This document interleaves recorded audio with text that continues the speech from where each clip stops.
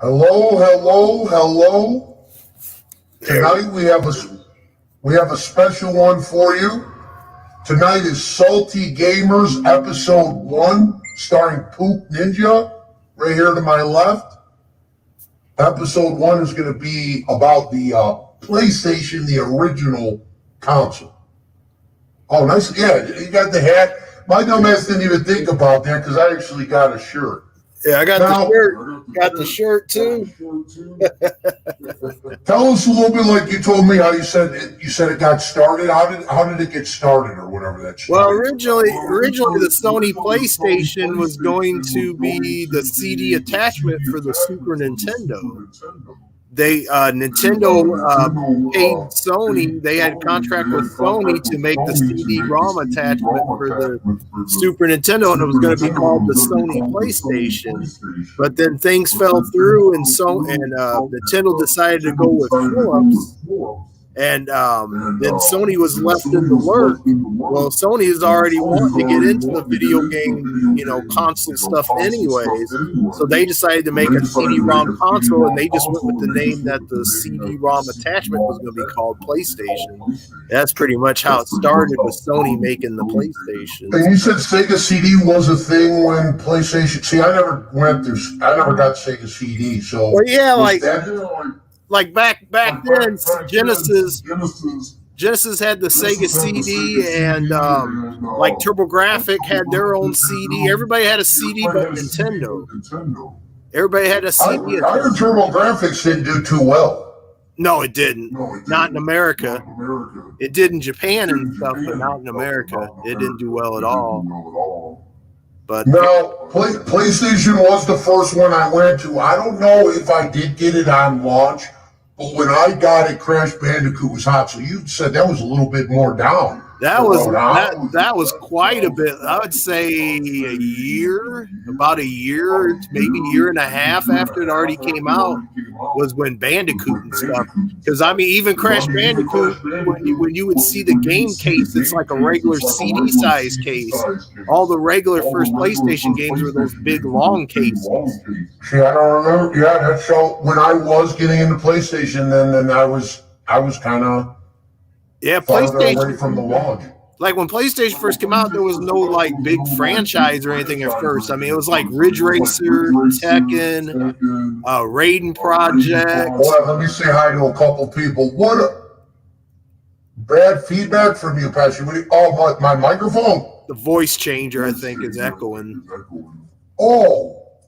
My voice changer was on. Oh, my bad, guys. I thought you knew it was on. No, what the fuck? Hold on.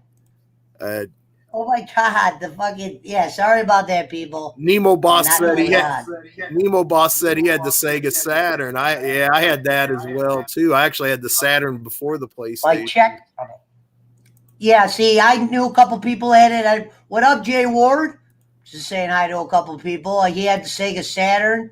Stupid voice singer. Sorry, I didn't know that. Thank you for reminding me. Evie and Harry in the house. Hello, Sheriff. Turn the voice thing off. Thank you for letting me know. I didn't know it was on. I should have said something. I thought you purposely had it on. So. No, dude, I can't believe that. I can't wait to watch that later. Now, so I'll tell you what I think my line of games was. And this definitely proves I got it late in PlayStation, because Twisted Metal 2, which was awesome, and Crash Bandicoot. I remember 8-Bit Escape was a little bit down there, but I used to get some of the role playing. Now, if you compared Crash Bandicoot to Sonic, which one did you like better? Oh man, I really dug Crash Bandicoot. I love Sonic, but I dug Crash Bandicoot. Me too. The original one, I was really. Yeah, I'd have to give it to the Crash. Those first 3 Crash games on the PlayStation were great. Now, I never did end up fucking with the Crash Bandicoot Racing. Yeah, I saw some bad reviews around that. And I think I only got into the first Crash Bandicoot. It felt like PlayStation 2 came out real quick. And it was a while, but that was when I was introduced to the memory cards. because Tomb Raider came out and you needed a game to set. You needed the save. Yeah, because you just keep playing it from the beginning over and over. I mean, you had to have a And they memory were card. it finally felt like in PlayStation they were making games that you could get to the end, compared to like NES and sometimes Sega games that would make it harder to get to the end. Right. Yeah, And PlayStation. So like Nemo says here, Twisted Metal was the shit. Like Twisted Metal was like one of the earlier PlayStation games that was like, wow, this is badass, because you're driving around and you can go anywhere you want and you're blowing the other vehicles up, and it was just a badass game. They're talking about the very first Twisted Metal. Yeah, and I gotta admit though, I ended up playing the first one after I played the second one. I don't know how I got so behind. I'm trying to think what happened was, this is a true story, is when PlayStation came out, I think I was on punishment because we used to have Sega and I had a sleepover, and my buddy had this when Mortal Kombat 2 came out and it was the hottest thing in the world. Right. And my buddy let me use the game. I wasn't supposed to let people borrow stuff of that caliber. And I kind of told a lie to my dad, like, I don't have that game, or blah, blah, blah. I'm not, playing the game or whatever. And my dad took it so serious that when he found out I was lying, he took all my systems away, all my games, my televisions. And I don't think I saw game systems until probably the middle of PlayStation. Damn. Because I kept getting in other trouble where my dad had the idea that if he was going to do it like how this is my stepdad. He had an idea that if you punish the kid severely his first time, usually, and sometimes it does for some people, he just thought, well, if I hit him so hard the first time, not even like a light punishment, let me destroy him on this first punishment, and he'll never, cross me again. Before you know it, I'm getting in trouble left and right in school. Not to fucking make him upset, because I didn't like being punished. Like, eventually my punishments were in a room. I couldn't watch TV or nothing. I had to just play make-believe. I used to listen to Howard Stern in the morning, but my parents would be at work. But my dad heard the radio on, he'd be like, turn that off. Open up a book. Open up a book or some shit. I would read like Goosebumps. Man. That's crazy. No, I remember I got a game system taken away when I was a kid, because I was like 14. I got my first Sega Genesis taken away for getting in trouble at school and shit. So listen where this is how bad. And then my life kind of took a spin through this. So I was at football practice, Pee Wee, right? And it was like I said, you'd have to Google the year. Whenever Mortal Kombat 2 was fresh out, and like you said, it was on Sega. So for some reason, I kept thinking in PlayStation that was a Sega game because it was hot in the arcade. Yep. That Mortal Kombat 2 was like this drug that came out in my neighborhood. It was crazy. You had that. It was like, yeah, we're sleeping over at his house this weekend. And I didn't even get to enjoy the phenomenon because, like I said, I fucking had it in my sleeping bag. My buddy was going to let me use it, but I wasn't supposed to. Long story why my dad doesn't let me borrow shit. One time something broke and he had to pay for it, and he never let me hear the end of it. And the thing I borrowed was so minuscule, and he acted like a big deal when I broke it. And he goes, this is why you don't borrow people's things. You're too young. You're too irresponsible. So I'm at football practice. Before he took me there, he's like, you sure you don't have this game? My dumb ass should have. When I look back at it, I really wish I would have told him the fucking game's in the sleeping bag. I had a picture of a sleeping bag rolled up because I used to have a bunch of people over my house and we'd have sleepovers, like 10, 11 people. You know what I mean? Dual gaming to a degree that you could in those times. You used to have, there wasn't much choices. You'd have to have winners. But I'm at football practice, and this was one of my first years. So that first year, I was going to get into good shape at least. Whether I was a good player or not, I'd be in shape. Right. Running around, doing all the practices, and it's Pee Wee, so you can't get cut. And my stepdad comes in the middle of practice. I remember we're doing laps. I hear his whistle. He used to do that. When guys could do the whistle real loud? I can't do that with the two fingers, where it's like ear deafening. Well, he did that, and I'm like, what the fuck is he doing there? I remember I cracked the joke. I wanted to go, man, your fucking whistle doesn't play no part here.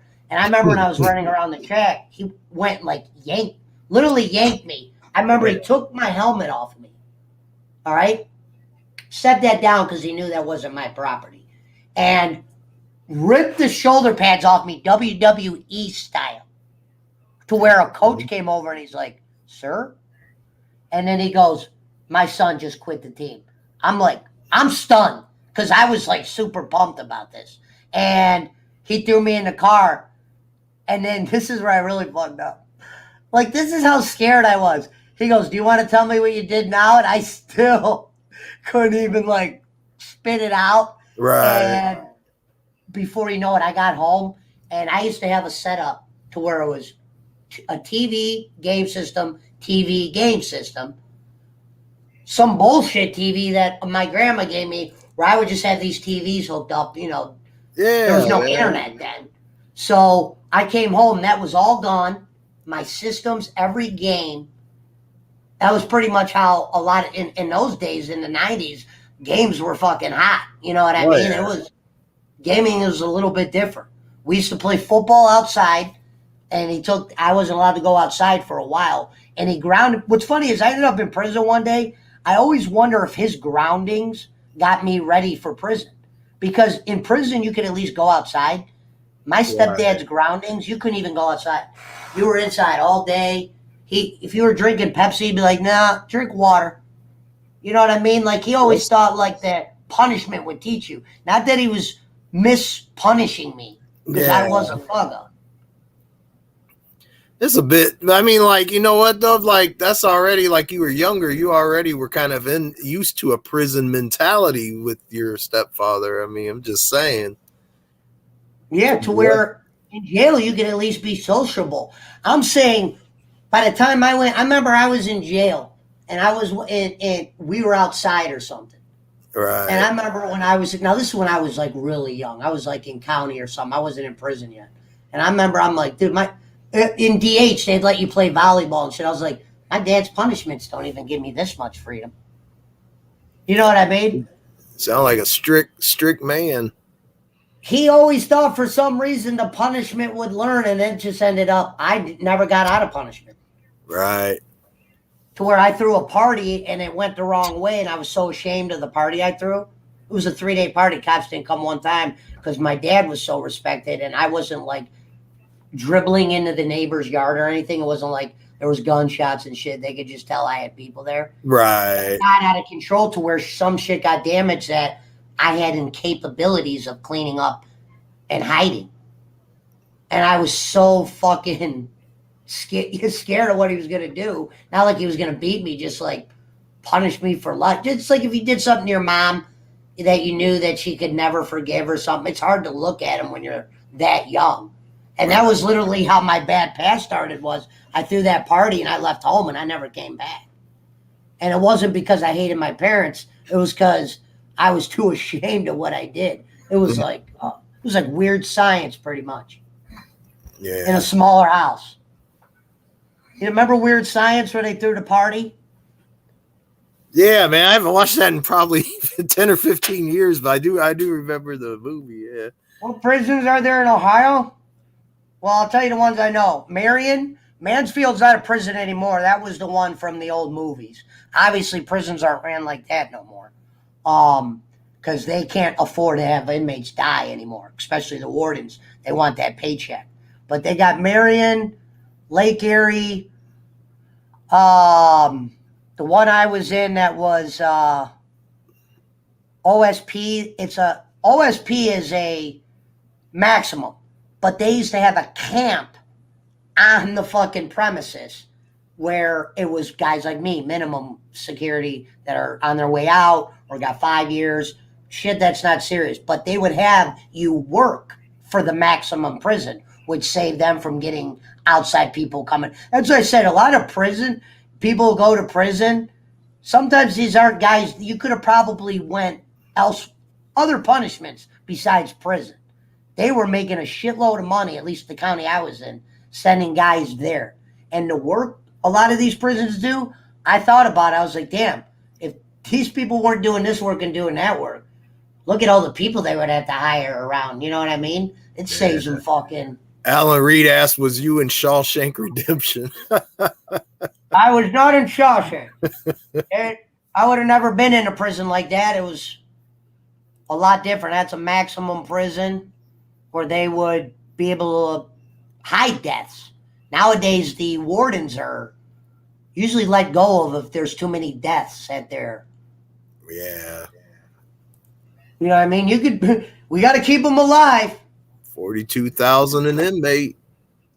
Oh, now it's 42, Nemo. You sure? I used to think it was more. Yeah.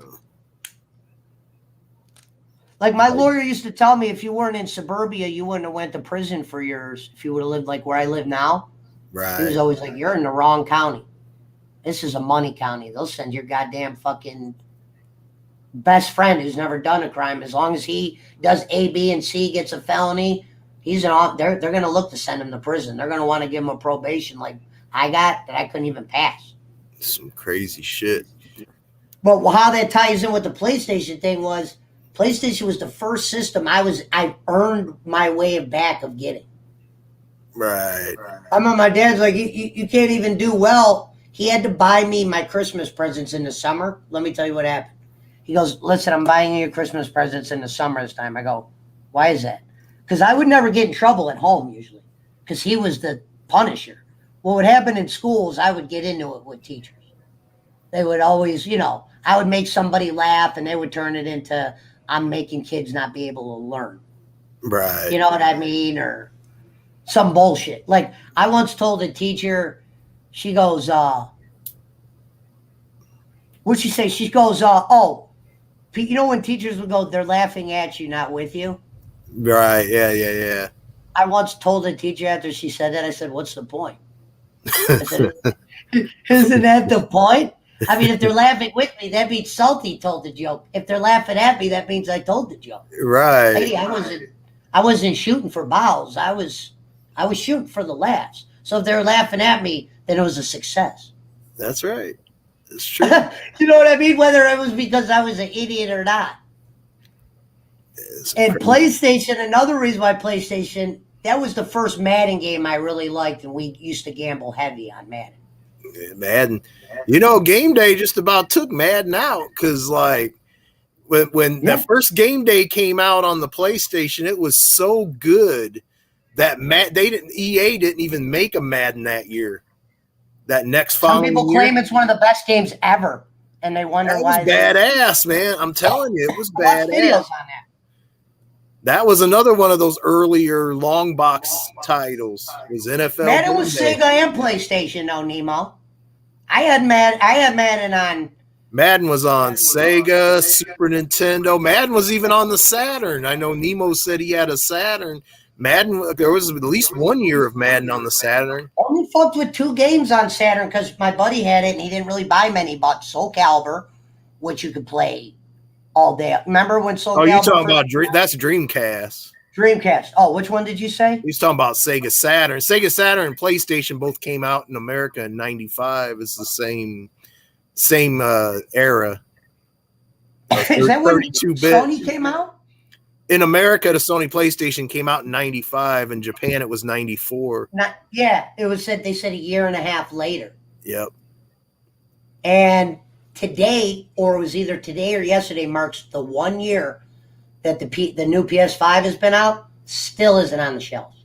Yeah, you still can't find that fucker unless you if get you lucky. Find them, you can find them. You can find them for $700, $750. Well, yeah, I mean, walking in. Who knows how much traveling that thing's done? I don't really like buying from all scalpers.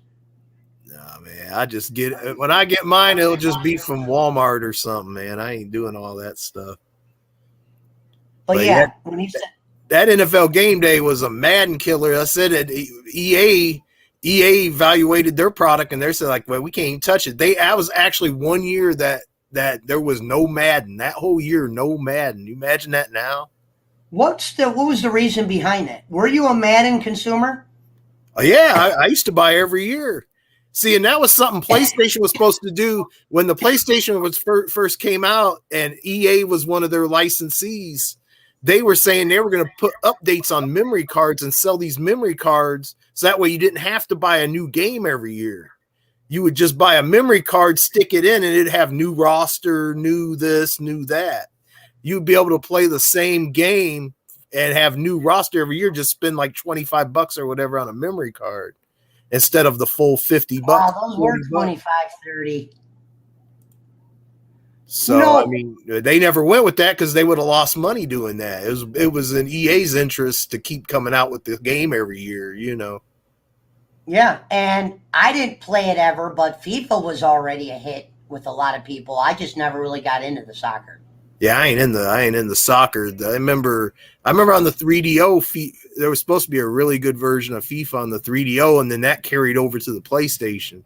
A lot of those 3DO games came over on PlayStation, especially EA games like Road Rash and FIFA, and there was a bunch of other ones too. So, and I think Sony was when game exchanges started to get hot, because I remember when there was a point where you couldn't find used games. You had to go to Toys R Us.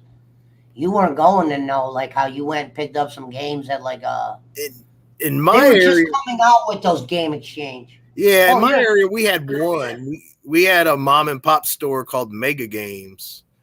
That came around the Genesis and Super Nintendo era around here. That was like the big store that we went to if we wanted to buy used or trade in used games and stuff like that. But I'll tell you this, because of there being no online, we played games and shit, but it was nowhere near like the internet kids do today. Right.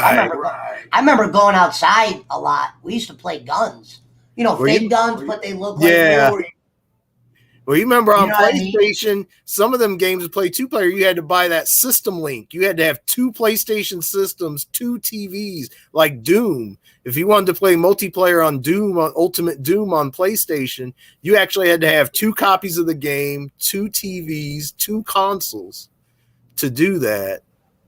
I never had a computer. I mean, my parents did everything, and it's not like, you know, computers weren't like they are today. And plus, it's not like you got your dad behind you. You want him seeing all the shit you're on. Right, you know? Right. Back then, that's why people would always be like, your dad's a computer guy. Why don't you get on the computer? And it's like, well, it's not really like I get to like sit down and relax. It's like he's there with me, or, you know, there wasn't no internet. So yeah, it was very vague. It was just like you could pull up a page. Yeah, it was like chat. They had like chat rooms and what was that called? Like board services or something like that. I can't remember. I wasn't into it. I didn't really get on the internet until about 99. If you didn't have two phone lines, you'd hear the yeah. Yeah, you had to do that dial up. And he had two phone lines.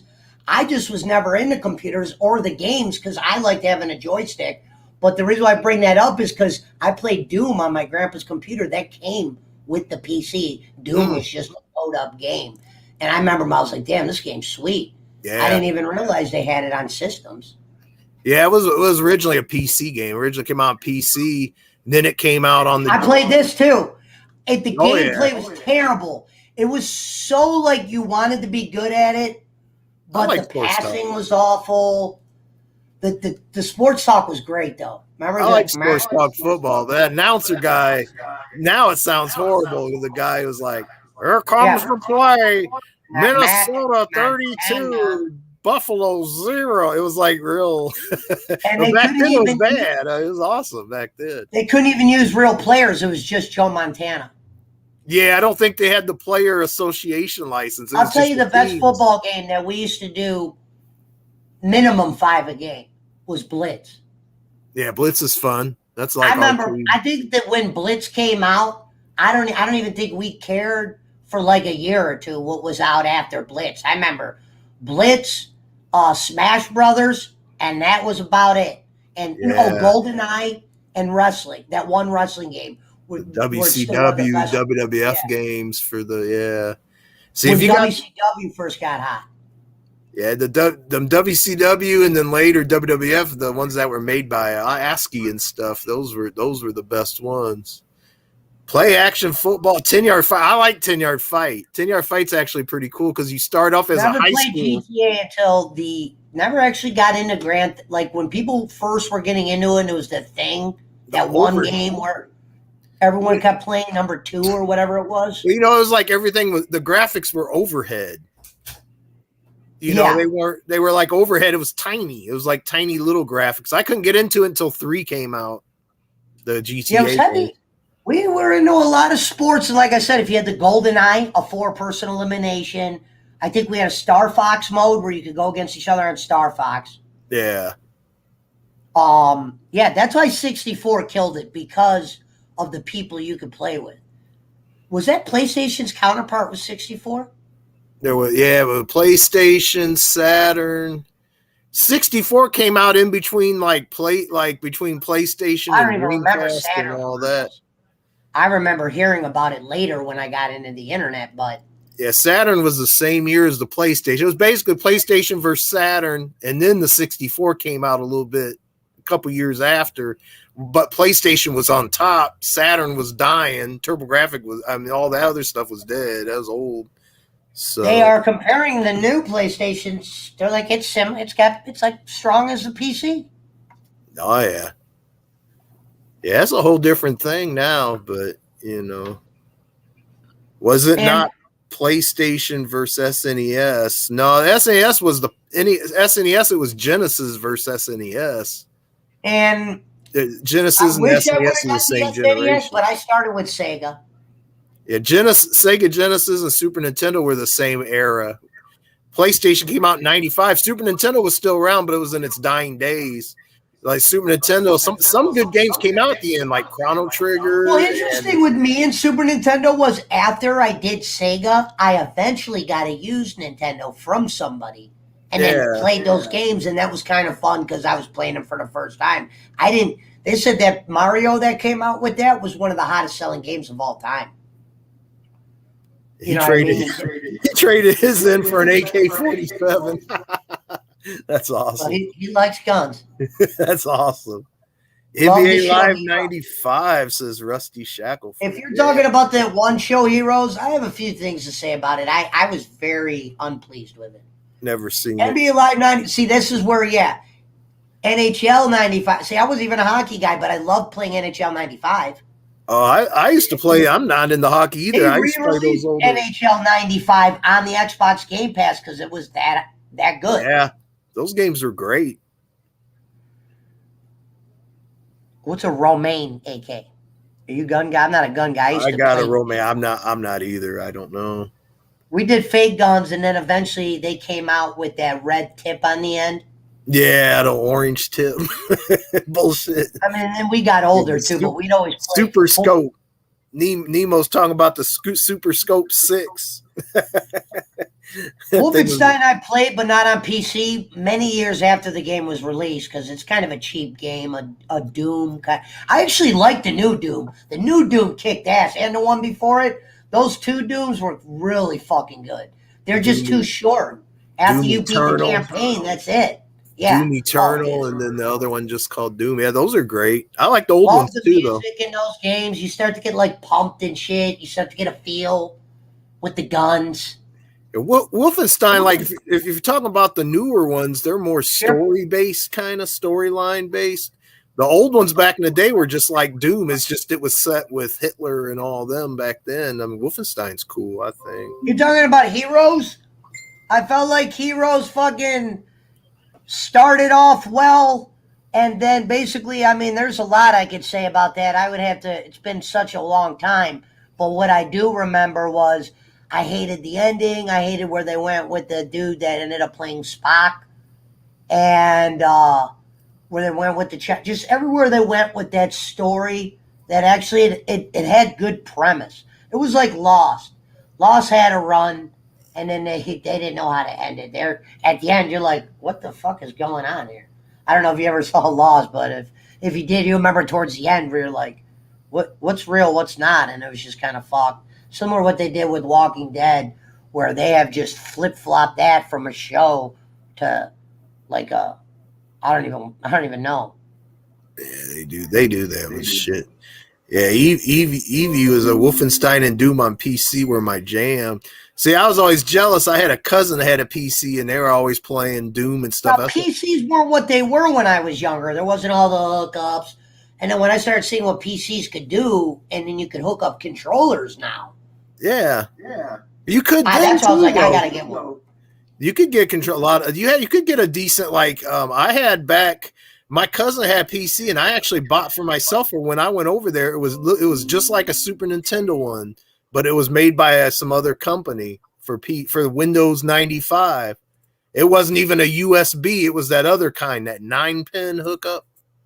Now, if I were to ever get guns, it would be in this scenario where you had like one of those rooms where you could put them in cases, and they were like the gold guns from Face Off, or like the Arnold fucking Terminator gun with the grenade launcher.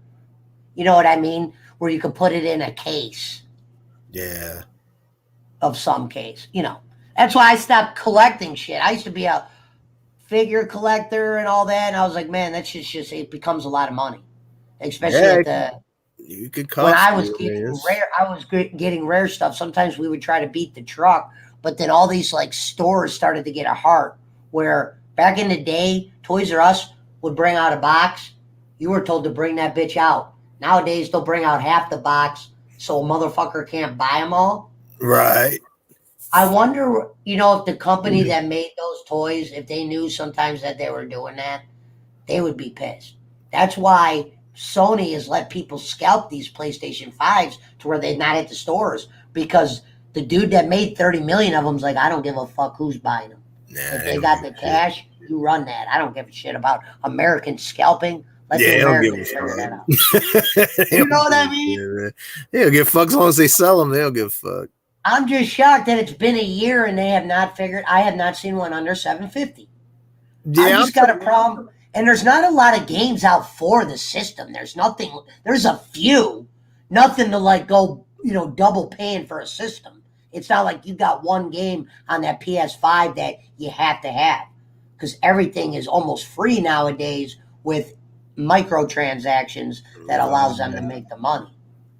Yeah, I'm kind of shocked I haven't seen I'm kind of shocked I haven't seen a PS5 or Xbox Series X more in the stores yet. At least an Xbox Series X. Yeah. Now you might come across the digital copy. Yeah, I think I want to get the black one. I don't want just digital. Yeah, tell us what games did you pick up the other day? What system was it for? Oh man, it was Switch and PS4. I have a few Switch games that I haven't even opened yet. Meaning I bought them for if I got, time to play. Like I have Smash Brothers and Mario Kart, but I got Luigi's Mansion and that one Zelda, Breath of Wild, and the one where they kind of made it look like the old Zelda, Link's Awakening. But up here, I'll give Nintendo this. They stay firm on that 60. Finding cheap Switch games. Man, check out the pawn shops, man. Pawn shops around here get the new games after like 2 or 3 weeks, and they'll sell them for like $20. Well, you're not finding a Smash Brothers up there for 20. I bought Animal Crossing. I just got in my last video, I just got Super Mario Maker. Explain to me what Animal Crossing is. I've heard about it. Explain to me. Animal Crossing is like you got all these cutesy little creatures, and do you buy them like cash? Is it a game where you're earning money and you go buy animals and you're building a? Well, no, you are an animal. Like you live in you're a filthy animal. No, you're like you're a character. And like you're building, it's kind of like a Harvest Moon kind of thing in a way, where you're building your house and you're borrowing money, and then you're interacting with people, and like you're going fishing and that kind of thing. I used to play a mobile game. The reason why I asked if you could buy animals, it was called Build Your Own Zoo, and the game was you had to build your zoo, make money at the zoo, gain coins, and then rebuy animals, and you could buy exotic. It's not like that. It's not like that at all. So which one did you get for it? Just that? Animal Crossing? Did you get any PS games? Yeah, I got what was in that last video? Mortal Kombat 11 for PS4. Shit, I don't even remember. I got something to bring up about Seth Rogen too. Evie says, bacon, pawn shops, totally didn't think about that. Thanks. Yeah, pawn shops where you find the deals a lot. I've never gone to a pawn shop for a video game. Hell yeah, man. Sometimes them game $56 game only been out a couple weeks. They'll have it sitting there for $15, $20, And they got $10 a place sometimes. called the Exchange, but believe it or not, nostalgic items from the 90s, some of the values go up on those items. Oh yeah. If I could do it all over again, I always said if I could pick one decade, I would have took every toy I bought in the 90s, kept it in package. Because I used to keep my Hot Wheels in package. But I told you I did that party. Mhm. One of the punishments my dad did, I had probably, now when I'm talking Hot Wheels, I had rare ones. You remember when Hot Wheels was kind of a thing? Yeah, they still are actually. There's a lot of Hot Wheels. I don't see it like when I go to the stores. I remember they would have sections dedicated, and you could go to like these big flea markets, and people would have their own setups of old Hot Wheels from like 70s, 80s. Oscar Mayer Wienermobiles. I remember I bought the silver one. It was like $11 Hot Wheel. You know what I mean? And we used to keep them in package. I wouldn't open them. And I used to hang them on my wall. So I probably had, I guarantee if I had this collection today, I would have definitely been tempted to sell it. It probably would have been over 10 grand because certain cars will probably be worth 50 to 100 now. Oh yeah. Especially you had any like treasure hunt cars and stuff like that. Yeah, I remember I had the series. Remember they'd have like a 2099 series, 95 series, and they'd have the hot like 12 that would come out. And then they would have some other ones. Yeah, we followed that shit heavy. Yeah, but those would be. This is what my dad did. I'd do that party, and he literally opened every one. I remember he threw them out the window. And this is like my house because I remember eventually I had to come there and like gather all the shit he threw out the window. That's fucking crazy. If I could do it all over again, I would have took all my 90s toys, kept them in packages, not opened to one. Right. Bought two of everything. Because it was at the end of the 90s where guys that used to collect Hot Wheels, this is how I learned about the toy scalpers. They would know drop-off days when the new truck would come. That was a thing. New truck's going to be here. Or you get friendly with somebody that works there, you know. When it comes in, they'll let you know. And one of the big stores like Target or stuff, you know, they would come right there in the morning. And some people would leave a box open, let them go through it. Just depends who you knew. I've told people this, and this is some of the things that I tried to send Jake is I used to make Elite figures. Because Elite figures I learned on eBay. This is before they made every figure. You could open up an Elite figure, and somebody, some mom, kid, or whatever on eBay will still give you $15 to $20 for an open figure. Oh yeah. Think about how unheard of that is. You go on, you got to type up WWE Elite. Now, they used to be, Vince would be hard-headed, so there was only like one version of Warrior. There was no Goldberg. There was no this guy. There was no that guy. Eventually, he dropped the hammer. They made Kurt Angle's. But one point, I would make certain figures. How you would do it is you would have to find other figures. You'd have to take a blow dryer because you couldn't just take these figures apart. If you took them apart without blow drying certain pieces, it would snap to where the piece was, it's a broken piece. So, yeah, you could get box figures and people buy them, but you wouldn't make much money off that. Where I was making money was I was making custom figures. You're making customs, You go on eBay, somebody might have, you'd be like, you would never think to see this on there. Somebody will have a bin of heads of wrestlers, like just the heads. And you're like, when I first started seeing that, I'm like, what the fuck? Because I used to just collect them for my own collection. And I'm like, why? How do guys have a different head? And I'm like, they don't even make that figure. So then I got hip to these kids were making them. I'm like, huh. And I knew where I was like, dude, I could do this. And I made a shitload. I've even showed some on air before where these were figures that they didn't make at the time or they only made a few of. And I would move them on eBay all the time. Right. What happened was Vince just eventually dropped the hammer and started releasing all the guys. Like there was a point where there was no Kurt Angle, one Warrior. Now there's like 50 Warriors. There was only one Warrior. There was like all Mr. Perfect, but you can make better versions of him yourself. They didn't have, because he, whether he had problems with the wrestlers or not.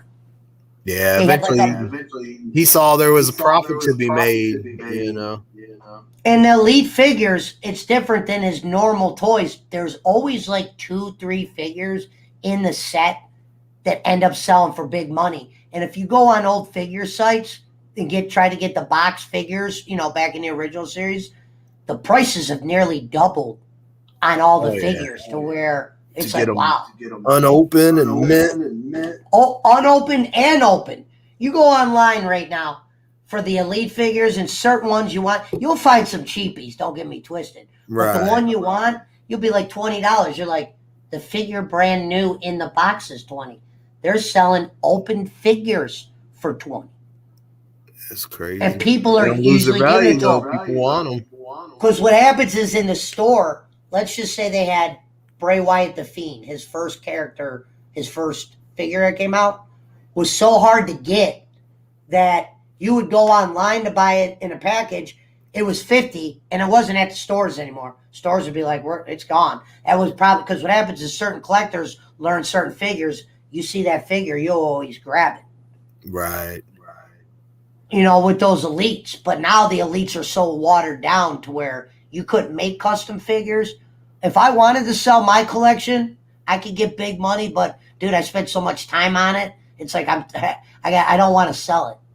Yeah, its value to you is worth more than what the monetary value is. Like I got VHS tapes from the first 13 WrestleManias that my grandma gave me. I don't have a VCR, but I kept those. Right. I got tons of wrestling VHS. Yeah. I might have another VCR. I know I got one good working one here. I had 3 or 4 of them, but Blockbuster eventually smartened up and would do the $10 bins. And I remember in a $10 bin, I got a shitload of like Coliseum videos with what was that dude from London? The announcer. Remember he was Lord Alfred Hayes. Lord Alfred Hayes videos. Yep. Yeah. And those videos were so good because I didn't know, my parents didn't let me get pay-per-views. I was a bad kid. They would have looked at that as like a special gift. And I didn't have $50 to spend on it. And it was the pay-per-views, they were $50 then. Yeah, they like so that's the thing. Like my parents didn't have the money. We bought our own shit. Cause like I had paper out. I worked a job after school. And like I paid for all my shit. I still had to do the job. My stepdad, how he did it is he had an earning system. He had the money though. It wasn't like if I would have did the work at school, got good grades, didn't get in trouble, didn't get suspended, phone calls home, I probably would have had anything I wanted. But I always got in trouble to where they used to go on a family vacation with the rest of the family to Florida. Mm-hmm. I never was academic because they made a rule before they made this Florida trip, the first Florida trip. Think about this. I'm going to tell you how big my stepdad's side of the family was that went. There was probably, because he has sisters and brothers, but they had multiple kids. I was an only child for most of my life. So they go, we're going to set up a Florida trip.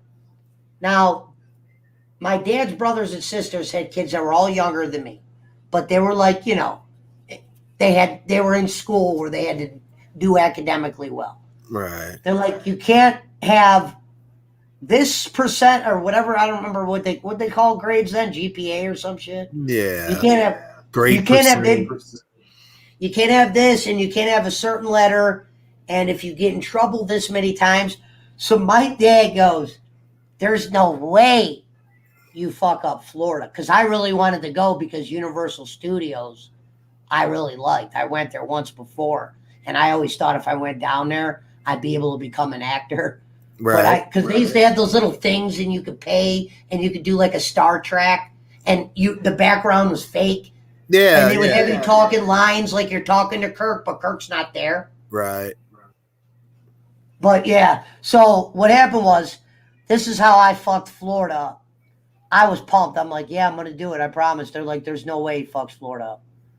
I get put in this science class with, historically, this teacher is known as the biggest, meanest bitch to where years later she lost her, when they started like, remember when teachers had all the power and they could smack you around? Mm-hmm. Eventually this girl's, touching somebody. I don't want to say smacking. She was like a teacher that would grab you on the shoulder sometimes, try to move you around and shit. Right. I would never strike her back or anything, but she was a person that fed off bad kids. That once she labeled you as a bad kid, you could basically do nothing, and she would send you down to the office in a scenario where you're going to get in a shitload of trouble to where my dad's not going to let me go out for a week. Right. And I used to go outside all the time because I used to smoke cigarettes. And that's how I got my smoke in then I was a big cigarette guy then, even bigger weed. I was a little bit light on weed because I did not have the balls to go home high with my stepdad, who I knew what weed was because we found it in his couch. I never took from it. You know what I mean? This guy knew when you would watch his porno. I remember we found pornos in VHS. Right. And we were watching them downstairs, right? And we would put him back before he would get home sometimes. And I remember one time he came upstairs randomly. He just goes, "Hey, stop watching my VHS tapes." I was like, oh my fucking, I'm thinking about that. He had them motherfuckers I booby thought I trapped, used man. to. He had them booby trapped so you could see if he could tell if someone fucked with him, man. He probably Well, those were the first ones I ever seen because it wasn't like he had an iPhone. The thought of having a cell phone. You would probably have a car before you would ever have a cell phone in my day. My dad had a cell phone that he made 5 calls. That bitch was $100. Right. We used to have caddies in my uncle's Lincoln, those stupid fucking with the cord that would come out and they would sometimes work. Yeah. You know what I'm talking about? I know I've seen them in movies and stuff, but I'd have never had it in person or nothing, The one thing he helped me get out of, I gotta admit, when cell phones first were coming out and people were getting popular and they were minute driven, nighttime minutes, free daytime. Yeah. Well, T-Mobile just came out and they were doing this thing where I didn't know what a contract was. You sign this, they give you a phone, but it wasn't like you could use it. All I know is, long story short, by my second bill, somehow I owed them $2,000. Damn. And I was selling weed, but I didn't have no money like that. Right. And I was like, and I had to tell my dad, eventually what happened. And that was the one thing he paid to get me out of, because that's when the cell phones were getting over on people. And I didn't tell him about that cell phone. And then eventually he found out. He goes, yeah, cell phone. I guess they got my number, because this is house phones. They got the house phone when I didn't pay the bill, and that's the number that they were calling to try to get their money. Damn, that's fucked up. And my dad argued with them for like 2 days. This is like when ringtones were coming out and you get like a rap ringtone. I was just hitting order on the phone. Weren't those things are like $4 or $5 a piece too, weren't they? Like $5-$6 a pop. Like I said, I'm not exaggerating. I got a T-Mobile bill, 2 bills in. Damn. Rusty said you were calling them 900 numbers. Dude, Nemo, tell everybody what you did. Nemo was the dude that sold cell phones in the middle of the mall and hustled. But listen, this is when the mall, our mall, Menor Mall, was cracking. Now, the high school I went to is in my state, the most populated high school. It might be different now, but when I went to it, it was the biggest school in the state. So we would go to Menor Mall. That was a place where you hung out, met people, met chicks or whatever. And this is when there's no internet to go Amazon shopping. You got your video games, clothes, whatever. The arcade was there. Yeah, and some arcades still. Mall is the place, yeah. And Nemo worked when phone kiosks first started. When they were selling the little gizmos and gadgets for phones, when phones were kind of becoming more of a thing. But he worked. I had a pager. My original weed deals were done on pager. Pager. I had a pager, man, back in the 90s, yeah. North Coast phone was the first one we could get because they came out with unlimited minutes, but the phone worked in limited places. Meaning you'd be in your boy's basement. If your boy had Sprint, he was down there like, yo, and you didn't need internet, but you needed to use your phone. But you were down there in some basements, you'd be 0 bars. And then eventually I got lucky in the hood because kids in suburbia didn't go to the hood unless, when they were younger. Their parents wouldn't just take them to the hood. Hoods had little spots that were in the back of the convenience stores where a guy could get you a phone with unlimited minutes for this price out the door. But it's a price that when the shit first started, I would have never went to the most dangerous ghetto to look for a phone. I'd have been too scared. You know what I mean? Eventually I met some people that took me down there, and I knew, you know, how to travel when I was down there, and I got comfortable. But the early cell phones I would get, I was getting in the ghetto because North Coast you could get anywhere, but it didn't work in any basement. Yeah, you could go sign a contract, but then you had the daytime minutes, and I was on my phone religiously, and those minute plans sucked.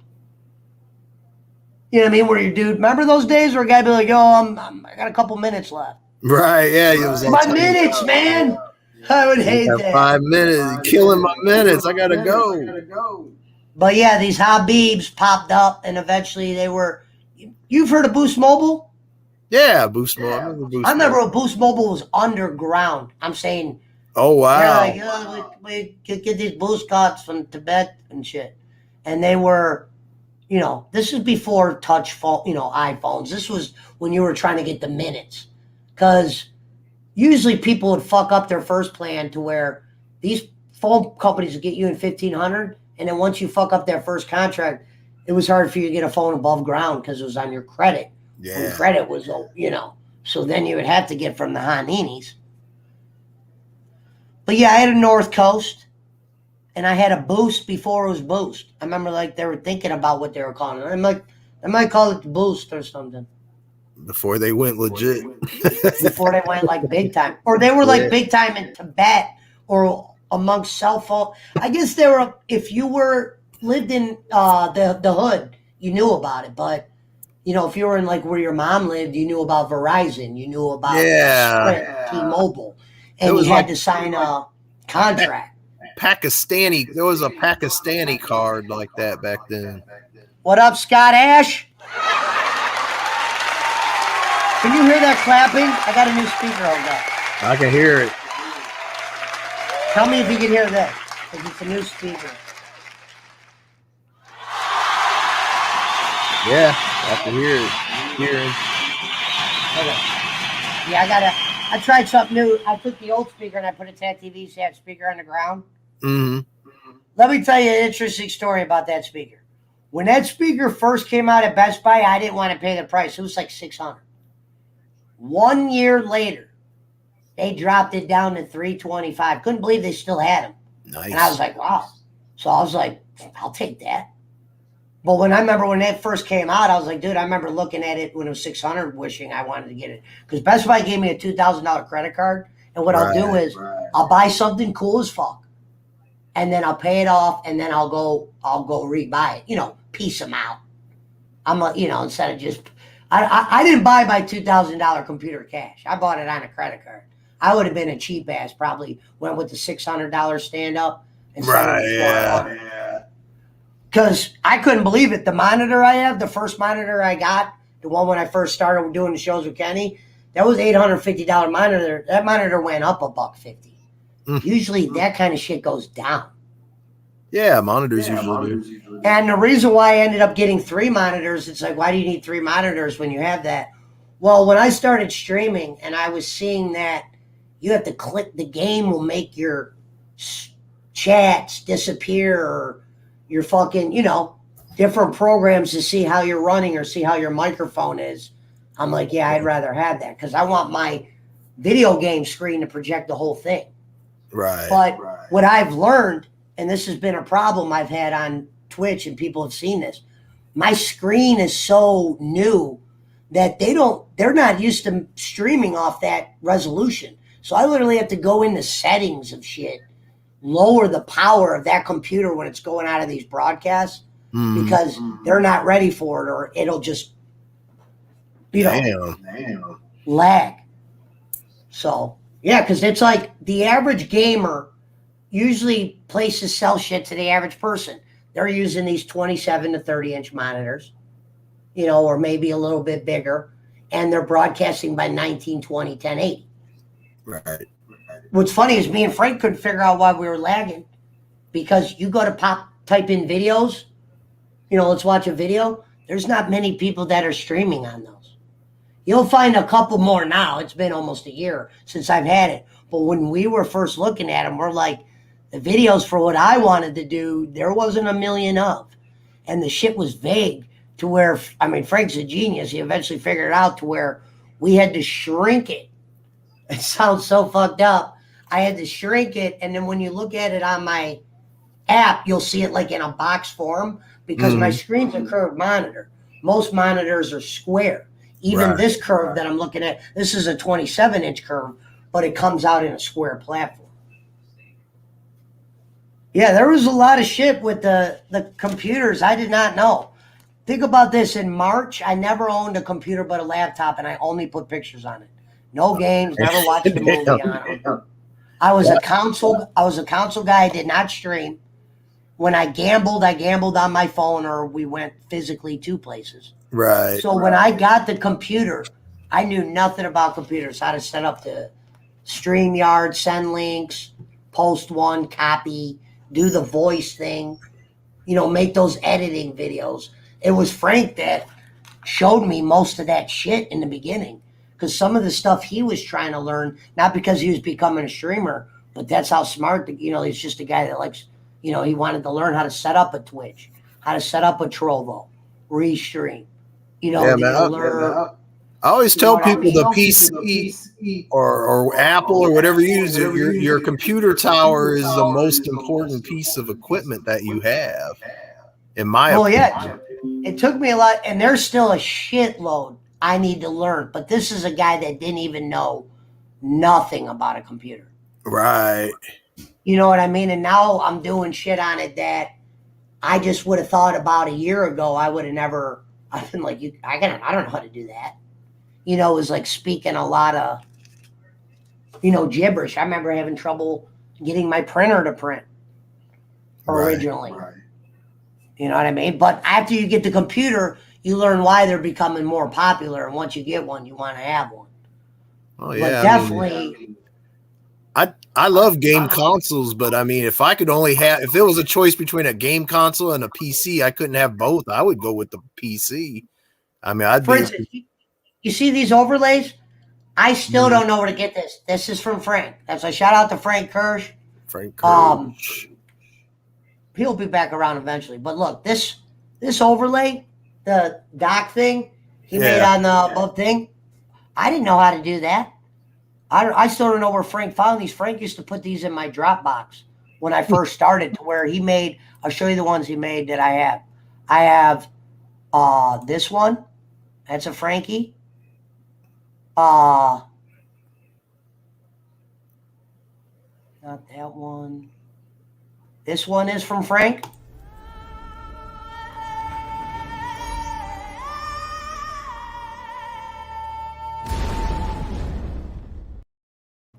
Still don't even know where he did that one. That was like my day one.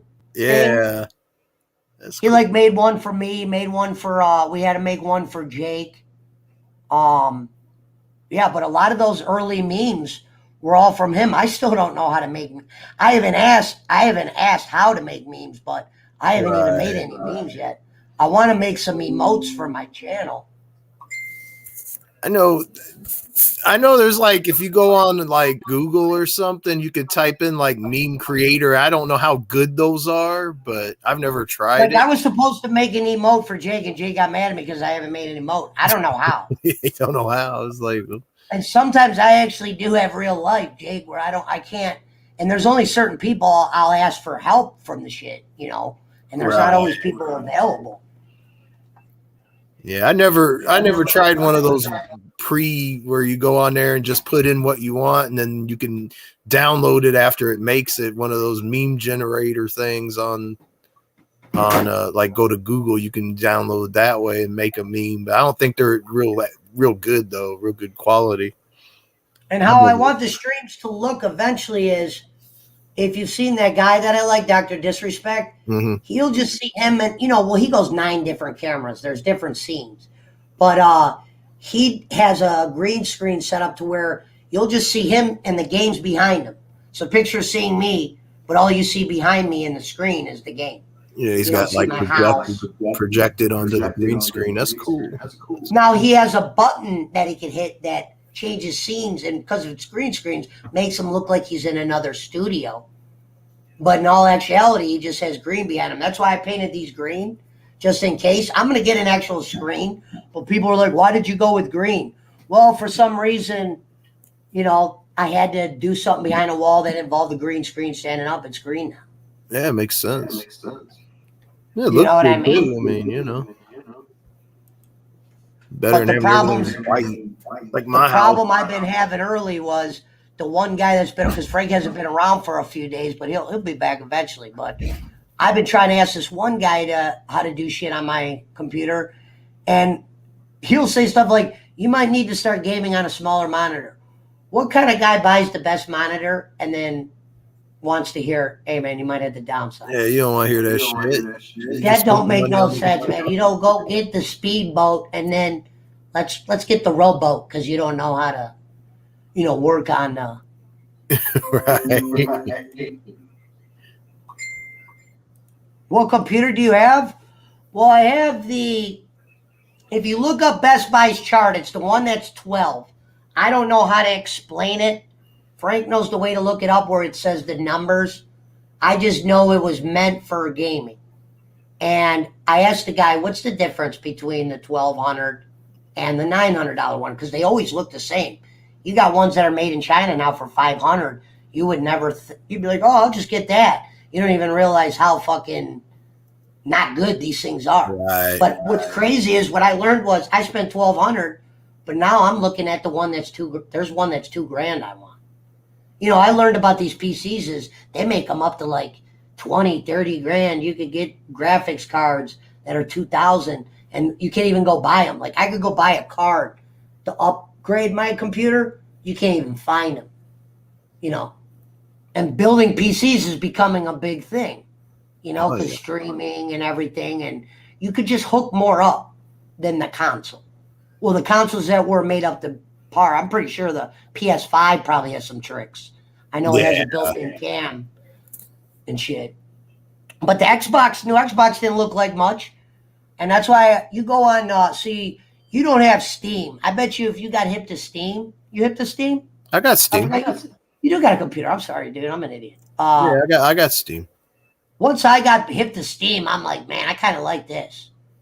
Yeah, to where I'll pick up old games like you do. I like that. But I don't really have the old consoles, and they're usually not backward. Right. I got an Xbox One and I got a PS4. And the only reason why I bought the PS4 was because Sony was smart. They made all those good PlayStation exclusives. Yep. That Xbox didn't have. So I played Last of Us when it was like down to $20. And that was a good game, even though it got some bad feedback on the second one when they killed the guy. Yeah, I liked it. It's still good. I hated I don't like killing the dogs. I always try to avoid that, but you can't sometimes. Right. Like, I always used to hate killing the dogs in games. I'm like, fuck, can't you shoot these things with there were certain games where you start shooting, not zombie dogs, but you start to shoot real dogs. I can't play this game. Just for some reason, I hate shooting a dog. I remember I'd always be like, dude, because in Last of Us 2, they have that part with those German Shepherds. And there was this part where I spent an hour trying to dodge the German Shepherd without killing it. Meaning I spent an hour of my time trying to do everything not to kill this dog. Right. And he killed me every time to where I was like, God, I got to kill this dog. Yeah, you got to kill a dog. You want to get further. You know what I mean? And it was like, I can't believe they did that. See, in the original Tomb Raider, it was okay because the graphics were shitty. But nowadays, I wouldn't play the new Tomb Raider because they would have you kill Dobermans in that game. And I got a Doberman. I'm not shooting at no Doberman. Yeah, one of the Tomb Raiders I do, there is a couple parts where at least one part where you got to kill a dog. I think I did play this one. I played one of them. Left 4 Dead 2, Left 4 Dead was the hot one. I think that was the one that was really hot and playable. Left 4 Dead 2 was what, PC and 360 and what game did I always? What up, Jason Robbins? I didn't see you in there, guys. What up, Gaming Alpha? Sorry, gentlemen. Good to see you. Ready. This is my buddy Pook Ninja with Salty Gaming Episode 1 PlayStation. We've been kind of bouncing around, but it's been a good talk. Yeah. But let's go. Let me ask you this now. Back on PlayStation. Favorite PlayStation game, and what game on PlayStation do you think you played the most? Because you might have had a favorite, but it wasn't the one you played the most. Favorite PlayStation 1 game? Man, I'd have to go. There's a strategy RPG that was made by Konami called Vandal Hearts. I really, really liked that game, and they made a second one, but it wasn't really quite as good. And they made a newer one digital for 360. It wasn't the same, but the first Vandal Hearts, just the story, the graphics, the blood spurting after you defeated an enemy. It played like a tactics RPG, you know, with the grid base and all that.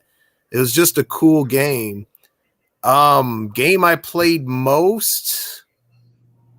You know, because I would always say we played the football the most because I always had buddies over. Yeah. Twisted Metal 2, I don't know if it was definitely my top 5, but we would play that all day, all night. I remember doing what was the first game you did that you beat, complete walkthrough? I'm going to try to think of mine. I think it might have, I don't even think I beat Crash Bandicoot when I was a kid. I think I beat it later. You talking a complete walkthrough? Like you talking about on PlayStation? Beat through. I think mine was, believe it or not, the beat, like, you know, all the levels, like a Tomb Raider game of some sort. Yeah. Not like But you talking about on PlayStation or just any system? Go PlayStation because we're doing PlayStation. Trying to think of the one I did. I don't want to say Tomb Raider, but that was one of them. There's a lot of them. There was a game called Soul Reaver. Legacy of Kain, Soul Reaver.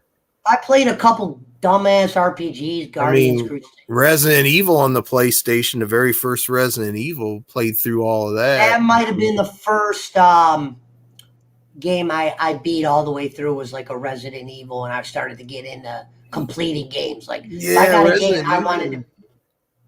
Resident Evil was one of them for sure.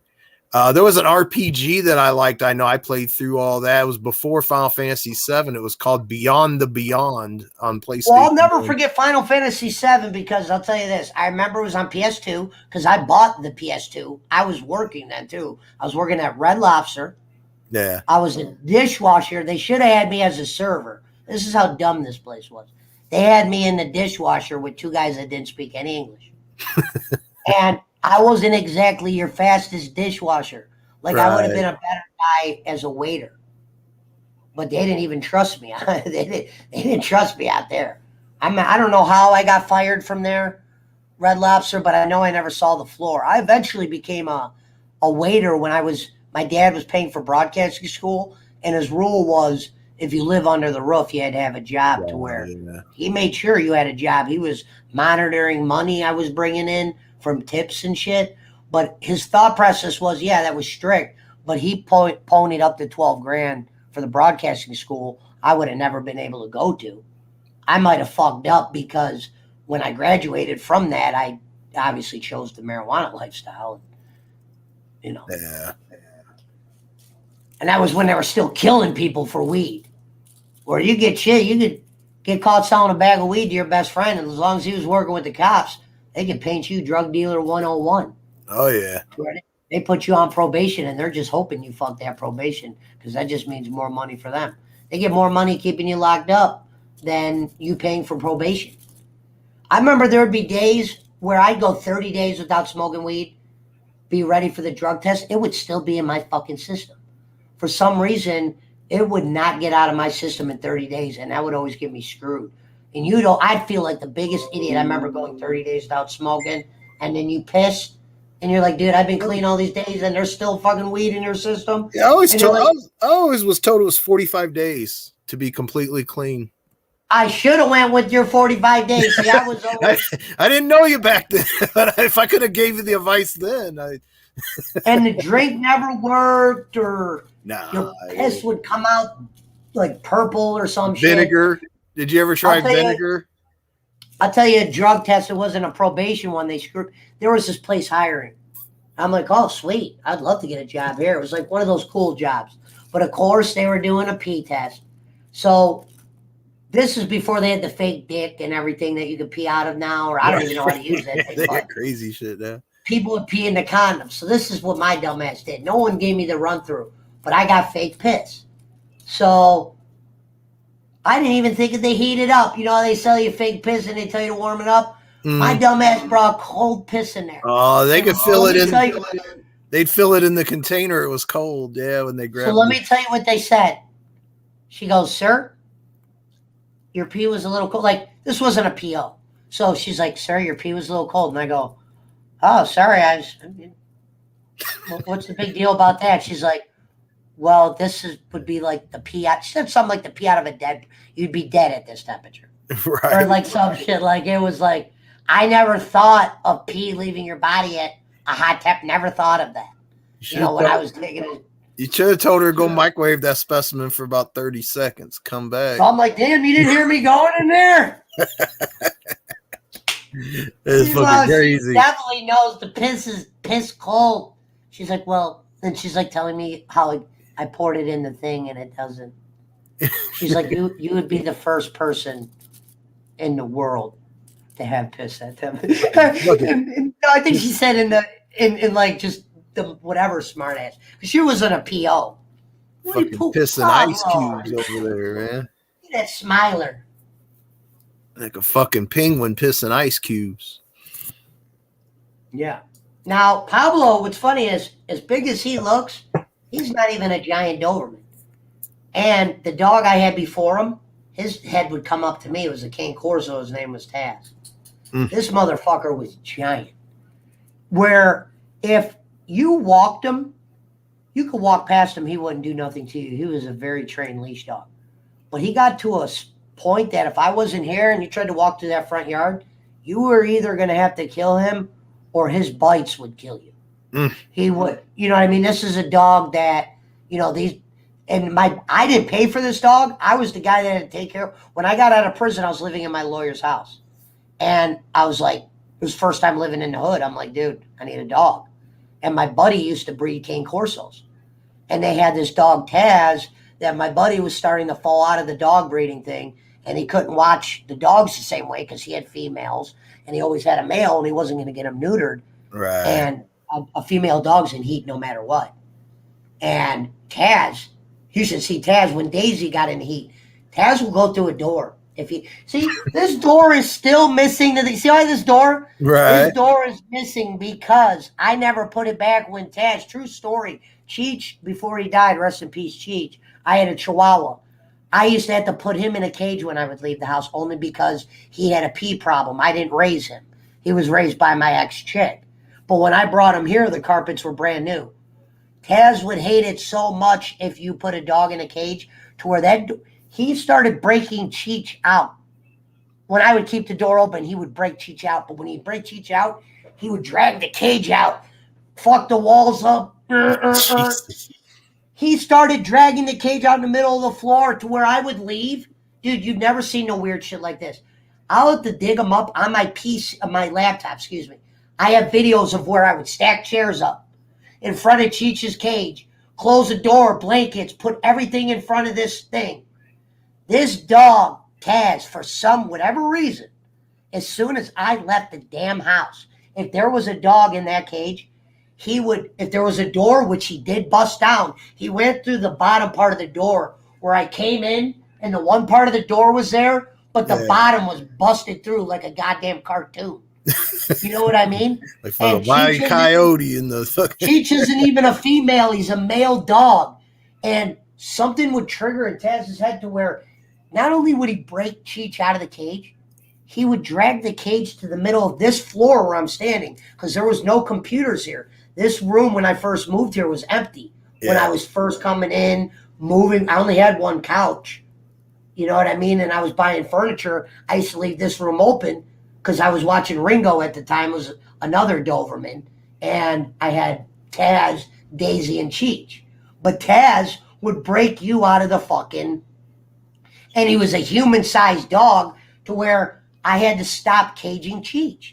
Yeah, no matter what was in front of that cage. Dog was freeing its peoples, you know what I mean? It was freeing its peoples. And he had a weird relationship with a Chihuahua, which wasn't a female, where I got videos of Taz Daisy spayed. I knew Daisy had to get spayed when we were at our old house, and Taz knew Daisy was in heat. And this was the first time I was ever around a dog of his caliber. Now, when I say caliber, we're talking, how much do you weigh? This dog was 275. Damn. It took 3 of us to get it to, yeah, it took 3 of us in a goddamn blanket when I had to put him down. It was the hardest thing in the goddamn world because when he couldn't walk anymore, and that's when so I had never bought another Cane Corso because I can't go through that Right. at the end. That's why I was like, I bought a Doberman because I already had Dobermans. And if I was going to get a Cane Corso, they were like $3-4 grand, the ones I wanted. I could get a Doberman for $1,000, and I picked up 2. Pablo had a brother, but these Amish people lied. They said these dogs were friendly with each other. When I got him here, Pablo attacked the other dog to where the other dog wasn't really an animal attacker, to where for some reason, whatever it was, and this is when Pablo was, I'm talking about under a year old. I remember when I had to grab this Doberman from Pablo at 6 months, and Pablo was like, went to bite the dog, but I shielded him to where his fucking grip caught my leg, and I was like, ah! I remember there's still like a little knuckle print from when I had holding the one Doberman, and Pablo accidentally bit me on the back of the leg. And this is like when he first came here, and he was only 6 months. I'm like, if his bite feels like that at 6 months, I got to get these dogs separated. These Amish people were kenneling dogs. These dogs were fully separated. Fucking Amish, man. Amish mafia. And he ended up being a dog to where I don't know what they did with him because they had him later than other breed. When I went and saw him, how timid he was, I remember at first I didn't want him. Because I go, dude, I can't have a dog that can't be around people. I'm about to bring him back to my Chihuahua, and I like a friendly dog. Right. But then I saw how these Amish people were fucking kenneling him. And I remember the guy goes, you want me to put the dog back? And I saw how these dogs, I'm on a farm, but I don't see no fucking dogs. I'm like, hey, bud, maybe I didn't expect the Doberman to come running up, but I'm looking at 9 farms here. I don't see one dog running around. That threw me off to where I was saying that in their place. And they're probably like, I remember they didn't answer that, but now I know why, because there was a news story done later to where they're just, I don't want to say stacking cages, but they're basically just keeping these dogs. They're not outside running around the farm like a real breeder with, like, you know what I mean, with the mom. They get to a certain point, they're in a cage, bull fed. You're on whatever internet site the damn Amish use. They didn't even have a phone because, you know, they have policies and shit. Right. I remember I called them motherfuckers and I'm like, you guys lied to me about the brother thing because I would have not brought 2 male Dobermans in my house at the age they were at. Strangers. In the conditions you guys had them. Thank God my buddy was able to I would have been able to take care of both. But I just got over separating Taz and Ringo. This was another Doberman and a Corso. The Corso just eventually got tired of Ringo and he was just going at him. That's just a Corso thing. Ringo was a good Doberman. You know what I mean? But my chick took him when she was fully trained. But when I saw how smart Pablo was, like, I've never had a dog that could smile on command. Right. I've never had a dog that will not make friends with anybody, but he will give you the respect to where you could walk past. Like, he might have seen you 100 times. The more comfortable he gets, what a Doberman will do when he's timid of somebody, he'll get comfortable to where he knows you're not going to do anything, where he searches my buddy's pockets. Like, because they'll smell like a dog, he'll stick the hand in there, they'll got food. He'll like a Doberman will just come up to you, start searching everything. He smells something he wants, especially when he knows you. And when Pablo, his thing is, as soon as you try to talk to him, he barks at you because that's how he communicates. And his bark's scary where people will be standing in my kitchen and they'll be like, can you get him? Right. You know what I mean? Pablo, come here. I don't want to fuck with him. We got El Spicy in the house. Hi, El Spicy. Jonathan's in the house. I seen him pop in a little bit. Look, Salty. I get him smile. Look, smile. Pablo. There he goes. Hey, Pablo. There he goes. This dog's smart as hell. Like I said, I told a story once about I've only had two people, but I've only had people break in one time. Now, Pablo's the type to where, he'll disarm you. Taz would have he would have made sure you're at the hospital. Yeah, he at least has a little discipline, but if I'm not around, the one thing he'll do that's funny, if he knows you, as soon as you turn your back on a Doberman, they attack from behind. Meaning, if I got up right now and I kept going in a circle, Pablo's going to try to keep his back to me, or he's going to go behind me. If somebody's at my front door and they walk to the kitchen and I'm not standing back there to grab, go, hey, Pablo, don't even think about it. Pablo, as a joke, will run up to you from behind and grab your ear. Not like a bite. He'll come up and lick your ear. But sometimes his power is so heavy where I'm outside and I always tell people, don't walk to the door without me. He's funny around the door. He gets excited. He thinks you're letting somebody in, and he doesn't like that. So my buddies, when they walk to the kitchen, if they walk to the door without me, he'll run behind them and knock them down. Some guys will be like, whoa! You know what I mean? But usually he scares you, and that's what he does. Yeah. And they do it real quick, and they'll headbutt. He'll headbutt you, too. He'll go. I just thought that was funny, the way they attack.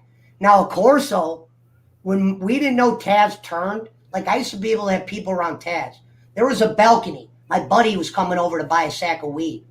He opened the door. He thought I set him up. This is a true story. He's coming through the front door. I just got Taz back. I didn't realize, you got to remember, I didn't have this dog as a puppy.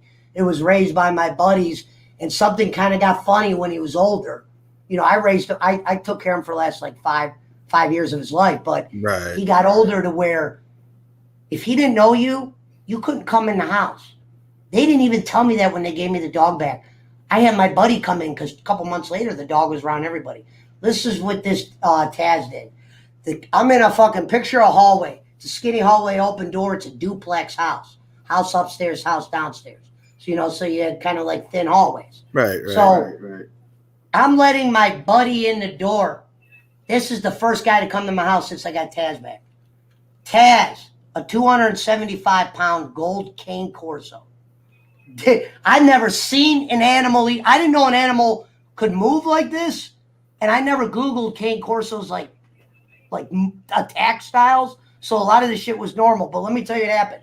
I'm opening the door. The dog was able to, like a man, pin me against the wall, because what he did was he slammed the door shut. So picture a wall and me between the door and the wall. So I'm like this. Right. You know what I mean? And he's 275. He was a fucking strong dog. He would slow down only when I grabbed him by his collar. So look what he did to my dude. Now luckily we're on the lower level. Taz got up on the cane Corsos will try to attack you with their claw first. A paw print. Now their paw, he smacked my dude to where my dude was falling back. He flipped over the balcony of being scared. And he got 7 stitches from the paw. Oh, damn. From the paw. I remember I'm like, whoa. That's a badass dog, man. I call my buddy. This is the kicker of the story. What the fuck happened to Taz or whatever? They're like, oh, my buddy goes, Bruce didn't tell you?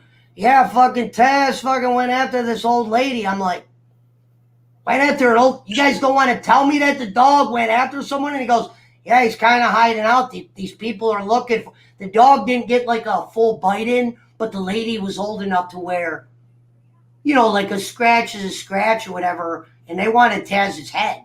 So, and I lived in the ghetto. They had Taz in nicer spots because they were breeding.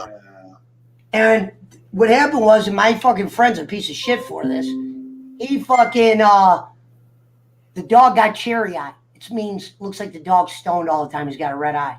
He stopped breeding the dog, but he stopped treating it like it was his dog originally. That's when I took it. Because I said, dude, if I move in the ghetto, the only people I would have to worry about are the people I associate with. Because you couldn't come in my house with that dog there, nor would you feel comfortable with a dog that's literally, this dog was so big that if you were walking on the street with him, people would just stop and just eye him down. They would go to the other side of the street because of the fear. And he wasn't a dog that pulled on the leash because he was raised as a show dog. So what was fucked up about this dog is as soon as you put him on a leash, you could probably walk up to him on the sidewalk. He would just walk past you if he's on the leash held by me. But as soon as we got to this house and you tried to come through that front door, that's why I used to have to let people in the back. I had the gate up. Even when I knew he knew who you were, because eventually he was smart enough by the smell. And I would be able to tell by his actions when he would hear a voice, he would go away. I didn't trust it because I'm like, dude, if this dog accidentally bites you, you could be gone. You know what I mean? I've seen him attack a dog to where I had to break him and Ringo up. Ringo didn't attack him. Ringo was so scared of Taz that he never tried to even fight him again. He went in a corner. And then Taz he got a mentality to where the only dogs he got along with were Daisy and Cheech. I'd have to keep dogs Pablo wasn't around yet. Right. But I had to keep him separated from any dog that wasn't a dog he knew. He knew the female cane corsos and he could be around them. But he got to a point where if he didn't know you, that's why when I had him on 85th, it was a much more dangerous street than here. I think I didn't lock the door ever because I knew if there was a thief, you would have to kill the dog. So you don't exactly have thieves that are ready to kill dogs and then go through your shit. It's not like I had some kind of house to where a burglar would go, oh, this guy's got 20,000, 30,000. I was gambling. They want an easy place to go into and get shit. They don't want to have to fuck with a 275-pound dog that's going to tear unless it was like a thing where they knew 100,000 was the take or something. Well, yeah. They knew you're not going to be the TV stealer and go, look, okay, right. We got to kill the dog.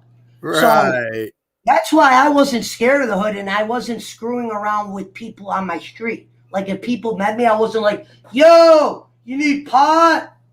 I always played like a broke card. Like I was like hey, I could get you a little, where I was not a threat to where getting him doesn't, till you got to a situation where you can't trust everybody. It'd be like this. If somebody would ask me for something I could get, sometimes I would say, no, I could get you this. Something small to where if they were shady by thief, you know what I mean? Like put the cop part aside. If they were shady by thief, make sure it's an amount you could bounce back from. No need to especially in those back in the day before weed was sold at stores and shit. And, 10-year-olds were selling the shit. There was always people looking to get people for as much as an ounce. And, you know what I mean? So how my fucking thought was, well, I'm only going to fuck with usually people I feel comfortable with, but I'm willing to bring in new people, but I'm going to put them on a limit. Just like when I would gamble with some guys, I would say, look, rule, we don't get over 300. We pay at 3 no matter what. No crime. If I'm down 3, I come pay you 3. I'm not going to come bug you for 100. You know what I mean? Yeah. I've lost friends over it. Like a lot of guys ended up stiffing me and gambling money or shit like that. I didn't take it personal. But that's why I used to set limits. Because you'll let a guy gamble free credit. Before you know it, one of your close friends is down $2,000. You never see him again. Because you feel bad for $2,000. And how I would make it sound was some of these guys' bets I would take because I knew they were already down and I was up money. So I was playing with house money. I had a bookie, but I'd always make them feel like I was going to pay the bookie. I would know when somebody was kind of schmuck bag where I was like, all right, I'm not going to ruin my bookie credibility to call in a bet for you. Yeah. You know what I mean? But that's why I remember when I first got out of prison, I never even really had anything because I was either spending it on my chick or I was gambling. And gambling usually and they just opened the casino for the first time. And I was hooked, like I said on the show yesterday, loved playing dice. We played dice at houses. That was like a picture when you get Scrabble out. No, we would play CeeLo with the 3 dice where you play on a pool table. Picture a blackjack dealer. You're playing against a blackjack dealer. We would do that in dice. And you go in a circle and you shoot against the guy. Yeah, we would do craps. But there was another game called CeeLo. It was a 3 dice game. People used to play it at the party. We played it in school. It was an addicting game. We would get like $20, $30, play each other by 5s up to 20. 5s up to 20. Right. It was like our house hiding from our parents and shit. Because it was unheard of for kids at that age to play dice for money. That's crazy.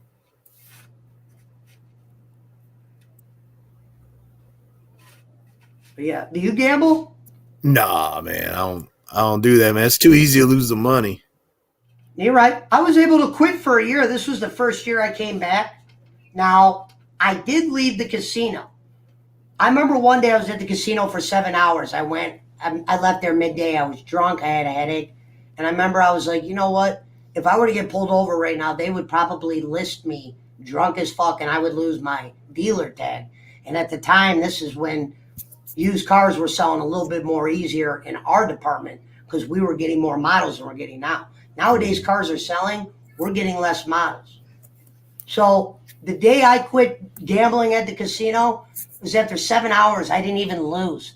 I was up $110. And I remember I said to myself, you were just in here for 7 hours. You're drunk. You got a fucking migraine headache just to make $110. And it was just like, this was after a week of losses, little bit, like always chasing the big score. You realize that casino was just set up for failure. And I was gambling sports. So before you know it, it felt like I was just paying off gambling. Right.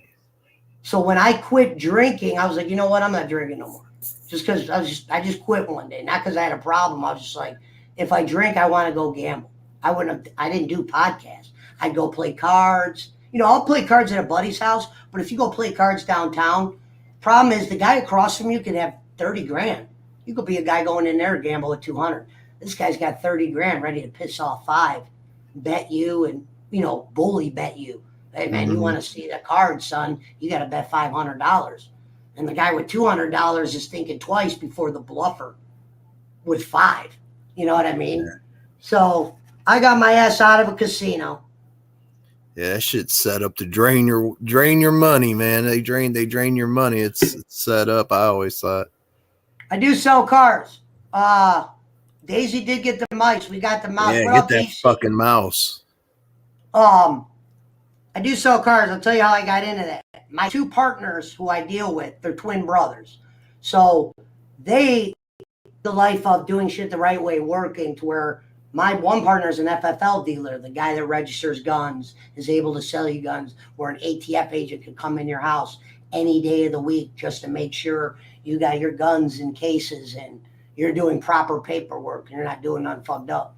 But these guys also were gifts of many trades, meaning they sell houses now and we did the inside, all the painting here, all the carpet, but we wanted to do the car thing because we had hookups to get it and we knew fucking places to get cheaper cars and they knew how to do their own work to a certain extent to where in the beginning we were picking up $900 cars and getting $2,500, but within a day or two. Nowadays, those 900 cars that we were getting when we first started, now those cars are like $2,000.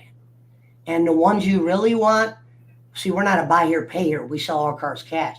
So buy here, pay here, how they do you is they always have those, you know how you could owe them like 10 grand, you could pay a car off for years, and even though the car's not worth it, you still pay a car note. Right, yeah. What the car guys are doing is they're making sure they could get that extra money that the car's not worth, meaning we're only going to, if a car's only worth $950, we're not giving them extra because we're not fronting cars because we didn't want to be the people that had to go repo. When we were hearing stories about this buddy wearing bulletproof vest down in go get a car that you were legally allowed to get, where people were shooting at this guy where he had to wear a vest. I'm like, dude, I'm not no motherfucking, I'm not going in no fucking any neighborhood and picking a car. He said he'd be in normal neighborhoods, motherfucker. A girl would start hitting you.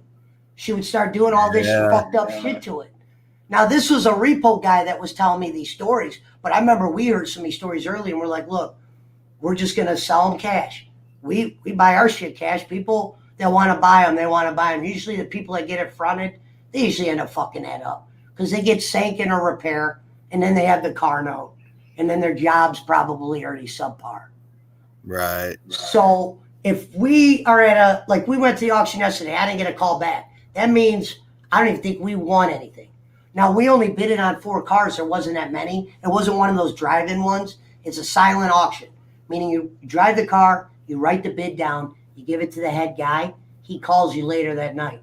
Obviously, there's backdoor politicking going on. Right. You know what I mean. We asked him, why don't we get to see the winning price? He made it sound like it was some big deal or something. Legal official shit. Yeah. You don't want to see who they're favoring, meaning what did he get the car for? Because then maybe you go get the price, you figure out who they're bouncing off each other. You bribe the motherfucker, yeah. So if a car is $900 right now, these buy your payers will go, I'll give you 16. We're not doing it.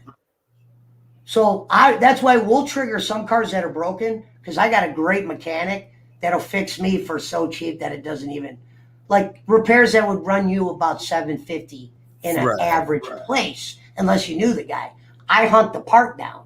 And over the years, because I used to deal with bad mechanics, I mean, guys that fucked me in the long run or just were shitty workers or weren't on time, to where I used to always hunt my parts down. So I've always been smart about the parts, where to get any part for a car. You know what I mean? And what parts do. I'm not no mechanic. But if I'm in a 2005 and you say, drive around, tell me what you think, I might have an idea what's wrong. You know what I mean? And I don't know new cars. Like I said, I've never sold a car over $10,000 before. Right, you got all your experience with the used older cars, so you get after doing it so long, you got an idea what it is. Something's wrong. Well, yeah, I knew absolutely nothing. I used to lie in the beginning. I remember I would tell people I used to only know the price.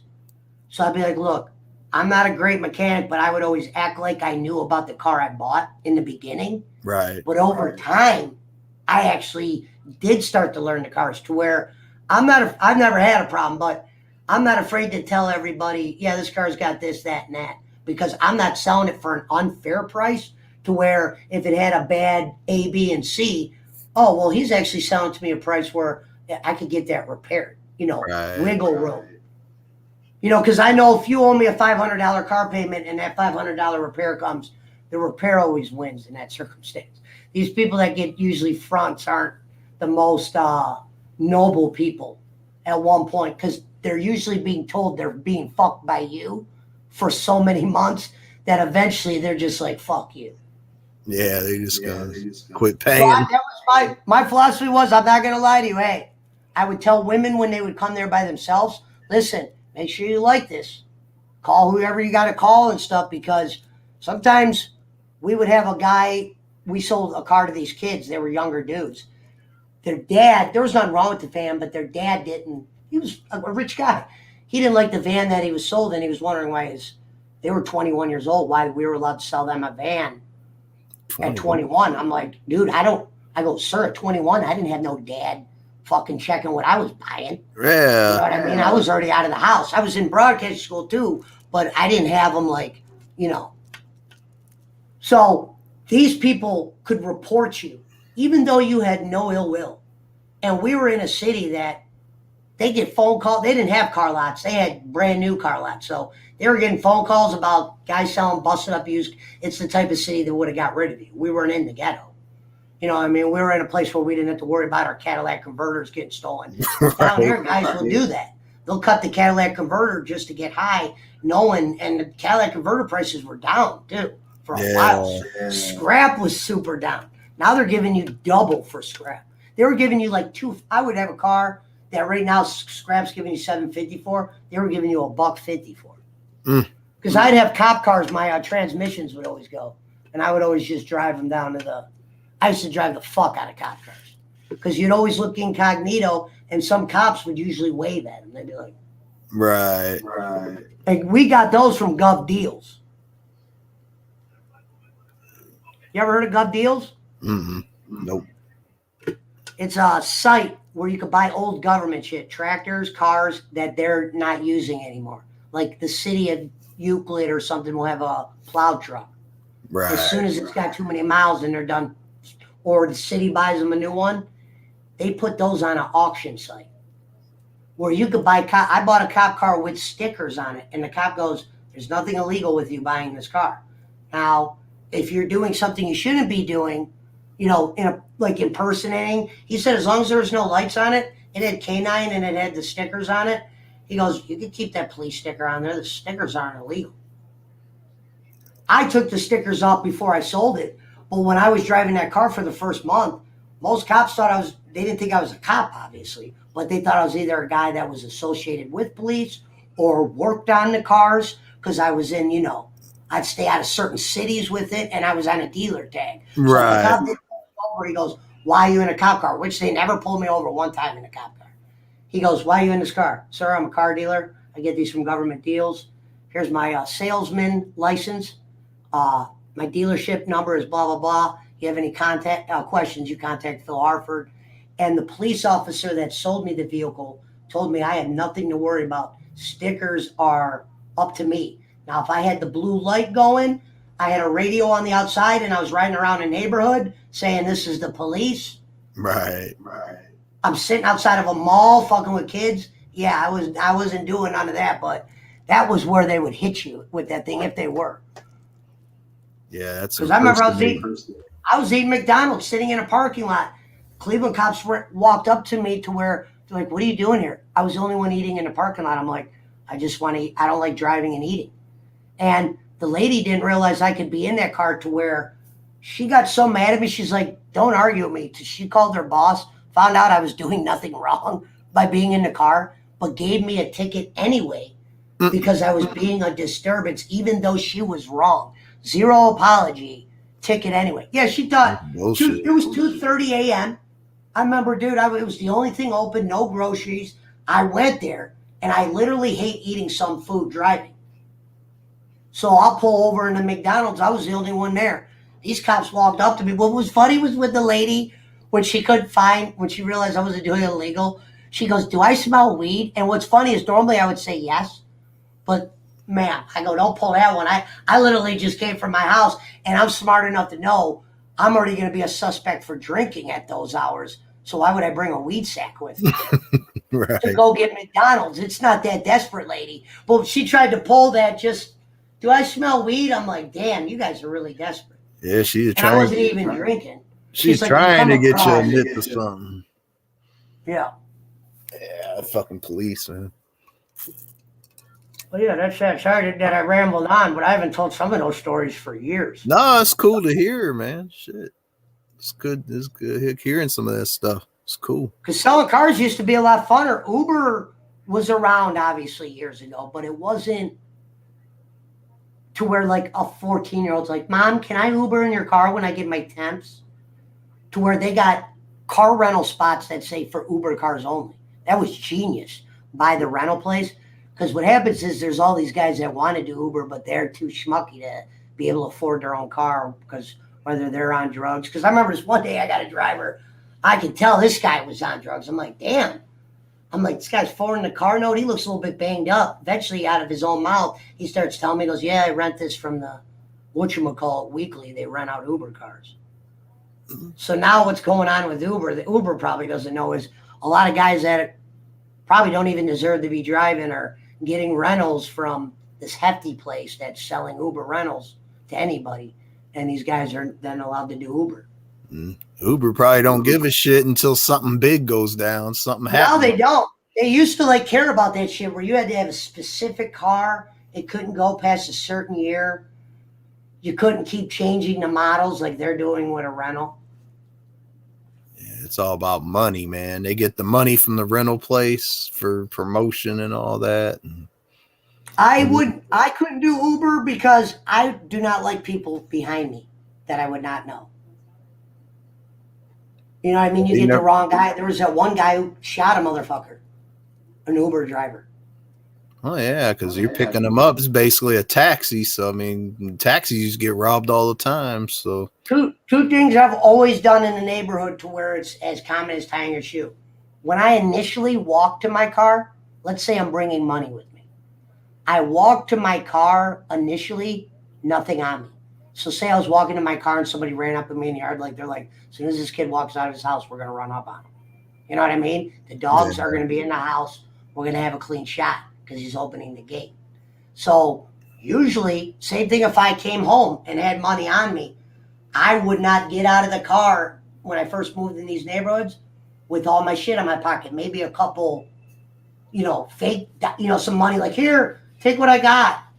But I would put anything, like if I had something in the trunk and I came home and it was nighttime or whatever, I would get out of the car normally and walk to the door to where I could let the dogs out and then go get my personal shit. Right. You know what I mean?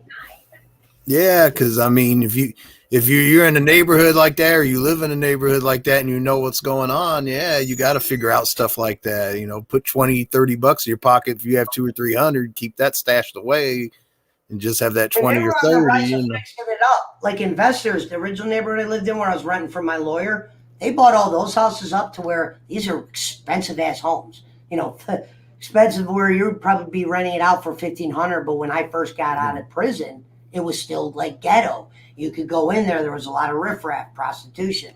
It's been moved up to where I'm at now, to where now I live in like a mixed neighborhood where it's more Spanish than anything.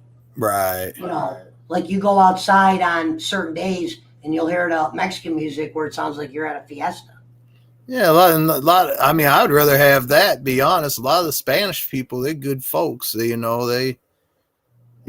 just got large families, so they're looking for bigger, older, cheaper homes. No, yeah, no, I got no problem with the West Side. That's why Right. when I moved down here and I realized that cops weren't just looking for you for a 20 bag of weed like they are in my mom's neighborhood. You know, my mom's neighborhood, if they smell weed or you have a bag or anything, they're making sure they fucking get you on the paper, they get your license, they get all this shit.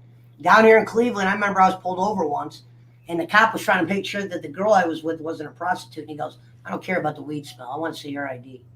I was like, this is my chick. He went around me once he saw I had my license and my plate comes back dirt clean. Right.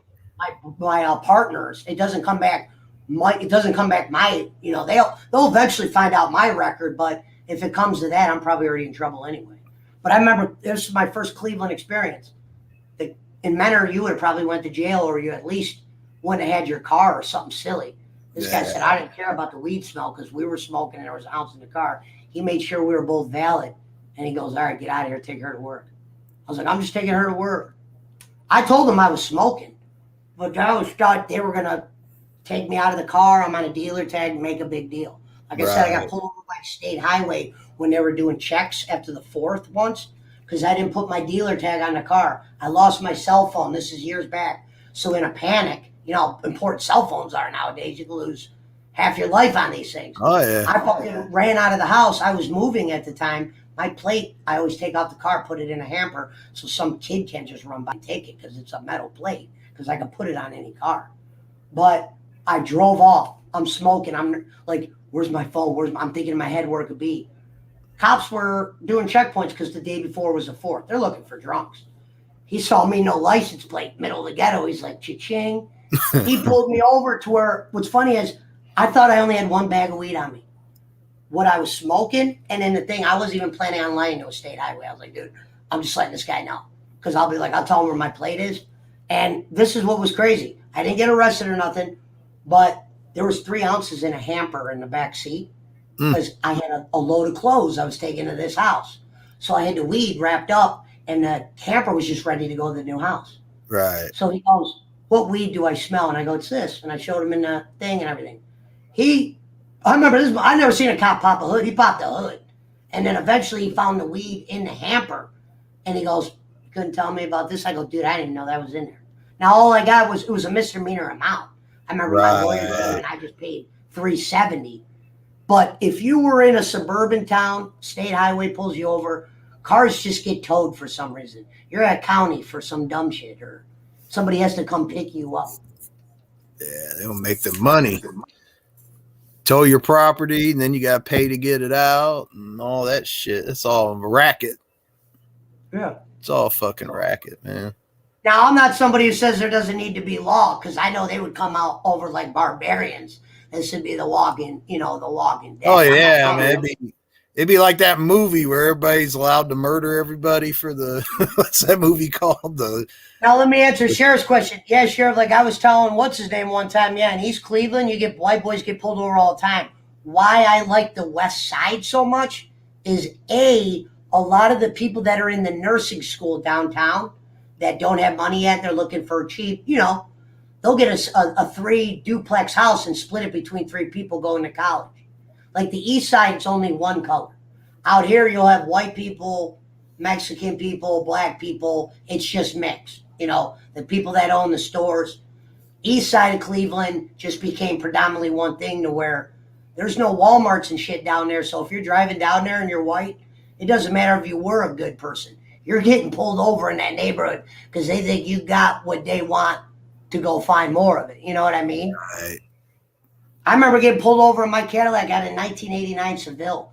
I wasn't even drinking or smoking while I drove at this point. My buddy had like a minor sack on him. In Cleveland, they fucking pulled me over because they saw I was young. They ripped us out of a car. They searched that motherfucker. They took the speakers apart. Meanwhile, my buddy just had one bag of weed. I wouldn't even have had no balls to have been on that street with a lot. You know what I mean? At that time, because I was still dealing with my parents. Yeah. They saw me in a Cadillac. They thought I was selling dope at the time, and I wasn't even a dope dealer then. I used to get people rides to Cleveland for like 20, 30 bucks. Hey, man, can you take, because I was an original driver, you know, early driver. Because even though I got in trouble at school, I still would do enough to where when I got, like, I did these house chores, and it got to $3,000, my dad said he'd match any car I wanted, the first car. And I bought a $6,000 Cadillac.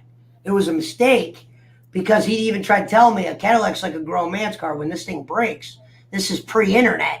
So you had it broken, you were probably dealing with a mechanic that told you, $1,500, son.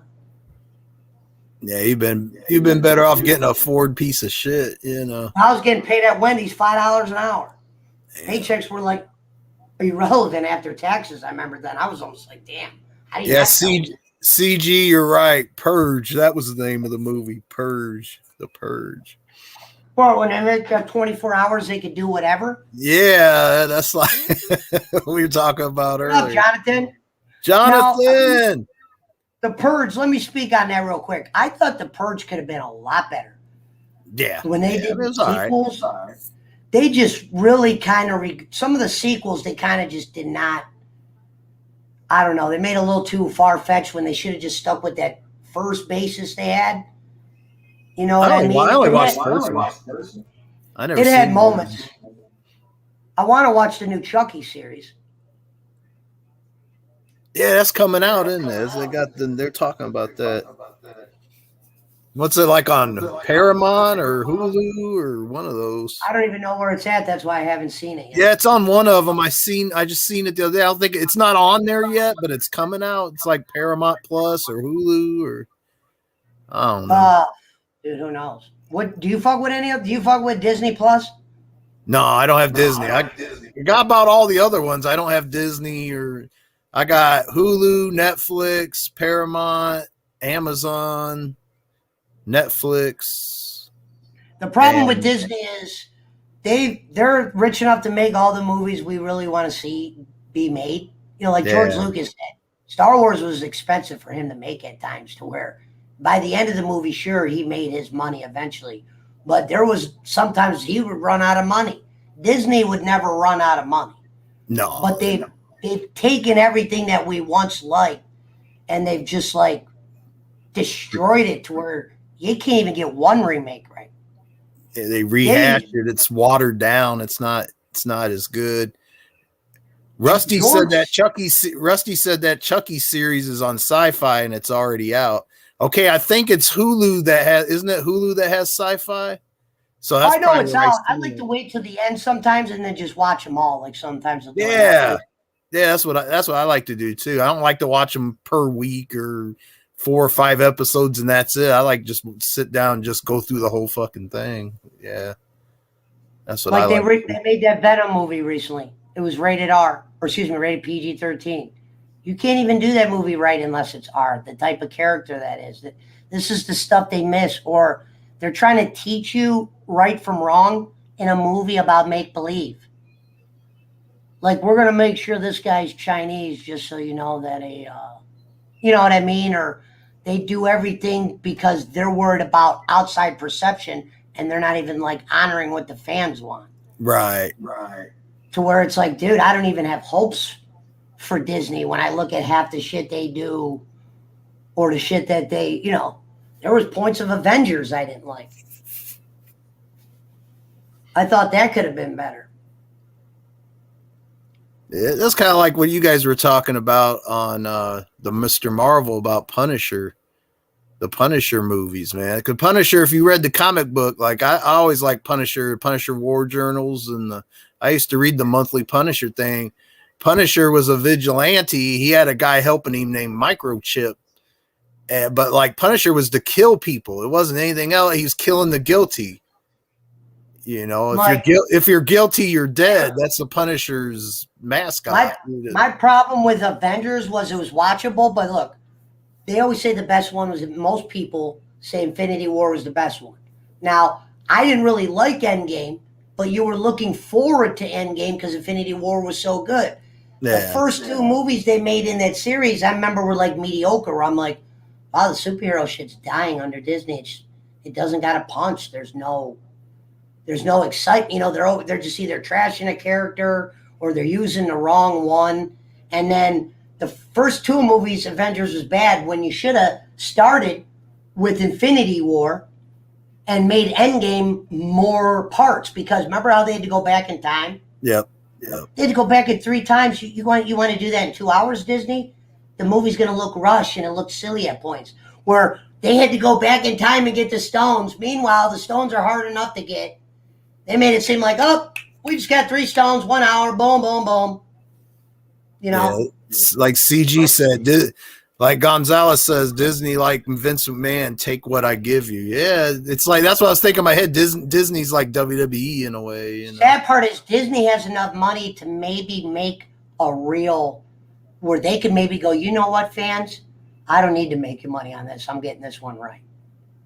Dude, they fucked up supposedly the new Aladdin. I've never seen Aladdin. Did you watch the new one? I guess the one with Will Smith was awful. No, I didn't see that shit.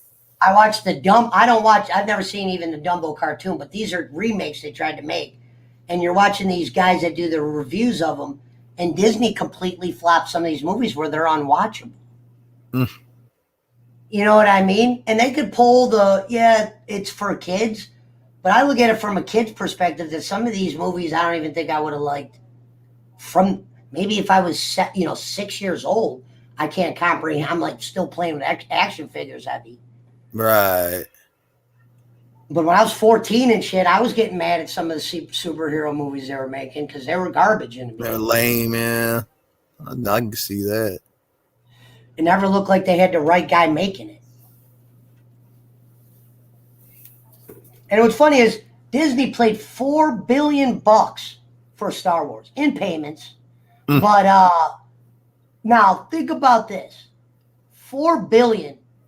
There's some franchises, NBA teams that aren't even $4 billion. This is a story that George wrote that had so much value to the hardcore fan base to when toys come out or movies. Right. That it was worth Disney to do $4 billion. George, $4 billion, do you? Yeah. Now look at this. They made the movies they made. People are begging them right now not to make another movie. Some people and I always say, when they did that shit to Luke Skywalker and those new Star Wars movies they made, it was a disgrace. Now this is coming from a guy that's always watched the movies. Now I didn't like George's remakes, but they were at least still Star Wars to a certain degree. It looked like he got it too lovey-dovey with the Anakin thing. But I'll give George this. He explained that later. He had young kids at the time. So sometimes whether he wanted to go violent or not, his fucking feelings towards the younger kids he had kept him from doing. Because Anakin's supposed to kill kids in a scene. That's a part of Star Wars where the young kids get killed. And George just goes, I couldn't do that. But he did tell people, I recommend Star Wars for 10 and 11 and up. I don't recommend for under 10. When he made it in the 70s, it was not with the intention of under 10-year-olds. It became a kid phenomenon because of toys. But sometimes people don't realize a lot of those toys ended up being collector items to where toys are worth 10 grand. And it's not kids that have these toys. It's real collectors. Right. Like the original Star Wars, I had probably thousands of dollars. But like I said, when I threw that party, my parents got all that stuff. And I think they just gave it to my little brother when he was eventually born. And I never had the balls to ask for it back because I just looked at it like, well, you caused $5,000 worth of damage. I guess him keeping all your shit. Right. Got Mr. Hazelwood in the house. How you doing, Well, Bob? yeah, see, what's up, Bob? Great to see you. Yeah, so Bob, George Lucas did this interview after Disney bought, and he's living in a cottage somewhere in the woods. And they were talking about Star Wars and the effect it had on kids. He goes, it was great that it had the effect on kids that it does. But when he made it in the 70s, I didn't make this for a child's eyes. Like, I would recommend this to a kid that was over 10 years old. You know, and Disney's just like put a little cutesy tail to it to where it's not even Star Wars at times.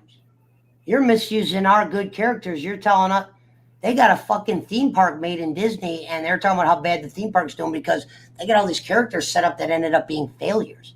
Even some of the actors had the fan base was so strong on Star Wars. I remember the one lady goes, I had no idea. Meaning she goes, I thought the fans were big, you know, but to where they will wake up every day and make sure they tweet, let you know how you fucked their shit up.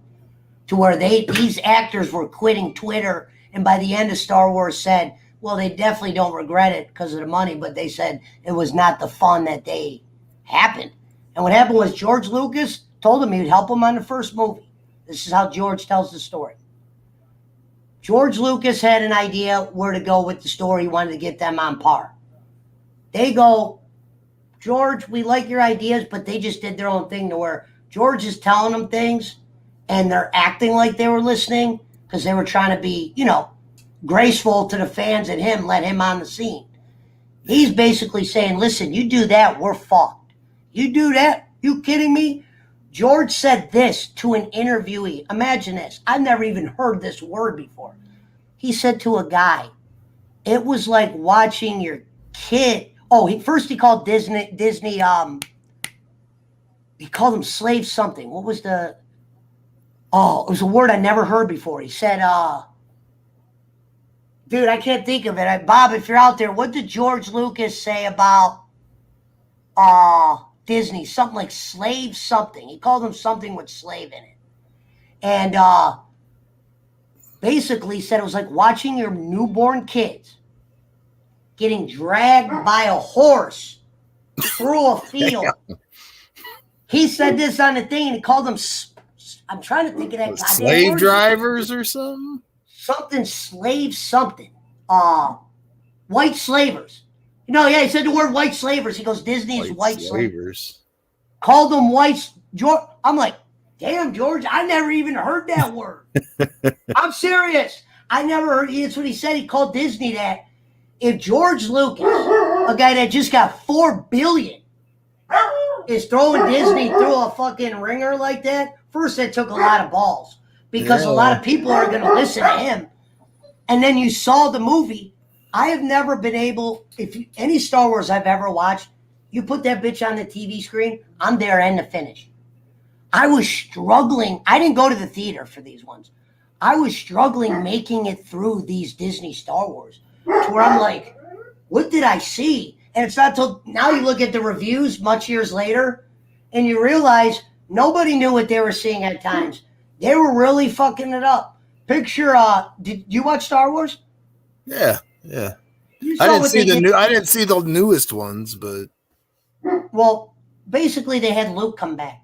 We've waited 20 years, 30 years to see Luke. The rawest Jedi there is.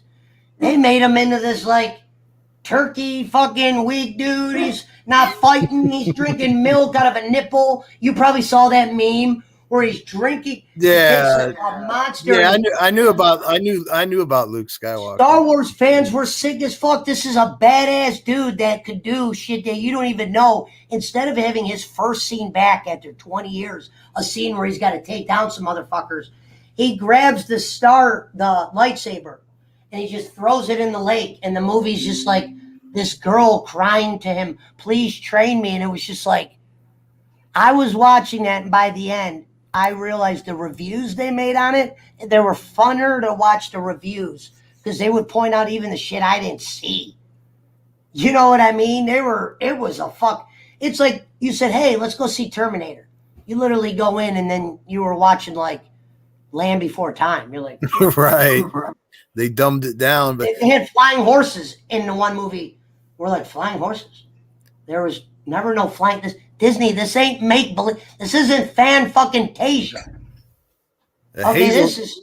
Hazelwood said that that's a perspective as an adult. His 12-year-old nephew loved the new movies.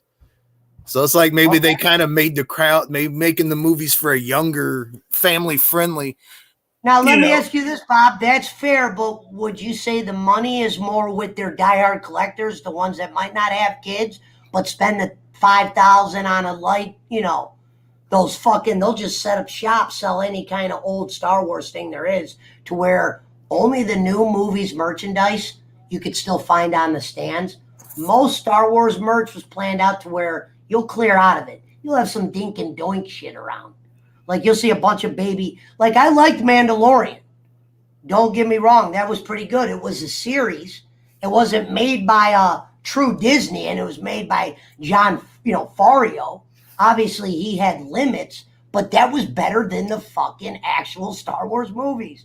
And they made 3 of them and some side movies that could have potentially been good, but everything was just so bleak. Like they did a Han Solo movie, and it at times didn't feel like they even knew the characters. Yeah.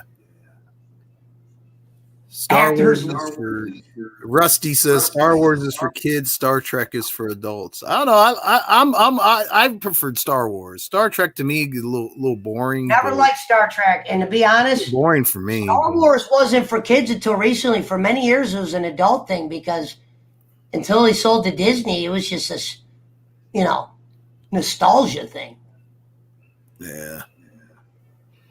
Nope, because those people are going to see the movies and buy merchandise anyway. Yeah, I agree with that. They're going to buy the shit anyways. Well, Bob, we'll go like this. From a non-12-year-old story guy, a guy that knows maybe some of George's stories when you think of Anakin and what the Jedis do, when you think how they used the Jedis, how they showed Rey's training, it was disgrace. How they used Luke, how you couldn't even see Luke be a badass one final time.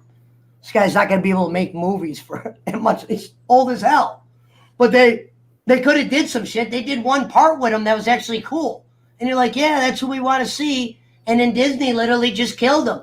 To where Disney had this ideal to where they could create their own version of Star Wars, being kind of on track with the storyline, but in their own way, and we're just going to love it. And they were targeting just kids that, like Bob said, like a 12-year-old, when you don't want to necessarily do that because these ones were kind of more forgettable than memorable. You would have remembered the old ones. I've watched these new ones. I just remember how bad they were. I don't even remember the play-by-play. First 6 movies they made, I could go through each one. White says it's all just a bunch of space bullshit. Yeah, I was in the Star Wars. Look, I like Star Wars. I dig Star Wars. Star Wars release day used to get me excited back in a long time. The characters, man. Star Wars got some cool ass characters. I was happy for it. I remember I was mad at George for the remakes, but what Disney did was just despicable.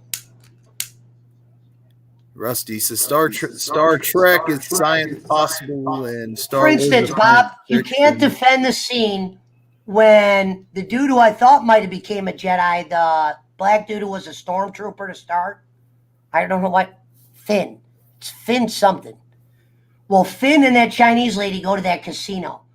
That space ride and that scene in that goddamn casino was the most unnecessary shit I have ever seen in a movie in my life.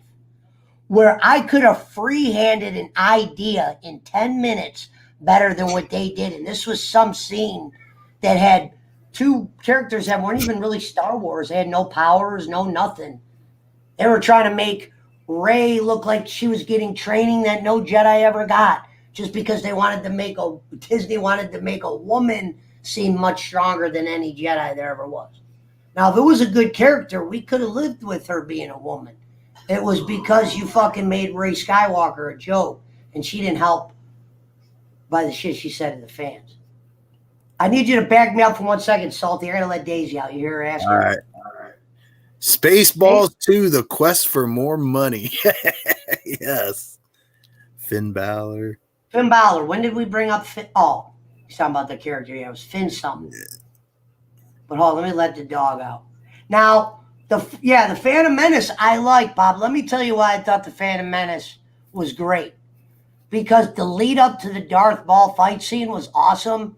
I thought they fucked up, Bob, is when they cut Darth Maul in half and killed him. I think there should have been another Darth Maul fight scene, kind of like they did with Dooku, where he got two, but that was another fight scene they fucked up. Obviously, Anakin was more powerful than Dooku, but he flew in, and Jedi scenes are supposed to be meaningful. They did a quick little ding dong, ding dong, ding. This was George. I can't even blame Disney for Anakin Dooku fight number 2, because Dooku took Anakin's hand in the one before, and Dooku was a badass because he was trained by Yoda. That was the movie where you got to see Yoda fight. The problem with the remakes, Anakin running through a goddamn forest after Padme when they're on a picnic. Come on, George. This ain't Picnic Wars. This is Star Wars. I don't give a fuck who Anakin likes. Okay? Because you didn't do it right. I want to see Jedi. Because every scene he did that was Jedi related in that second movie was great. The scenes they did have. But when he went to that love shit, blah, blah, blah, that's when you got fucked, George. Because movie 3, the Obi-Wan lead up to Anakin, it felt just kind of speed driven. To where it was a quick fight scene. I thought there should have been that fight scene should have been a few parts. You could have ended a movie with it. But then you learn years later, George admitted to some things. These fucking movies, you run out of money. And I wasn't Disney. You know what I mean? Yeah, it's all, a lot of stuff's all guided by money. Like George didn't pay the toy place to put his toys out. They put his toy up and just cut him in. Disney could fill up a whole goddamn theme park. But I'm going to go let my dog out so we could see the generation of fans I come from, the original fans. Yeah, I know. They hated all 3 of them. I didn't overly hate the Phantom Menace. I hate where they went with it. I thought there were some Jedis they could have caught. I'll tell you in a second. Let me let Daisy out. She's fucking... Let's go. Phantom Menace, to me, I'm not a hardcore Star Wars fan. I mean, I just love a lot of the characters, mainly from the older movies, like when I was a kid. You know, I mean, you know, like you guys, like I always was a big fan of like Jabba the Hutt and characters like that, and Darth Vader. I really got into those characters. I was a hardcore fan because when those movies were coming out, that was before I was a felon, of course. I wanted to be an actor. Yeah. I said it'd be sweet to be in those movies. And they were made way less then. You know, Disney came out and they had this 10, 12 movie plan to where they lost $75 million on Solo, and Star Wars movie has never lost money. And then here you are, Disney. You're still paying George $4 billion for a product that, yeah, if you made another movie, there will be those fans that show. And there's guys that nowadays that make a living on just critiquing the movie and calling it trash, to where you're going to make some money. But the interest that it once had, that extra money that fans would go through, those things that they get offered, and not kids, because a kid won't have like a $5,000 movie ticket without it. You know what I mean? Those premieres and certain shit they do, that's probably dying to a certain degree, to where they're not going to love it as much. They might wait for it to come out on tape. Star Wars, Stepdad, it's that close. I was huge on it. I'm not going to lie. That was an excited day when the new movies would come out. Because you got to remember, I was a toy collector. So when they come out the new line, I'd get them. I'd keep them in package. Yeah, I mean, the toys were almost cooler than the movies to me as a kid. I mean, that's just me. I love the action figure. Those Kenner action figures, man, those are great. And my the uncle play had them, and he sets. would hide them from me. Because I didn't realize they were worth money. I'd always want to play. He had the figures I didn't. Yeah. You know what I mean? The ones where the ones that the lightsaber used to just go straight into the hand. Mm-hmm. Some of those figures sell for thousands. Damn. Yeah. Like, that's why I was like the Game Chasers. That's something I actually wanted to do.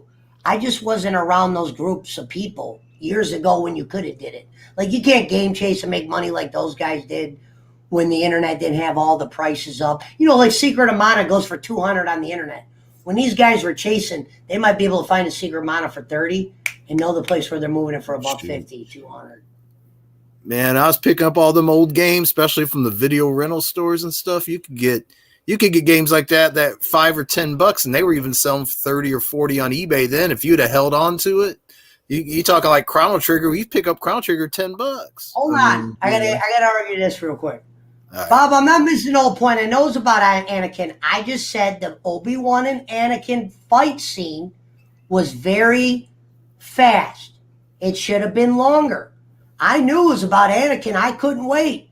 I remember he was driving the pod racer and fucking they're getting on the ship, Padme's ship. That's why I always said, kind of funny, ended up with Padme because Padme was an adult when they picked that kid up. Kind of weird when you think about it. The guy just, you know, movily grew up. But one of my favorite scenes in that movie is when Qui-Gon goes, Anakin, down. And because Darth Maul snuck up on them and he does the flip because he was trying to take out Anakin and they're in that sandstorm and then they get on the fucking, you know, plane and get out of there. But yeah, I was a big, I knew it was about Anakin because Vader was my guy. That was my character. I always liked Vader more than Luke. Because if you think about it, he was a badass. Because when you see what Anakin was, yeah, Vader was that legit guy. Only because of a writer he got beat. Meaning he was that badass. The thought of Luke beating him when he beat him was, Luke got lucky. He beat his dad. His dad let his guard down. But think about how epic that fight scene was. The new movie didn't do no shit like that. They didn't even think, before they were shuttling off, they're like, I wonder if we could get rid of lightsabers. Can Disney thought about getting rid of lightsabers? Like, Disney, you might as well go make a Dumbo clone. Get rid of lightsabers. Disney gonna have them fight it out with like little virtual things or something where nobody gets harmed, you know. They have a Republican show in the works where Disney might release a show where it's like a Star Trek, Star Wars, where it's about politics and diversity. I'm like, why are we doing this in make-believe? Why can't you make a movie called Mickey Mouse is not racist and do your diversity shit with him? Why does it got to be in Star Wars, something that was written in years before? You know what I mean? Why? I'm watching Jabba the Hutt. Do I need to know about the world that's going on over here? Like, look, it's like they'll always do something. Look, they're doing this for the first time. We could do this. Like Avengers at the end, where they cut to that clip with the 5 women all together and they're just slowly running. I was like, oh my fucking God. And they act like we had a problem with women in the lead role. As far as I was concerned, I used to watch League of Their Own when I was a young kid. And that was an all-woman movie. Remember League of Their Own? Yeah, well, then they have like Madonna and Rosie O'Donnell, the baseball. Rosie O'Donnell, yeah. Gina Davis. Tom Hanks was the only guy, but it was a movie about women's baseball, and the movie was legendary, not because we could deal with women in the lead role, Disney, because it was a good fucking movie. Yeah, it was a good movie. You know, they'll put a girl in a lead role, and if the movie's bad, like Captain Marvel, Brie Larson said it was the guys that are saying the movie's bad. This is the excuse they try to make. Those are the racist people, and those are the people that can't handle women in the lead roles. Meanwhile, it's their core fan base. I hated Mr. Marvel. I don't know about you. I hated it. It had nothing to do with Brie Larson. You know what I mean? I understand it had part of the story, but that movie was awful. Wait, hold on. Let me see what Bob put.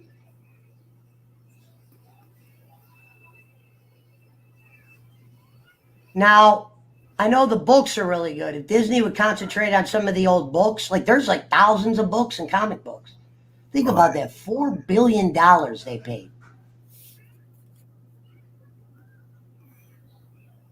Hold on, I'm going to let the dogs in. I don't know what time are you allowed to stay till, Salty? You allowed to go till 11? I'm good. Yeah. Okay, I'm just making sure I'm not trying to hold you up or anything. No, that's I cool. know not everybody likes Star Wars, but that's something I actually never got to talk about before. I'm not a hardcore fan of Star Wars, but I enjoy the franchise. I enjoy the video games, most of the video games, like Knights of the Old Republic. It's a great RPG, and I mean, even if you're not a Star Wars fan, that's a great game to play. Because I played that on the original Xbox and stuff a lot. So, Where do you know by chance where the Mattel factory is? nah, I don't know. I'll tell you a true story is I've been making or collecting certain Mattel toys for so long and like making the figures, seeing what they're made from, that if they had a Mattel in town, I would go apply for a job at Mattel, something like that. Yeah. Yeah, because I'm saying they could show me any of their toys for a certain degree, a certain point, certain not like the little kid, shit that's out, this and that. I'd give them ideas on how they could make a strong unit to where they would always sell out, but I could tell you what all the figures are worth, opened, missing a hat, how much it would sell for this, how much it'd sell for that. Just from when I was making figures, going on eBay, I remember for hours when I first found eBay, 2013, I was like flabbergasted by it. That was a brand new thing to me. And I just got it. Huh? El Segundo, California, Mattel headquarters.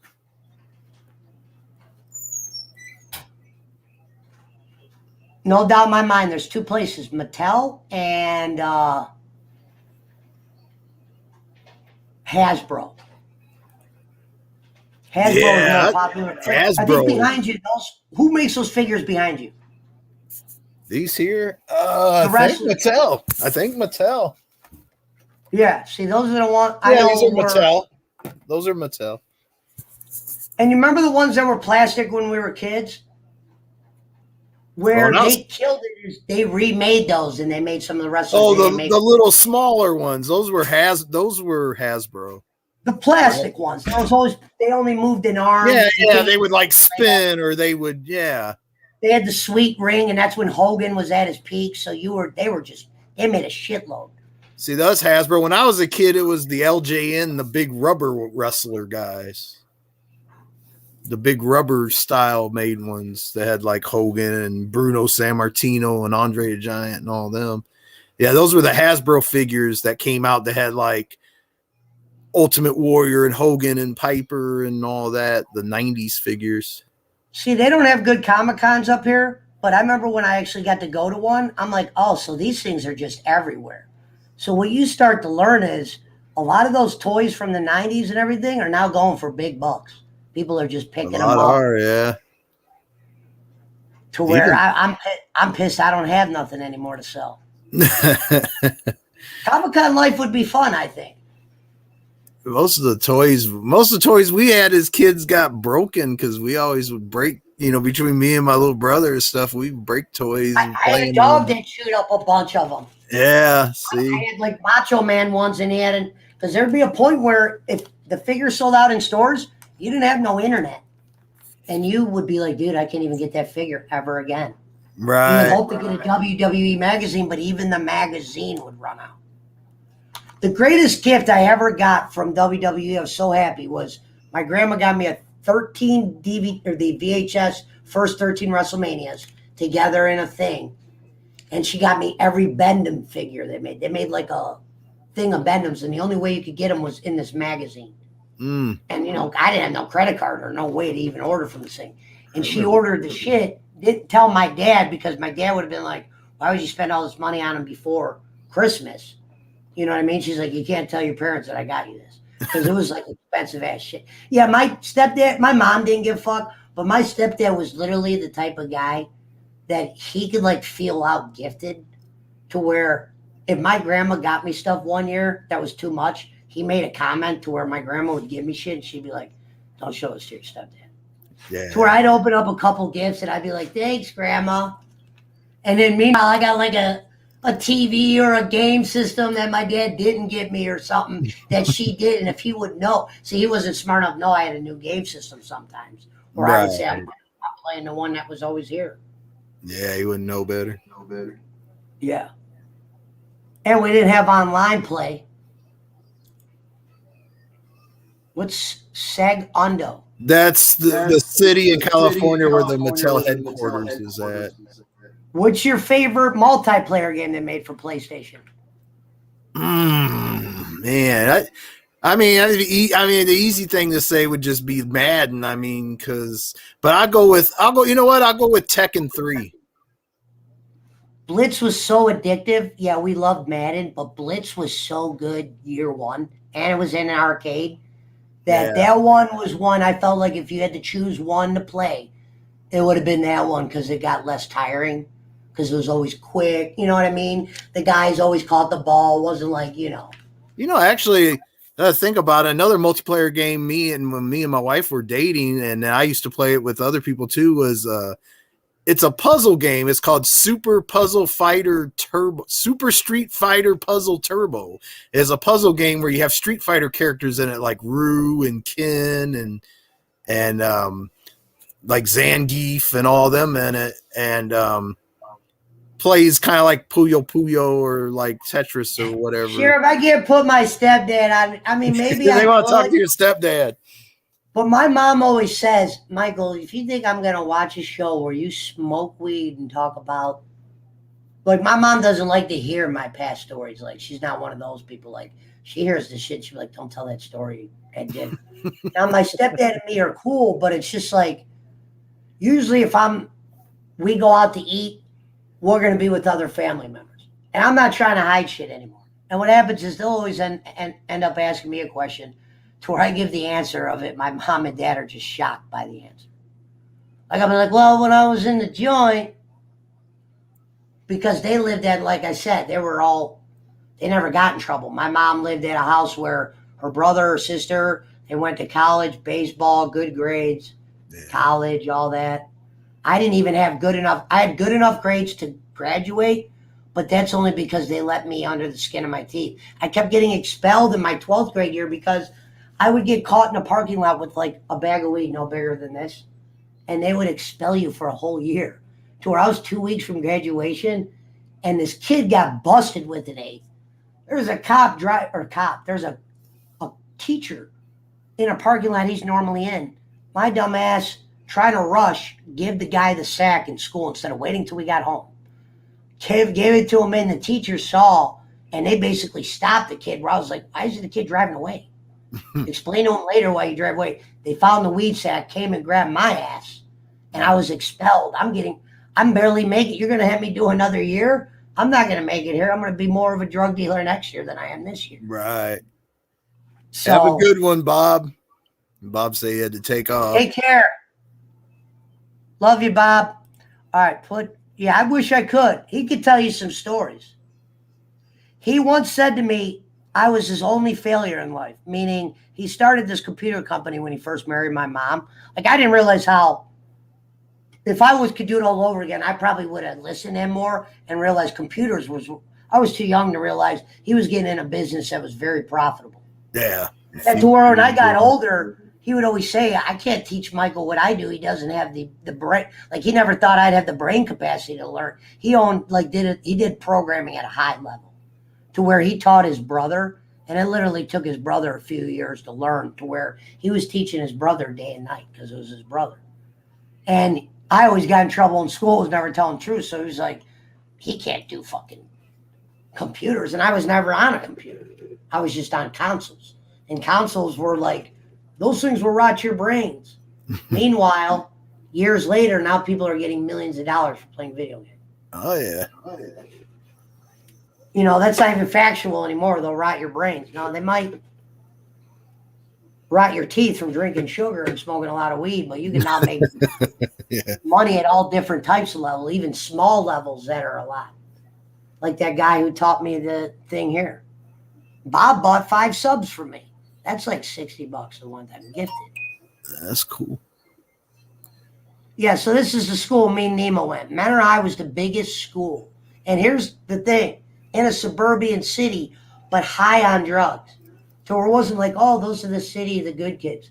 No, everybody was I knew more people on drugs than not. Yeah, there was the few sober people. Usually those were like the Tattletales or the hall monitors or the whatevers. But everybody was smoking cigarettes in the bathroom still. There was no vaping that didn't exist. Oh, yeah, that didn't. It might have, but at a very level where you didn't see it. There was no Nicorette. But cigarettes was the main thing, and everybody smoked pot. And ecstasy was hot, and people were doing drugs weekly. Now, it wasn't a heroin school, so people weren't dropping dead. So the kids were doing drugs. They just might have bad grades, or they were spending all their money, but nobody was dying like they are off those pills. Oh, yeah. The pill thing just became a fucking... I saw friends of mine where like they had their shit together. Guys that had hot wives that you would have never had in a million years unless you had your shit together and shit. And they did. And because they started doing pills, they risked women that you just would never get again. Right. We're like, damn. And meaning these girls wouldn't even have fucking left you unless you were on heroin and fucked up your kid's thing. I knew a guy that opened his kid's gift.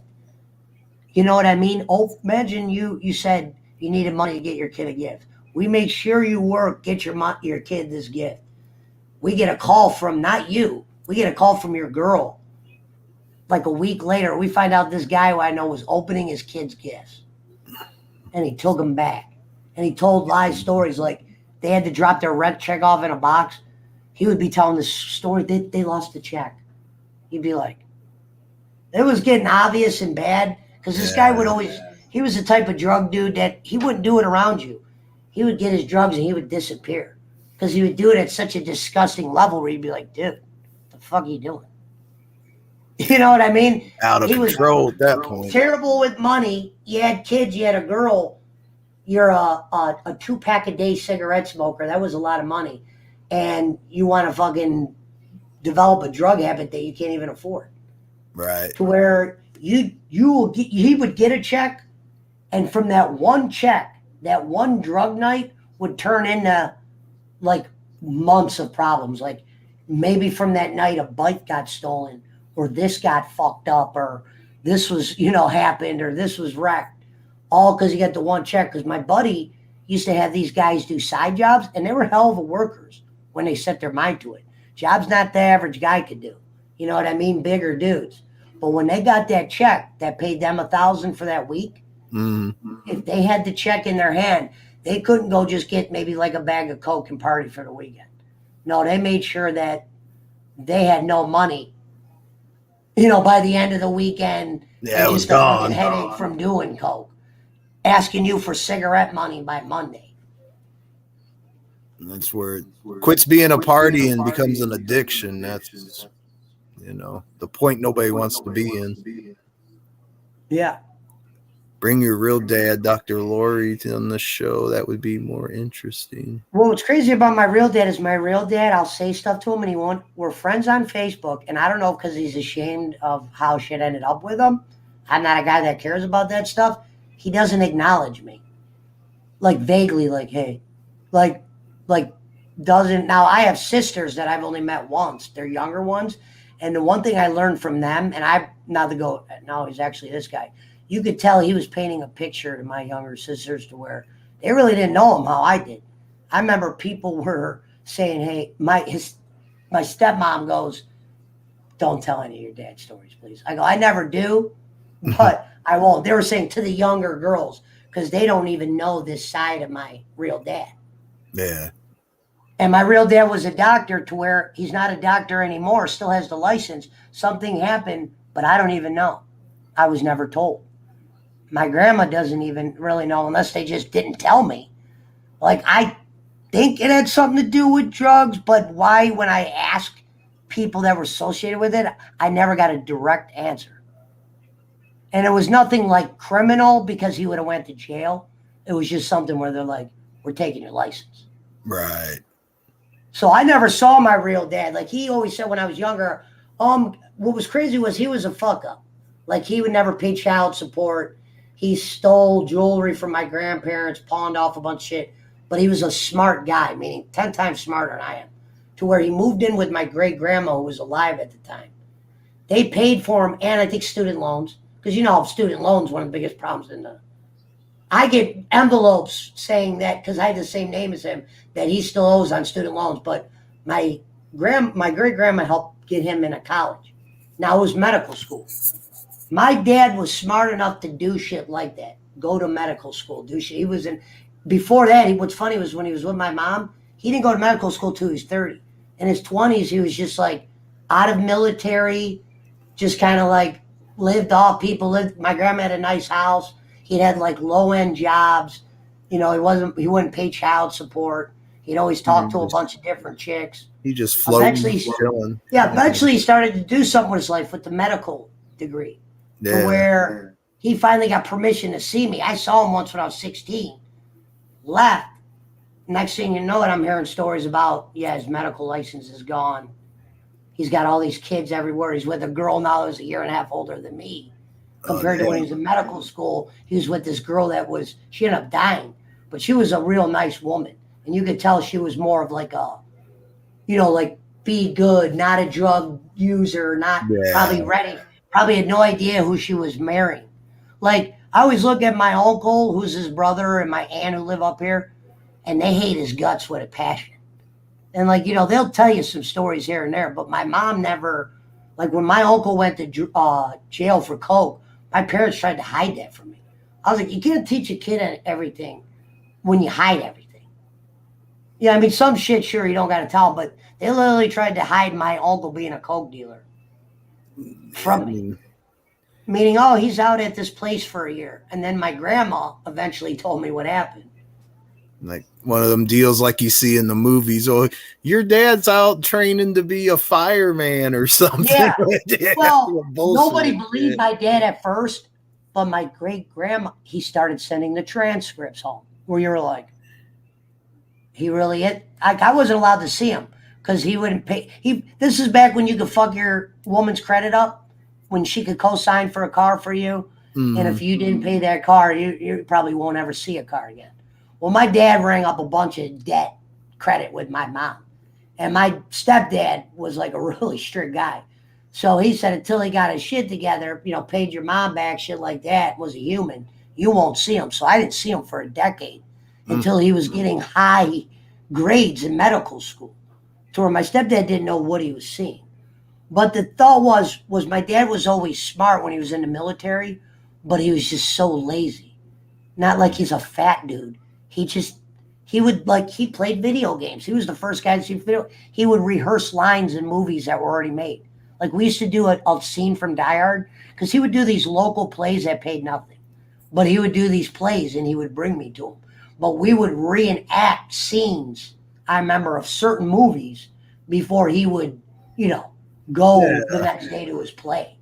That's why I always wanted to be an actor early, because I used to help him do that. But then, like I said, he was gone when I was 6 years old. And he was more of my friend than like a dad figure. Right. So when he was gone for a while, that kind of ended up to where my stepdad was just like this guy. I never heard of a bedtime. I was all of a sudden given a bedtime. Yeah, I was 7, 8 years old, but I went the first 7 years of my life sleeping in a bigger house is where I picked the bed where I wanted to sleep in. You know what I mean? No matter who was there or not, the parents would have to move away from me. This guy put me in a room where I couldn't even have a TV on while I slept. I remember my first night sleeping with no TV. I was legitimately, I don't know what I was frightened of, but I was like, this is like, it felt so weird. No sound, sleeping, zero sound. Like I still sleep. You weren't accustomed to it. You were accustomed to having sound in the background when you sleep. And I watched horror films, so I don't know what I was scared of. But I remember he would put me in bed at 9, and it'd be one thing if I couldn't wake up the next day. I never had a problem waking up. He always give me a bedtime like the next morning I couldn't wake up. I'd always be like, that's you. We'd be like Christmas. It'd be 10 o'clock. Dad, you gonna wake up or by now? Let's go. He'd wear, I've been up since 6. I've been up since sunup on Christmas. Right. You know what I mean? And then after jail, if you're not drinking, you'll just always wake up at the crack of dawn, especially when Pablo takes a shit. Religious 5 a.m. Hold on, let me pull this comment up. Yeah, there was Yip. I don't even had half school, after school special in Pepper Tree. Sarah, this Sarah girl, she was hot. I remember we were hanging out with her, but she used to love the party. Taylor, who ended up being is this the snitch? This guy, if this is, and Bo, who was a close friend of mine, who just ended up being like, drugs ended up making him weird to where he's like fidgety shit he never was. And this guy was a cool guy. He used to bring me around to parties when I was more of the nerd guy because I used to collect toys, figures. I was into shit like that. Wrestling. We didn't really have a giant wrestling school. People like does Macho Man Randy Lurie still stay tuned in? Yeah, but he lives like a life in North Carolina where he rides a motorcycle all day. He's probably in bed by 8. He also plays video games and he watches certain shows. He doesn't like wrestling. A lot of shit I talk about on here, he would have knew about the PlayStation. Yeah. Had an 8-ball, got accidentally dumped in. The girl that he's talking about, she drove us to a house. We didn't even know the house was getting raided. We're walking in the front yard. The cops came in. Get down on the ground. It was me, her, and Chris Pearl's house was getting raided. We didn't even see the cops there. We just saw all the cars. We're walking up to the house, getting ready for the party because it was a weekly party spot. It was being raided. Well, he's saying she absorbed it into her pores because of the towel being Porta pat. Yeah, this guy ended up being a rat. This was a dude that I'll be honest. When I did sell coke, this was a normal coke buyer for a lot of people. But with this dude, eventually became so fucking scared that he was on coke, got busted, and he told on some people. I don't know if those people went down, but when I heard he did that, I never talked to him again. This is a kid you saw at every party. He'd act like he was your best friend. He always had 100 on the drugs you were selling. Yeah, piece of shit. Road trip to Uncle Randy's house. No, because the problem with Uncle Randy is he's too strict sometimes. He'd have these little, sometimes he just gets me, we get along great. But when you're with somebody that's that much older than you and your family, they're always trying to tell you what you should have did. And he'll end up drinking, and he'll start going down memory road with all the shit I did bad. And I'm like, dude, I got to always hear about me being a fuck-up. He thinks he's not a fuck-up because he didn't go to prison. No, you lived with your parents until you're in your 30s. Sorry, boss. Yeah, you did sneak out here and there, uncle. But yeah, he lived with my grandparents where people would always go like, that guy's got nothing going on. He's working for your grandpa as the floor guy. Who knows where he spends his money. He lives off your grandma for free. To where when I got kicked out of my house, my grandma goes, you can stay here, right? This is how cheap my uncle was because he already knew he was freeloading. Thought of another freeloader was crazy, even though I was a grandkid. I was homeless at the moment. He goes, hey, you can't stay here tonight, but don't tell your grandparents I told you that. What the fuck, dude? It'd be one thing if I was like sniffing dope, causing problems, coming in drunk. No, I might have been selling some dope, but I wasn't like a nuisance yet. I was doing it away from my grandparents' house. Even though my grandma, Lurie, wouldn't even have gave a shit. She just wasn't a smoker, so I would have never smoked in her house, cigarettes or. Free lap dances all night. White hat left home at the tender age of 30. And strip clubs were bigger when I was younger. I remember going there because you would get a lot of weed smokers. I could sit in a club and I was usually in there with a couple, like as Nemo, a couple guys like Nemo that were usually guys that if people started with us, they started with us. But we weren't like the group that, I'm not even a fighter. We were usually with guys that never got fucking roughed up. Yeah. Like I used to always, people would always make fun of me because I had my hat crooked. This is when I was younger. I would never even start with these fuckers or say I could whoop your ass or anything. But they would start picking on me or something funny to where guys I was with that were drunk like Nemo and other guys would end up so pissed that they would just knock these guys out. Where they were actually looking for fights. Like my dude Nemo and these two twin brothers I know, these guys were skinny dudes. You would never know. They could pack a punch.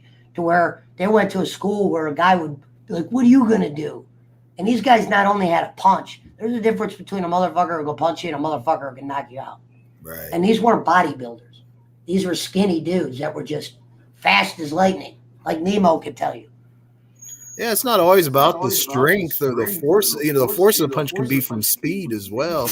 And if you know how to fight, you know how to telegraph a punch. You don't have to be big or strong. I mean, you can be a smaller guy and still Now, beat I the just shit out talked of to Mark somebody. recently. Mark, the guy you're talking about here, Mark, let me tell you why he had to quit drinking. He was at a pool party with his girl, a girl that he loved very much. There was a guy there that stole from her purse. He was drunk to where, yeah, these guys didn't fuck around. Usually did something like that, they were going to make you, and they were at a pool party to where even if that dude had boys there, his boys weren't going to run up on Mark and his brothers and shit because they knew these guys fight.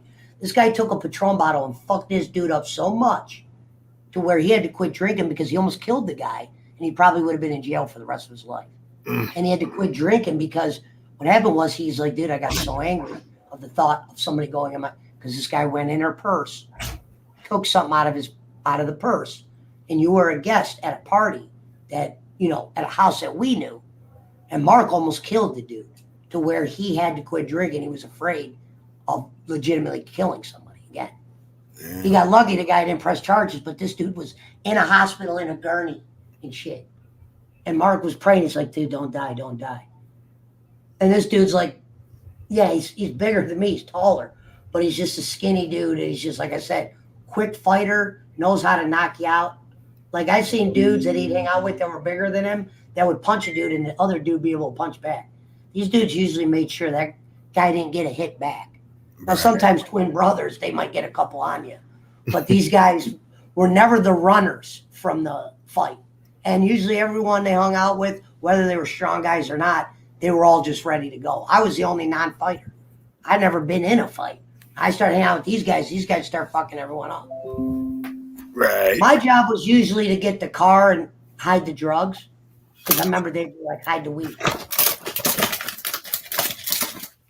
So, yeah, Nemo went to jail recently because somebody stole from him. And he got basically fucked the kids up so much that he ended up in the paper. And the paper said that he fucking robbed people for ramen noodles.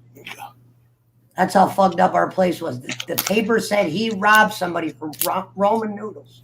Ramen. Ramen noodles? People that didn't know him were put up fucked up memes thinking he literally fucking pistol whipped the guy over ramen. And meanwhile, it was a guy that was stealing from him. And he came home drunk. And some people don't handle thievery when they're drunk well. And Nemo was one of those guys. I don't want nobody stealing though. Even if it's ramen noodles, it ain't. I mean, it's something small, but still, it's your property. You probably would beat somebody's ass for stealing. Nemo had a pair of gloves that he didn't wear until it was fight time. It was called the gloves. Literally, how many people just become famous for a pair of gloves? He always go, I got to get the gloves out. And he had these pair of gloves that whenever it was fight time, he pulled the gloves out. But people used to always think it was funny that he'd bring up the gloves. Yeah.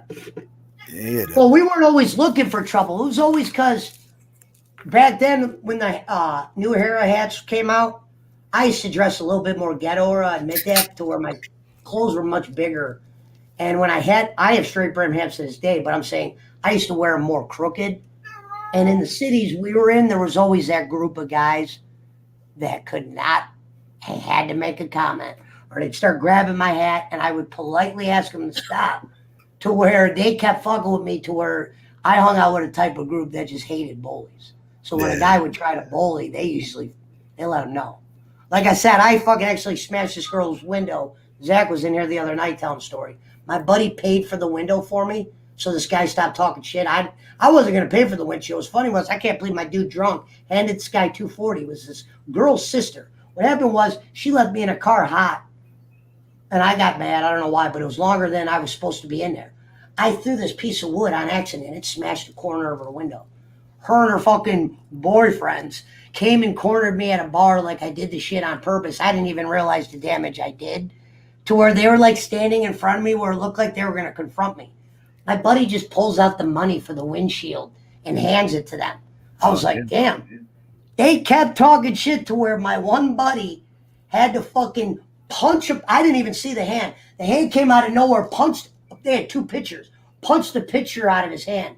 And these two guys that were talking shit, before you know it, they're in the parking lot getting roughed up by the guys I went. A few of them. When they're calling out people, I remember getting the car ready. People were running in my car and we were going to the next bar. I remember seeing the cops go over the hill. This was at the stadium. I remember it was deck pack. I didn't even want. That was like one of the first times these guys did that kind of thing for me. I was surprised because I was like, dude, I probably would have got my ass kicked. These guys were manhandling multiple dudes. My dude Aaron Pastrano, he's a heavier set guy. He looks like he could be like a junior league wrestler. But when he would drink, he would get this strength to where you could smash a bottle on his head. He probably don't feel that till the next morning. You had to probably. He was on mushrooms once, and all of a sudden there was a fight in this fucking dude's driveway. He comes out of the house with a knife, and it was covered in peanut butter. We're like, what the fuck is that for? He was tripping on mushrooms. He was just eating the peanut butter. We're like, where'd you get that knife? He was using a knife that Michael Myers would have to eat fucking peanut butter. Greatest dude in the world. If I saw him today, dude, great dude. He would drink, and he did not let his friends get. And he was the last dude you would think would be strong. This would be the dude that you would probably throw a joke at. Right. And then the next thing you know it, he's not even as strong as you, but he's fucking suffocating you because he's not even feeling the shit that you're giving him. He's in a whole nother. This is how drunk some of these guys would get. I remember the next day looking at wounds like, when did this happen? We're like, dude, you were stabbed. Yeah. I never got drunk like that. And usually I had drugs on me and you knew the cops were coming next. So usually when that shit started happening, I'm running for the drug high. Yeah, see, look at Nemo. Just said what I said. Calmest dude unless provoked. Yeah. And if he doesn't drink, probably wouldn't get into a fight unless his very close friends are. But if you're drunk and just say I'm walking through a hallway and somebody just fucking did something to me randomly, yeah. But I used to hang out with dudes that sometimes would get fucked up. These group of guys, the Haves, Nemo, and Pastrano, they never got fucked up. Maybe a couple guys might get knocked down or something, but they were always doing the bruising. Like I said, he had to quit drinking because he was afraid that if he drank again, he might accidentally kill somebody. And he noticed he was always getting into fights when he was drunk. And usually the fight wasn't like the dude the next day was like, I got a couple bruises. You knew you fought these guys. Right. Because they're not even the picking fights. It's just like they're smaller in size. So usually guys will look at them like take their size for weakness. Aaron was big at this time. He's like a lot skinnier now. I think that was from drug use. But these dudes were skinny as me, taller. But skinny is like bone skinny, but strong like you wouldn't believe. Right. Known for fighting. And they're like, lightweight size. So I never got nervous going into bars, and nothing usually bad ever happened.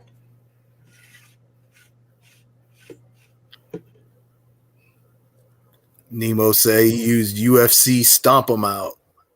Yeah. They look like the UFC light heavyweight fighters. You know how Connor's really skinny, get like a tat shit? Yeah. I just talked to Mark the other day. Mark said, now he has kids now, and he settled down, but yeah, none of people, no one drinks anymore. We used to go out in packs and droves. Because Meta was so big. And even if you weren't friends with people, a lot of the people partied at the same places.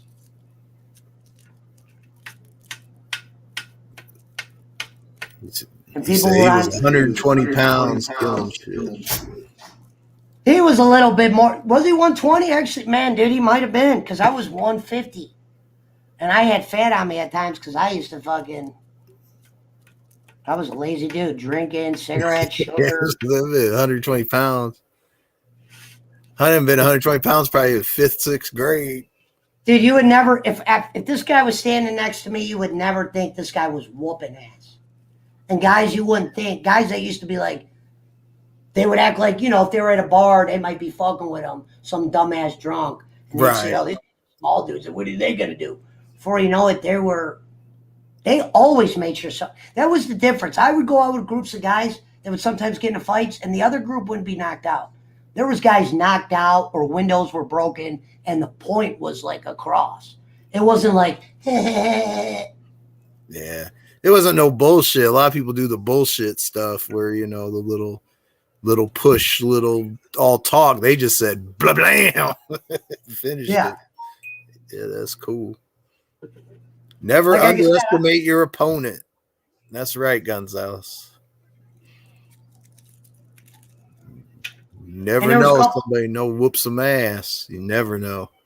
There was a couple times where some guys took it personal that I was talking to a chick that really never really liked them, but some guys would take. I'll tell you about a time. You know those blow up clown costumes? I'll Yeah, tell you about it. I'll tell you about a time a girl tricked me. We're at the final score. Nemo knows where that is. I'm with Geo, Phil, Pat. I wasn't even with the Hayfords. This girl that I was talking to found out I was talking to another girl. So, and I didn't know she was like into me. That bothered her because I thought she talked to a lot of guys. She wasn't my girlfriend. But anyway, we're at the final score. She calls me. She goes, "Hey, come outside." Now I'm cool with this guy that did this because we met in prison much later. And he goes, "Dude," he came up to me, not as a tough guy. And he goes, "This girl had me doing shit that I regret." And he goes, "Nothing but respect. But this is what this kid did." She goes, "Can you come outside?"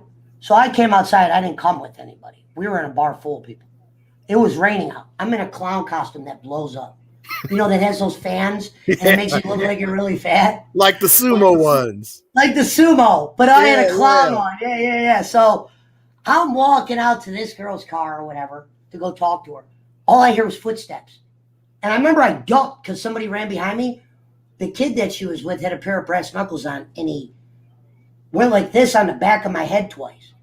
What was crazy was he did it so quick to where it didn't knock me out because I remember I was still standing. I remember he hit me in a spot where it didn't you could just feel like he cut the skin a little bit. It was right under where this bone sticks out of your head. Right. I remember I run back into the bar. I was like, yo, somebody just fucking. But yeah, this guy hit me on the back of his head. I saw him later in prison. Not that I was afraid of him or anything, but he came up to me. He wasn't with this girl anymore. And he goes, "Dude, I got to apologize." He goes, "I was in Nemo, it's Jenna Taylor." He goes, and this girl's like a prostitute at one point. He goes, he was a younger dude, and she used to look good. Like, she looked good. And when you got to know her, you weren't as attracted to her to where, when I had sex with her, it was just sex. It wasn't like, hey, I'm trying to be boyfriend. But she, even though would talk to multiple guys, if she got with you, she would try to, get with another guy and say everything bad about the guy she was just with. To where this guy probably wants to beat your fucking ass. Right. You know what I mean? Like, dude, don't bring him up. But that kid ended up being cool. He's a little fucked up. This kid had his car locked. This is stupid, Nemo. In Menor, his car doors were locked. Weed sack in the middle. He calls the cops to unlock his door. The fuck? The Got the cops weed sitting out in the open. Bro, for starters, AAA does open your doors. But dude, why would you ever call the cops in a suburban town knowing I would have had that car towed to hell before I would have had those Menor cops? That not just, here's a ticket, have a nice day, maybe today, but when they were doing that, no, they would call the newspaper. You probably go to county, something weird where you had to stay in jail for the night until the next day and get a bond. You never could get caught with weed in Menor, and the cop was just like, $200 ticket, have a good day, mister, whatever. No, they, Chopper, maybe the dog, they treated everything like it was the biggest crime in the world. I sold a half pound on my first prison number. They made me in the paper sound like I was if my parents would have read that, and they probably did. Somebody probably got a hold of it and showed it to my stepdad. If you were my parents that knew nothing about selling weed, and you read this article about me, you would have thought I was the butcher of Bakersfield. You'd have been like, dude, lock the doors. Get him. We got to move. He knows where that's how they make it sound, because they're not like, yeah, this guy got caught with weed. They're like, case number 1075380, drug trafficking it carries it's not, yeah, he had a bag of weed, sir. No, he's a drug dealer, trafficking holds I threw weed off a balcony and got a year. It wasn't even because of the weed. I didn't know tampering with evidence meant, I thought it meant if you ate it or you were hit a knife. I didn't know if you threw weed off a balcony trying to get the freebie, which they should have known they had a cop at the bottom that looks for that shit if they sneak out the window. Yeah. So, meanwhile, there's a cop down there. He sees the bag I threw. The cop's already inside. I was down. There's no weed in the house. They give me for the 2 pounds in my girl's trunk, but they already wore a wire on me. So no matter what, if there was no drugs in the house, he already got me for trafficking weed. You're kicking in my house because a girl came in there and bought a cube. She oversold me as a bigger drug dealer than I was. I couldn't believe it to this day. meaning she was making, when the cops brought me in and they were talking about what she was talking about, I'm like, you guys are just, not that I was going to tell them who I was, but I was like, you guys are describing a drug dealer that I fucking wasn't. And this girl was getting a cube off me, and I think she was making these cops think she was getting a lot more at times. And she said to him, oh, if I say I want a lot, he'll be on to that, which I would have been.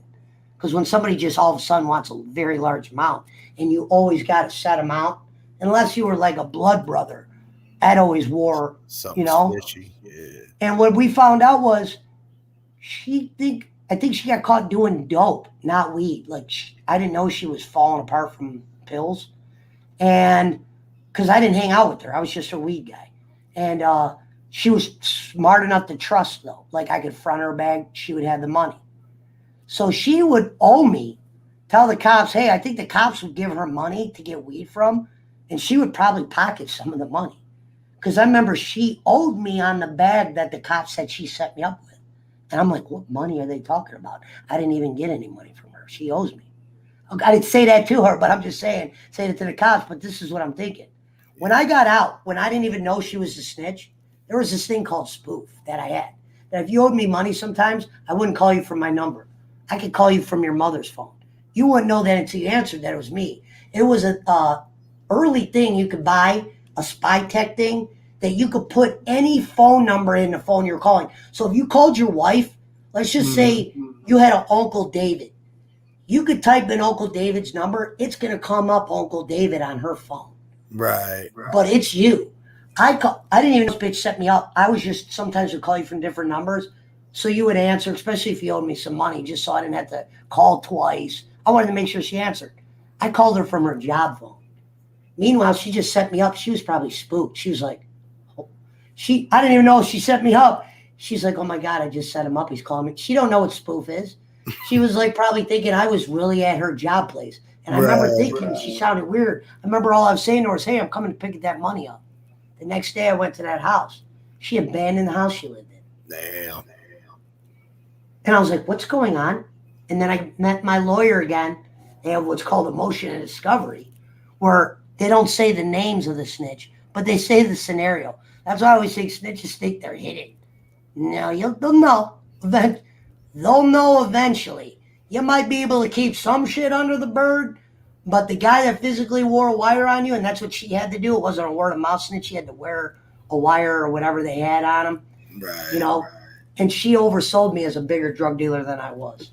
Because I remember the cops were bringing up drugs that I didn't even know the slang to. It was like some kind of pill I never fucked with. I'm like, what are you talking about?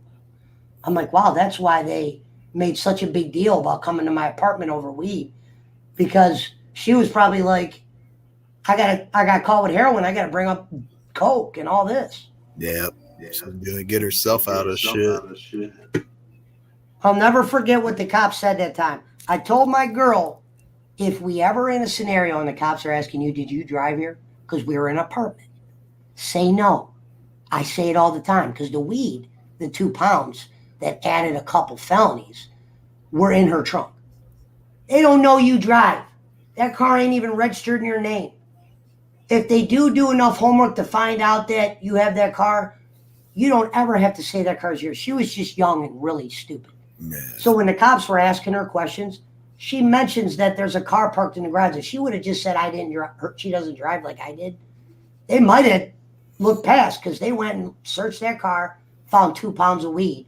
So now I got the F3 for throwing one off the balcony, which was only a half pound. I didn't know it was an automatic year. I was like, throwing the weed out the balcony is an automatic year? I was like, I would have never did that. I would have just been like, all right. Right. They kicked in the door. I had a balcony, and I was like quickly able to go. So she tells the cops the fucking course that she drives. Now, I knew she would be scared, but I wasn't worried about her rolling on me because I was prepared to take the blame. Here's where the cops thought they would trick me into snitching. They had no idea. Well, they obviously knew my record, but they just don't know me. And I always think it was funny of the thought of telling on somebody because when I got out of prison, all I talked to was drug dealers. It wasn't like I got out of prison and you're a snitch and then that cop puts you in like a, you know what I mean? Unless you were like a mass murderer snitch or something at that degree, but not no fucking weed dealer cop. They might get you out of some time, but you might still do time and then your fucking record is tarnished. And I wasn't somebody who could get out of jail and had a skilled trait where no matter how bad my record is, oh, you can fix a car? Get in here. You know what I mean? I couldn't do that. I can't, fix a house, none of that commercial shit. Only stuff I could do is either a job someone got me or drugs. So I always thought snitching was stupid. And even though I hated going to prison, when I got out from that first time, I remember I was able to make more money because people didn't question my trust anymore. All the rats I ever saw over here, none of their lives are good. They're all pieces of shit no one's friends with. They can't even go out in public half the time. But let me tell you what the cops said. This is awesome. I wish I could have had this on tape. They do, but they wouldn't give me the tape. They pull you in the room where they try to scare you. Now, it's funny is the first time they didn't try as hard as they tried this time. This time they came in the room. I already knew what they had on me to a certain degree. I didn't know what buys.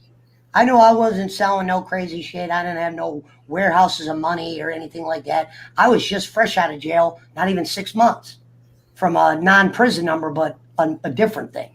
So I'm fresh out of jail. I'm like a small times weed dealer to that. If I had this type of weed down here, they would never put me in prison. This city, I didn't even realize I was on the border. They were able to come raid over a quarter pound of weed, 112 grams, a couple buys, to where I would have never thought she was a cop. She was getting I would have always thought the cops would have wanted the mother load. Or at least more than fucking $400 or $500 worth of weed, whether she was saying it was A, B, and C.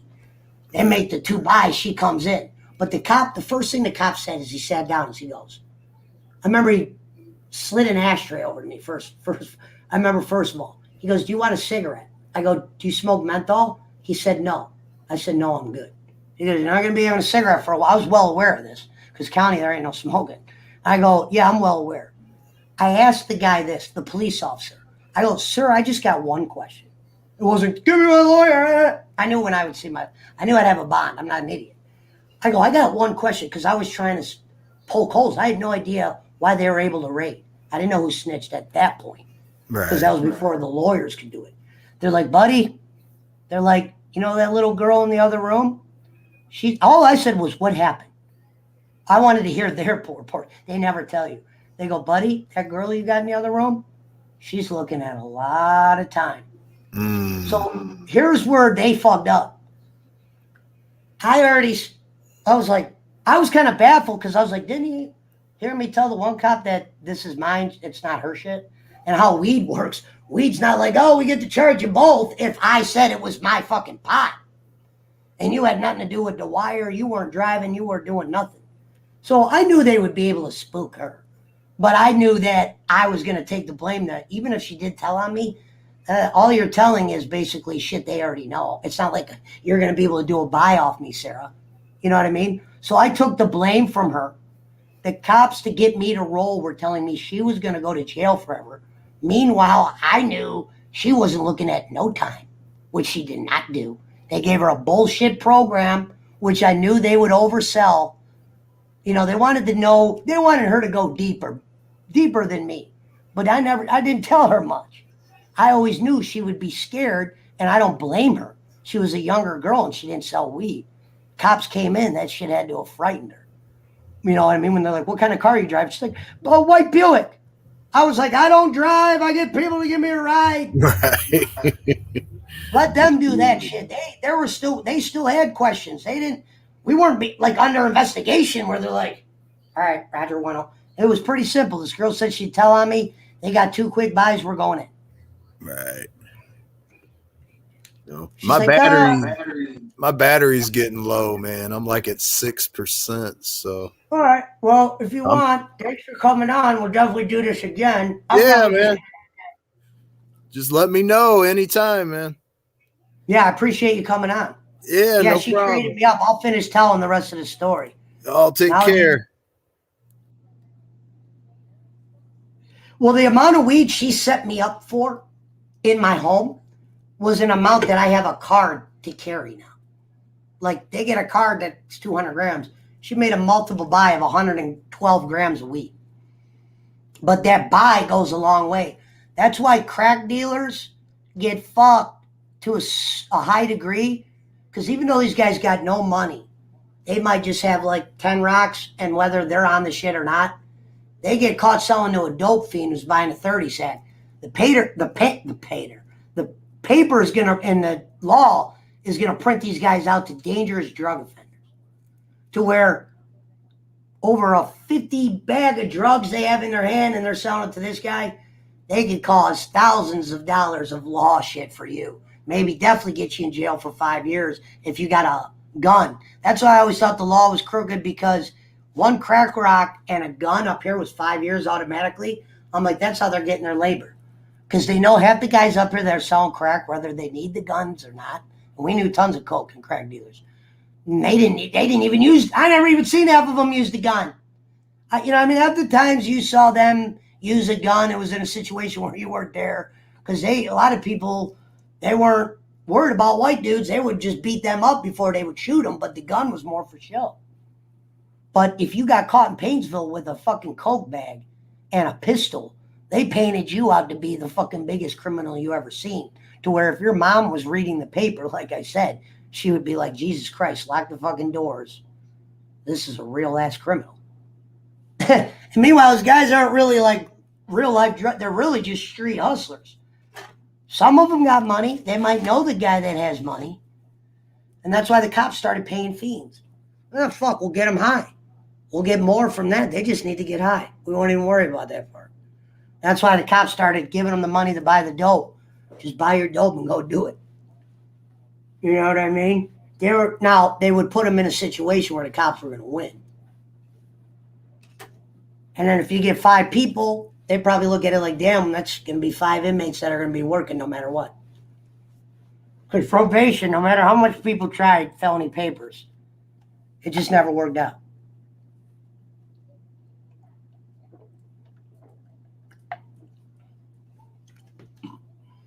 But yeah. It's fucking definitely, was tonight Friday? Tonight was quiet as fucking here for a Friday. I was surprised.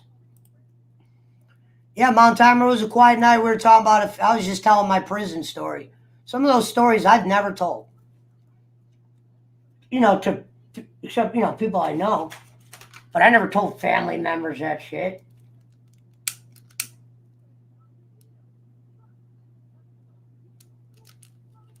I think my mom hid when I went to jail a couple times from my dad. He doesn't know about this last time. I would be like, what? If you guys are trying to make me start telling the truth, you're always telling me who to lie to about what I got in trouble for. To where like, Michael, what do you do for a living?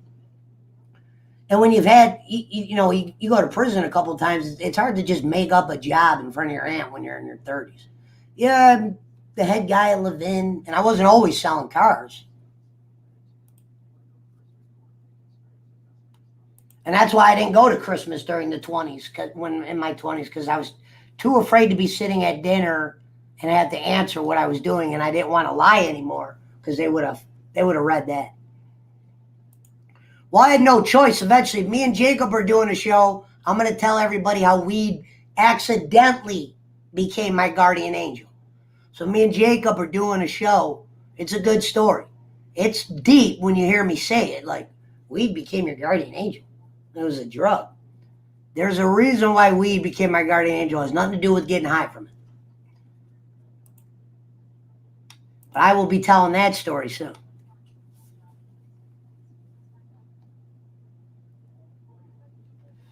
And I remember when I was getting out and they're like, why do the same thing again? Well, they were lifting the weed laws to where I got fucked my last time because I threw the weed off the balcony. That felony 3 and that mandatory time. I could have got out of the 2 elbows. Not scot-free, but I would have got out of the 2 elbows without having to do that for sure year. Because our county had a problem with, even though shit was getting lighter in law, if you already had a record and you made it to that certain judge, he told me, he goes, son, I can't go backwards. So you're going to do a year. So I ended up doing a year that second time. Still mad at my lawyer for that. I think if he would have, because I watched him beat this rape case like a week prior, and it was more serious than my shit. I'm like, damn, you're beating cases at that degree, you can't at least get my shit beat down? I think because me and my lawyer were friends, he kind of like grazily did my stuff to where he wasn't charging me for being my lawyer. And this isn't because he's not a good lawyer, he's a good lawyer. But we were friends. You know what I mean?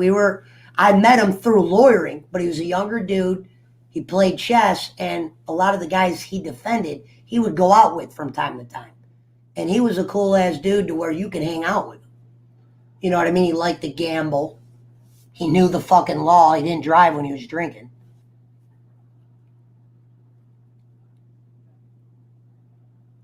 And usually when I got in trouble, most of my money would be taken because they get everything in your house. You never get back. And then I remember I would owe the dope dealer to where I was paying him off. So I would just be in hole until pretty much going to jail. If I had shitload of money, I probably would have bought 2 lawyers. Now, if I could do it all over again, I would have probably met with Brandon a couple times before and been like, yo, let me get an idea how you're feeling about this. Can we at least get into a blah, blah, blah? But no, the judge was like, year. I was like, damn. I was hoping so bad 6 months, 180 days compared to 364. And it was straight too. I didn't even have a week to get my I'm like, you're not even going to give me a week? The reason why the judge didn't give me a week to get my priorities fucking together, he goes, you got more marijuana in your system. Your Honor, I knew it was a 90% chance I was going to fucking jail. You know what I mean? I didn't know what degree. Why the fuck would I stop smoking weed to go to jail clean? Was that going to get me out of the case? No. That just made the fucking guy who does the report on you be able to make sure you go to jail if he wanted you. Well, this dude's, he's got weed in his system. There's a little pill in there. You know, judge, meanwhile, is probably a sober guy. You're reading off the drugs by its, like, founder's name. The goddamn judge is like, Jesus Christ. I got to get this kid out of here. Well, there's that money.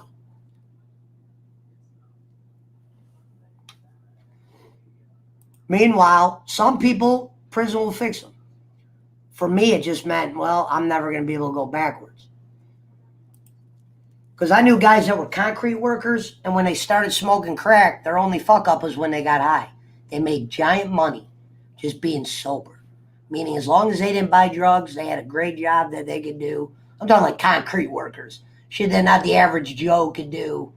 Where you don't, if you could just tell somebody go do concrete, and you don't have to be there to babysit, that kind of shit pays a lot. But a lot of those guys up here ended up being the coke guys. They'd go out on the weekend to where they would get so high to where they were making absurd amount of money, and it would go all towards dope, no matter what. If there was $1 in their pocket, they would spend it until it was dope. And when you got them clean, they were good, and they were working. See, with me, it wasn't like that. I never really was dirty to where I had a problem where if it was life or death, you said you had to quit doing drugs or you're going to go to jail for a year. I could have quit. You know what I mean? I was just smoking pot on my way to prison. And they're like, dude, you got drugs in here. You're still on the dope. On the dope. Sir, why would I? And it's not like I would say this to the judge, but I'm thinking in my head, why would I stop smoking? Of course, weed's in my system. I'm here to be sentenced, for Christ's sakes. What would clean be when we're talking marijuana? I wasn't the guy that robbed my mom off of crack or drained a bank account or nothing like that. And my lawyer, before I walk into prison, goes, if you would have been in Cleveland, where I live now, I could have got you out of prison. I couldn't have got you out of trouble. I'd have got you out of prison.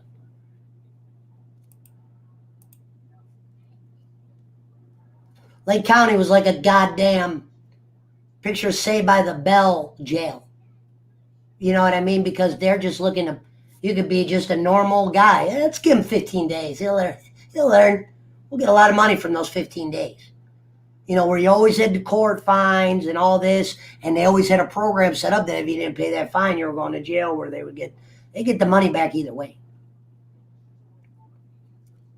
And I was told Lake County, I'm not saying if they wouldn't have sent me to prison, I would have stopped selling weed. But when they sent me to prison, for me, it guaranteed weed, because I didn't get out and have a bunch of my friends like, yo, you want to work at my pawn shop? I got a job lined up for you. I didn't have dudes doing cars yet. I had guys that owned businesses, but they owned jobs that were like roofing, shit that I was not good at, heavy lifting. driving a truck that I didn't have a license to drive. I didn't have the guy that could just go, yo, man, you sitting here, you're my boy, you get $1,500. You just got to talk on a microphone. No, I knew like construction guys that would have never hired me in 1,000 years, nor would I want to be hired. I would just come to their job sites because those were the guys that always got the highest. Were roofers, concrete. But when a concrete guy would get out and he was sober, he'd say have dope, he'd have a shitload of money in his pocket.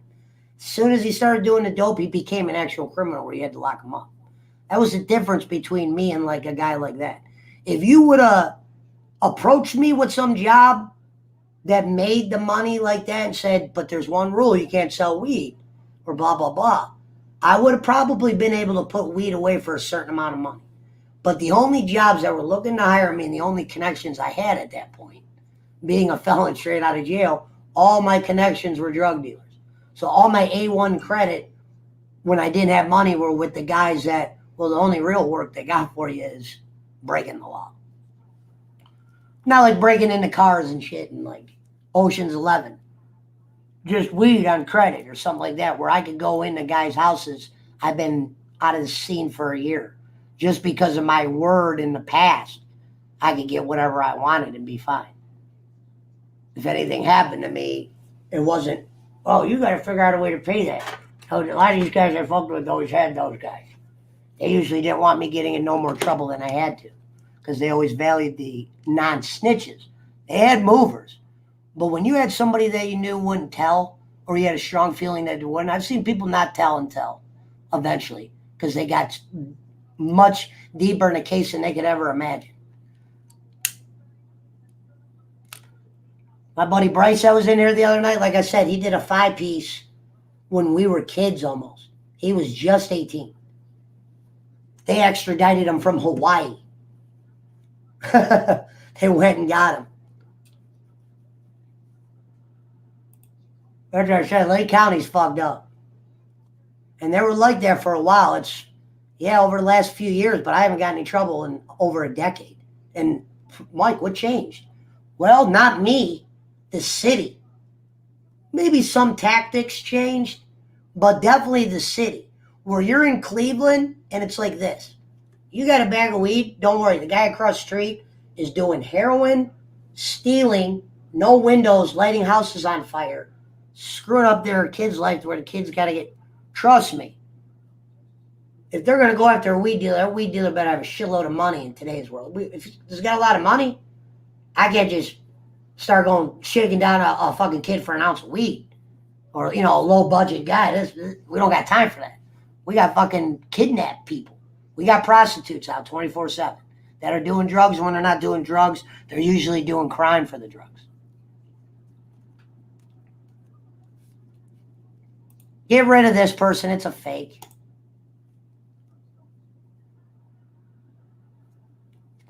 Well, what's funny is the person that made that fake account probably does eat a lot of Deons, not the Sanders.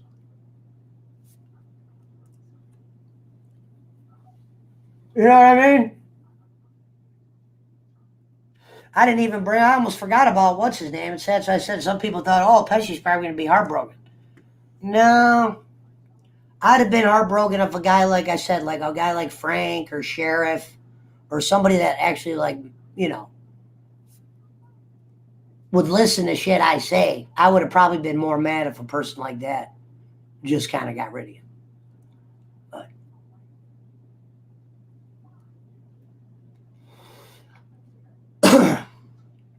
what time is it? 11:40. We're going to midnight tonight.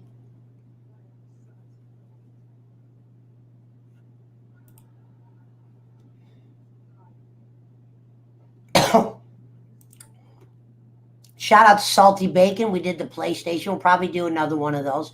I'll tell you what tonight's show did have. Nothing fucking, no one was arguing.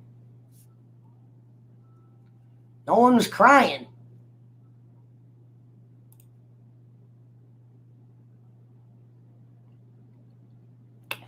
Yeah, well, Nemo, your problem was not everybody knew you like we knew you. People would hear stories about you. Like some people are like, damn, you fuck with Nemo? Like, think about this, Nemo. When you got in trouble last time, They had Facebook posts up where people that would have never met you would have thought, dude, did this dude pistol whip somebody over a box of ramen? No, I know why you had ramen at that place, but I know why you fucking did what you did to those kids. And you were doing pretty well at the time. I was fucking with you then. Me and Phil and Pat were fucking with you then. When you weren't drinking, you were at work every day. You were hustling a little green. Nothing to go fucking alert the media over. You know what I mean? You were moving an amount that's fucking legal an hour from where you were sitting.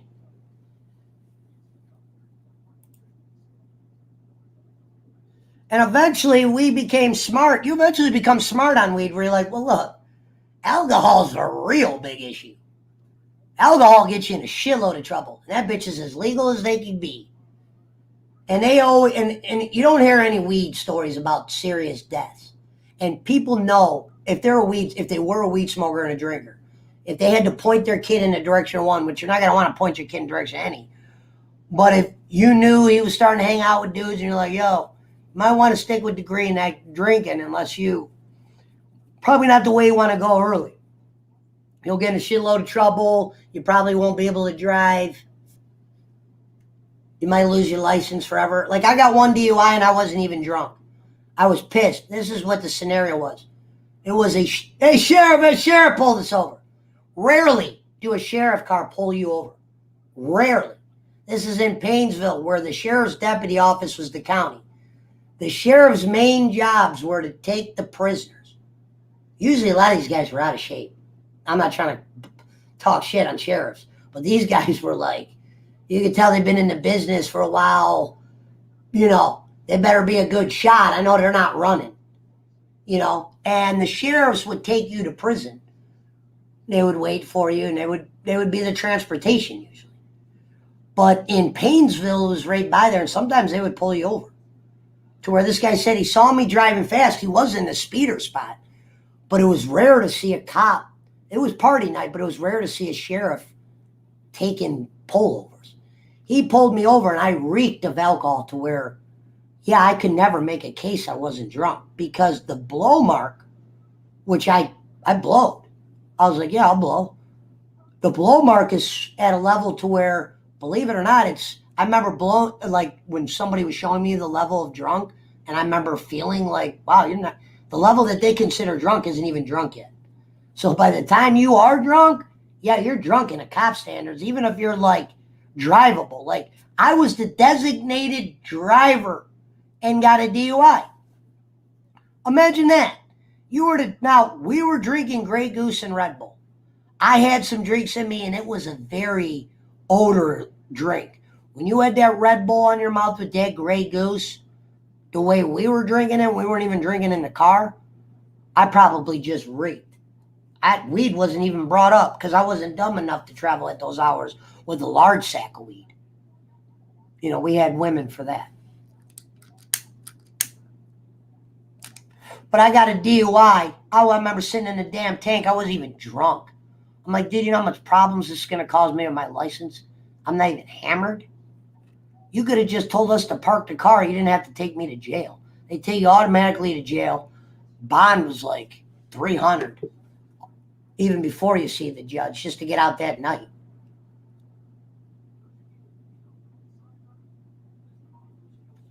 But yeah, only one DUI ever, and it was from a sheriff. Yeah, and then Lake County eventually became heroin addicts. They didn't go with heroin first. It was, I don't know what makes a perk addict go to heroin. I've never been on the drug. But for some reason, people started abusing pain pills. And I never understood doing a drug there. If you do it enough, you get to a point to where, well, if you don't have that drug or something like that, you might get to a very, very sick state to where you're not even thinking clearly mentally. That's where we lost a lot of the friends I knew, to where they didn't fuck you over when they were them. But when they started abusing those pills and the sickness would make them feel like they were dying, that's why I was like, damn, I don't see the high in that drug. It looks like you guys are always in pain looking like shit. Now, I remember when we go to the dentist that they were doing some teeth work and they gave us a pain pill thing. Sure, take those. But we didn't make it up. Like my buddy who did have a crane run over his leg, He did pain medicine, but to a point to where when his leg was healed, he was still abusing pain pills, and he lost relationships, real with family, cars he had, shit he had going on. That was much better going on than me, just because he wanted to do pain pills and not be honest about it, completely just hide it.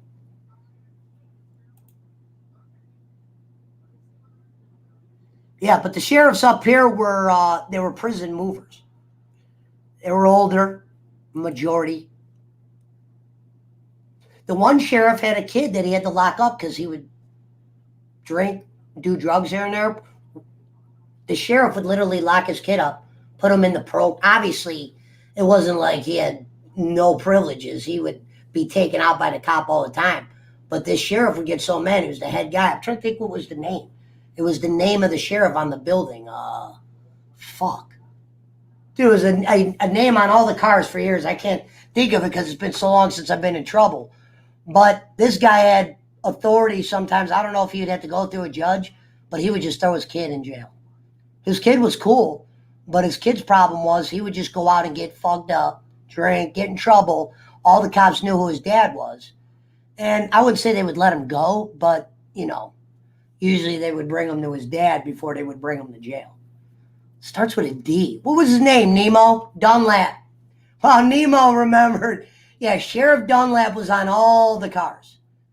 I don't know if you get to be a sheriff at some point where he was just the head guy, but he had a kid who had a partying problem, and yeah, you would be in jail one day. You'd see the sheriff walking with his kid, the head sheriff you would never see, and he would just put his kid in certain pots. Go in there, hey, right there, put you in a jail treatment. They would let him. Obviously, he ate different. You would see him go somewhere. Obviously, they would take him to get different food because I'd hear him. He would tell us. He wasn't like that. He'd go, yeah, my dad just took me to get blah, blah, blah. Now, he was a grown man. He was like almost in his 30s. But this was the head sheriff. His daughter was my lick in Pepper Tree. Now, if you don't know what lick means, it's the name of the person that's buying the drugs from you.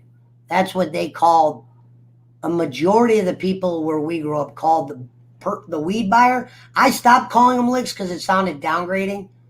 Eventually, I just started calling them like, buyers or something. I got rid of the word lick after a few prison numbers.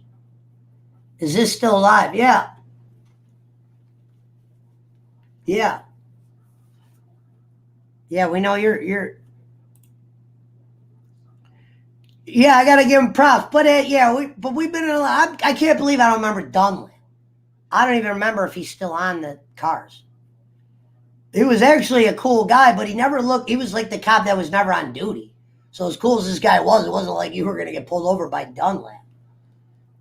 And a Menor cop, it didn't feel threatened by most people they pulled over because it wasn't like in the hood where you're like, am I going to get into a gun altercation with this?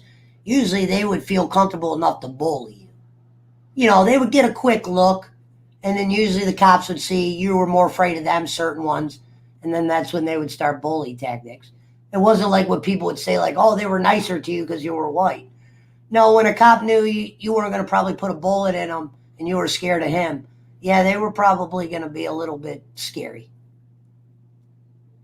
Because they're so quick to search. What's funny is I remember when they would search you, and they're like searching you as you're trying to tell them what's going on. You're trying to tell them what's really going on. They're already putting their hand in your pocket. Let me keep your hand right there. And you're like, oh. I used to do the same thing when I get pulled over because I saw this one kid did it, and the cop I don't want to say loved it, but he let him go. He gets pulled over, and he puts his fucking key, he turns the car off, and he puts the keys on top of the vehicle, and he keeps one hand up there. And then the other hand's like right here. I got pulled over with this dude. This dude was drunk enough to get a DUI, but not drunk enough to where I shouldn't have had him driving. He was speeding over the bridge. And it was Cleveland, not Menor, of course.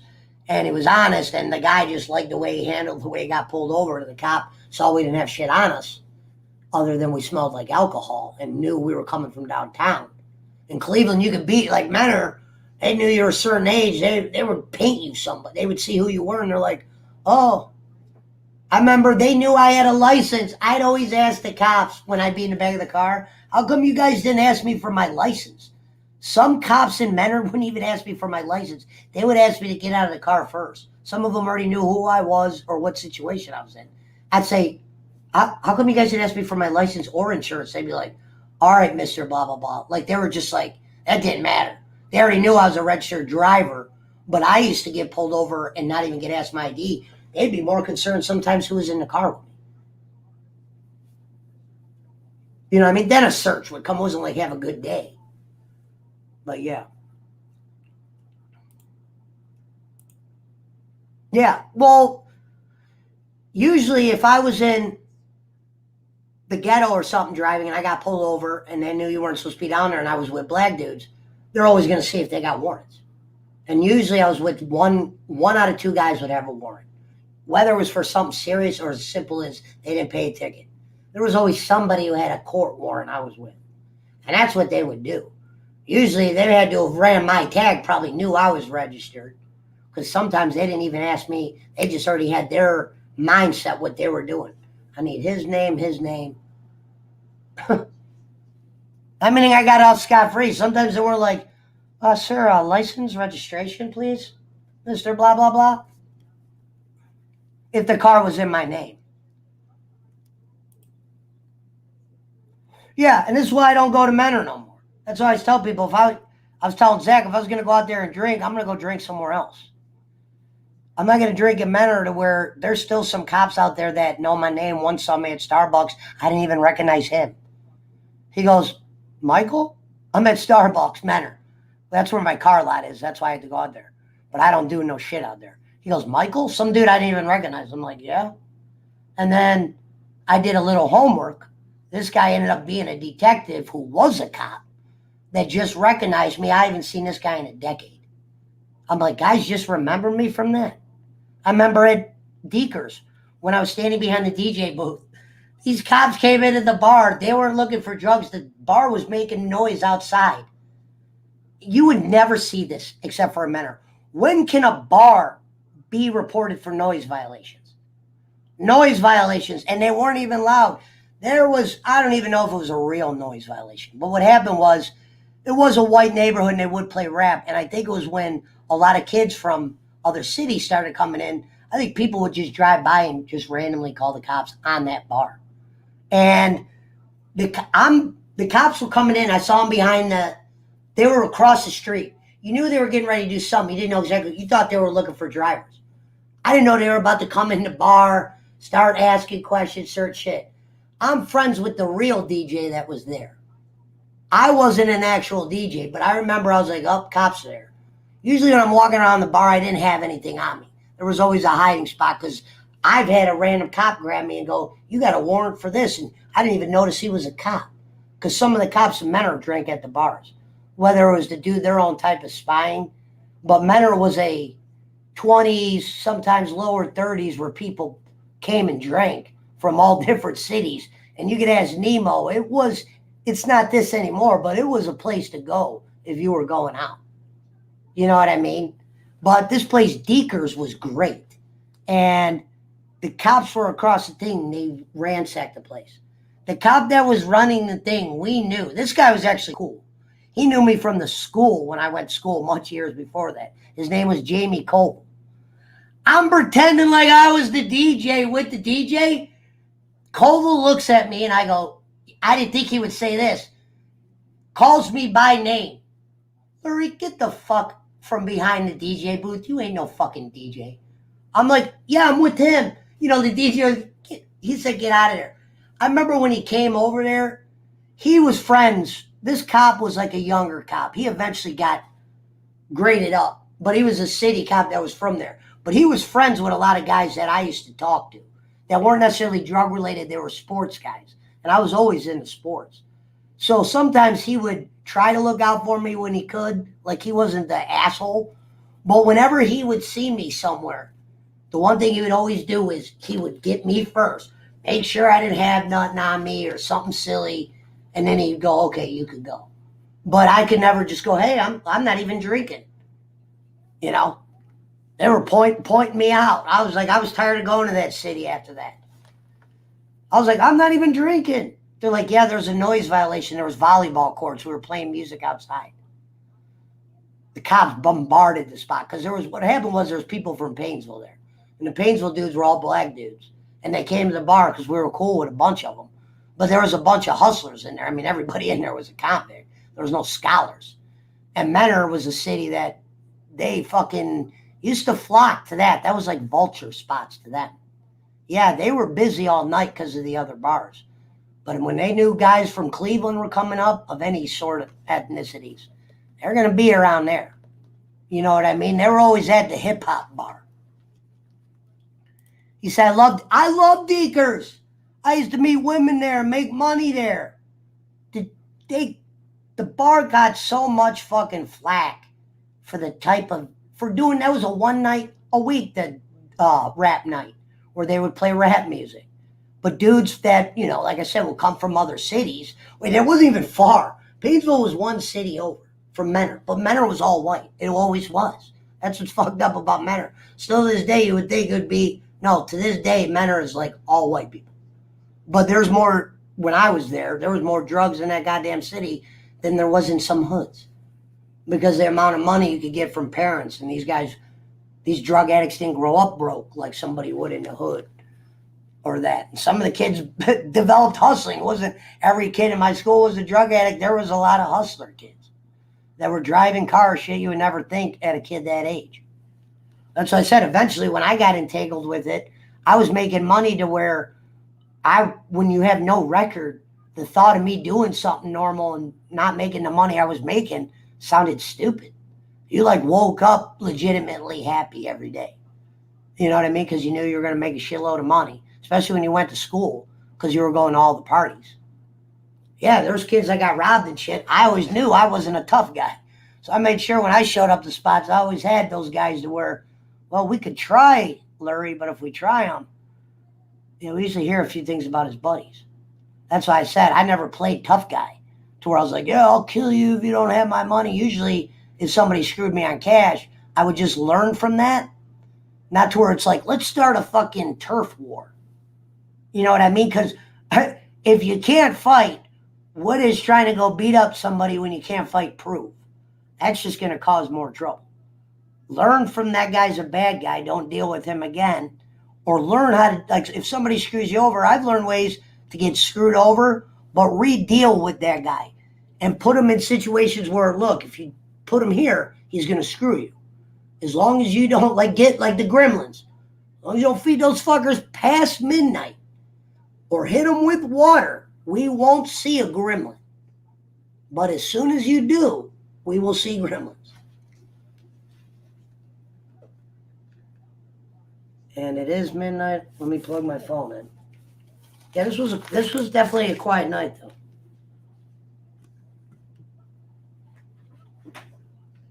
But, oh yeah, so the next show I'm going to tell with Jacob Waters, because Jacob's curious to listen to the story. And if I tell the story, the average person's going to think it's a dumb story, without a doubt.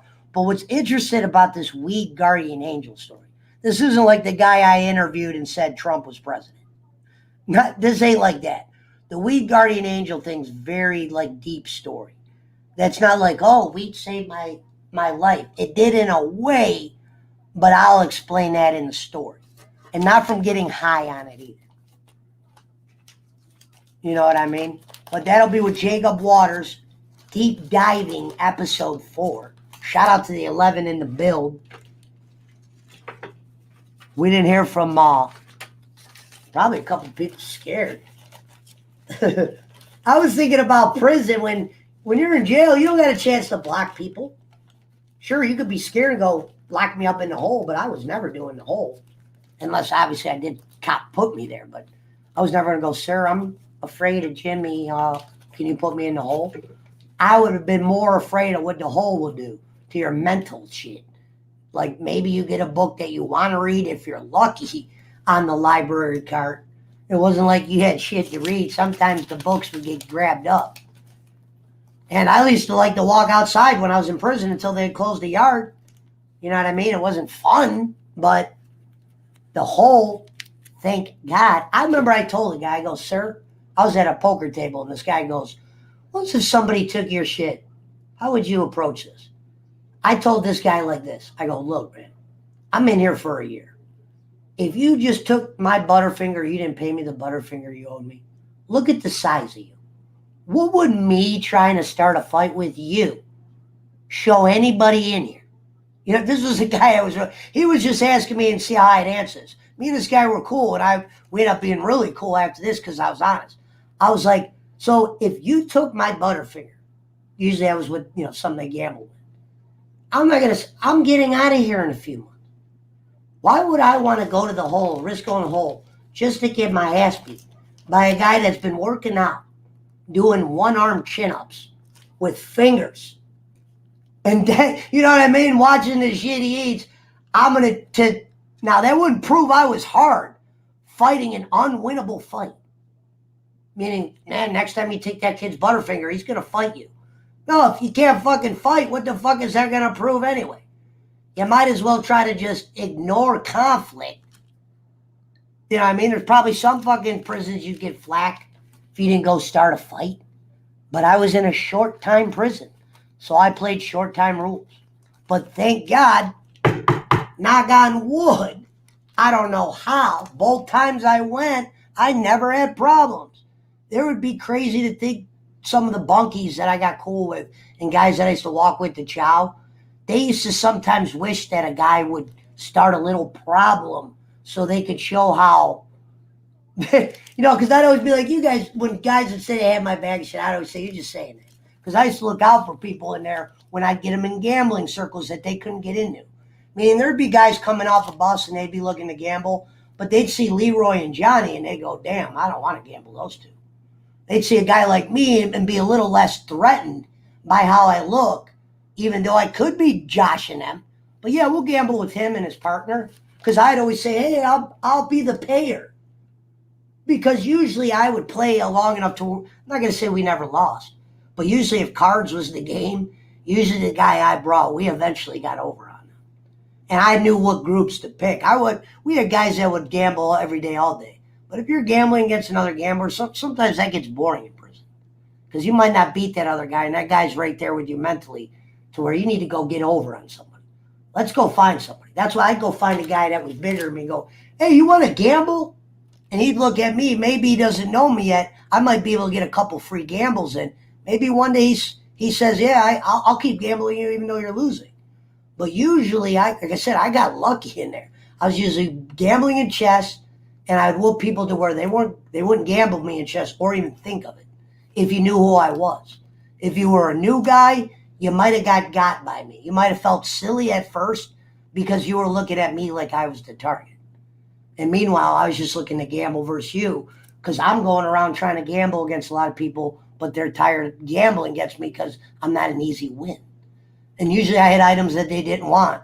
Like I used to always get envelopes and chips. I didn't get chocolate because the chips, you'd always be able to 2 for 1. The chocolate, for some reason, in the summertime, when you didn't have a fridge, the melting would become a factor. And guys didn't want you to pay them when you had to pay them in gambling with melting things. And guys that were down for a long time, envelopes might play some win somewhere, but most guys would call gambling games food only. And there was ballers in there that their wives would pay. You know, hey, you lost 50, they would do cash games, and their womans would put the money on the books. I told everybody in prison I didn't have contact with the outside life. What that puts you out of being a victim of is there's some people that get extorted in prison. I don't know how I would have approached this. Usually I got lucky and got in the right group right away to where it was more like, yeah, you know what I mean? But there was always a target. You just got to make sure you're not that target. And I didn't go in there lying like, hey, I'm some big prisoner. I always would tell people I shouldn't be in here. And they would laugh at that because that's what always every convict says. I shouldn't be in here, and everyone laughs. You know, you'll say that to the cop. But that's how I played prison when I was in there. In a short time prison especially, I didn't play no tough guy. But usually, like I said, I would hit it off with some right dudes where I had no problems ever. I'd be gambling with the right guys. I'd be able to tell from a week where I should not go and where I could go. But usually there would be a dude that you would never think I would be friends with in a million years. And I'd be friends with this guy.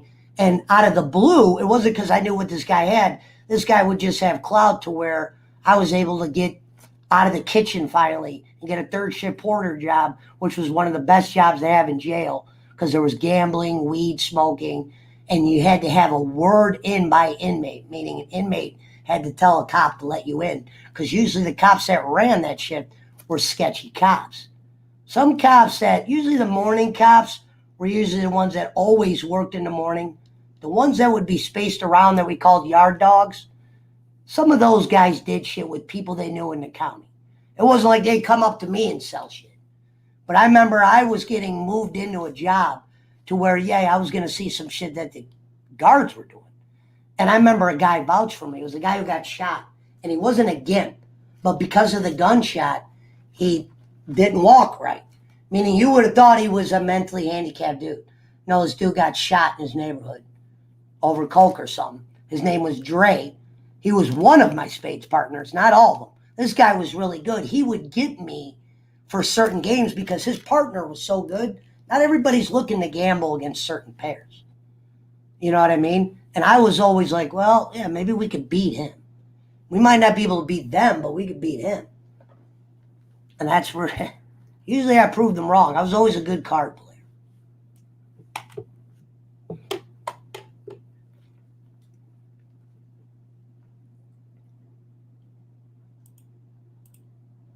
And everybody's got short time in there.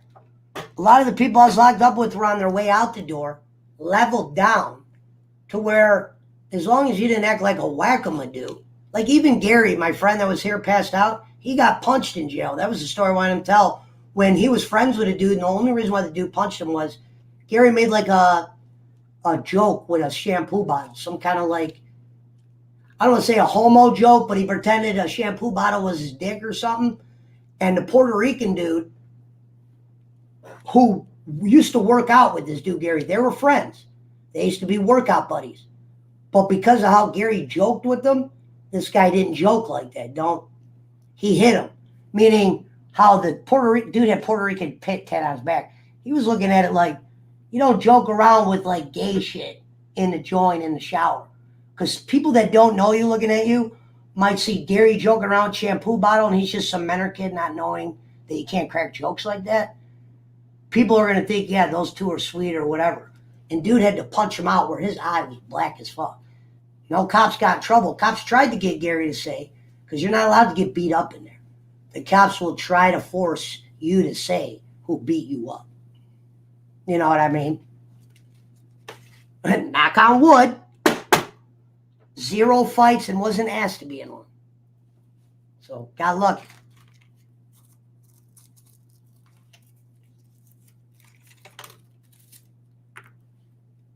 Walk that track, play chess. You'll know where not to go. You know what I mean? I didn't play, when people first come in, while you're a stranger, you don't go to the store day one where you're at Lorraine and the most thieves in the world are there. They're looking to rob their best friend. They don't even have shit. So usually you let the big guys go to the store. You get comfortable with the pot. You see what you could buy. You see who's robbing, who's not. You play the broke card how usually I would when I would first enter an institution. You're not really a target. Oh, we could rob and beat the shit out of him for what? He doesn't have anything. And I never would walk around like I had something. Usually I'd be like, can I get something from somebody to go gamble with? Even if I had something. Sometimes you play the broke card because they're like, that kid's just always borrowing to gamble, which people in prison like because that means they made money. They would just charge an interest on something. And they knew with me, I wasn't going to go, fuck you, I'm not going to pay you. So they would be like, guys that ran stores in the joint were always looking, yo, I got you.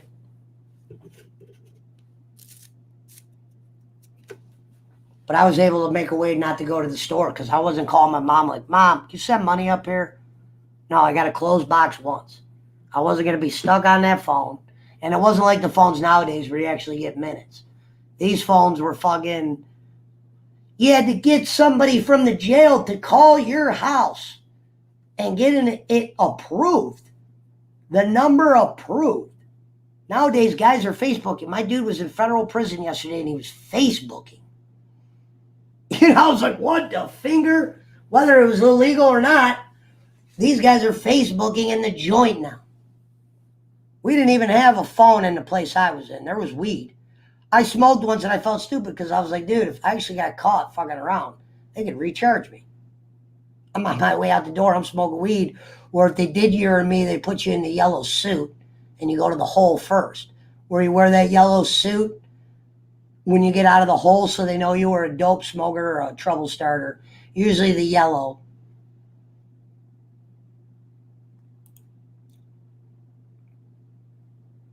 Yeah, guys will extort guys. Like, if there's some guys they could tell you're afraid, they'll be like, listen, tell your girl, send her 20. Because there'll be guys in there like, I got a girl and she sends me this and I got a da-da-da.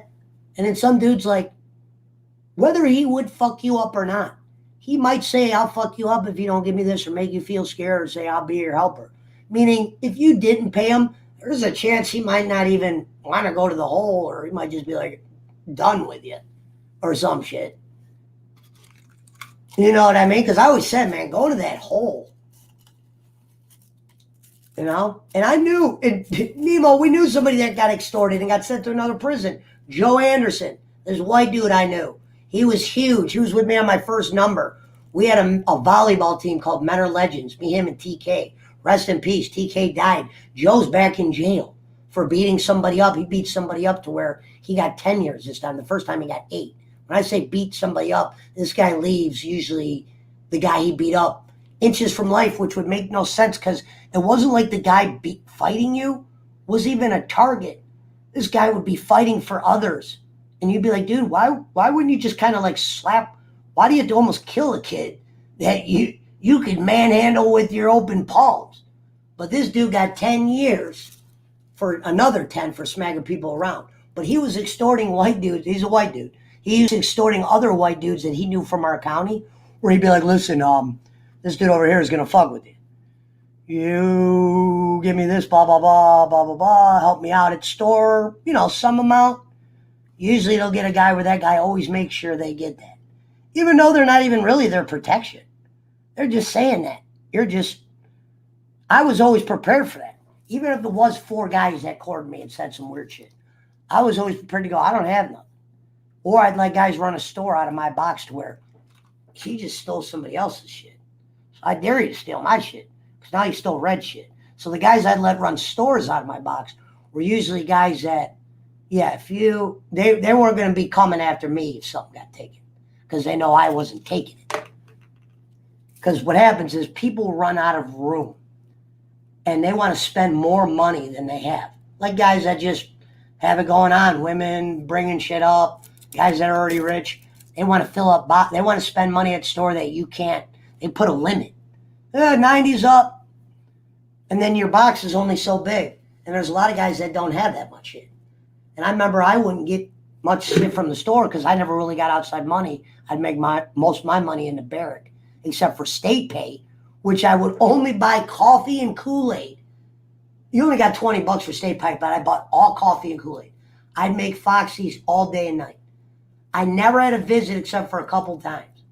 That's why when people would bring me up, they're like, that's just that kid never has a visit, never goes, he's just some gambling white dude. They thought I was a drug addict because I was only 140 in there. Eventually, my weight was 140 because I wasn't eating bread because I didn't like the bread they had in there. And when you started working out, your stomach muscles actually come in when you're not eating those carbs. So even though I was skinny from doing the track and push-ups, you were getting a 6-pack, me and my buddy Ohio Man. Ohio Man was doing pull-ups first. When I saw him able to do pull-ups, I was like, dude, we can never do pull-ups. Eventually, I remember we were doing 1-armers. I couldn't even do 1 2-arm pull-up probably right now. It would take me a week to get back to that. But I was doing so many push-ups during the day because you didn't play cards until night because there were certain cops on in the daytime. You couldn't gamble unless you were gambling white, white, black, black, because as soon as the white guy entangled with the black dudes, there were certain cops that would take reference of that. Automatically know you're gambling, even though there's no proof. And they would search your shit.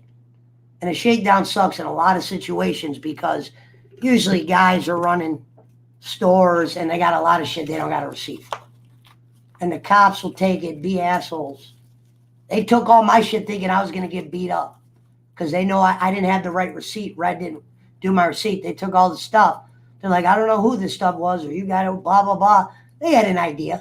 But they're like, you're going to have to go answer to that person. The guy that shit got taken goes, I'm so happy. Didn't even care about the shit. He didn't come up to me after. He goes, that's all that I was looking for. That's what I said. They'll get over food. That's what I said. There's guys in there that don't, those are ho-hos. You know, you get your shit stolen. That's why I was like, dude, I'm going to start a rumble over a ho-ho. Hey, motherfucker, that's my ho-ho. We battled it to death. The hole was no daily thing. Even if you fought and got your ass kicked, even if you weren't the fight instigator, you got taken to the hole. And the hole to me was more mentally fucked than I would rather have taken an ass whooping to a degree than go to the hole for 7 days where you're 24 hours, you don't see or talk to a goddamn soul. And I was not the type for that, especially when I was usually walking the track in the morning with people I knew or whatever. You know, you might do some, you didn't really play chess in the morning, maybe when you're at count, because you wanted to get outside because you knew eventually that yard closed. And it felt good to get outside sometimes. You know what I mean? And there was people that smoked or whatever. He said to be young again. No, I'm talking about jail. I don't miss jail.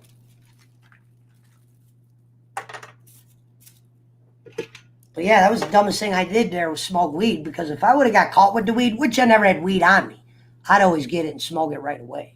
I remember this inmate was like, damn, I didn't know you smoked cigarettes. And I go, it's not cigarettes. I was smoking weed. And what's funny was my bunkie was the guy bringing it in. He was a part of a crew called the Greens Crew.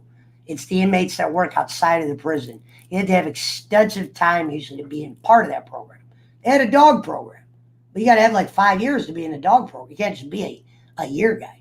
Short timers were just treated like, there's a lot of programs in prison. But sometimes you didn't get to see them programs unless you were a long stay. Yeah, you might be able to go get some, they had college in there. They had like a Kent course. My thought was like this. Okay, so you go to college in here. You get out and you tell your job, I was in prison, college, and he's supposed to take that serious? You know what I mean? It wasn't like, it was, you were getting like easy, you know what? I don't even know if it was a degree, some kind of graduation, blah, blah, blah. It wasn't like you were coming out like a law guy. They did have convicts that were law library workers, meaning you would go in there, there'd be 2 convicts behind a table. You could ask them anything about the law. They'll either pull a book out to show you where you could read about it, or they'll answer you right then and there. Some of the smartest guys you'll ever see in the law library, and they're convicts that have been down for years. And they're just so smart that they just picked up shit, and like the law library is a thing in jail. It's a heavily visited thing too, because some people are facing other law, and some guys want to know what the cops shouldn't have got away with. Can I fight this? Can I fight that? And there's usually the convict in there. Usually you had to give them something. They're supposed to tell you shit for free.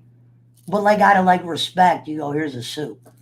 All right, I had 2 crack rocks, a pistol. There was a broad in the back. And usually the guy's like, we'll go over it.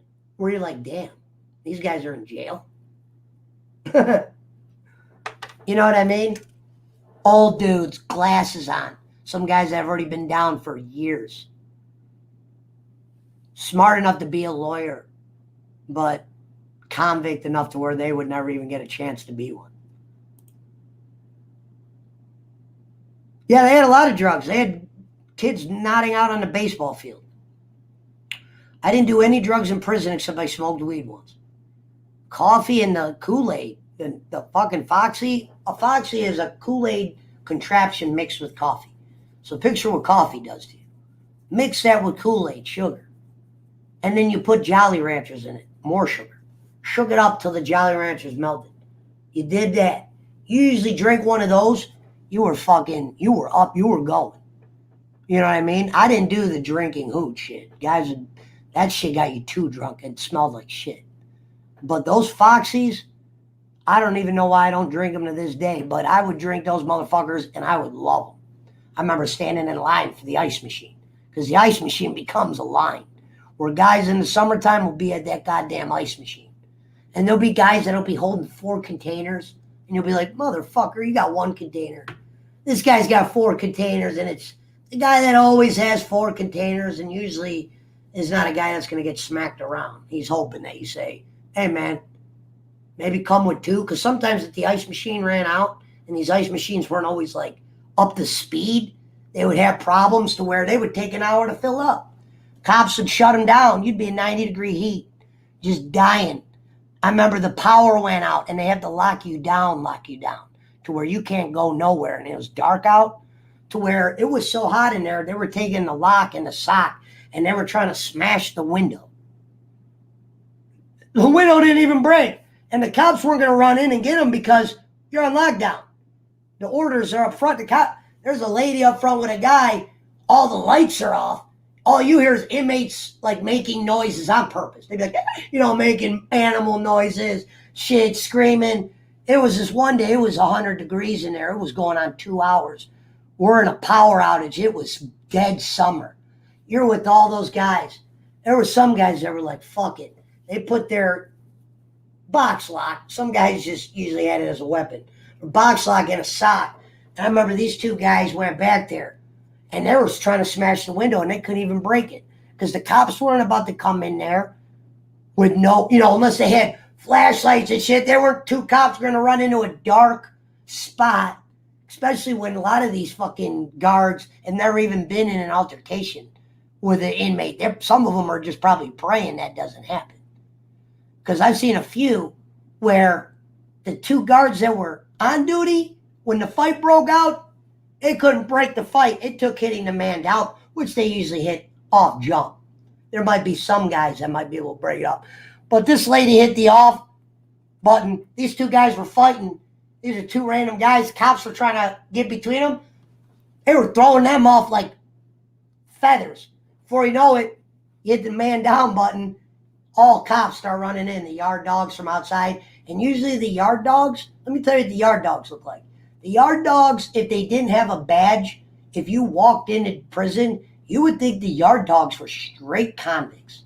These are dudes, usually big, 6'4", 6'7", big dudes.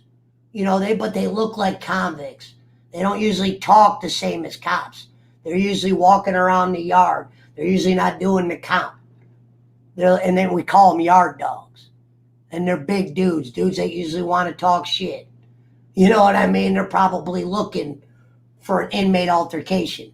The biggest guys you'd ever see. And only because of the badge you would know they were yard dogs. Because other than that, you would think they were convicts.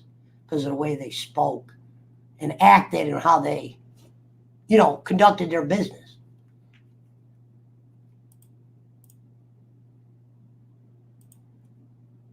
One guy, he would dismantle a convict and then go, he was so tough, he go, you know what, if you hit me going forward, I'm allowed to A, B, and C. Basically told this guy how he was going to fuck him up because this is what these yard dogs do. They're usually the guys that are just looking for that. Sometimes their job is boring.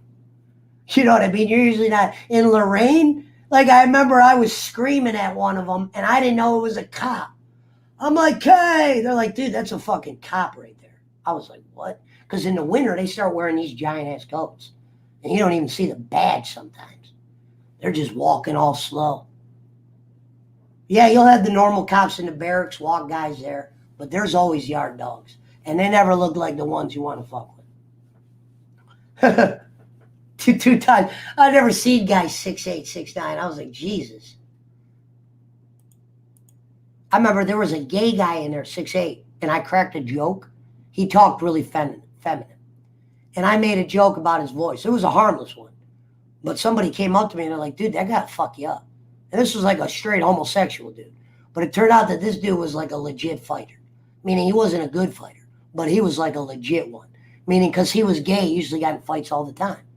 Whether it was with guys that hated gay guys or gay guys that were fighting over lovers. That's why I said usually you weren't made gay in prison. You would see who was gay kind of real quick. Sometimes it would sneak up on you, but then eventually you'd be like, oh, that's what that is. Sometimes it would be a guy you wouldn't expect. Usually they had the voice, but then there was ones you would never know. And then those were the ones where you're like, wow, that guy was gay? You know what I mean? You would have never thought it. They found shit in the shower. I didn't even know what the fuck that meant. We're on third shift. Dude goes shit in the shower. This convict. Usually that was letting know that guys, I didn't know, shit, somebody fucking took a dump in the shower. No, these dudes were fucking. I don't know where shit came from. But that was from these dudes fucking around. And they started, this one guy who just did not like gay dudes. Found out this one guy that he was fucking with was gay. He starts fighting them. Meanwhile, these two are real fighters. It wasn't like this dude was gay getting his ass beat.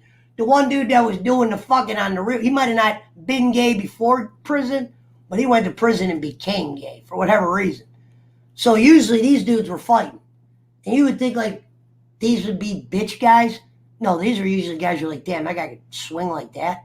Like I said, somebody told me, he goes, dude, you don't crack jokes on him. He's not your friend. He knows you're not, he knows you're not a gay dude or anything. He goes, he'll fucking swing on you. He's like, that dude's a punk. I thought he was just a loser because he was talking very feminine. And I was just rode in and I cracked a joke on him. And I remember he was pissed. He rode out the next day because he got into a fight. And I remember watching this dude fight two guys. And I would have never thought that. By the way, I was like, wow, that was a learning experience. When I was like, dude, I was like, so some of these guys that choose their sexuality in there and they know they're going to be gay, they're usually guys that are fighters. There might be a bitch in the group, but there's that fighter behind him where they're fighting over these guys. We're like, whoa. You know what I mean? And to me, I wasn't used to being around guys like that had the voice. You know, you'd had to deal with some of them because they usually had shit. They had the drawings where you would send something home. They could make a drawing of anything. That came into play sometimes. Because there were some inmates that didn't know how to get those cards. And you could, a while they'll learn how to get them. But you can make money off people that way. Hey, man, I need one of those cards. You go sell it to guys that haven't met the card guy yet. You know, usually I would just do it to get in the game to gamble. Because for me, gambling wasn't about winning because it was for food. It was always about killing time. Anybody that's locked up in jail can tell you when you're gambling in there, the time flies. I don't give a fuck what anyone says. The time flies. When you're playing cards for free, it drags. It might go a little quicker, but it drags. That's why you shoot the gamble. And gambling tables have first priority.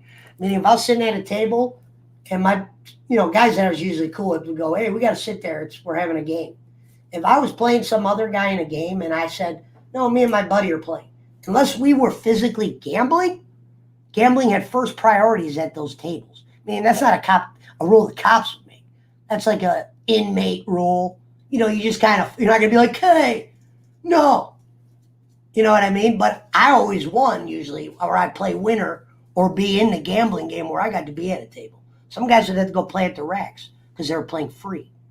Can't play free cards. Money takes priority. You know what I mean? And you never brought money to the wood. There was always a pair. Yeah, somebody could probably screw you over. But where I was at, those guys wanted more gamblers. They didn't, let's rob future because we can. No, every time this guy's going to want to gamble with low money. And I wasn't some big winner. I just played well enough to play again. That's what I always told people. Or sometimes I wouldn't even act like I was the gambler.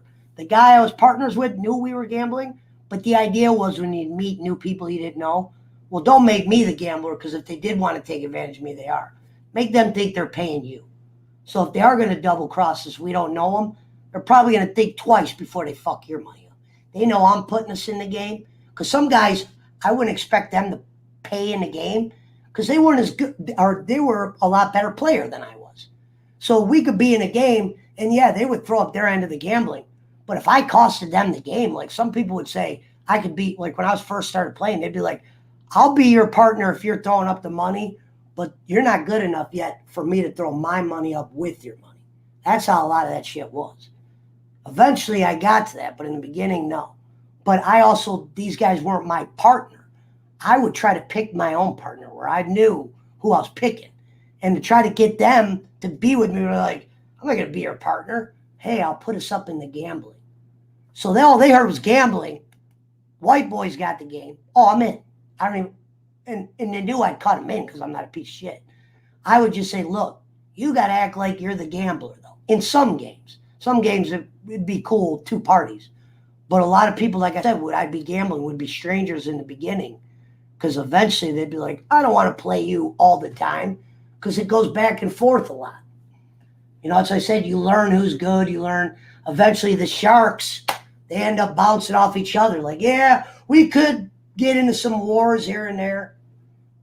Or there would be games where I just didn't have the type of money. There was a $40 spades game that I would have loved to play in, but I rarely had $40 on me in jail. That was a big game. I played in some of those games where I was only cut in because I was the guy partner. I never brought money there.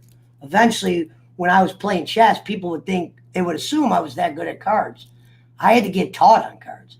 I remember guys would yell at me at the table, but they would tell me after the game, if I'm yelling at you, it's to make you look weak in front of other people to draw them in. But if you listen to the words that I'm screaming at you about, it's teaching you what to do next time. I could tell you like a bitch after the game, but if I make you look like weak, we'll get bigger games earlier, where they'll take you for sweet, even though you're learning, and we might be able to stomp them. This guy, Ron, who was from Youngstown, everybody loved this guy. He was an older dude, and he was like, to the Youngstown people, they loved him. I mean, he wasn't no good guy. He was a drug dealer, but he was like, to the young kids in Youngstown prison, they all knew this guy when he came in, and I hit it off with this guy because he came by me, and he had a cast on, and he needed help carrying a tray, and I was in this room. I helped carry his food. He goes, play me in this chess. I heard you're good. I'll gamble you. So this guy gambled me, and he played me a few times. I beat him a couple times. He's at the card table one night. He's getting in an argument with his partner. I didn't even play no games like that. I was a subpar player. He thought because I whooped him in chess, oh shit, the cards is easier. And it took me a minute to come around to where I partnered up with Ron. I didn't have to put my own money. He said, just bring your brain. Because he knew he could get, because if he went and got his normal partners, some guys would say, I'll only gamble you 20. As soon as he got me as a partner, they doubled the money. Because they know I could make a mistake that will cost them the game in spades. Spades is funny in prison. It's not just about suits. It's a lot of crazy shit you can do in that game. Fun game to gamble on. Wish I could still gamble on it to this day. But because of what I looked like, I could get guys games that they wouldn't normally get. Now, I wasn't a good player. This guy used to scream at me to where people would ask me, why do you go around that guy? He's always screaming at you. But Ron's thought was, I can't teach you after the game. I want to teach you fucking now. So when I would throw something wrong, you're not allowed to say normal, hey, you throw this card next time. That's called table talk. So how Ron knew how to do it was Ron would make it look like I fucked up bad. But he told me beforehand, listen, you're going to fuck up. When it looks like I'm screaming at your ass, pay attention to what I'm saying. Don't think I'm mad. He goes, I know you're smart enough to fix certain shit. Now, I fucked up a lot in the beginning to where he would win. I would be the person that costed him from winning 180 to only winning like 100. To where I'd have to come to his rack, and I had full access on his box. So that's why I always loved it. Meaning I could just go up to his box, open it, without asking, grab whatever I wanted out of there, whether it was to gamble with or eat. Because I remember one time I gambled at a game and I had no money. I didn't think I was going to lose. And I lost, and I go, I got to go get my money. And I went to that Ron guy's bunk. We had no relationship, really, just a couple times at a table or whatever. And I was like, hey, I was fucking gambling and I didn't have the money. And he goes, you should have brought me. He goes, bring me next time. And he goes, go ahead, take that. I was shocked. But he was the only guy I could think of asking because everybody else I asked didn't have no money. Sometimes by midweek, people didn't have shit. This dude had a full box. You know, anything you want can gamble all week. Usually there's guys doing IOUs by a certain day. You know, come store day. And you could only buy, I never know why they put a limit on what you could buy in prison at a store. But they did. I think for extortion reasons.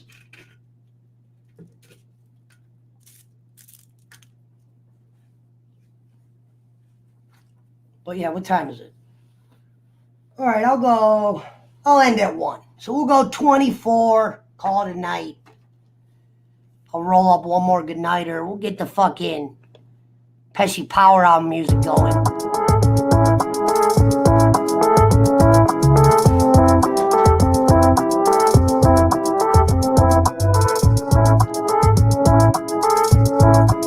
What's funny is I haven't told those prison stories in probably years.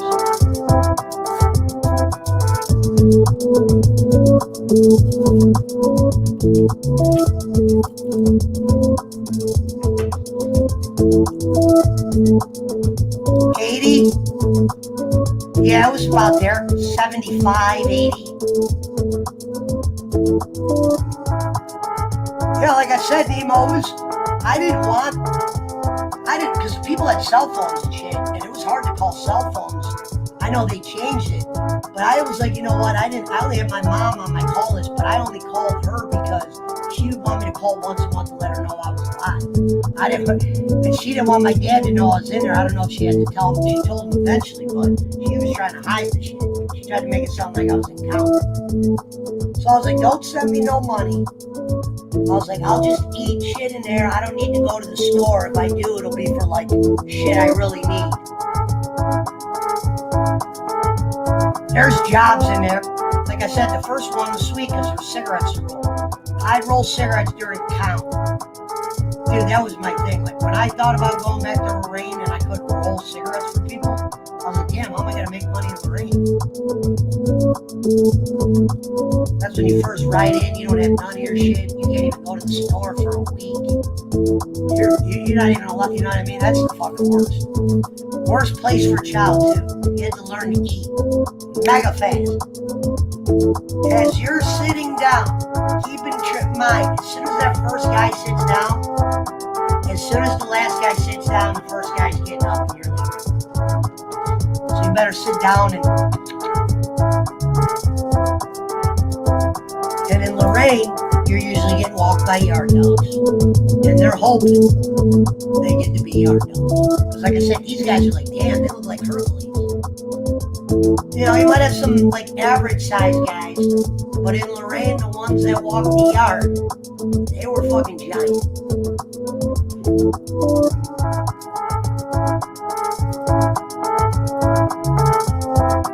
Oh, music's too loud?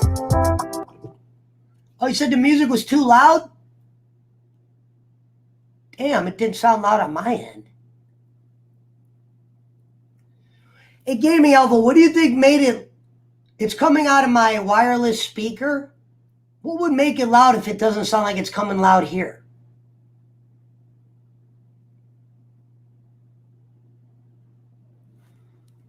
I'm trying to figure out what happened is I'm not using that speaker right now. I put this fucking sound bar, it's right here. So I'm going to play. If you're still out there, do me a favor. Alpha, tell me if this sounds, because I don't have headphones on, I should. But that's me being lazy.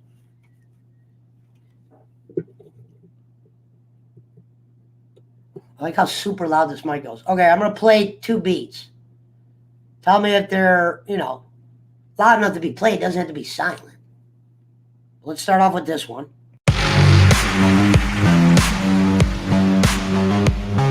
To me, that sounds light, but if it sounds just right for you guys, at least I know where to set.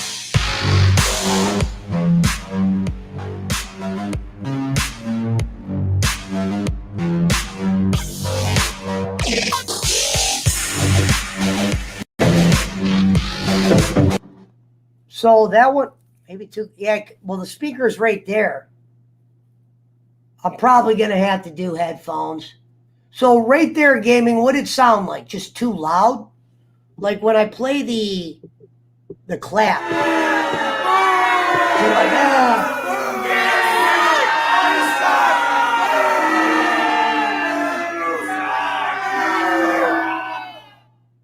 Convo, you talking about my voice right here? for the convo, I think it's too close. The conversation.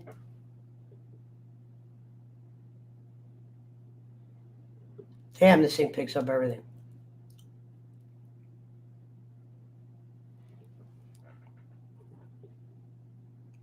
Nemo, let me know if you can hear the clapping. Can you guys hear this? How does that sound?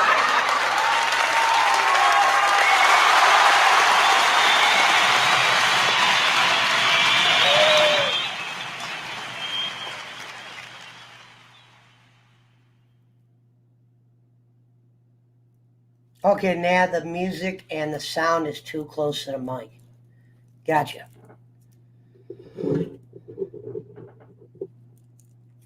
He said, yeah, you got to talk at the same time. No, that means my shit's funny. So this probably sound really fucking loud. I'm just doing this so I could listen to it later and see. Super loud there?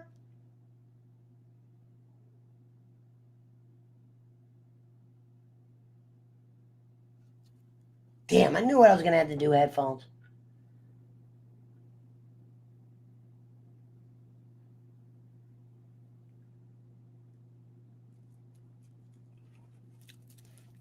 And he's just joking, Gaming Alpha. He says this because Jake says it. It's a Jake line. This is a kid that comes on my show all the time.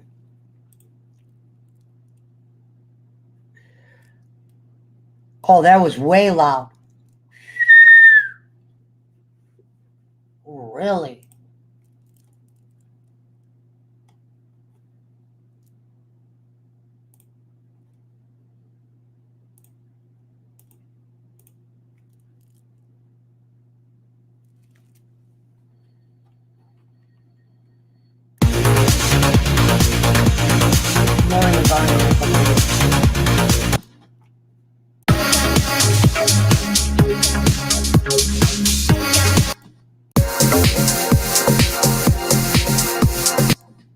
What do we sound like right now, Schmiddleton?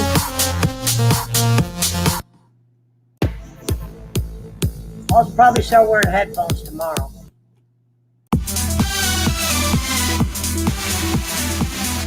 He's just still loud. Holy shit.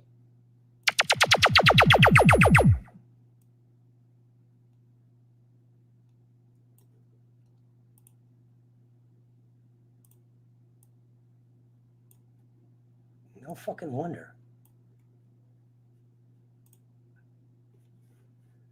He said, I can hear you. No shit, you can hear me. I was saying is the sound effect's still too loud. Like, for instance, let me play one real quick. Does this sound loud? To me, it sounds fainted to me, but it might just be the way it's projecting out.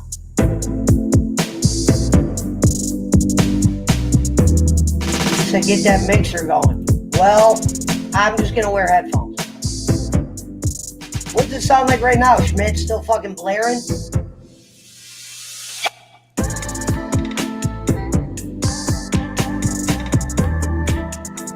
Frank hasn't been around. Oh, not that loud? Nemo is a loud music guy. All right, tell me how this sounds.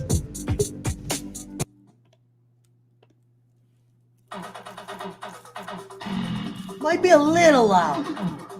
It's meant to have a little feeling, not really library, but is it like aggravating loud? Oh, it's good now.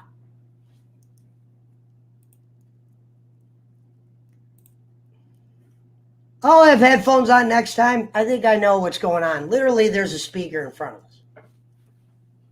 Let me show you what I'm looking at. That's the sound bar where the music is coming out of. I used to have it coming out of that speaker, which would be farther away from me. But I wanted to go with this because it slips underneath this screens. There's my two small ones. And then there's the curve. So I'm guessing what I'm learning is, see, I had the sound effects turned up all the way because sometimes they would sound light as fuck coming out speaker. but I'm guessing it's projecting out to you guys much louder than I even know. I might get a little headphones. Yeah, that is too close to the mic, I bet. Yeah, it is. Dude, I look at streamers all the time, all the ones I watch, they all got headphones on. Even the ones that got millions, they have to have headphones because of the type of feedback. Earlier, I didn't even know the voice thing was on. Let me know if this is working properly real quick. All right, just let me know if my voice changes. Let me make sure that's... Set the output volume. All right, ready? How does my voice sound? Is it working properly?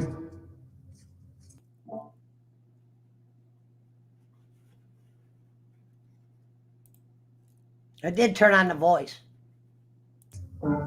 It's the last joint of the night, motherfuckers. Who are calling it a night? Well, I'm not calling it a night. I'm gonna play some Halo. But I can't play it on StreamYard. StreamYard's a fucking joke. Oh, yep, not too loud either. Excellent. Yeah, it's some settings. We'll play around with it. I'm having a little cord issue with this mic. You buy a brand new microphone, and the cord's not even a cheap cord. But sometimes it'll just click off. Let me get the green going.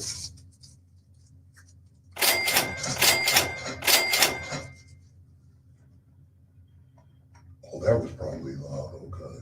So, okay, there's a ground. There's a ground, Monty. That finish him. How did that sound? Clear? Low? Proper? Because if that's on point with you guys, then I know where to be. Can you sing us a song? I wish I could sing.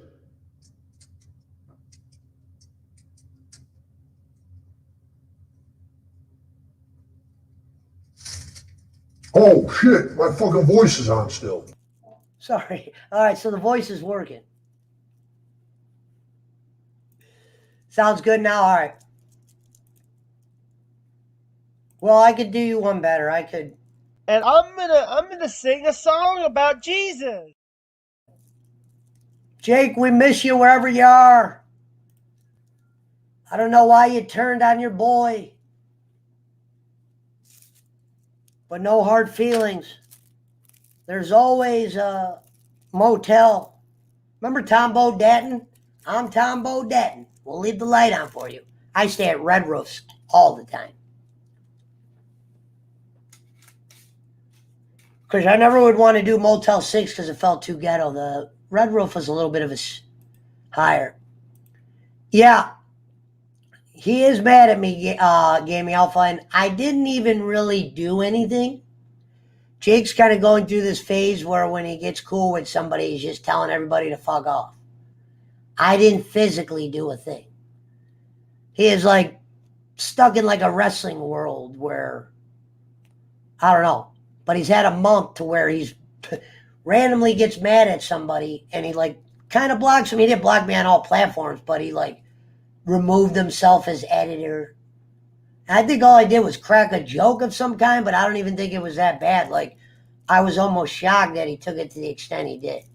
So that's why I was like, dude, if he's getting that angry, just let him do his thing. He'll come back eventually. You know, I didn't do shit to him.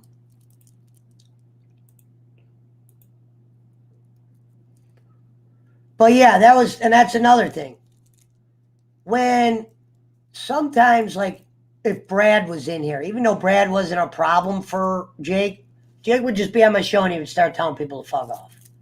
Even if he liked them or not.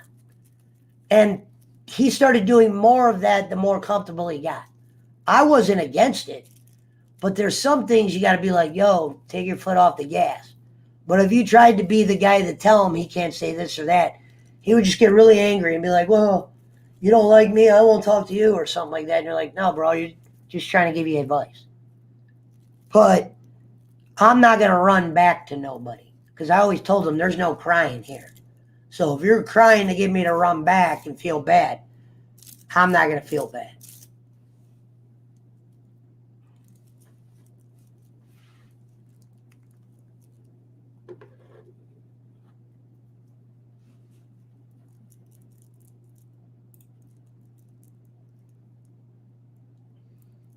Yeah. It's crazy. Because in the beginning, it was like, me and the guy did shows for months. As I said, you go look on our channel.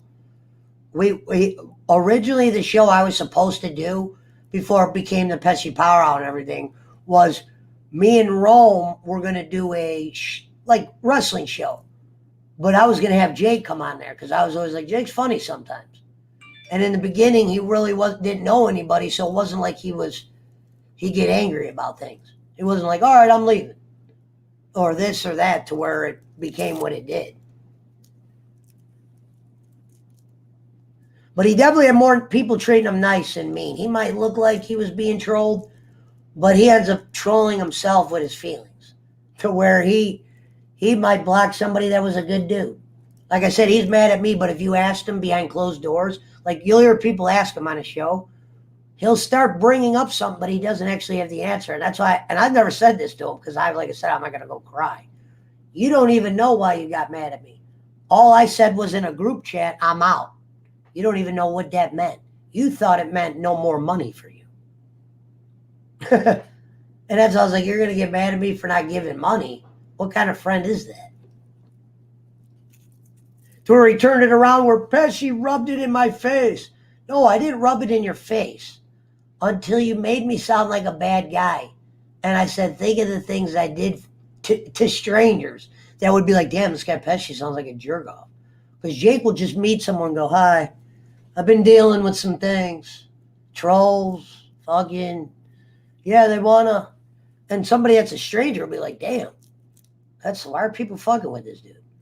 Meanwhile, it's one guy, and it's usually Jake blocking everybody else.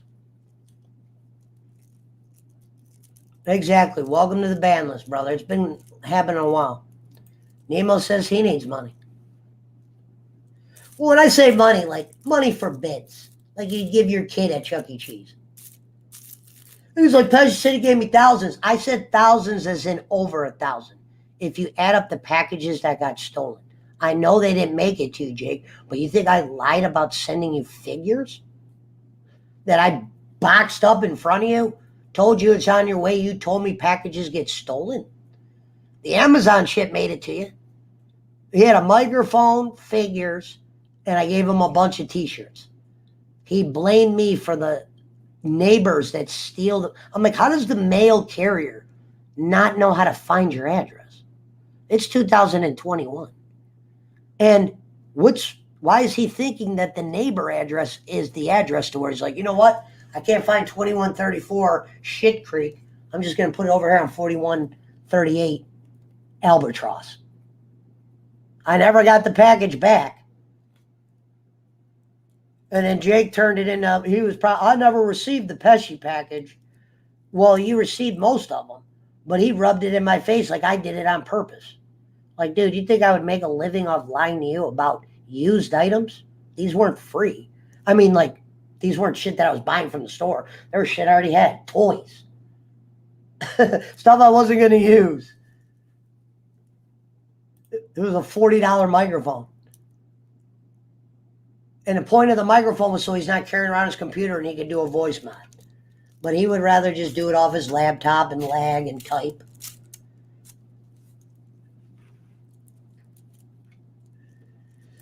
Right. That's what I always tell people. It's not about that shit. This is just a package I sent somebody. And dude, I'll admit, the first time I threw away the receipt with the tracking number because I've never been in a situation where I've had to use it. For real.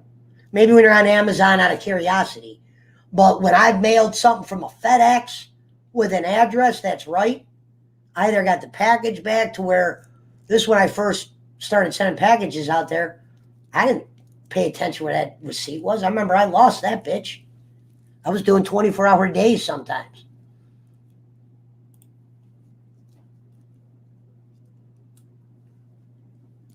Hold on, let me get the weed real quick.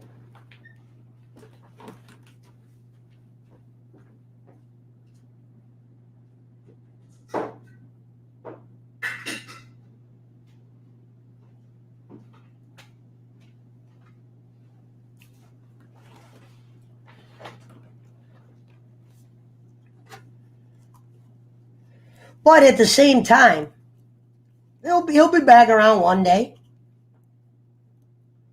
I'm just not going to be the chaser. I bet you I can put together a 14-worded message, and tomorrow he would be back. But that's not my MO.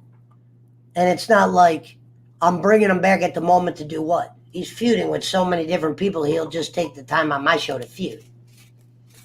You know what I mean? To where I get to make funny clips, but then people are on other shows saying I use those clips to make fun of him. That's not making fun of him. He used to play a clip of my pants falling down where my ass is on camera, no joke. And not even play it once or twice. He played for the whole goddamn show. I never said one word to him. Jake, you're making fun of me. No, I knew it was in harmless fun.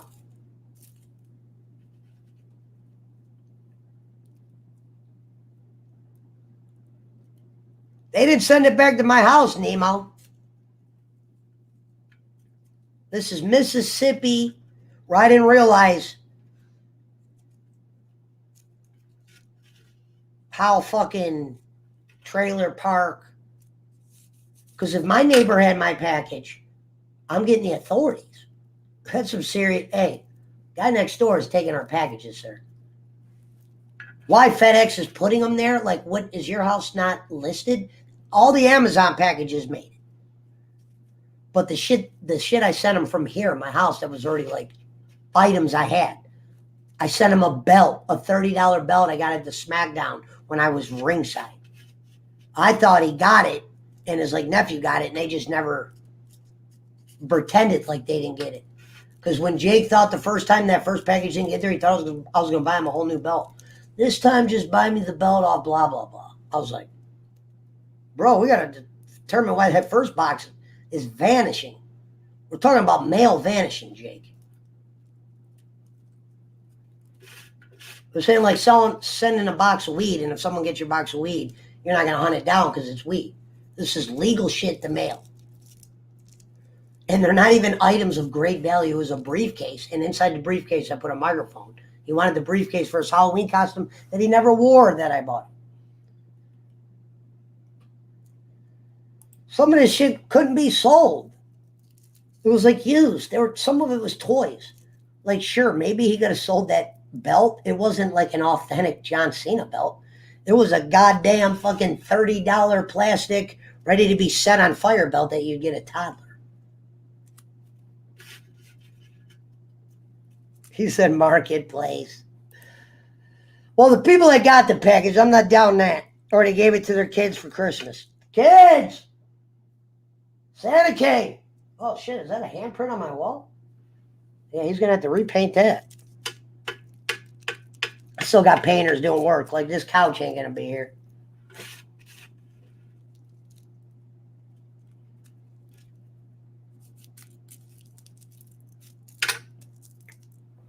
All right, final J of the evening.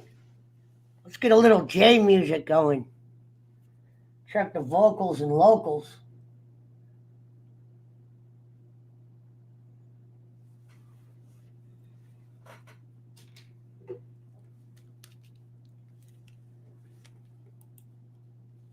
Let's find someone to raid.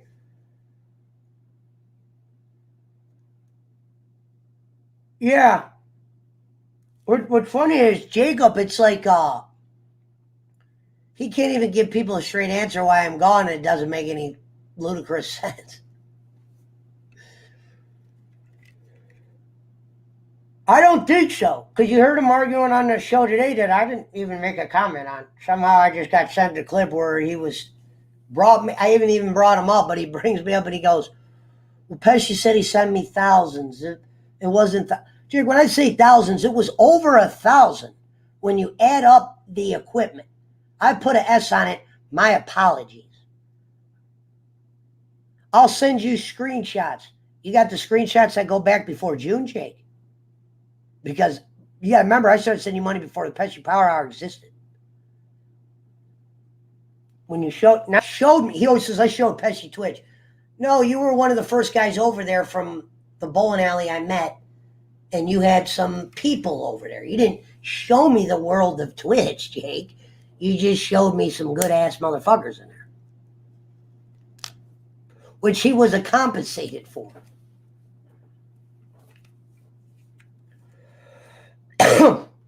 Well, I even sent shit after I knew he was never appreciated, like months ago, where I knew he deep down wasn't appreciating shit, because he'd just call you, Pesci sent my money. If Rome said he was going to give him some money to where he fucking rubbed Rome the wrong way, he would bring up the money every 5 minutes. Jonathan got out of a hospital and had a GoFundMe going, and he asked him for money after he did a show about raising money for Jonathan. Jake, in where in that story do you get Pesci's a bad guy? And that thing about the dance, I used to, like I said, I pumped that into his head because I didn't want him to think I was unappreciative for the people he introduced me to. So in the beginning, before I knew he would turn it to this, I go, yeah, Jake is the one that introduced, I wouldn't know that guy. And then like really oversell it to where Jake took it as, I brought all these guys to the business. They wouldn't even be able to breathe, which is not even close to the truth. I wouldn't know this computer shit unless it was for Frank. Jake was just one of the original fans that I used to be really nice to. Let him back on my show. Bolin never had him on the show. I brought him on here where people got close enough to him to send him money, send him packages, shit like that. That wasn't because he brought me to some fucking dance. I never did his show until Marty the Moth came on it. He could tell you that out of his own mouth, and it's on tape on my channel. When he got Marty as a fucking guest, and I didn't want to see him flop the interview like I just saw him flop the last one, and he even said at the end of it, I saved him. He's like, dude, thank God you were there. Because that's when that interview thing started. So whenever he would get an interview, he'd give me. But because I turned those into relationships, and he would just interview somebody and stop talking to him. They didn't stop talking to Jake. Like, I'll talk to guys all the time I met through Jake, and they'll be like, yeah, he just, after that interview, I never even heard from him again. I remember I had Marty the Moth. He was a wrestler. God bless him because he's a nice guy. I still talk to him this day. The first question Jake asked him was, I heard you had Lyme disease. Now, Marty was cool enough to explain that, but that was what Jake opened up with was, what was your disease and how bad was it? So when he sees me with these guys, if he knows that he met him through me, he will make you know. Even though I've done nothing wrong. Like I said, I've overpaid him for that because I didn't want somebody taking advantage of him. No, Jake, that's why I was always nice to you. Because I knew I was getting perks through people you'd introduced me to, even though you were already done with them. Because I'd want to learn computer shit. He doesn't want to learn how to edit. That's why I was like, you can't act like you're like a full-time show guy. You're much better as a co-host. Because when you're doing a full thing, you got to have shit going on. You can't just have laggy streams, typing, people going like this for half the thing. It looks like he's got like one of the first streaming cameras ever known to man.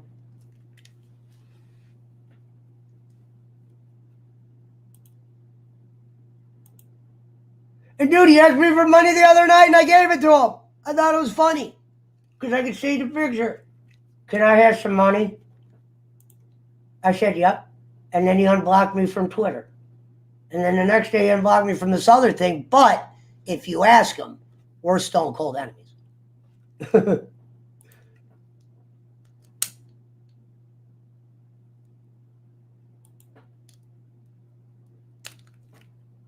So, but like we said, we love, we're not but love.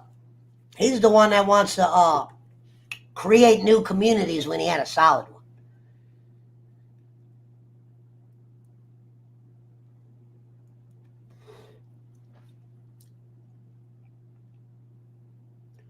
And a lot of stuff you guys didn't see was there was like a strong 40 days where basically we didn't say anything and he was causing a ring of chaos. And some people would even message me like, why don't you say anything? And I go, I'm not the guy's dad. To where he turned that into a line. He said, Harry, you're not my father. Jake, who said that dad shit first? Just like when he says dance. What did I say? I said brought. He referred to it as the dance. That was smart by him because that was clever. Because I used to always call it something else.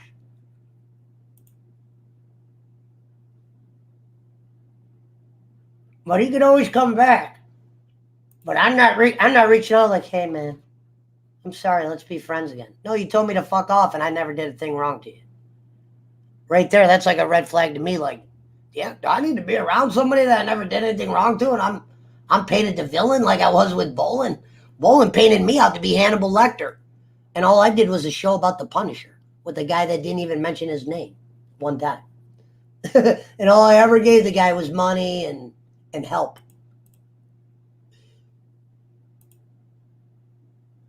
Look, to where Schmidt's not even allowed to be on my show anymore. This is who Schmidt is. He has to completely hide his fake names because if Bolin drew a line in the sand, said if I see you over there, I'm blocking you. Now, Spencer Green said, I'm not letting you choose my friends. Now, Spencer Green didn't get blocked, but he's on thin ice. But if you guys are running who Rusty Shackelford is, it's Chris Schmidt hiding from Kenny Bolin. Test results came in. Pesci, you are not the father, says Nemo Boss.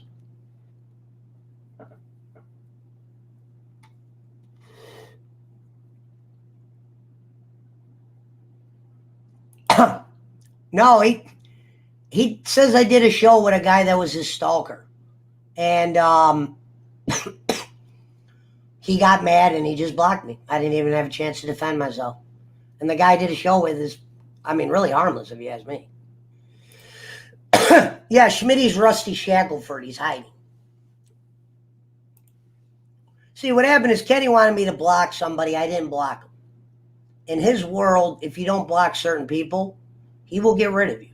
Whether you were good or bad. Whether his information is being fed by bad people. But like I said, I'm glad guys like Bob, who was in here tonight, didn't block me. That's Kenny's biggest donor. Came in to say hi to me. And like he put in my message, he goes, I know you're a good guy. He goes, I get, what's going on. But I'm not going to put him out there. Like Kenny would want that put out there where he would threaten, Because I saw the messages he sent to Boston. And if he sent one to Boston, then he had to send a replica to Schmidt.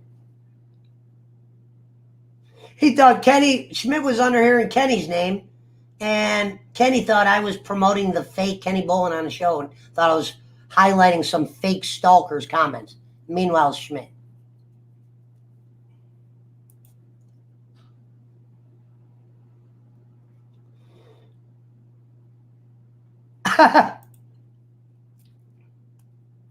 I can't do the pick friend thing.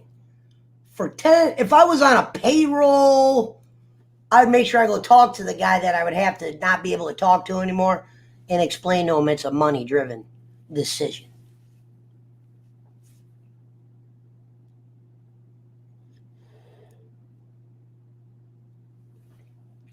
Well, now he's done with me. It's a wild relationship. It's fucking over. And some of the shit he believes, like that I really this guy that did harm and harbor all the people he got rid of when it's like 1-2 people.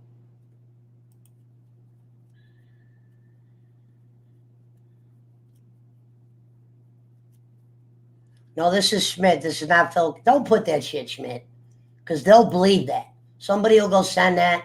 Dude, he's bringing blah, blah, blah. Oh, this is Kenny Bolin's right-hand guy that's not allowed to do shows on the Pesci Power Hour or he'll get blocked.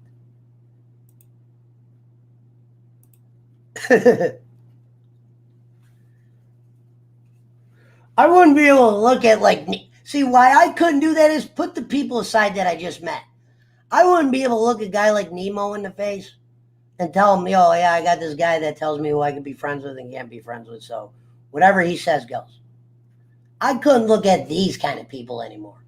You're on a show where you kiss some guy's Dion, not the Sanders, and you don't even have to. It's the boogeyman. We'll do a tribute to you, Schmidt. You know what I mean? We understand your current conditions and everything. But and Pat likes you when you're on the show too. He's like, damn, Smith's a funny guy sometimes.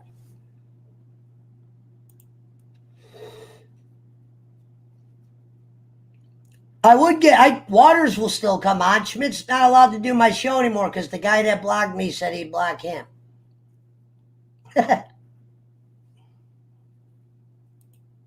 It just sounds funny when you're at our age. I'm like, damn, when? I'm trying to think even when I didn't even block the girl that told on me. She blocked me when I was trying to ask her why she snitched on me.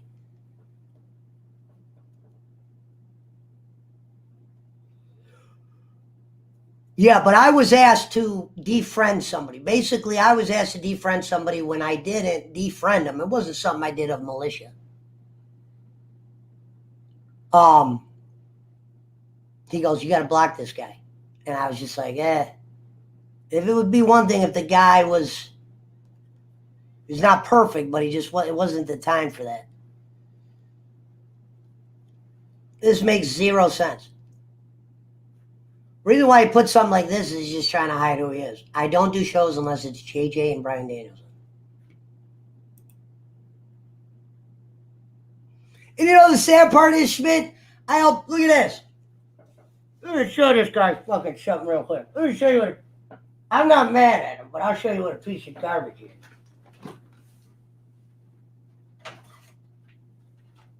I know fucking Schmidt get this for his goddamn dad. It's a Pete Rose autographed baseball with authenticity shine. Straight out of you guys. Help him get it. And now because some other grown man told him he can't be friends with Pesci, he's just not gonna. I'm gonna still send him the ball because I'm not a girl.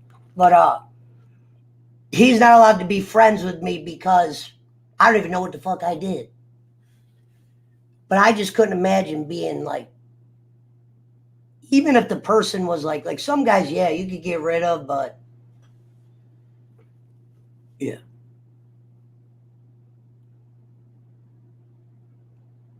And I got bowling a bunch of shit. Signed autograph bats, baseballs. I don't have some like tent set up here at the house where I'm like, all right, this is how we're going to get Kenny 101.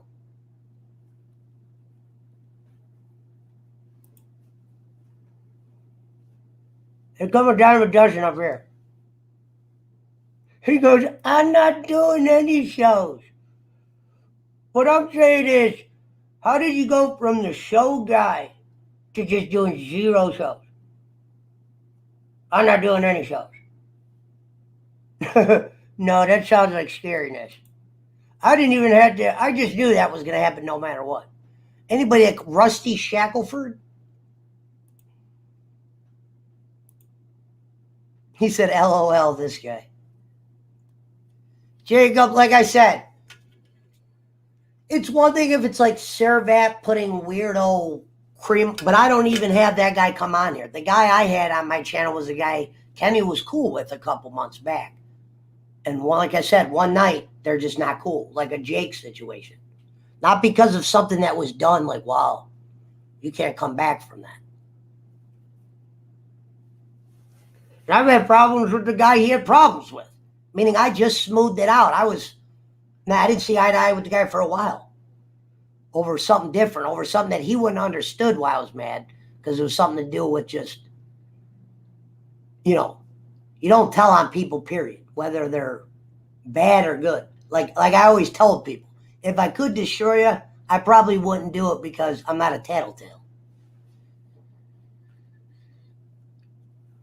I'm only doing shows with JJ's the Boogeyman.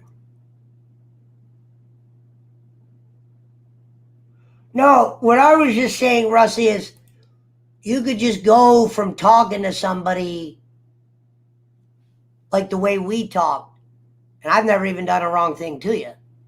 But then you go, well, this shit happened with Ken, that nothing did happen, and you know that. To where you go, you know what, I can't even talk. I'm scared to talk to Pesci, even though he's done nothing wrong to me.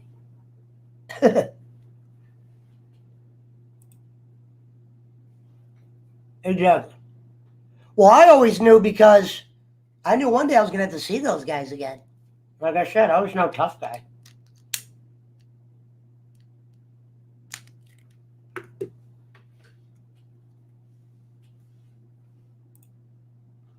know what I mean? Like when I would see kids at my certain parties tattle and the parents would condemn it, I'd be like, why do you teach them that? Why don't you at least tell them, even though they're going to tell, why don't you tell them why that might get them smacked around? and then tell them what things they shouldn't tell on and what things that should be told about. You know, some things you shouldn't hide. Like when that girl, the cops think now there's a little homicide talk with the chick and the guy because he got OD'd and they're probably blaming her.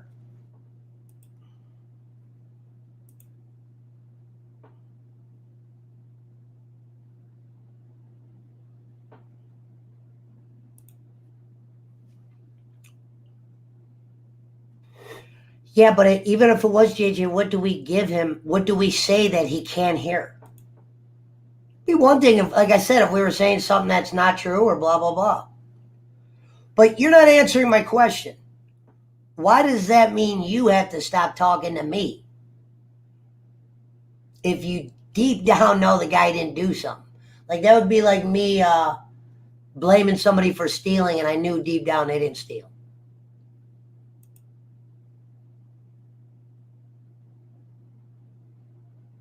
I wouldn't even have the balls to tell my friends that I did something like that. That would ruin everything I ever stood for. See, that's good.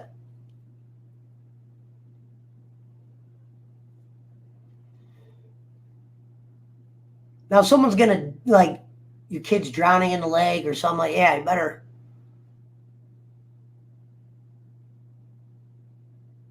They're around. I still talk to a few of them. Those girls will always be there. That's their thing. Internet money and Asian girls is like it's a big time faction.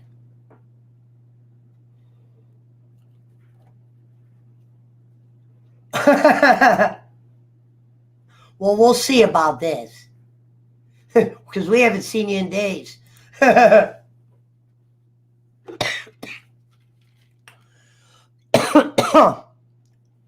Like I said, when you're locked up, you don't get no chance to block someone. So sometimes you got to deal with shitty people. And the guy they were telling us to block, like I said, not perfect, not great, but not a where I have to physically unblock, block somebody that I just recently smoothed out problems with. Because I did a show talking about the Punisher. Gone like the wind, says the Gaming Alpha. I'm glad you're here. But at least if he's not going to be on the show, I guess we still got Rusty Shackelford.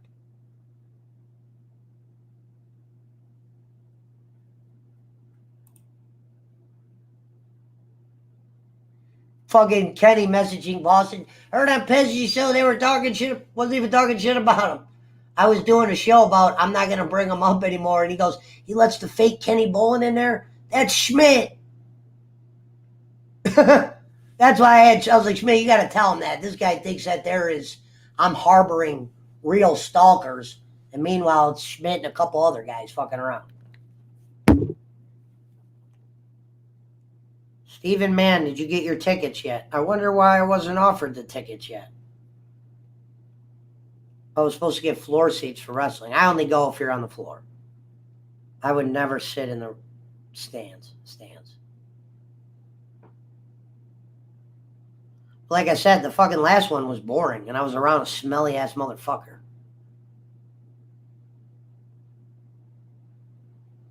And that's what they said a lot of these fans are. These, like, smelly dudes, unwashed. I couldn't believe it. I was like, damn.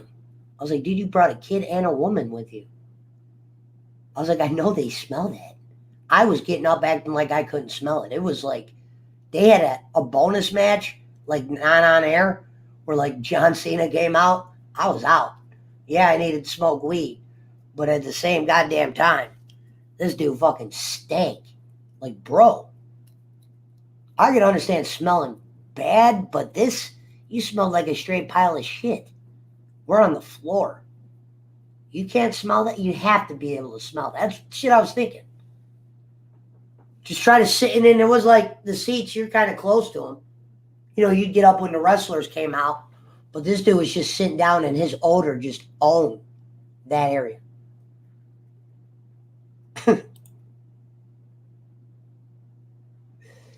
Well, Rusty Shackelford, at least Bob Hazelwood had the balls.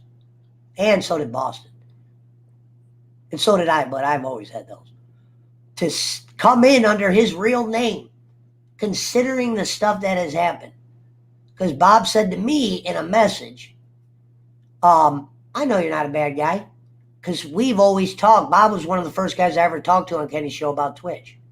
Jake just happened to be there, to where, I'll do this, where I was like, all right, you could be the manager of Twitch. Like, I called Jake then. Jake turned it into, I'm God and shit.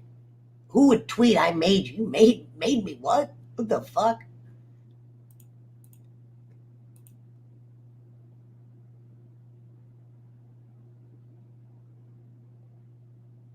Well, Bob told me, he goes, I told Kenny, I don't get involved in your other relationships.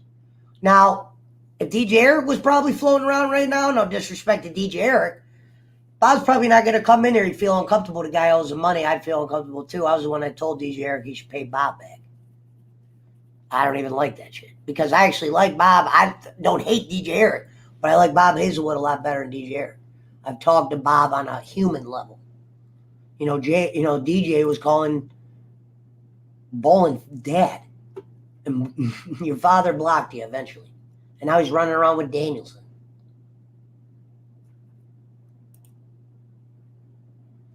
Well, I didn't even want to get blocked. Like when I was doing that show with Harry, I was like, yeah, Kenny's probably not going to like this. But I like doing those Marvel shows. I'm trying to put a portfolio, and there's not a problem on the show. And his name wasn't brought up one time. Harry even once did a show saying it was a stupid show, but they said, we're not going to let people come in the chat and bash people that we're not associated with just because we're not associated with. And look, they did that to Poochie. Poochie came in there. He said, I didn't even think what Poochie said was bad to me. They got rid of Poochie right away.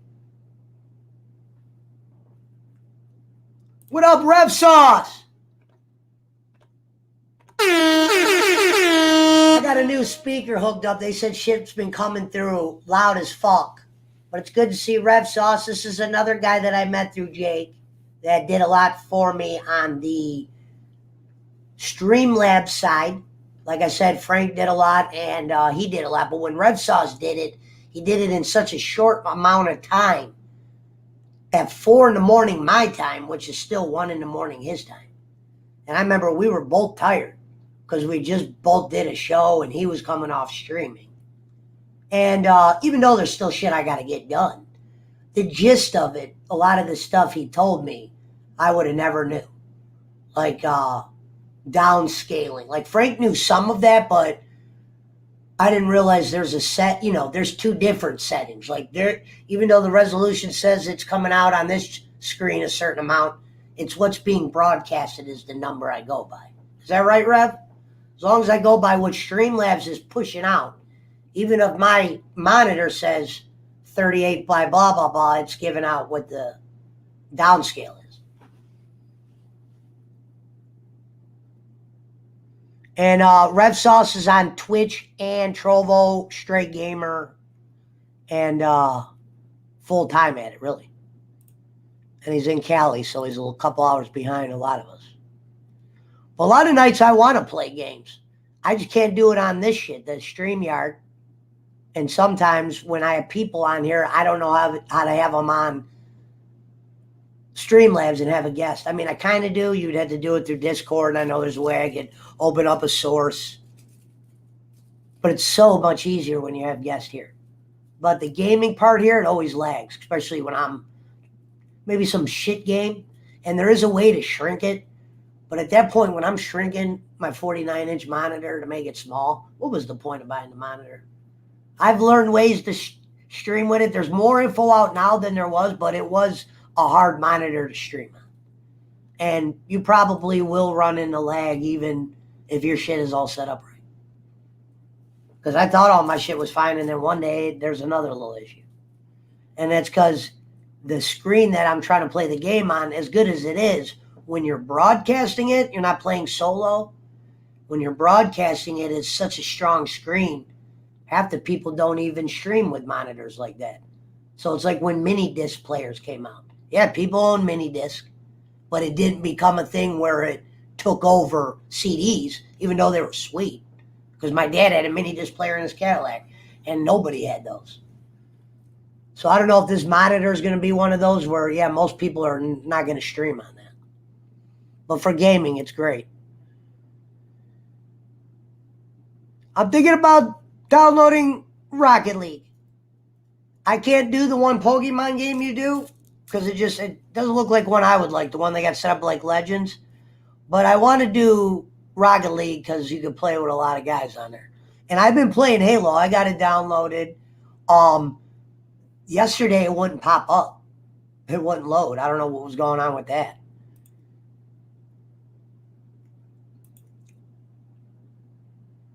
How to stream myself gaming.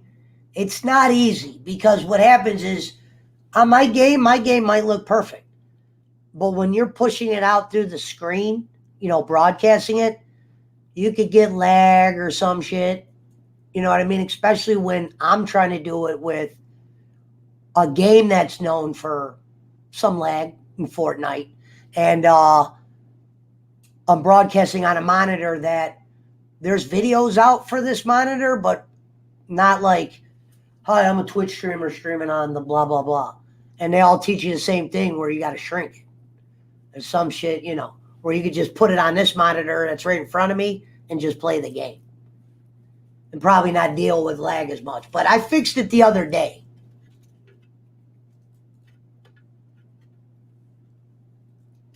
It was a long night fixing that. I mean, I remember I was up to the crack of dawn where I just kept resetting stuff.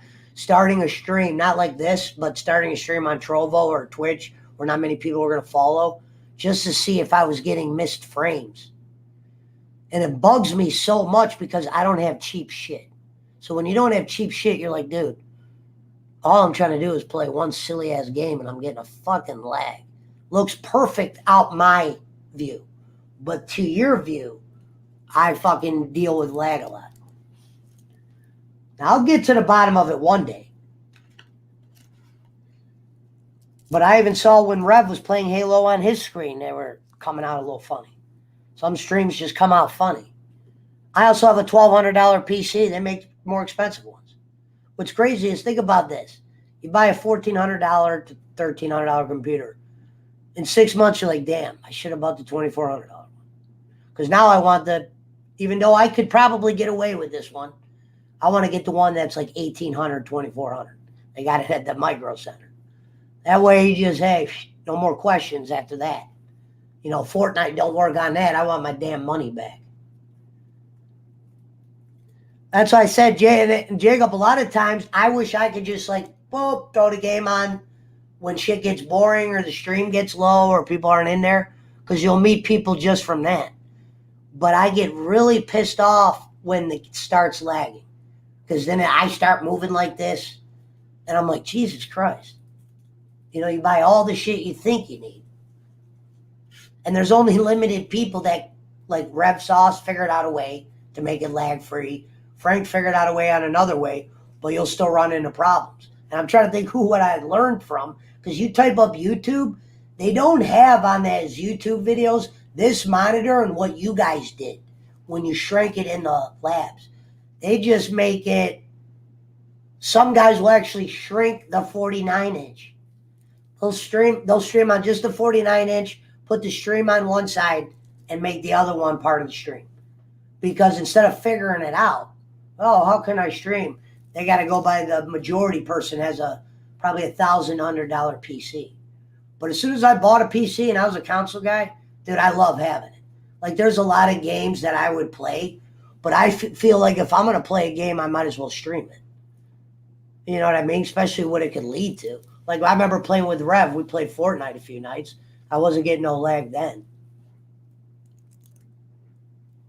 But that was half the battle. If I could do it all over again, I still would have kept this monitor, because the only one that I wanted better than this was $1,400. This one was $9. It came out to $875. It's $1,000 now. But I wanted this one at Micro Center. It was $1,400. Now, it wasn't a curve, but it was a really tall, I don't know if you've seen this before, Rev, a tall square one where it's massive. and it's a PC monitor, and it's something else. It's in front of you like you think you can land an airplane. And I don't exactly know how many inches the screen is, but it's tall. I remember I was like, man, that's the one I wanted when I was first getting my PC. But they're like $1,400. I'm like, just for the monitor? That would have meant I was spending $3,000 on the whole computer. And if I would have knew how important that shit was, I probably would have coughed the money up because I just put it on a credit card anyway. But I was like, dude, I should be able to do what I want to do on the $1,200 to $1,300 PC. I'm not trying to like kick do a lot of crazy shit. I just think at times I got shit running that ain't running, and I got one setting that's just off a hair. And if I could just tweak that, sometimes, like the other night, I had great stream, but then 2 nights ago, it was not. It just kept lagging in all the shitty spots.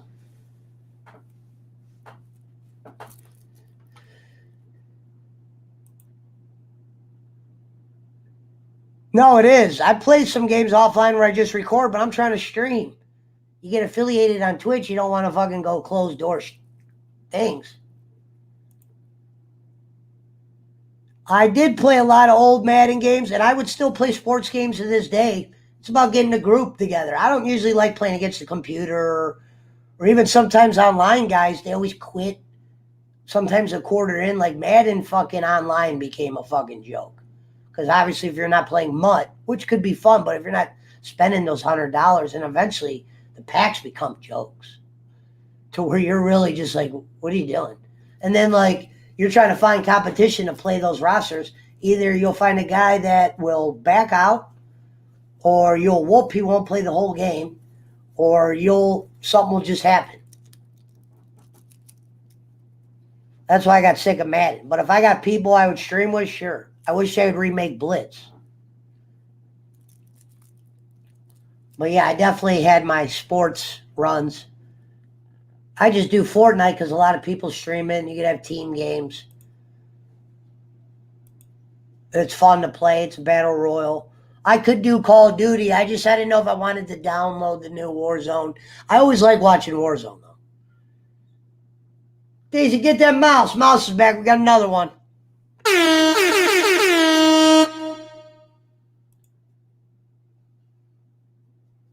Yeah, you can, but I said I don't like playing the computer. Like, I hate playing the season. I want to play against friends or people I know, but I said the online's broken to where the 1 year I played MUT and got my guys together, it was more harder finding a complete game.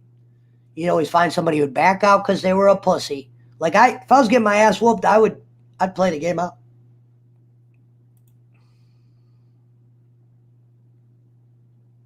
Yeah, I can't find one. And even though I got a PS4 and an Xbox, I don't want a game on old consoles. I know that sounds fucking crazy. Now, I really want a game on just my PC, but I will buy a new Xbox. I will buy a new PlayStation. I do have the hookup that hooks it up to here, my PS. Frank gave it to me once upon a time.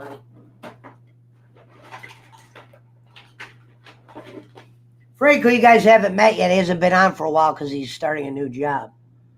But he sent me this. This basically hooks up your console. Only problem with my monitor, I probably would play the console games on my smaller monitor because the resolution if you plug up a PlayStation on that curve, it stretches it out. It doesn't fit the screen. Meaning I'm playing my game when it looks clear, the PlayStation, on half the screen, probably 16 by 9. But I am looking at 3 monitors, like I always said. I think this is 27. This is a 27 curve, 27 just dingleberry, and that's a 49-inch curve. I just always said I didn't know how to use it when I bought it. But I go, dude, if I'm going to do this streaming thing, I'm getting the shit I want. Oh, if that's the one I want, yeah. Maybe my one regret is getting this curve because the $1,400 one was a better monitor, but I don't think it has the problems fitting a outgoing stream. But you never know. I might have it figured out. The other day it wasn't lagging. Now there's some games that are not ran like Fortnite that I probably, there's 100 games that I play and you probably wouldn't see no lag. Fortnite is a fucking high-powered running game. And it's like up to date with the computer. So when you see Fortnite on my 49-inch, and I remember RevSauce like, you might want to switch to a lower monitor. I'm like, dude, I couldn't imagine not gaming on this bitch no more. You can tell the difference too. If I take it and put on the smaller monitor, there's a difference. If anything, I might buy a graphics card to make that stronger. But get this, a graphics card, anywhere from like 1,800 to above, if you can find them. It's not like, oh, yeah, you got the 1,800. Yeah, you'll find one, but a lot of places sell out.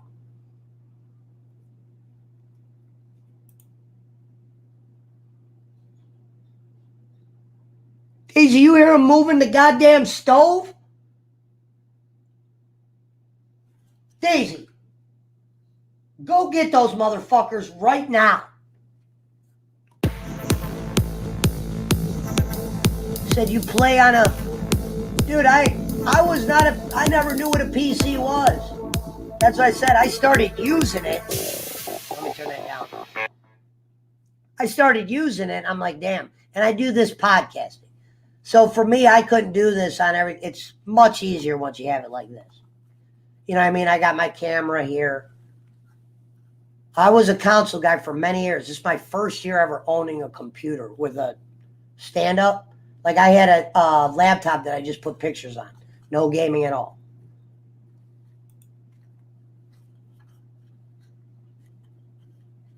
Yeah, he says just get a second PC. I'm trying to think. So, Rev, explain that to me.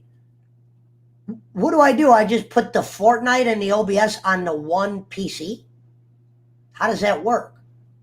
Are both PCs on at the same time? See, when you say two PCs, I'm thinking just graphics card or get the 2400 guy. Or the 18. The 24 is probably 18 now. But I cannot tell the difference which ones are stronger or not.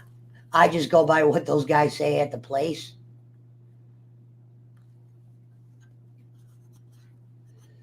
No, I'll send the ball tomorrow, old friend of mine.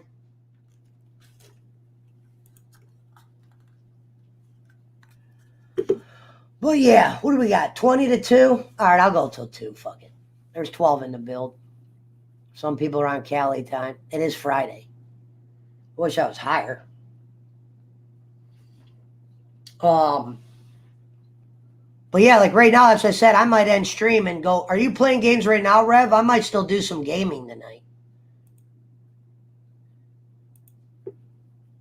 And the other thing I wanted to ask you is, the one stream I ran that was perfect, I just turned off all the other apps. I was just running it to Twitch because for some reason Twitch is locked on. It was like the one you couldn't turn off. I don't know you probably know what that is. But my thought was, I just ran on Twitch. There was no lag. When I do hit the on button for YouTube and Trovo, am I running it harder to where lag's more possible to pull up? Or it doesn't matter the amount of platforms?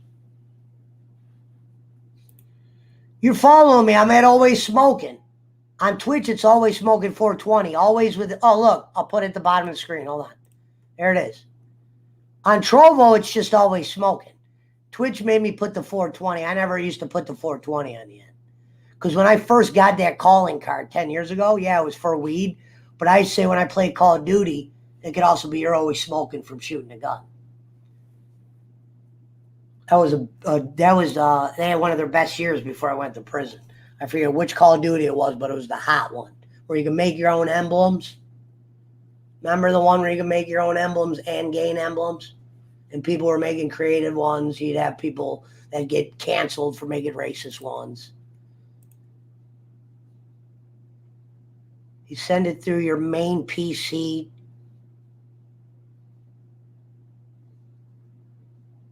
Yeah, I was just wondering how the plug situation worked out, because when you turn on this PC, you turn on another PC? Or you just make sure that PC's hooked up to this monitor, this PC's hooked up to another monitor? Like you're running electric? It's not like both towers are going to be going to that same monitor?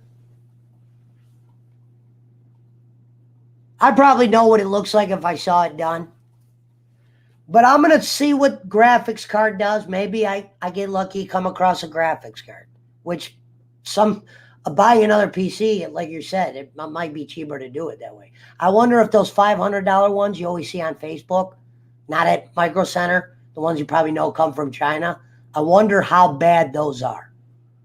Because when you see fucking PCs for 3,200 in fucking Micro Center and you go on fucking Facebook and then there's this app and they show you the same exact PC, almost what you have for 500.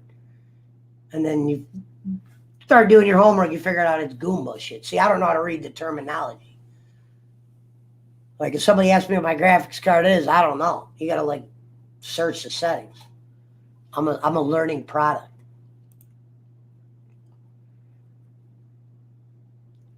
Well, I just wanted to stream PC. Most games that I'm streaming right now are on PC. I'll have a PlayStation hooked up. There's going to be PlayStation games I want. Know what I mean? If I knew where to buy one right now, even though they're not making many games for it, I'd buy it just to have it because I want to get the new Xbox or the PS5. I don't want to pay $7 Fiddler. Those are the only ones I found because there's nothing exclusive to PlayStation in my book right now that I need to pay $7.50. Yeah, there's a couple things I can do that they say it's built like a PC almost. Rusty Shackelford says I'm made always smoking. Yeah, the 420's on. I don't know if you know what Trovo is, but I'm on Twitch and Trovo. Trovo is more of a gaming platform, but you could do what I'm doing now on it. I just don't have StreamYard hooked up to it or I would be live on it right now. Yeah, and Rev Games. Different hours because like last night when I was going to bed, even though it was late, I was going to bed 4 a.m. You know, it's still like hot hours for him. I remember when I was in Vegas, people were talking about it's 5 a.m. over here. You're just starting your night over there. Now, Doc claims, though, it's hard that you guys got a lot of computer problems out there. He says he has lag issues. He's always playing on low ping because he says everybody in California is usually partying. They're not all video gaming like people on the east side. So one of the things the professionals will cry about is their internet isn't moving that fast. Even though they got a $45,000 PC, they're talking about how fast their internet is. I never understood that.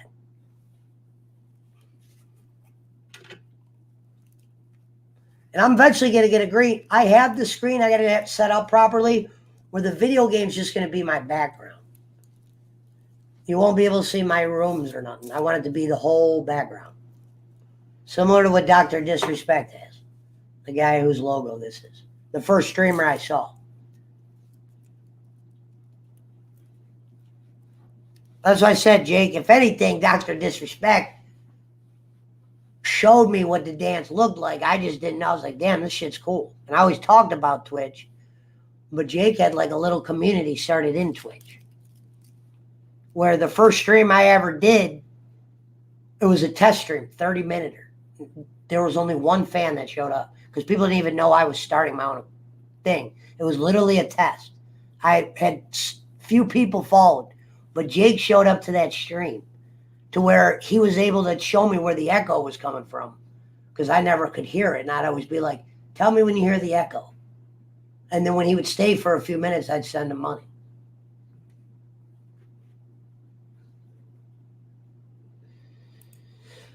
I have, I think like 85 on Twitch. But most of my followers have always been from YouTube. That's what sucks. Like I'm Twitch affiliated to where if you were watching on Twitch, you could probably send like emotes and shit like that. And I have people on Twitch, but they're not, usually I'm not gaming.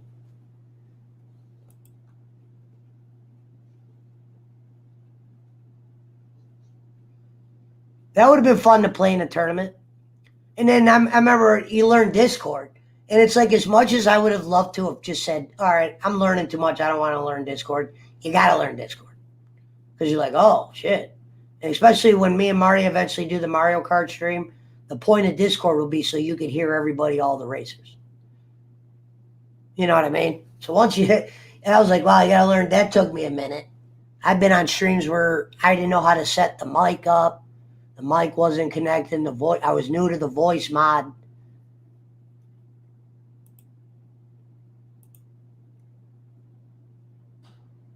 But yeah, Frank got the voice mod hooked up. He showed me how that worked. I couldn't figure out why there'd be a million mic settings.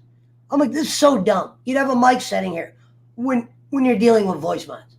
Everything's mic settings. Where you're like, God damn. And they don't save it. Every time you reboot, you got to like switch the settings. Sometimes shit will. I had a voice on. Sometimes the app will be picking up your microphone and you sound like you're in water. That took a minute to get used to all that. Like, what setting do I look at? And then I eventually started learning the jobs. I couldn't figure out why you couldn't plug a phone into your monitor. You had to actually get a cord that plugs into your monitor, and it came with the monitor. I didn't even know what it was until Frank showed it to me. I was like, wow, I own one of those. You plug it into there and you plug it into the tower. It gives you 2 more ports to plug in phones or whatever. And I can't really show you guys because this is on a plug, but I bought one of those things where it's like 20 of the USBs. Because before you know it, you're just plugging a million things in there. And I wanted to go, I was like, oh, I'm going to go wireless mouse keyboard. But sure enough, you never have control of the mouse. Like, it'll work, sure. But the way I'm on a computer, I need to click this, click that. The fucking cordless mouse was a joke. And sometimes you'd be say you're typing in the word fuck. It would always miss one letter. Like, Jesus Christ. I got to go back and do that? And I don't know why I don't know if you got to pay for it, but my computer doesn't automatically spell check. Like the iPhone one. He has said that. You would think he wasn't. I mean, Dad, we did shows for so long. What do you mean, which emblem on gamer tag? Let me get something. What do you mean, emblem on gamer tag? I'm always smoking. You should be able to find me on Twitch. You'll see the videos. And I wonder why that is that less people watch on Twitch. Like when I watch people, I'd always prefer to sometimes watch on Twitch. Some guys like Doc and shit, yeah, watch on YouTube. But Twitch, if you're watching or Trovo, you get like points for watching. Like I'll get points that I don't know how it works on the currency side, but if I send RevSauce shit, stuff that I received for free. Yeah, you could buy things that you could give to the streamers. And it's like cheap to where it's like not that much, but you could earn things like little gift things that lead to shit. It's like on Twitch, you have all these dumbass, it says add spin wheel, add this, add that, add donation goal. No. Forget your phone? I gotta plug this phone in. Yeah, I'm the one that doesn't have the number. See, what I like about that one, Nemo, the one you found, the always smoking with a number, that's not, I've had this gamer tag so long that I got it like in the beginning days when there wasn't a number. There's a number on here because somebody already had that on Twitch. So I was like, fuck. They didn't have it on Trovo, and I had to put I never wanted to add the 420 on there. Not because it was like, oh, it says you smoke weed. I just thought it was kind of lame. Because my shit was always smoking no 420. Where's Kane? What game are you playing right now?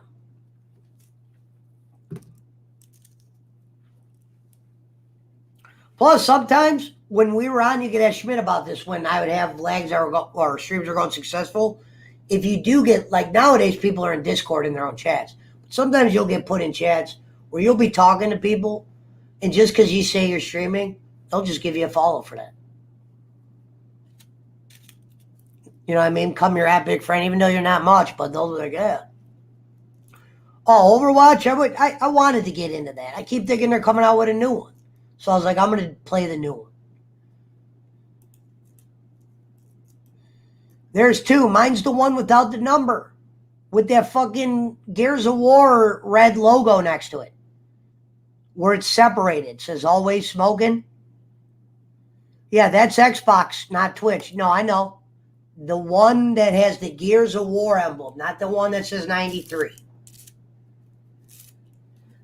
And on Steam, my name's Future. That's one of my other nicknames, but I wish I could switch it to Always Smoking. Epic, for some reason, it's hard to change your name. But Epic has me under its 23 Future. All right, somebody get rid of this person. This is definitely a fake.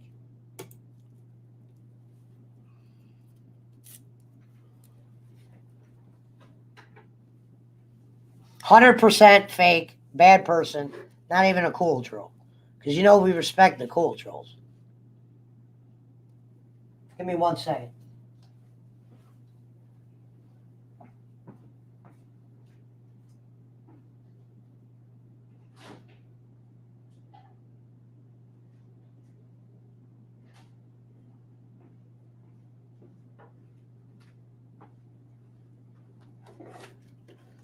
That's why somebody was talking about what's cool about a lot of the followers and a lot of the people I talk to on this channel. A lot of the people are returning people. That's why I'll see some of these people with shitload of followers, but they're like low view count. So I always say, yeah, it's one thing to have a lot of followers, but I think if your concentration is the goddamn... Why did I hear that noise? My computer just made a noise. But I always say you could concentrate on the relationships. Like, I'm not getting paid for view or by that, and I'm not set up like that. But if you meet people like Rev Sauce that you talk to, you know what I mean, or have them come on your show, the relationships will come a lot farther because a lot of these people will be there that when maybe one day you are that guy, well, at least you still got them in the fan base. So like I said, when somebody's like, yeah, I got like 5,000 followers, but they don't got like a reoccurring, you know, community or something. They just, no one's there, or they're just getting like, I don't know what I want to call it. It's like a follow just to follow, which is cool because not everybody's going to watch every streamer or have time. But I would definitely, the weed side of me, selling weed, you like to meet the person. Because you never know when you might have to do stream with them or do business with them. And that'll go a long way. To even if they didn't watch you, they'll always pop in. You know, not everybody has it set up where you can stream and then watch a streamer and, you know, 3 screens where I could have football on one. But I've always been a screen guy. So when I saw computers, yeah, get this guy out of here. You could read the name out loud and just tell by the name that he's trying to be funny. And I saw your patterns yesterday. You act like I don't watch shows. This guy's a fake.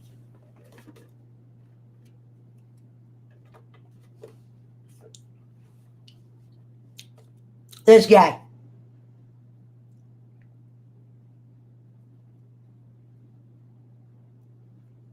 He said, have a sense of humor. No, I just know who you are. It'd be one thing if you were just like some random troll. We know who you are. This is the guy that has numerous accounts, 1 million of them, blah, blah, blah. I saw him on a show get blocked yesterday. He said the magic words. Sometimes I always say, look for the magic words. Like I used to tell my buddy, when he I caught this kid stealing once. And he tried to lie. And I go, I heard my bag crinkle. And he tried to show me what was crinkling. No, this is what you heard.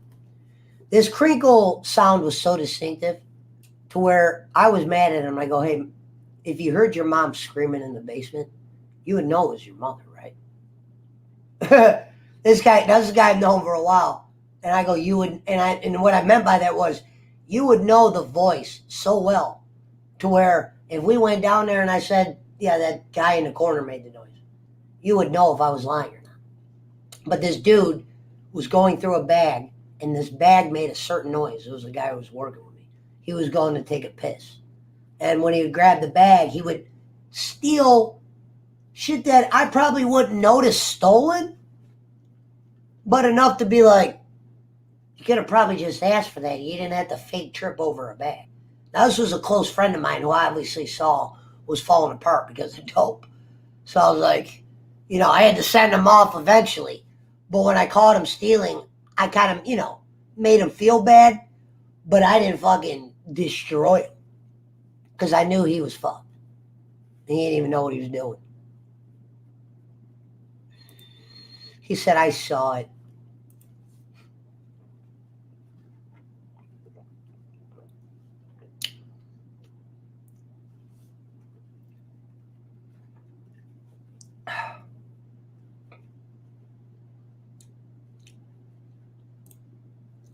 Now, what was I going to say?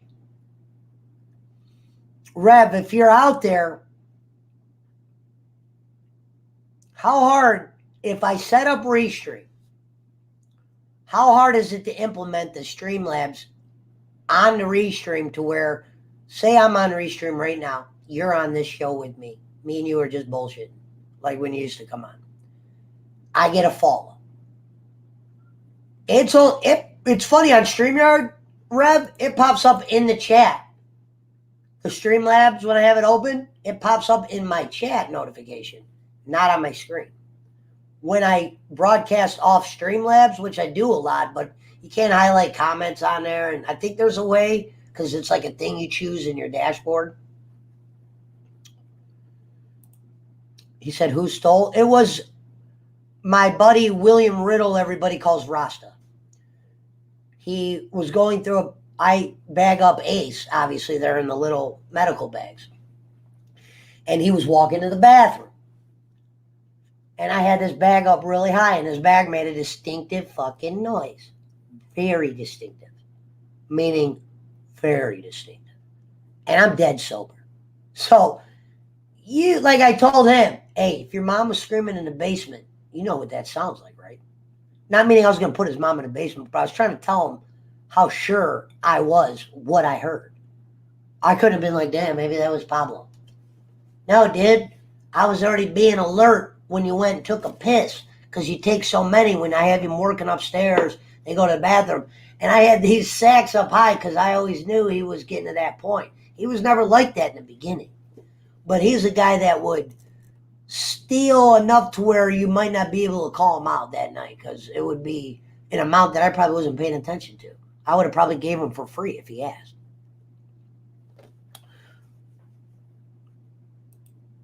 Like I said, he called me one night, wrecked his car. I go, what happened? This is a drug addict's response. The car in front of me hit their brakes. Hey, buddy, we're on our 40. I'm almost 40. What did you just say? He said, wait a minute. The car in front, I'm thinking he was out in the middle of the night, driving high as dope. Turns out it's 2:30 in the afternoon. His stepdad is a piece of shit, meaning I can get along with the guy, but he's like a scumbag, like not on drugs, but he's just a loser. And they live in this guy's grandma's house. This guy was so pissed that this guy started doing like heroin again, that the piece of shit stepdad was able to kick your ass out of a house that's not even his. But because you're on, and that's why when the stepdad piece of shit kicked him out, I'm like, oh, you're falling apart. I was like, because that guy, how much credibility could that guy possibly have? That guy's a jokester. If he had the ability to kick you out of the house, you were doing some funny shit. And his cane is still here. He left his cane the other day.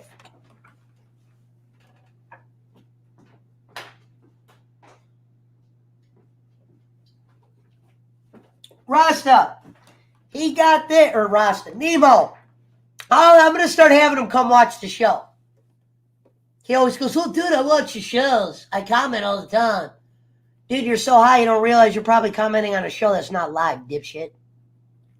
And I've been friends with him so long that it's like, yeah, I know he's like, he does shit, but I also know how to watch him. That's why I said sometimes when you learn people's problems, analyze their problems to where, yeah, sure, I could get rid of you for stealing the 8.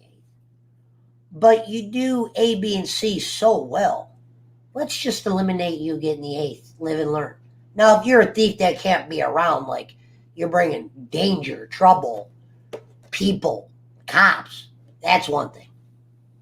But like I said, if you fuck up with me, depending the fuck up, I always said you can learn more about the person to where this person might be good money. He might only fuck money up because you put him in a situation he can't be in. But as long as you do A and B, I promise you'll get C.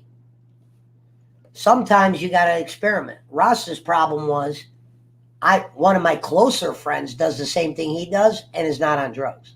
So it was easy to replace him.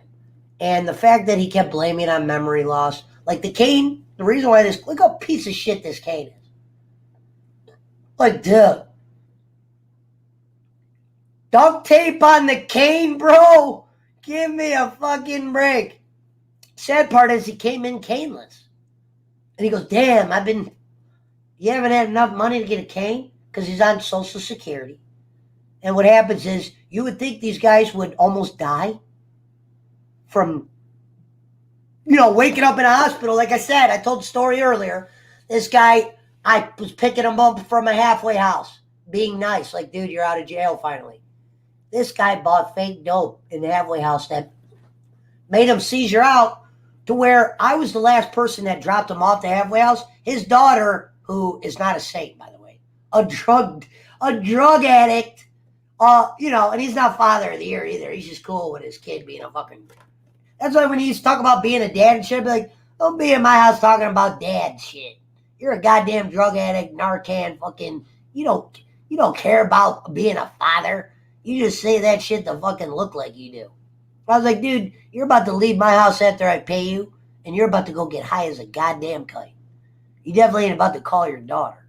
So wipe those fake tears off. You've been partying with that fucking girl for years, and now you're going to try to play father of the year? Well, anyway, this guy did drugs in the halfway house, a drug I don't fucking do. Obviously, bought it from... It's like everyone's known for selling fake pills in this sector he was in, this halfway house. Hey, bro, maybe you might not want to just dive straight into the dope. Okay? Especially someone you don't know. He was in a bunk bed, top bunk. He rolled out of there. I don't exactly know what he heard because, he explained it to me, but I don't remember what that term was. But he fell out of his top bunk bed where he somehow ended up in a coma to where his daughter thought I killed him. I gave him the dope, bro, because I was the last guy he was physically with on the street.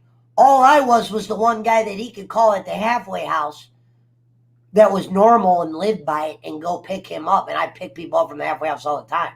I wasn't even allowed to get a goddamn halfway, Nemo. They didn't even let me get, because A-Day said they weren't giving halfway houses. Tell me this makes no sense, Nemo. This is when you know prison is money driven. This is a guy I know from the streets, by the way, for people just tuning in. They fucking, oh my God, I just lost my train of thought. See, that's marijuana, right? Hold on, what was I just about to say? Oh, the prison thing about money, I remember now. I got a year. 6, they say, yeah, when you're 100 whatever days in, you could fill out a halfway house. A halfway house is a place, let me tell you what a halfway house is.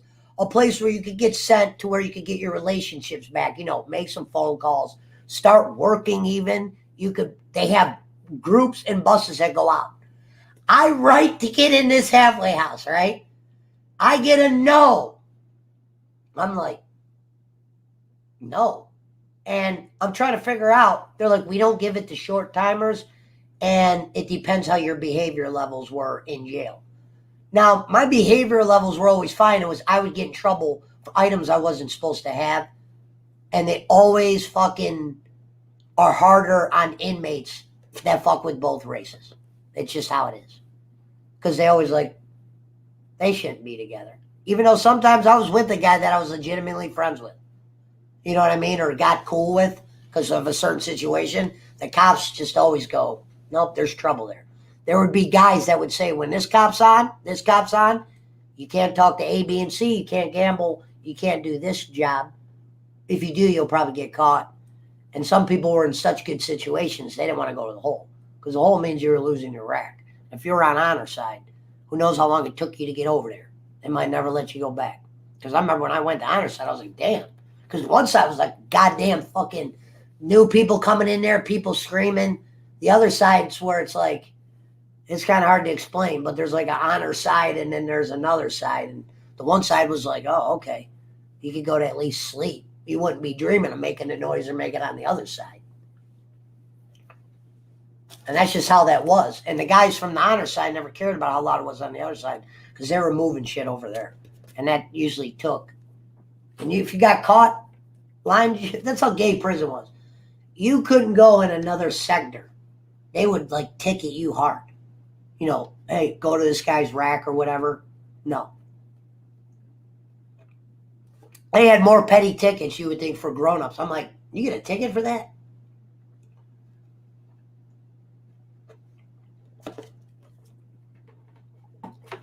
And the lunch ladies are fucking shitty. But anyway, this guy, his daughter was coming to my door, thought I gave him the dope that killed him. I've never told him, we told her what he does here or whatever. So I was like, look, for starters, I didn't kill your dad. Your dad does fucking blase blue. I do not. You do blue, blue, blue. I do not. You guys are the ones that are fucked up. You guys, you know, be helping your dad out. You're blaming me for killing him. I've never even done the shit that you're accusing me of doing. I'm the guy that picked him up, gave him a couple bucks that I'm assuming he bought his coma with. He came out of the coma with this and a limp. And this is a guy that used to have a little power, always a drug addict, but he used to go to festivals and kind of walk around normal, didn't like claim like he's botching out memory. Like he would blame so much shit on memory where I'd be like, dude, your memory doesn't remember if you could steal or not. Like one time I caught him going through this weed that it was not even ready weed. He was just, I put a towel over it. Now what's funny was I didn't even know he was stealing at the time because that wasn't his MO. Never a stealer. But when people start getting into a certain point of dope, the one thing I've learned, you can't ever say they won't do that anymore. When it comes to that, well, that sickness or whatever. Because that's why I always said, the drugs I was doing when I was younger, you could get off of them. Yeah, you might have had a coke high the next day, and it was a fucking bitch. But that bitch went away. I heard when people were starting to say, wait, you're doing perks and it's leading you to heroin. I didn't understand that. You know what I mean? It took me a minute. Now it's everywhere. But I used to talk to people that were in the beginning stages. If I took a pain pill, it was when I was waiting to get a tooth pulled. Now I have insurance to where I'd get it fixed, but I remember getting a tooth pulled and I would always wait. And that bitch would get to a point that if you didn't take a Vike or something, dude, the pain the tooth pain just sits there and it drives and it drives. And I remember how bad that goddamn tooth pain was. I'm thinking about what these motherfuckers are going with in their body. To where, sometimes in jail, the ones they put in jail, when you see them get flushed out where they can't do the drugs, the cycle that they go through from not doing drugs is such a disgusting thing. It's like, dude, how could you ever, you know what I mean? I'm not perfect. I did a lot of coke and ecstasy, but we weren't dropping dead off coke and ecstasy, and we were able to quit doing it. You know what I mean? I remember when I got tired of doing coke because I would be at a party and it'd make me antisocial, and I couldn't do that shit no more. You know what I mean? Because I like being out there. I had to fucking end up doing coke. We'd be in some guy's room, end up talking about old times. Look, I remember when I hated you. You know, I'm not one of those guys that ask people for money. Because, you know, some people are always, like, funny with their shit. I was never like that. Like, when people say, oh, let's match on weed, those words never came the fuck out of my mouth ever. I'm smoking no matter what. If you roll up some weed and smoke, that's fine. And that's what I was saying, Jacob, when you were saying you could outsmoke me, I'm not saying anybody couldn't outsmoke me. But I smoke all day from 5 a.m. to, it's 2:10 a.m. As I said, all I do is smoke weed. And I put dabs in it. Only reason why I don't do straight dabs is because I don't like being tired. That shit will have you laying down like this. Same reason why I don't eat edibles. Because it shuts my body down to where I just don't want to do nothing. You know what I mean? They come into play sometimes. Like if you're like stressed out and you really want to sleep. But I'm not an edible guy, even though I'm going to be making some here soon. That's one of the hottest selling things right now out here. The weed slowed down a little bit because it's everywhere. That's why I always concentrate on exotic strands. Like when I went to Cannabis Cup and I saw that High Times tent was selling their good shit for 50 an eighth. What that showed me was 400 an ounce, which I'm not selling ounces for. That showed me that if you got the real deal and you got that Jeremiah was a bullfrog, well, then they'll pay. Price isn't an object for the real smokers. There's some guys that aren't dealers, like Snoop. Snoop pays prices for weed that I was listening to when he was talking about on Twitch, where I was like, holy shit. Like where these guys are hunting for weed. Like it's like a job, not a job, but a hobby. Yeah, I just paid blah, blah, blah money for this.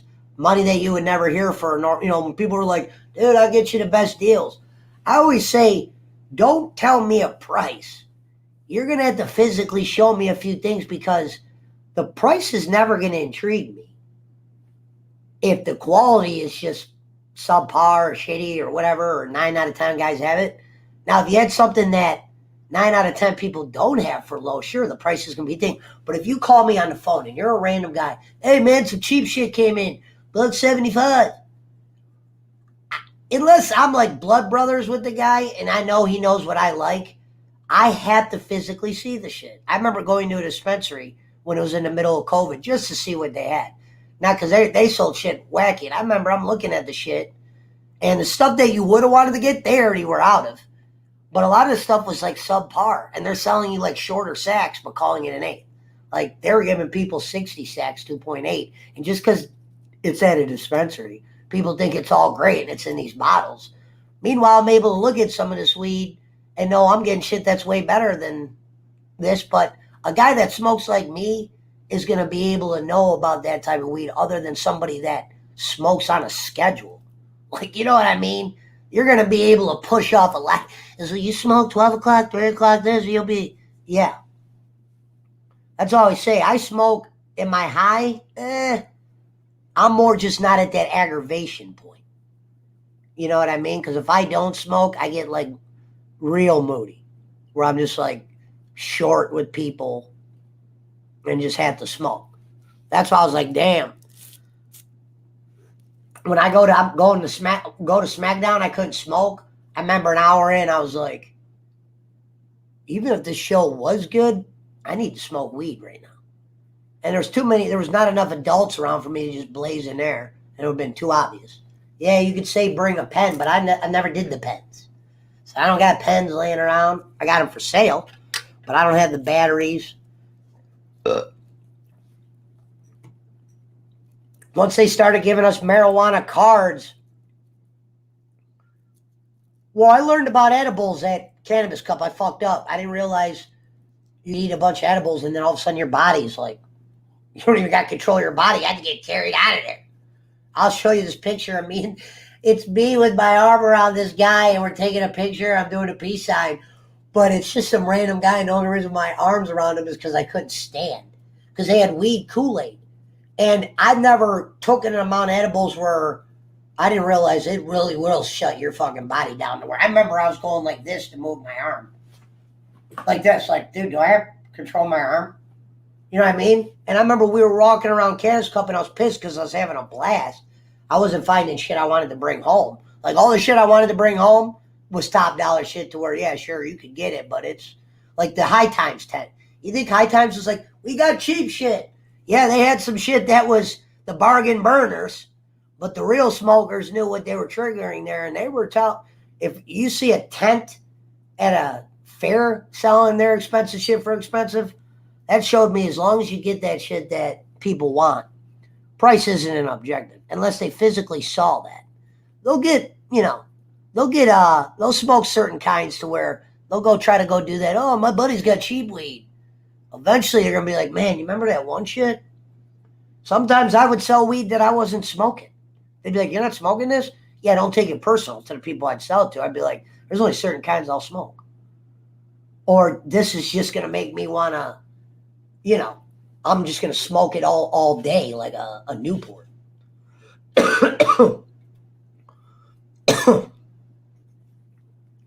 But there's so much goddamn weed around.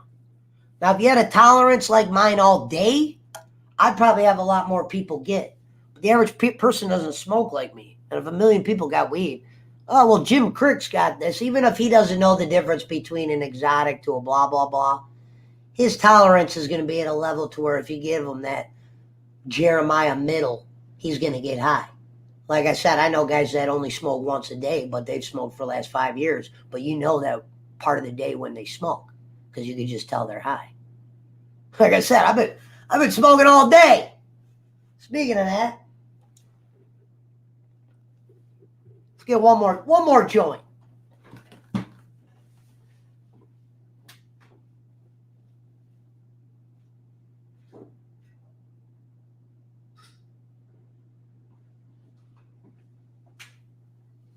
I remember when they first announced weed was going to be legal in a lot of places, I was kind of nervous because I didn't know how dispensaries would be shut. I thought the black market would be eliminated, like alcohol. But then I realized, oh, there will still be a black market with green. It's going to be way different. Now, only the true players will be able to play. You know what I mean? But, especially if you're not a festival goer. Like, they got some festivals up here I would go to. But I would only go if I was going with a group, and I would let them be the tour guide. I mean, I'm not going to be like, hey, I got this and that. What I would do is I would make sure I trust, somebody I trust and go, look, you're going to be the guy.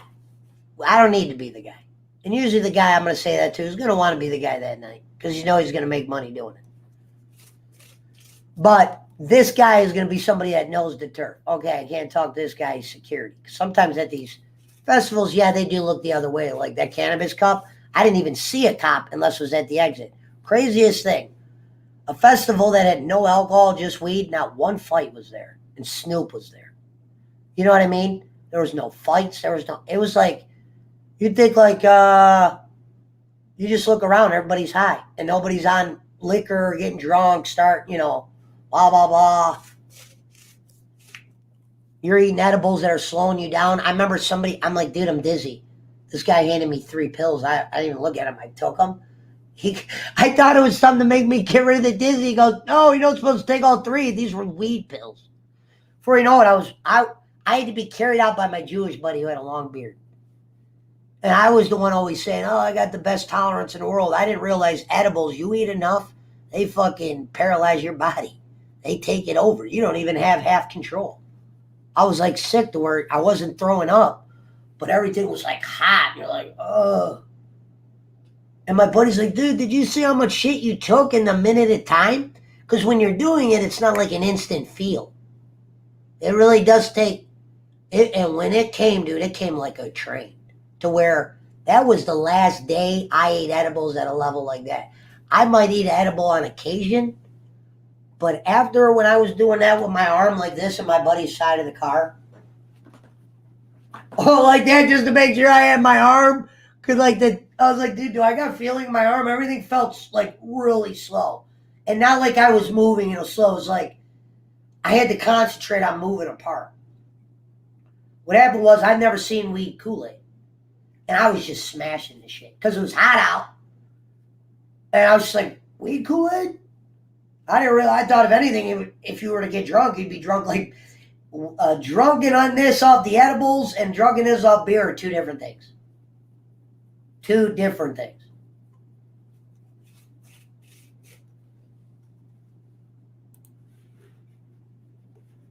The dog had to piss. Good night, Jason. Good to see you. Yeah, I'm ending soon here. I did 6 hours. Pepper tree rolled up, passing lines. See, I never did guns. You guys always did guns. I thought if it got that serious, look here. I'm not going to shoot at you in Menor. And then if I hit you with the gun bullet, Menor's not going to, hey, he was defending his weed bag. You're gone.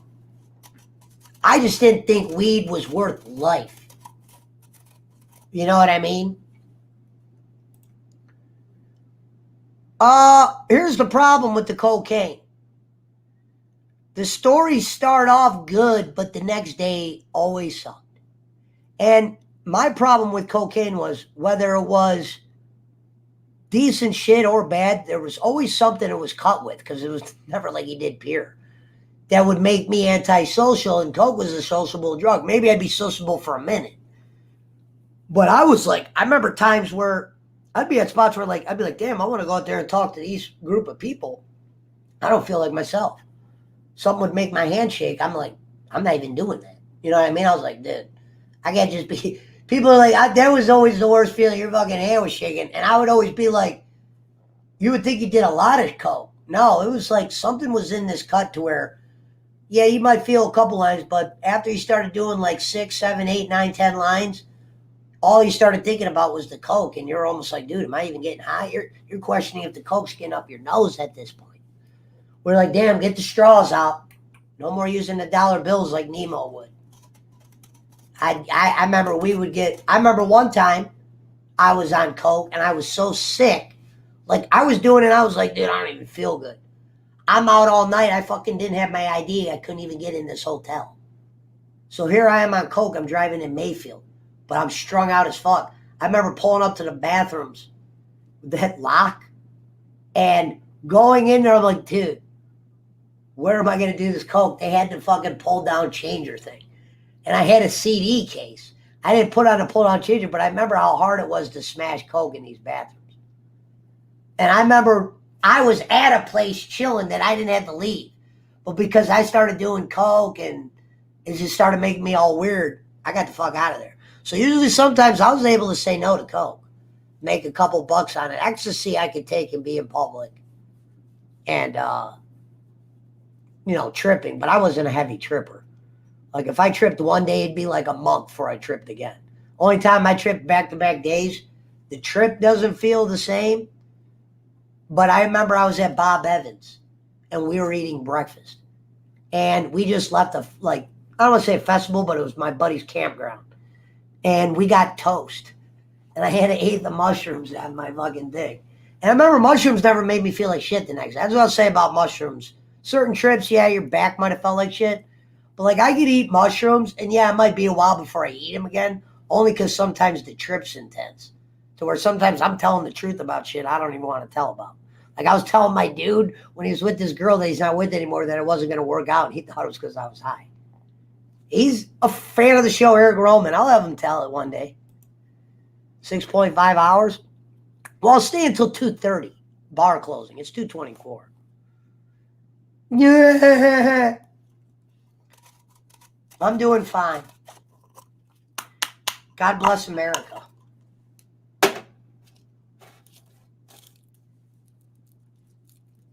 Now, me and Nemo have done coke a few times.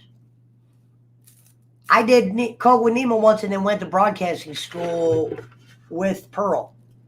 Drove me out there. And it was when Nemo was at that hotel that you were there for like a week. And you just had, this guy had boxes of beer stacked up. Because he was like paired out to leave sometimes. He'd only do a beer drop at some points. In one of the hottest hotels in Menor. I can think of, I don't know if you had your own whip then, but I'm trying to think of a million hotels with the money you had then, I would have stayed at before that one. Especially near the bowling alley. And that's where I used to always sell shit. Yeah, mushrooms, and they're just too intense for me, but they're not, like, I don't hate them like coke. Like, coke was always like, Jesus Christ. That ended up just ruining the whole fucking night. For me, at least. I knew guys that religiously loved it. Sometimes I wouldn't do it until I had alcohol on me. I rarely would go, damn, I'm sober. Let me start with coke. It would be 2:30 before I even knew, what Addie's did. Look how dumb this guy is. These are guys that don't know anything. I wish you'd break away from bowling. Bowling blocked me, bro. Pick up a newspaper. You're not being banned. He's fucking with you. That's Jake's line. Your problem is, Brian, you're always worried about that dumbass shit. We're past that. The mushrooms they got nowadays, Nemo, and they're supposed to make them legal. They're made. I know a guy that's got them. You probably only eat a gram or two. You eat 10, you're gonna be fucked. There's kinds now. They got, how the weed got better with the dro. Mushrooms are like that now. Certain ones, where you're like, mushroom's a mushroom. No, they got ones that got gold caps, platinum caps. There's ones that'll make you think you're doing this, doing that. But my problem on mushrooms was you get in that one part where you enjoy it. But then you get in this one part where you're sitting with your buddy and you're telling him all the shit that you really don't want to tell. Okay, man, listen. That girl you're with? You know what I mean? And you're like absolutely right. And you're like, dude, stop being that honest. You're not even being an asshole. You're saying all the things you almost wish. That's how I get on them.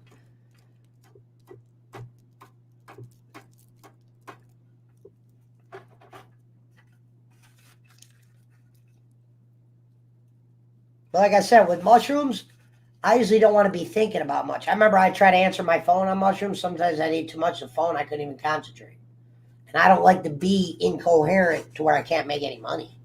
That's never been me. I had to have at least, that's why I was never a shot drinker. I was a designated driver, even though I was drunk, was because I was the guy not drinking shots. So it was like I was the least drunk.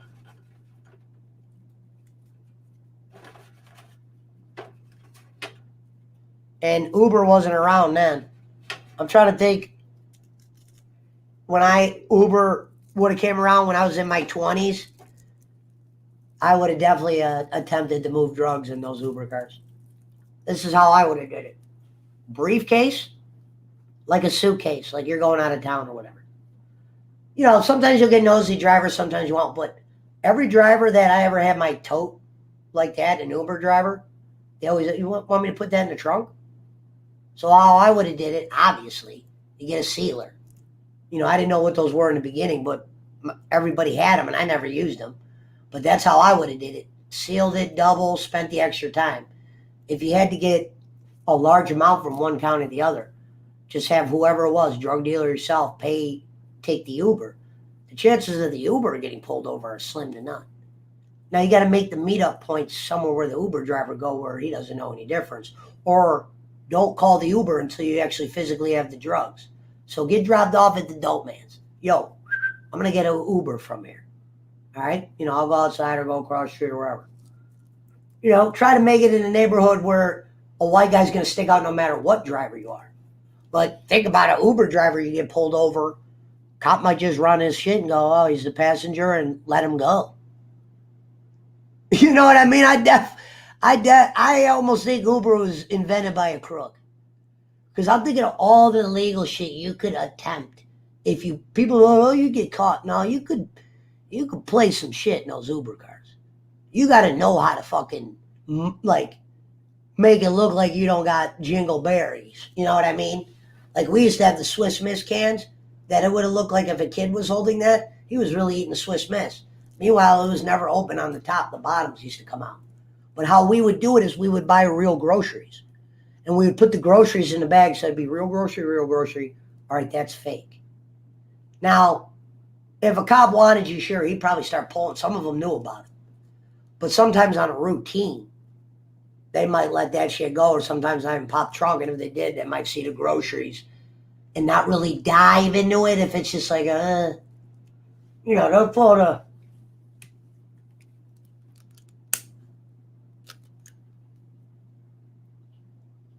I'll show you guys something sick. Hold on. It says there's 9 wild. I'm going to show you guys something I've had for years.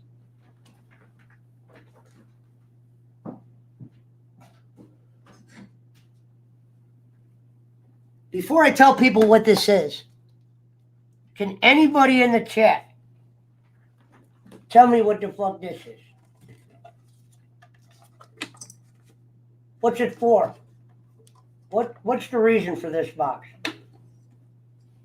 When I found that box 10 years ago, and I mean now they're a dime a dozen everywhere, I was like, that's the most genius thing in the world.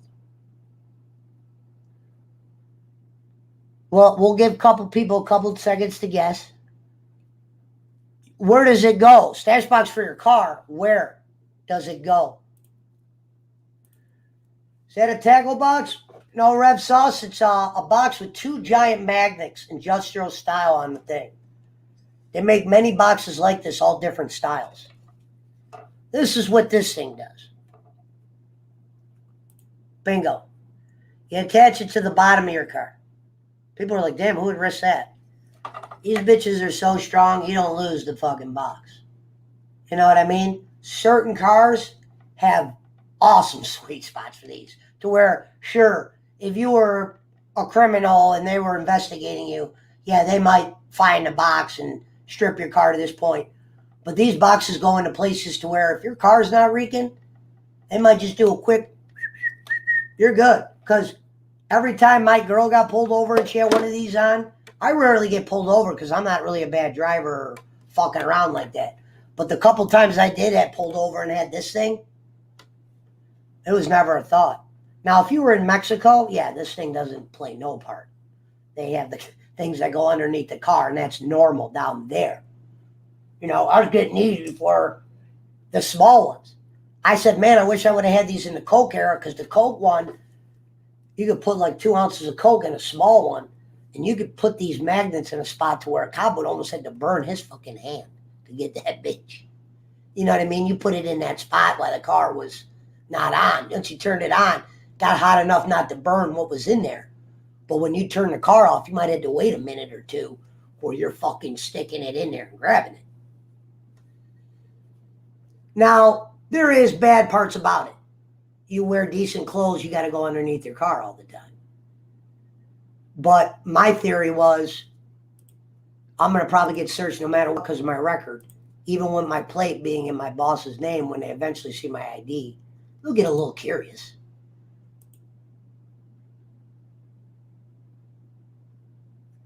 I never did DMT. When they were trying to explain what it was, I was like, there just wasn't enough. I didn't understand what the fuck it was. And the people that were on it, when they would explain it, I'm like, okay, why would we do that? But everybody has different, you might be thinking of something different. You know, some people think certain drugs are, like, I didn't know what people considered angel does. Is it the shit you dip in the cigarette, or are you talking about something you snort? Because we always called it coke.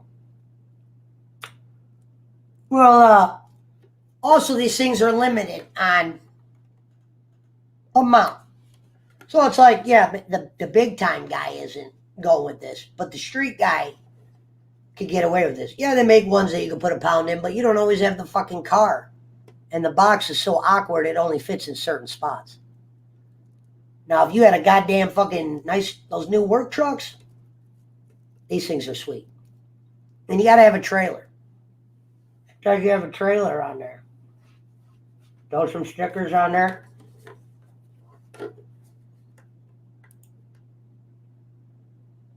Like if I got pulled over and I was smoking in the car, this was under my car, I would just give them this. I had no problem with giving them an eighth. In my mom's city, yeah, see, there's always two kinds of something. When I heard this one guy explain to me what DMT was, I just thought this was something that him and his boy created. I'm like, what? You do what now? Yeah, see, now this is something I did a few times. Didn't like it. But like I said, I got a tattoo to prove it. Waterboy and Chinese lettering on my back leg. I didn't pay for it. Gary did. Trust me, I would never get a tattoo again. But we smoked sherm one week and did mushrooms at the same time. That's why the mushrooms fit in with this story. We were smoking woo, the guy that was passed out here, and eating mushrooms. Now, I regret smoking the woo. That shit made me feel dead inside. So I quit that shit quick. Well, we know a bunch of guys. Mark White had killed himself on woo. And then burning himself in a trailer. Waterworld. This is what he's talking about right here. There's a city called Huff down here in Cleveland. They call it Waterworld. It's nothing to do with Kevin Costner. It's where you'd be able to roll up. It's not like that anymore. Because, it's just, they do it way different. You could just roll up, and 14 guys would run your car, and everybody wanted to give you a cigarette or give you a deal. And you had a better chance of getting dope than getting robbed. Now, he got a car stolen But that's because he got out of the car, went and smoked Sherm with some random guy in the middle of a neighborhood where no white guys were, and he was the only white guy. He was sitting on the fucking porch, Shermed out, where he couldn't even run. These guys ran in his car, took his car, and left. Now, Mark's dead now. That's what sucks. And he was a close friend of mine, Mark Whited. That's why I was like, fuck woo. I remember this one guy smoked woo, and he was taking a baseball bat, one of those mini ones, and for some random reason, we were in a basement, and you know how the walls are concrete? He was smashing these baseball bats and shit on the wall. And he's like, dude, what the fuck are you doing? You know what I mean? That shit would have you fucking... I remember when I was there was this part where I was just laying in the carpet, and they're playing Fear and Loathing. And I'm like, am I dying? Yeah, that shit was fucked up. 82nd. See, Nemo even remembers the street. And Nemo was 93rd, my man. 93rd was where the real clicker was at. 82nd, yeah, you probably knew a couple of Billy's guys over there, but 93rd is where they built the castle.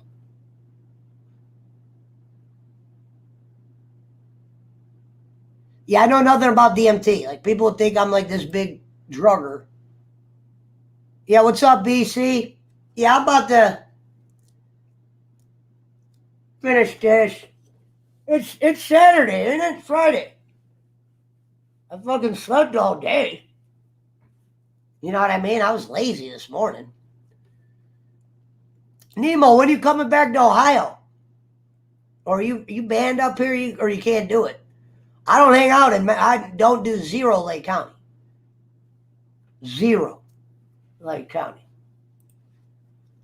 If I do, it's because of the car lot. And I'm going out there and I'm a civilian, but make people cross that border now. When my neighbor's fucking a prostitute selling a Yale bag, he's not worried about my dime bag.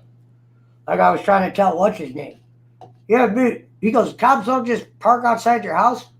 Well, I live in not a great neighborhood. Sure, if I was living on my mom's street, there's actual fucking people that got serious problems on my street, bigger than a weed problem that's now medical up here. But that card don't mean shit. That means you need to have the packaging. You can't just have a random bag and go, I got a weed card. I got a weed card, but I don't buy from the store. Well, right now, weed's moving slow as fuck, bro, because right now, if you're just picking up weed again, there's a lot of weed around. There's a lot. It'll speed back up, but there's not a lot of room for people to make a shitload of money unless you got an exotic kind that people are hunting for. That's why I always hunt for shit that the other person doesn't have. I'll pay extra. That's why I said, don't tell me a price on the phone. Because if you tell me something cheap, that doesn't mean I go, oh, I found the cheap guy. Now, my first thoughts are going to be, damn, he's just going to give me something I can already get. Or something. You know, the price has never made me dance. It's always how good, how often, how many people are around me. Because there's a guy that, for instance, he doesn't buy weed off me. But if I have a certain kind, that's not a kind I'll get all the time. But if I have this kind, even though he's a weed mover and he doesn't need to get weed from me, I have a kind that he wants to smoke where he's like, damn, I need that for me. That's the kind of weed I'm trying to get going for. Not the shit where someone's like, damn, I got to sell it to my buddy. I need to make a couple bucks. Yeah, I got that for you. But if you're searching that humdinger, that's the goal. Now, I've done well with that for the most part. Right now, it's just a little different.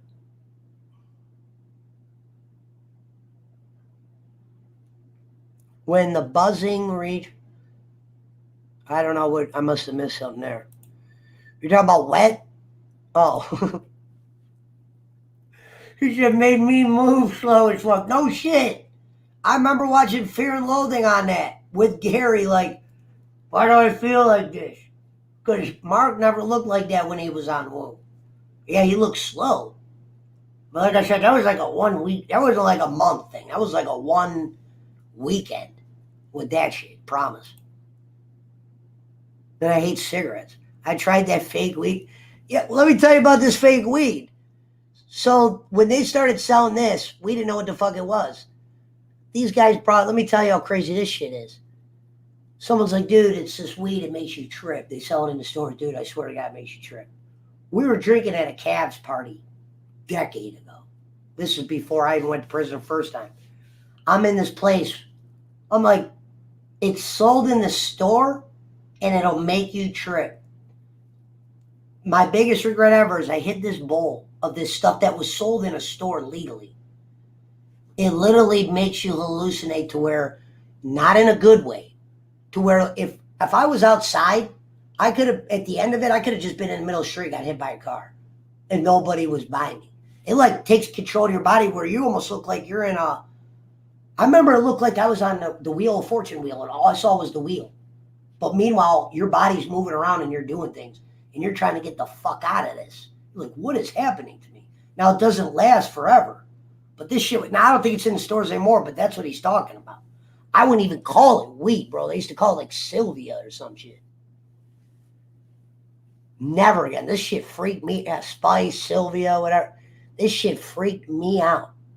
What kind of noodle would do this shit and have a fun time? This wasn't fun, Trick. This wasn't like, yeah, you're laughing. No, you were like, or the amount I hit, I'm like I said, I left the body type shit. You're like, where are you? And you're right there. When I came out of it, true story, because I always told it a million times, I was like sitting on a floor going like this, like I thought I was driving a car. And I remember coming out of it, and my buddy's like shaking me. He's like, dude, what's wrong with you? And I'm literally by a sink. I don't even know how the room I hit the shit in was way over there. Apparently for 15 minutes I was moving around. I'm thinking like, damn, if I'd hit some shit like that and people weren't around, I could have just walked down the street and got nailed by a car. So that was a one and done.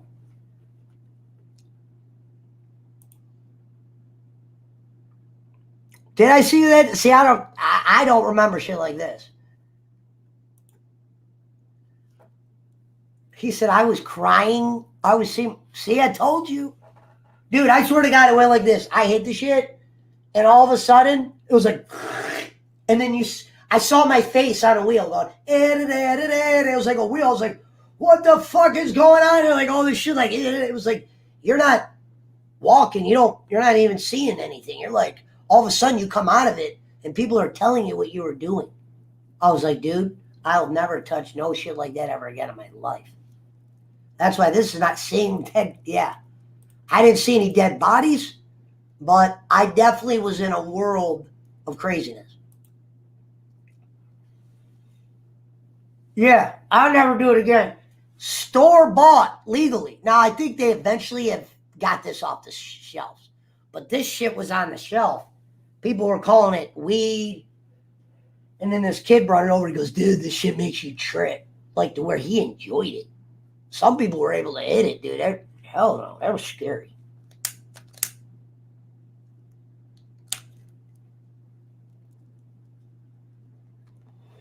Yeah, give me COVID over that any day of the week. Over spice.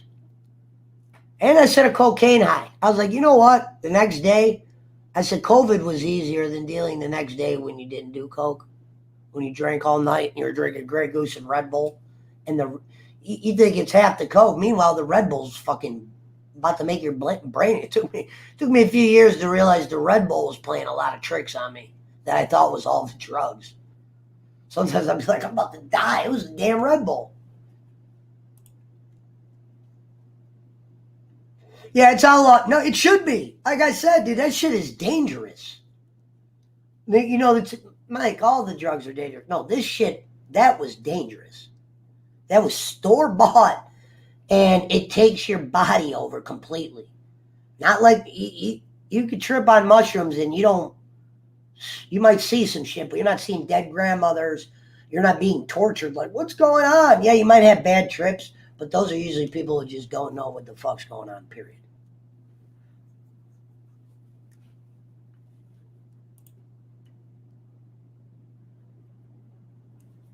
Painesville is the city I smoked it in. Pearl's house. Cavs party. LeBron, before he won the ring. That was always a thing when LeBron, the bars were packed, and that's where he went.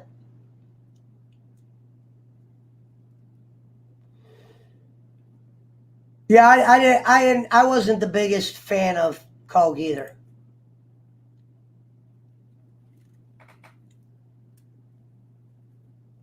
Red Bull Red Bull and Grey Goose, I liked a lot. Champagne. I drank probably more than anything. And smoked weed, of course. Because the momos never worked. They would put momos, they would just roll the coke up with the weed.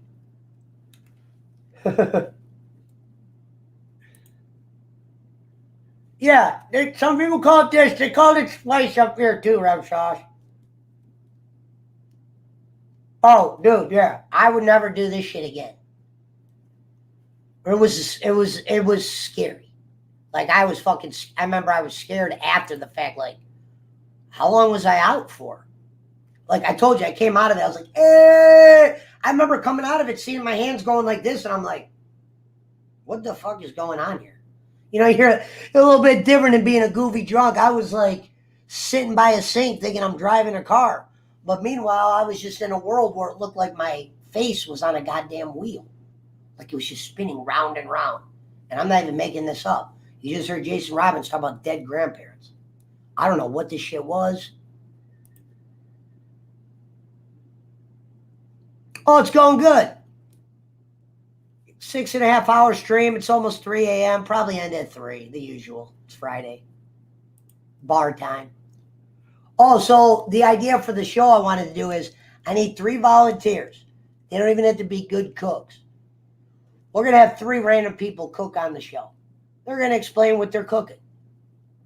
You know, fans can interact with one or say, you know, which one they think's the best or not. But I think that would be for good content. Just have 3 random, even if you're not a good cook.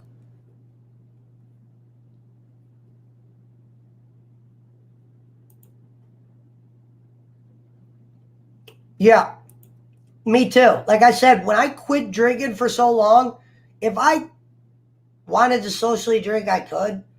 But I quit drinking for so long, I was like, dude, I never even wanted to pick it back up. I was like, why pick it back up at this point? And when I was drinking it before, it's like now I just go straight to headache mode. And I'm not drinking Miller Lite. I'm usually drinking Christmas ale. Because I always said if I'm going to drink beer, I'm going to drink a beer that I don't got to drink 50 of. I wasn't a Coors guy unless we were desperate or something. Or underage. Yes, the acid was around. I didn't do it many times. That's what's. I wish I would have did acid more than Coke, for sure. Problem was Coke was something that was always on me because I sold it.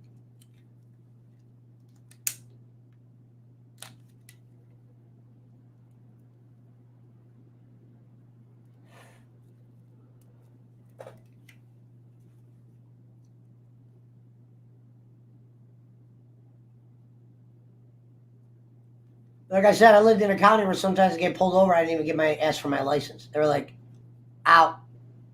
I'm like, what? Sometimes when I wouldn't even be doing anything. Like I knew I was driving at an hour a night where they would be looking for guys like me. And usually Menor was not a place if after 10 o'clock you drove with shit. But we hung out at a lot of bars there. Yeah, you had your nights where you had shit on you. But more times than not, I was smart enough to know if I was going to be the designated driver from a Menor bar, they're so thirsty, they're looking to pull you over. Especially the age we were at then.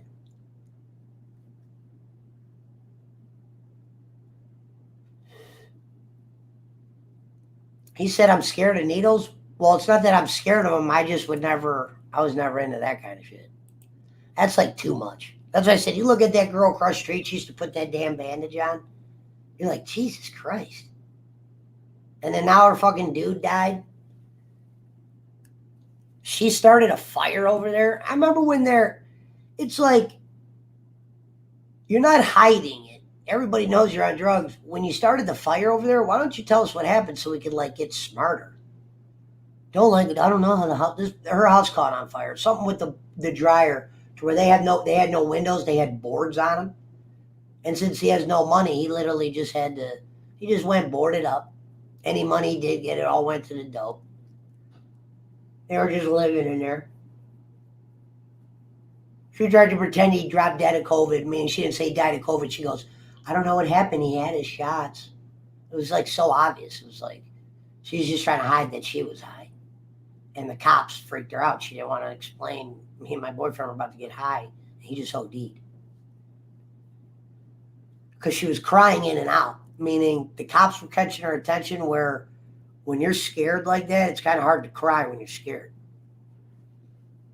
I mean, you'll get some crying out, but you could tell she was like in and out of the crying to where she was trying to see if the cops were focusing on her because she probably didn't want to tell her side. So she was like, I don't know, she thought the cops would just go, okay, he was doing dope up there alone. Have a good night. They came over here looking for her because she said she was coming over here to use the phone. Well, I wouldn't really consider it rough because it's fixed up a lot now. I just said it's very active. To my mom, it would be a rough neighborhood. To a guy in East Cleveland, it would be a very easy neighborhood to live in. That's why I said it's not dangerous, but there's a lot of shit going on down there. Like I said, there's prostitutes on the end of my street. But you also got to know how to fuck around. I don't make friends with a lot of the people that live around here. It'd be one thing if I meet them and I don't start a relationship that's drug started, and then you get a feel for them and you know what you can pull out in front of them and you can't. Or you could be what's called like a fake dealer. Hey, man, I don't really sell weed, but if you need like a 20 sack or like a 30, like you don't want to give these guys certain amounts to make them think you're the person. But shit, if you could get a consistent small guy, and then you never know, if you get to know the guy well enough, you can be like, damn, I can actually put some trust in this guy. And then that's when you can kind of let them know who you are, but not really. That's why I said, no need to brag about being big, because that means they want you. If you play humble and broke, you might not be a target, where you could learn that somebody's shady and be able to get away. To where they're like, hi, we just met. Can I get a blah, blah, blah amount? And you're like, yeah. Even if you could get something, and you learn this early, you should get a feel of somebody. When it's amounts, especially felony amounts. Sometimes word of mouth will work for certain vouchers, but I've had a guy get vouched for and he ended up being a snitch. Grease Lake is a city named East Lake. Timberlake. Now, Timberlake, I never went, Nemo. They pull people over for a living there. That was the most dangerous spot. I hated driving through there, passing through. I made it so you didn't have to, but I knew a guy over there that I fucked with a lot of people over there, but I hated that cross through. Timberlake was Daisy, get the mouse. Timberlake is definitely not where you Daisy, get the mouse. Yeah. Any gambling, weed, college, NFL? No, but I found out how I'm getting a PA to cash my tickets in, and I'm going to put bets in. There's no gambling up here. Ain't no neighborhood for rough, Nemo. West Side would be good for you, Nemo. My aunt and uncles live on a golf course.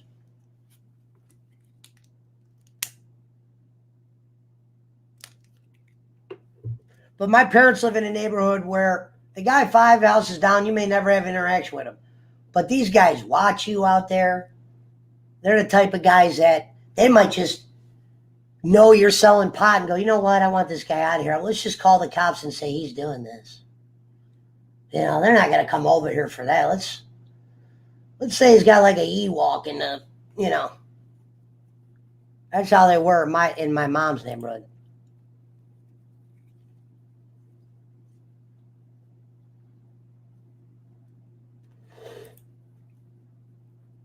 Well, I'm probably not going to be watching that there what happened to Ohio State. If I was gambling on it, sure. Daisy, get that mouse. Did you see that motherfucker? Jesus. All right, we got 5 minutes. The final countdown, the last 5. Might go get some Denny's. Only thing open. Make sure to tell the guy, well done burger. You can't get Uber Eats anymore. Uber Eats is a joke. They've lost control of that. They even have a button you can press and it's supposed to deliver it faster. No, they don't deliver it any faster. The button's fake. Dude, let me ask you this, Jason. So I bought AMC. The problem was I didn't get it as low as you. I got it the day it turned 24. Now it's getting low again. Is it ever going to go to a bowling set? Believe it or not, Boston, I do. It's just not on stream usually. I'll usually be fucking snacking throughout the day. Like I did big breakfast, extra sandwich, but the pancakes taste like shit. I'm like, fuck this. But I wanted something quick. I didn't want to go sit in a diner. But I remember when McDonald's breakfast, you'd eat the hash brown, you're like, oh, this tastes like gold. I remember now you're barely making it to a hash brown. You're like, geez, why does this shit taste like shit now? Yeah, fuck Fabio's. You don't even know about Fabio's. Fabio's is open for another hour, but I wouldn't dream. He probably has his fingers crossed that nobody calls him at this hour. Or he has it all directed to the app. Man, I stopped taking calls. Buddy, I'm looking for an apology. You know, you fucked up my order. These guys don't even apologize. They say shit to where I shouldn't let it get to me, but they're so rude and idiotic to where I got it. I have to. They get me every time. Where I call this guy and I have a video on there where I've had longer arguments with that guy than that. Where he would be like, he'd put me on hold and then I would recall. And I'd be like, hey man, it's me. I'd do a fake voice and he would know it's me again. Get your mod sticks. Yeah, they fucked me on that. And when I said, hey, buddy, you forgot my mod sticks, we're not taking no more orders. No, dude, I'm looking for maybe a future freebie. Why did you forget an apology? Why did I make a comment about how your mod sticks taste like shit and you forgot to bring them, dude? You don't know how to talk to people. Go look at your Yelp reviews. I'm not alone here. Your Yelp reviews are almost comical to where I thought, I was like, damn, are all reviews like this? You go on other restaurants and none of them were like this. This guy had a Yelp reviews, with mine being one of them, of some of the funniest shit listening to these fucking customers explain the problems they had.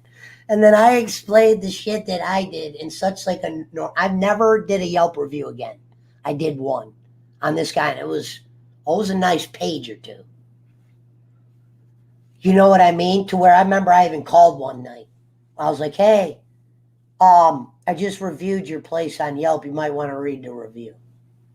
Or you'll say something like, yeah, someone's putting on Yelp that you're putting blah, blah, blah on the pizza. And these guys go to that shit. I should just call them just to see who answers. It's always, the drivers beep the horns. Even though they find the driveway, they still beep the horn. And you go, hey, man, why didn't you just wait till you got in the driveway? Why beep on the street? You know, it'd be one thing 3 p.m. Or maybe even 7 p.m. It's 2:30 a.m. You're beeping your horn like a goddamn, like you're afraid that T-Rex is out there. Probably thinking they get robbed.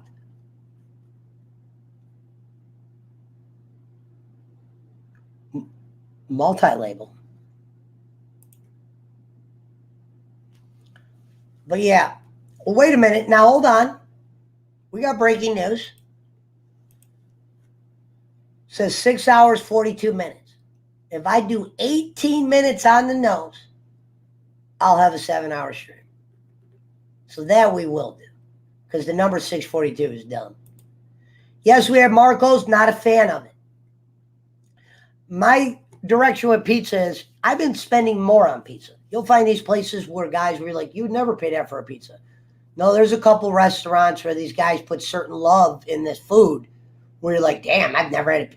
Like, there's this place, I never heard of a $25 pizza. Until I came here on the west side, I was always used to Pizza Hut and shit. And there were some of these pizzas that you'd get like a 4 or 6 piece. It'd be like 20-something bucks. But I remember I would eat these pizzas where I was like hooked on them. Get them all. I remember Uber Eats first came out. I get from this place called Crust. David Portnoy ate it a couple places down here, the One Bite guy. And he always says if his rating's 7 or better, go give that a try. That means that's good food.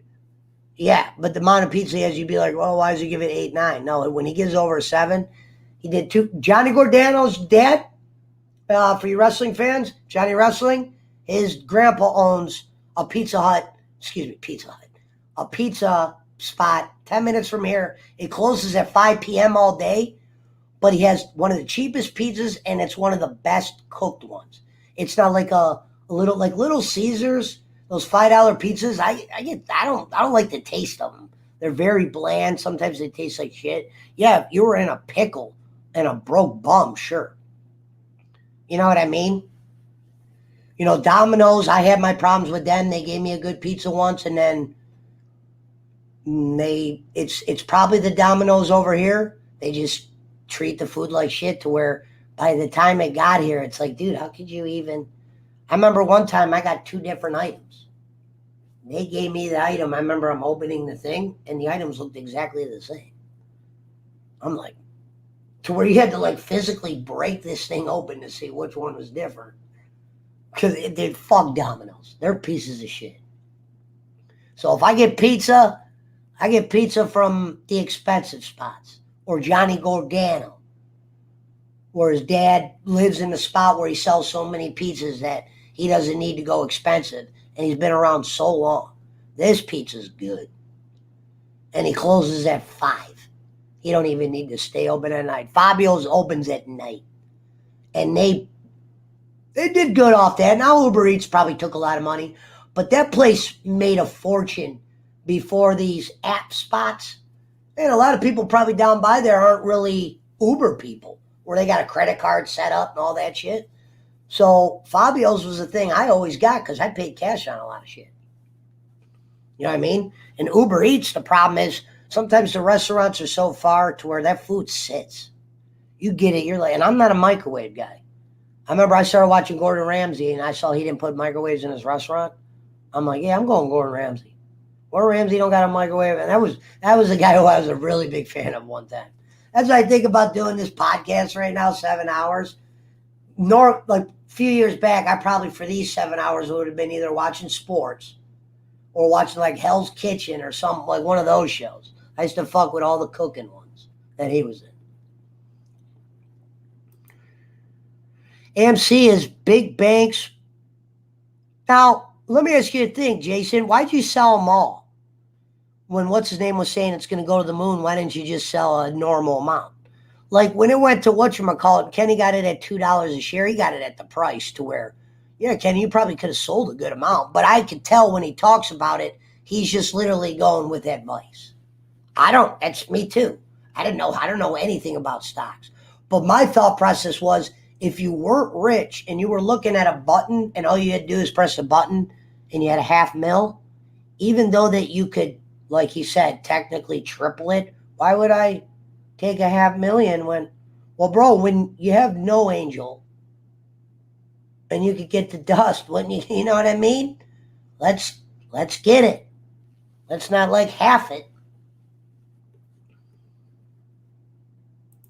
You know what I mean? If I had nothing, I'm looking at $1 million button. Yeah, we'll figure out what to do with that million.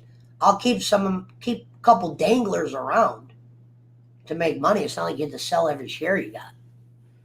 But then it went down from 70 to where that money is not the same amount anymore. And it's like, damn, who knows if it'll get to that amount. If it does, I'm going to be the happiest camper in the world because I got stock in it.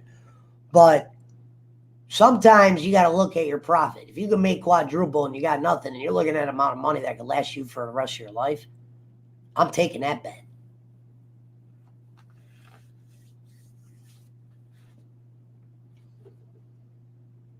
I got a button. I got a bank account with $2,000 in it, but I'm looking at a button that I can just hit it. I got $500,000, but I'm making comments that I can be up quadruple that if I just wait. That almost sounds like a gambler at that point. There's no such thing as get rich, do this. In an aspect to where it's easy, where everybody could have just bought AMC stock when it was blah, blah, blah. Now, sure, if you're a rich guy and you're like a condo maker, yeah, you'll get rich. But there's no such thing as, hey, do this and you're a guaranteed. Because usually the guy telling you that, why would he ever tell you that? Wouldn't you go make that Mildred first? Or, I don't know. That's what you got? Yeah, I would have been out at 60 grand as well. You damn right. Fuck yeah. Now, when you said you were up, I didn't know if it was a situation where you won a couple grand. Like, I only have 20 stocks or 20 shares, but I got them at 24 a piece. The night I wanted to buy them, they were at 17. They literally jumped up $10. It's the lowest it's been. But this was the first stock I've ever bought in my life. I've never bought a stock before. I only bought that because Ken said, but then I ended up buying some Doge to where if it does hit, it hits. Like I got 500 in Doge, but I barely got 200 invested because it's a 20-cent stock. So it's like, yeah, it sounds like a lot of shares, 500, but I got them at 20 cents. And if it does make it, does something, fuck, at least I'm ahead of the game. And it only cost me $1.50. Litecoin's at 200 a share. I got that one at $1.50. So that one's been moving up a lot. The other two have been going down. I bought Disney. That went down. And I hate Disney. But I thought they were going to go up because I listened to one of those websites. I should have knew. Guys, I expect Disney to be at 300. I'm like, I remember I looked up Disney. It was at 180 a share. I bought like a share. I only have a share and a half. I didn't go spend the bank. But what you learn about that shit is it's almost not worth it unless you're spending thousands to where you could get 100 shares. Because when that shit's about to drop, you know, you only got 2 shares, you're going to make shit. But if you spent that extra and have 100, that's why a lot of people just kind of are like pick and piecing. Hey, they can make $3,000, make $3,000. They go on to another stack. But it seems like right now, I'm looking at my whole list. I'm down in all of them.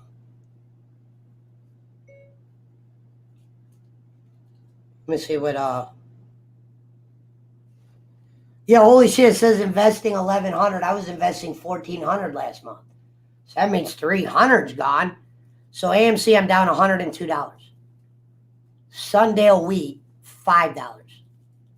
Golden Nugget Gaming, which was up. So this would have been a stock if I had 100 in. When I bought it at 13 and it went to $23, and I had 100 shares, that would have been worth selling.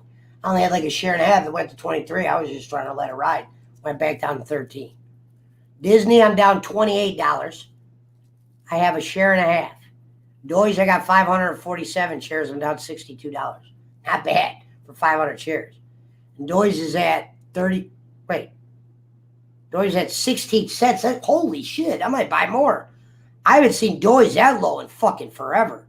Erythrium Classic. This is the one that when I did buy it was at 61. It's down to 30. I wish I would have bought it now. I'll probably get something like that. This is the only one. Now Litecoin's back down to 150. It was at 210 the other day. So I might buy some more Litecoin because I think Litecoin's one that always goes over 2. And one day I'll have the right amount to just sell. But yeah, that is the final. Everybody hyped up. Well, I thought it was going to do what GameStop did, at least. I wasn't believing when Dude goes, man, it's going to go to thousands. My thought was it starts to approach the hundreds. Yeah, I'm going to sell it. I might keep one in there in case it goes to the moon. But now we're to the point where I don't see that happening anytime soon, unless I'm wrong. The guy that told us to buy the stocks keeps claiming that it's about to go through the roof. I just couldn't imagine people having that info. You know, they might have an idea.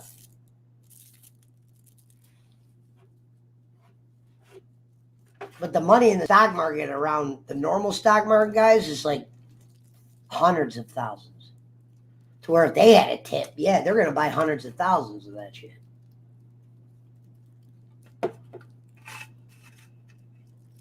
Now, it did get to a point where, think about it, I mean, it was at $2 and it hit 70. The question is, does it ever hit that kind of surge again? Now, I don't have enough money in it to be mad. It was either a win or, like I said, I'm down $100. But Doge at 16 cents. Damn, I might have to grab me some of that. Some people said it's like a fakie. But shit, who knows? I buy it enough time, maybe in a year or two, even though it's still at 16 cents. That day it goes to 30 cents. By then, you could have maybe 5,000 shares. You got to put 6 G's in? Yeah, I agree.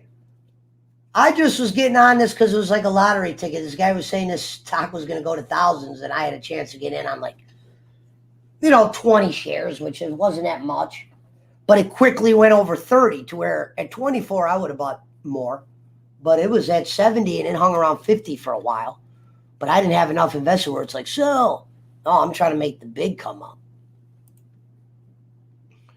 You know what I mean? Let me get this final dinners over now. Here's my clipboard that we use for the altar.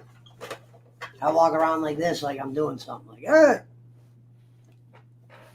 Oh, now, if you're just joining us, don't do drugs from a halfway house. And this ain't mine. He'll roll out of a bed. He goes, I miss that cane. I'm like, you missed that cane? What have you been doing since then? You didn't even go get like a $5 hour? Limping like a motherfucker. One time told me Laurelwood, they fix people. If death didn't fix you, how the fuck is a hospital going to fix you? Death didn't fix you. A coma and close to death. You were pretty much dead. Your daughter thought I killed you. She was at my front door, you piece of shit. You know what I mean? The daughter too dumb to realize he's getting drugs in a halfway house. She thought I was the killer. Because she got his phone and I was the last person he messaged. I live 10, 15 minutes away from the halfway house where they send a lot of people. So I used to pick up a lot of people from there, take them out to eat.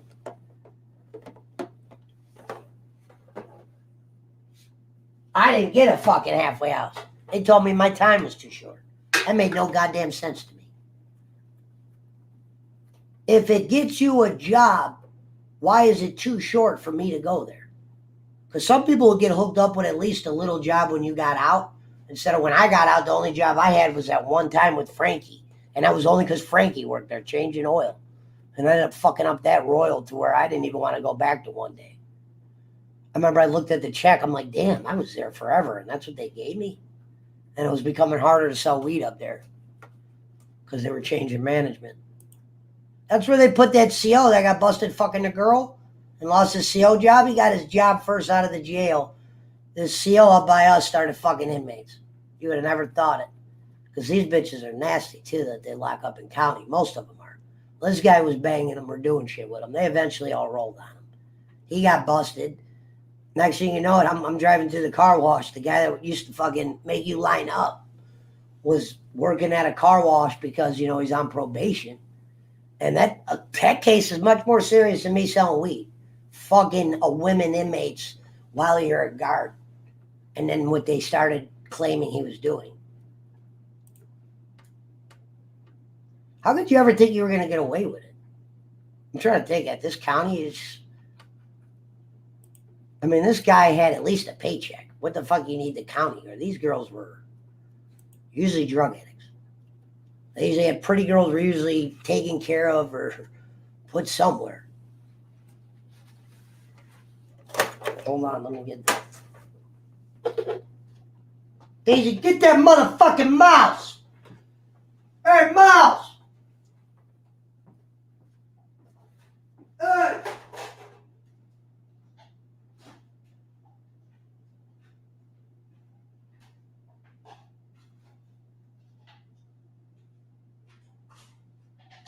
Goddamn mouse!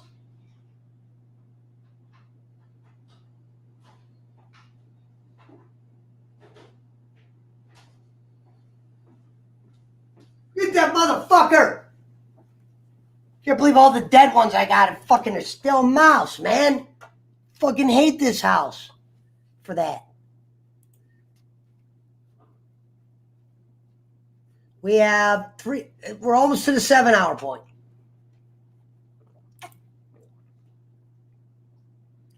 I'm not calling Fabio's, dude. I don't like being that. This guy, it looks funny after the fact when I'm yelling at this guy, but the anger he could bring out of me. And I think his policy is different than when I fucked with him. Now he's hooked up to where Uber Eats, where he cuts it off. If you watch that video, at a certain time, he stops doing his own deliveries, starts running them all through the app.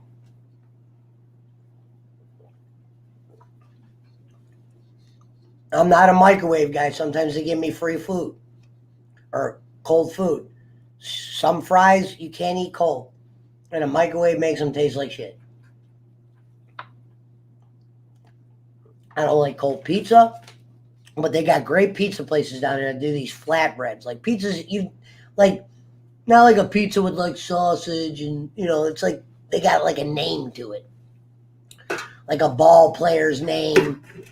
Shit that's not normally on a pizza. Like I didn't realize what specialty pizzas were because I was always just a plain Jane guy. Eventually, I learned what white sauce was, and I haven't ate red sauce in a while. I will, but dude, I'm a white sauce if they got it or the garlic butter. Well, we got a few, Chris. That's what's sad about this. If you would have looked at all the ones I caught in the basement when we were down there yesterday, when last year I didn't have them like this. I've always had like all mounts, but I was like, damn, I think I hopefully got them. And the fact that there's still one running around, it's like, Jesus Christ, what hole are they getting in? And it's like, yeah, I can pull the dog food, but there's not much dog food in there. And if you put the dog food up, the mouse is going to get out of the fridge. They climb at a very crazy speed. Where you're like, damn. When Daisy catches them, that's because usually they're sick or something happened, or they might already have poison in them. Daisy will catch them and kill them. I don't know what makes her kill them, but she'll catch them and instantly kill it. She's a hunter. She climbs in trees. I got pictures of her in the tree. Daisy when she chased squirrels. I've never seen a dog go in a tree like she does. Philly cheesesteak pizza you need to try. It depends who's making it. A lot of shit too. It depends where. Like for instance, Burger King had this commercial for that marinara. I'm thinking that marinara chicken sandwich. I bet you $1 million you go to the Burger King over here, you try to order that thing will taste like straight death. You will think you ate a prison chicken sandwich. Hold on, let me get a little piece. But yeah, the Burger King around here, I would never call corporate and go, hey, this place tastes like shit. But I remember one time I got the nuggets from them years ago. I got nuggets one time. And I remember I ate it was like the 10 piece for $1. And I remember I ate one nugget, and for some reason it tasted like such shit where I was like, if you were a guy that ran this place and you came down here and you ate this food, you would say, dude, there's no people aren't going to eat this shit. It's almost like, dude, how do you have the longest line? But somehow by the time I get to the window, I'm getting like a lukewarm fry. Sometimes they're hot, sometimes they're not, but it's like, you were just packed. What's going on? Are we taking them under the light? What's going on here? You know what I mean? That's why fries have a shelf life.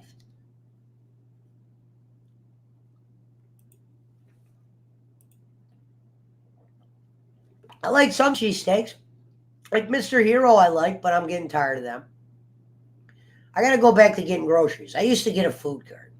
I've been so lazy. I know I could just go up there and reapply. Because when you're a former convict, they usually hand out food cards. You just go in there and you're like, hey, I'm a convict. I live here. And yeah, shit's not going great. You usually get like a $200 food card. And I remember with that food card, I used to eat real well. But then they took it from me for no reason. They got something wrong on their end to where I have to reapply, but I'm fucking so lazy to do it. Because it's not just as easy as logging in. You know you're going to be in there for the day. Take a number. Yeah, you could go there 10. If you want to wake up at 6:30 a.m. and fucking go there an hour and a half before it opens to make sure you're in there to grab a number early. You would have thought it was Black Friday at the food cart place. Or, where you get your assistance and shit. Because the two things I was going to try to get on because I thought it'd be genius was electric assistance and food cart. I was like, shit, I'm not asking for much. You know what I mean? And then you tell them my story, which means I'm not going to tell them a lie. I'm going to tell them about my past. They're not going to be like, all right, this guy's like a scholar and everything. I'm going to be like, all right, look, I'm a convict. I got 5 felonies on my record. I'd like a food cart. Cars are slow sometimes. I'm not the head guy. Most of the shit is true. And then most of the times I get the card. Only time I didn't is when they misread a tax form. Meaning they thought I made a certain amount that was a split amount between me and my partners. And they're like, you make too much to get food.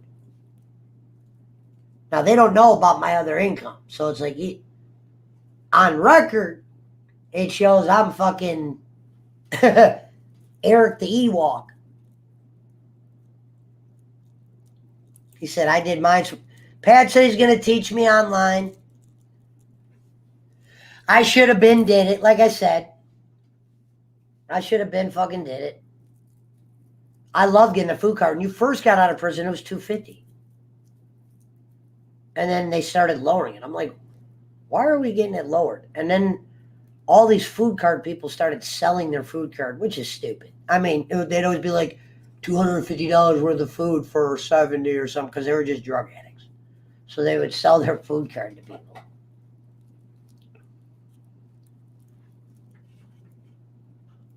And most of the drug addicts here have a place to go if they go sober. Like, they have a shelter. The only reason why people are on the streets is because if you're not in by 10, they don't even want to see your ass. Because they know you're out cutting turkey. Like that guy was outside and he was trying to get your attention, like he was saying weird shit. It's what some of these guys will do around here. They'll walk up down the street saying weird stuff, hoping that when they walk by your house and you're talking weird and you're outside, you might say, hey man, who are you talking to? You just act like you don't have. Sometimes I'll pick up the phone. These guys will come down the street. You can tell they're high, but they're talking loud to where they want you to comment.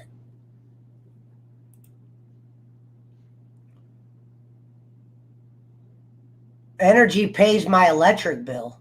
Wait, give me $250 a month and Dollar Energy. Who's them? Who's Dollar Energy? I need to get my they fuck me on electric here. Like really bad. And I run a lot of shit.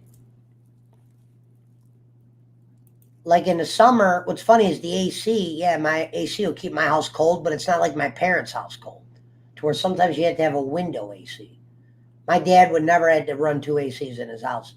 The fucking main AC would make it bone chilling. The AC doesn't even cool up the upstairs. That's how old some of the vents are. And it's a ran through the house. Yeah, it gets a little tolerable. But unless I had a window unit in, which I do on that one, you couldn't sleep upstairs. Hell no. I'm not sleeping in no 90 degree. Fuck no. It already doesn't hold the cold as it is. It does its job. This summer it did well. But Cleveland homes and the AC, it ends up running all day, so your power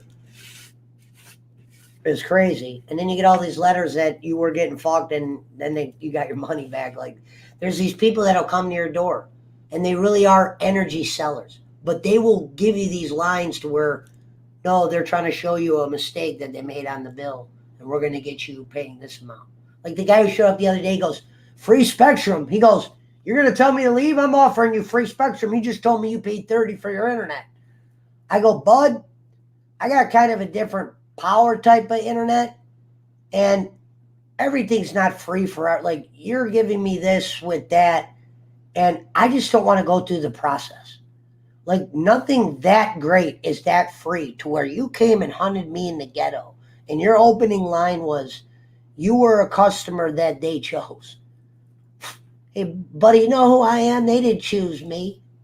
This is what they send you to do and you work on like these energy people. They don't get 2-3 people a day, then they get rid of you because you got to get like a certain amount of signatures because these jobs are paid because they're supposed to ride around the neighborhood.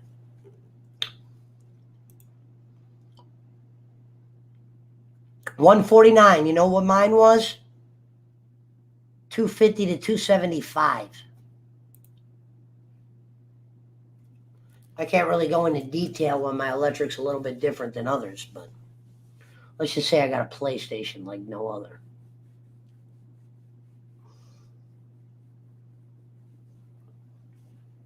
And like I said, everything runs double down here. Like I said, you turn on a damn fan, it's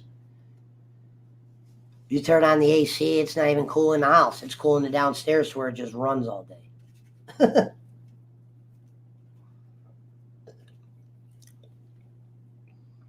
And I have multiple screens where I might have a game on. This is even before the computer shit. Hold on, let me roll this up so I can end the stream. Remember, kids.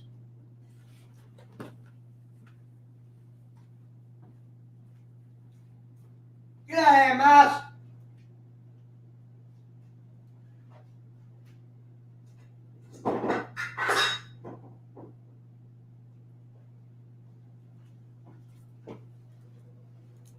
Shout out to the 10 in the build.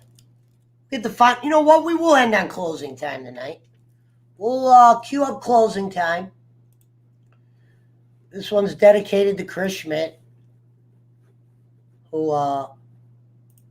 got bullied.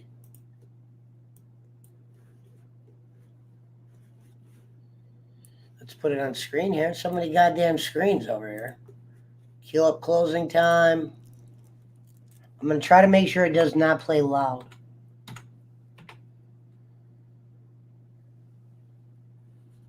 Problem with my headphones is they're so expensive. They're fucking huge. They feel like you got a goddamn warp shuttle on. Now, this will give my stream a copyright, but not a copyright strike. Basically, it would matter if I was making money with YouTube. This would keep my video from not being played, period, if I was monetized. I'm far from that. So it's playtime.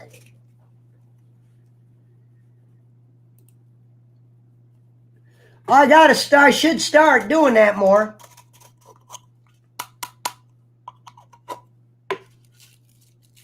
I know what you're talking about. There's a couple places, and I always wondered if I should close that back vent, if that does anything. You know, when people say, when you put something over a vent, does that make sure it pushes it out the other way? But, dude, upstairs, it does. In the middle of the summer, if I went up there and tried to sleep with the house AC on, it would be hard. It would have to have a window unit. And I like sleeping with a fan in the dead of winter. Something about the noise. Even if it's not pointed at me, I've always have a fan on. Like, it's rare that it's not on now. Good night, Jason. Hey, I'm out of here now. I'm playing closing time. Let me make sure it's not loud. Let me know if that's too loud.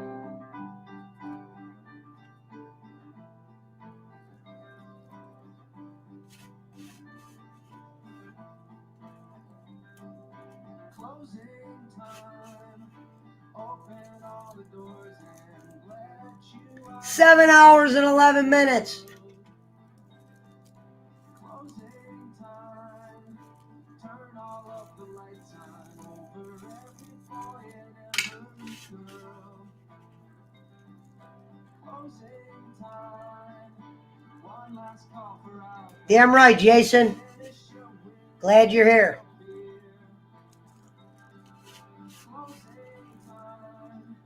Glad you're here.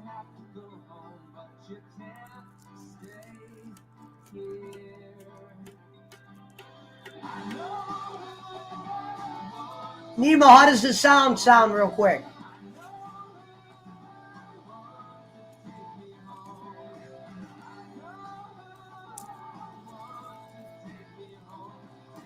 Is it tolerable?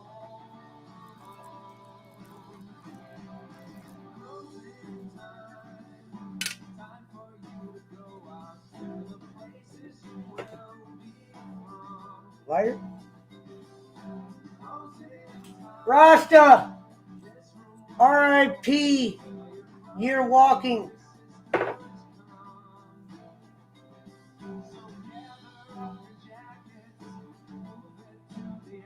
The guy one time stole and blamed it on memory loss, meaning, oh shit, I forgot. You forgot what? You're not allowed to steal? I remember I almost laughed at that.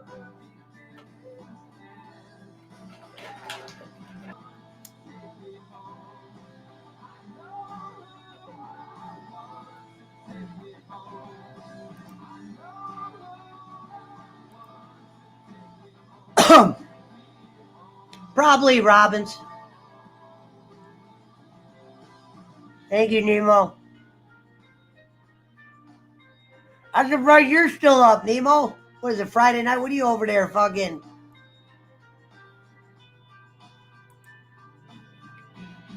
Now, Nemo, you can understand it though, right? Can you understand the song? Let me know.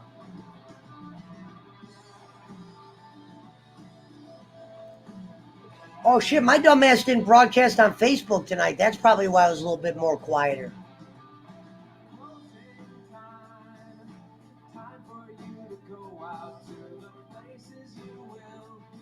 Let me know if you can understand it.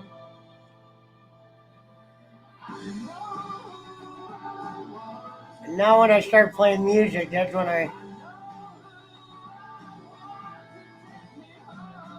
gotta get another song in.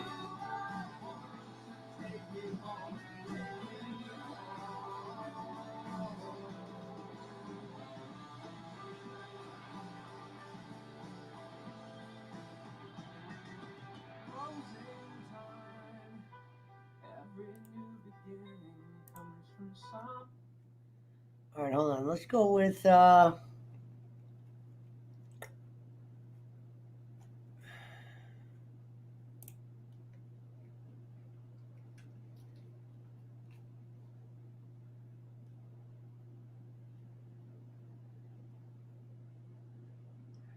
hopefully they don't shut down the stream when I play this song.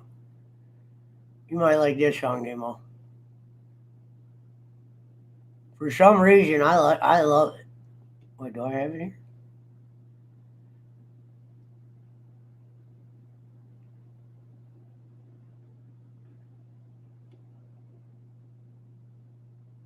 Right here.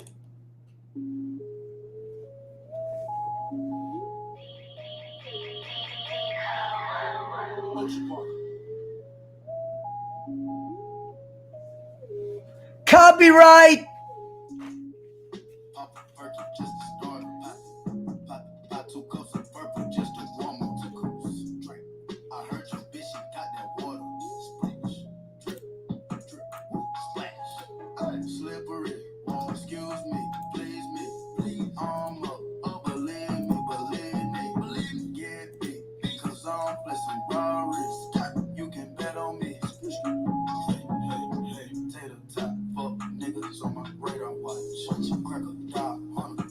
I love the crack or die line. You know he's talking about a white dude. I love that.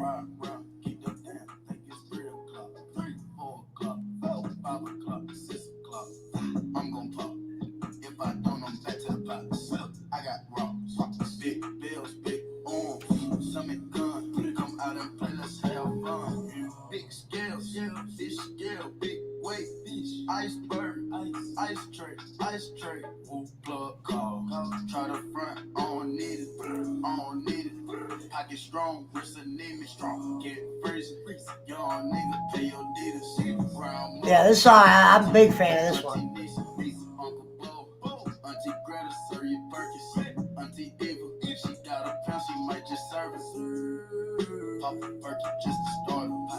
And he's talking about perks, that's what's funny. Drink. Water.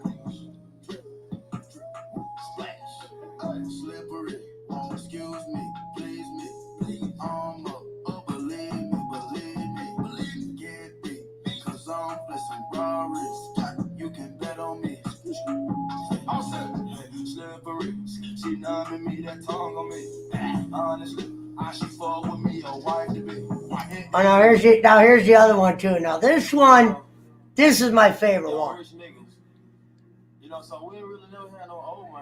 I don't want to blow out your guys' ears, but normally I'll fucking blast the house with this. Raindrop, drop top, smoking, no cooking, the hot box. Fucking on your bitch, yeah. Dot. Cooking up dope in the crock pot. We came from nothing to something, nigga. I don't try nobody, grip the trick, nobody. Call up the gang. He kills it with the ad-libs in this one, where he's like, dope.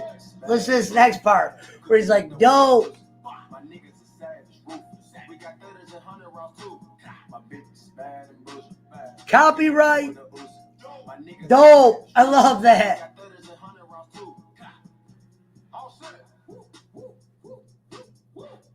Records on records, got backers on backers, I'm riding around in a cool. I take your bitch right from you. Bitch, I'm a dog. Roof. Beat down her walls, loose. Hop in the fall, whoosh. I tell that bitch to come for me. I swear these niggas is under me. They hating the devil, keep jumping me. Back rows on me, keep me company. The Migos would never be in a spot like that drinking with that bottle. It'd be somewhere way nicer. With the ruler, diamond cooler. This a roller, not a mule. Dabbing on them like the usual. Magic. Damn. Courtside with a bad bitch. Then I send the bitch through Uber. I send a bitch to Uber. Gotcha. You niggas got a low act rate. We from the north, yeah. That way. That could be blunt in the ashtray. Two bitches just national smash tag. Hop in the limb, have a drag race. I let them birds take a bath, baby. Raindrop, drop top, smoking, no cooking, the hot box. Next verse, my favorite line is when dude goes, still playing with pots and pans. I don't try nobody, grip the trick. Nobody call up the gang and they come and get gang. Cry me a river, keep you with the shit. Bad and bullshit, bad. Cooking up dope with a Uzi. My niggas is savage, ruthless. We got 30s and 100 rounds too. My bitch is bad and bullshit, bad. Cooking up dope with a Uzi. My niggas is savage, ruthless. We got 30s and 100 rounds too. Ho, fo, dropping money out of space. Kid, cut, introduce me to your bitch's wifey, and we know she slutty. Broke a brick down, nutty, buddy, nutty, nigga, dirty. Don't move too fast, I might shoot you. Hey. Draco, bad, bougie. I'm always hanging with shooters. I be posted somewhere secluded. Still be playing with pots and pans. Still be playing with pots and pans. I love that line, man. It's fucking. Ice on my neck on the coolest. How about the suicide with the ooze? I pull up, hop out with all of the drugs and the good luck. I'm cooking, I'm whipping. I know a lot of people hate the Migos, some rappers, because the way they rap, but I love their shit. Pop up. These bitches, they fucking so dick and they busting for Instagram. Get you caught up. Yeah, that way. Wait with the segue. Hey. Yeah, that way. I used to trap out of Subway. Hey. Yeah, that way. Young nigga trap with the AK. Yeah, that way. Big Dyko, get it dope, Macy. Hurry. Raindrop, drop top, smoking, no cooking, the hot box. Fucking on your bitch, yeah, that. This would have been the best music video to be on. I would have had a blast.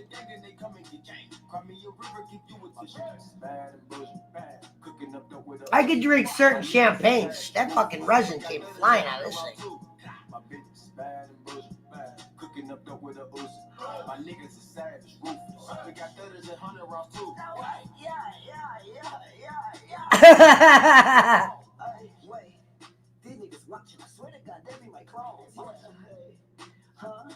Switching my hoes like my flows. Switching my flows like my clothes. Keep on shooting that gun, no reload. Ooh. Now she won't fuck with my crew. Cause the money come all out the roof. Drive a Rari, that bitch got no roof. Hey! Wait, what kind of Rari? 458. All of these niggas, they hate. Try to hide you through the gate. Look, go to strip club, make it rain. Yeah, so much money, they use race. That count 100,000 in your face. Yeah, they put 300 right in a safe. Actually, the four-wheelers, they do that in my neighborhood. The four-wheeler thing, that's pretty popular up here. With no license, no nothing. Those dirt bikes like that, that's all up here. Yeah, we is not losing. Try play your song, it ain't moving. So y'all go once, let you choose it. Yeah. Raindrop, drop top, smoking, no cooking, the hot box. I would say play is the final song. Oh, might have to go by murder. What's crazy is I went 7 hours without a copyright. Ended the night with back-to-back definite copyrights.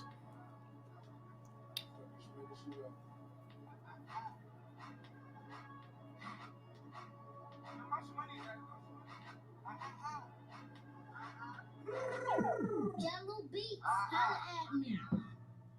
And you be on some hot nigga. Like I told Tish, I see when I shot niggas. Like you seen him twirl, then he drop nigga. And we keep the mind millies on my block nigga. And Monte keep it on him, he done drop niggas. And we be wildin', he some hot nigga. Cold nigga, get busy with the price nigga. Down and you can catch a shot nigga.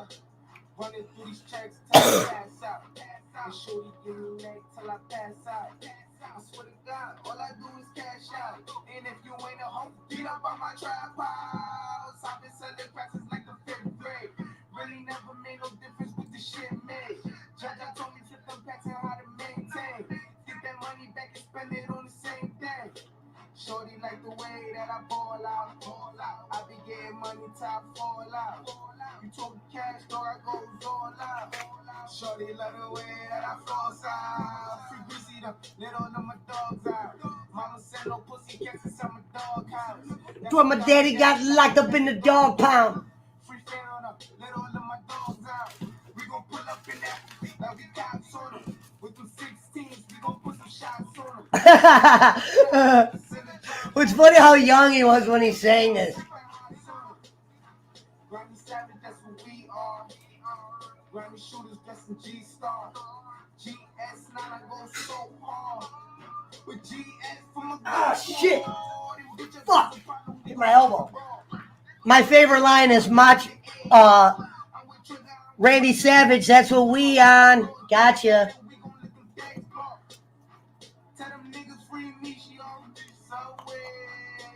But that is not going to be the final one of the night.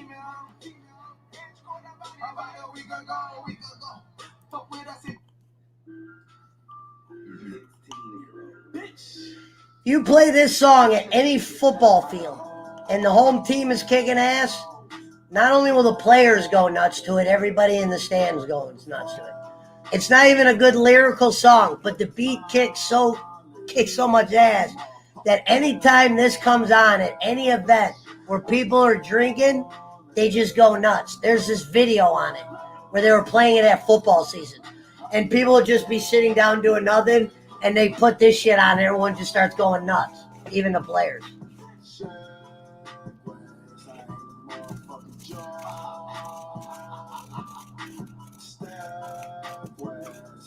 The lines are dumb, but the beat is sick.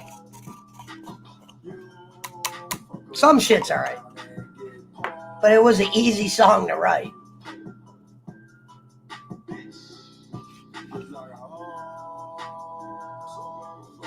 I love the ring, ring, ring, ring, ring, ring.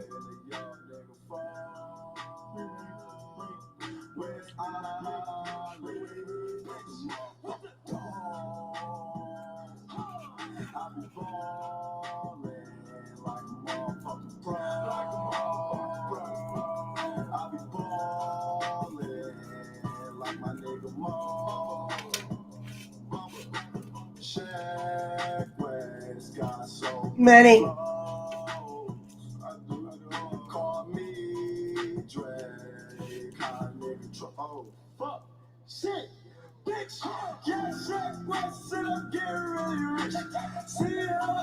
They usually play this beat at kickoffs. You can't really hear the lyrics, but you'll hear the song. And it gets the place going nuts. Especially at the college games.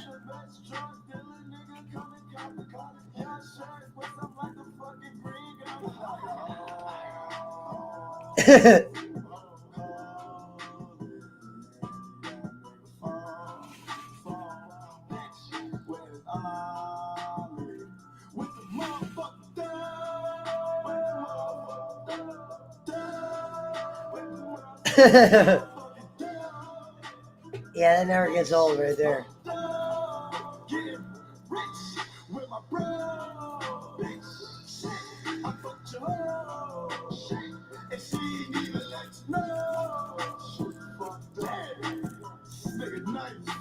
Final J.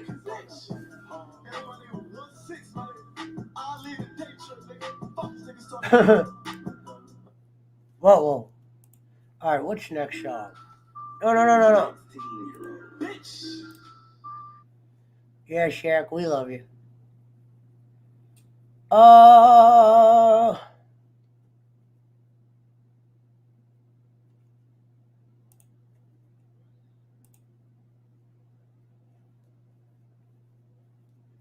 right, well, let's keep the copyright train moving right along.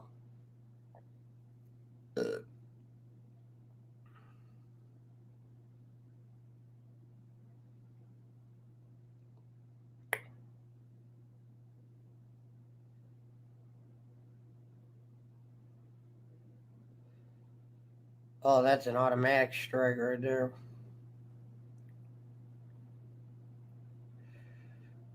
Oh, this is really. I wonder if you guys will remember this.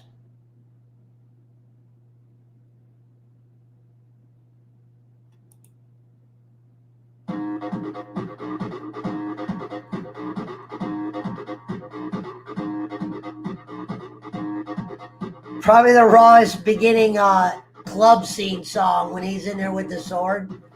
And they just start playing this.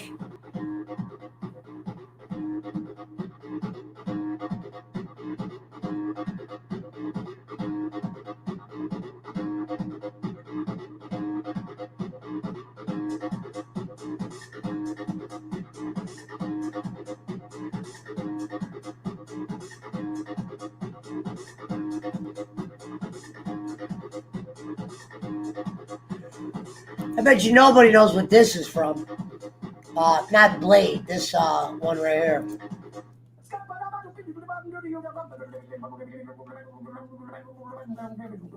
I'm a scat man.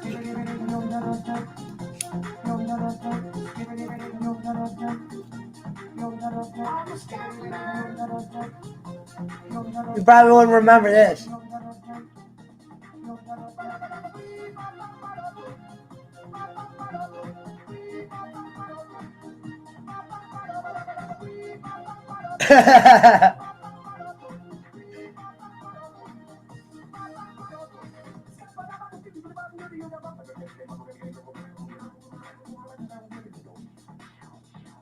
Everybody starts one way or the other, so check out my message to you. As a matter of fact, I don't let nothing hold you back. The scat man can do it, so can you. Everybody's saying that the scat man stutters but does and never stutter when he sings. But what you don't know, I'm gonna tell you right now that the stutter and the scat is the same thing. You are the scat man. Where's the scat man?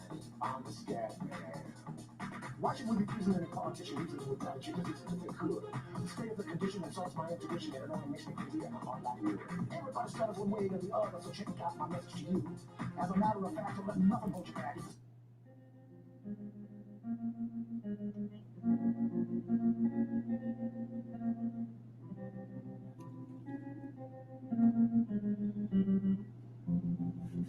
I was 5 and he was 6. We rode on horses made of sticks. Get that fucking mouse. Black and I were white. He would always win the fight. Bang, bang. He shot me down. Bang, bang. I hit the ground. Bang, bang. That awful sound. Bang, bang. My baby shot me down.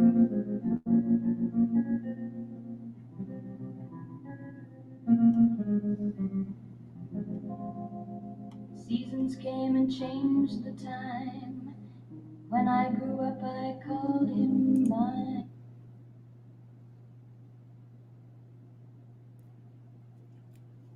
Can you name this tune?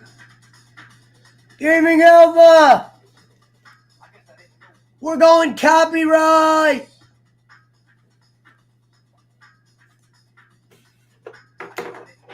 Final J of the evening. Fifth time I've said that.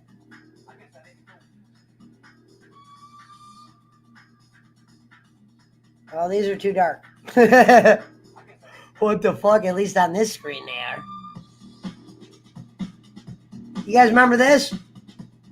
This was in a few good video games.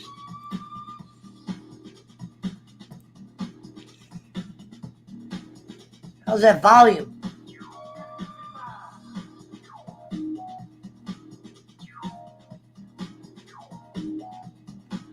Two million views.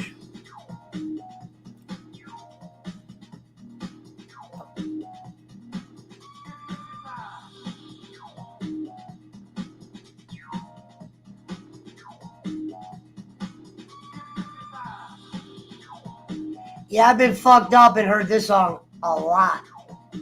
And there was a video game we used to play that this was the background music. It was a trippy ass game too. Get busy time.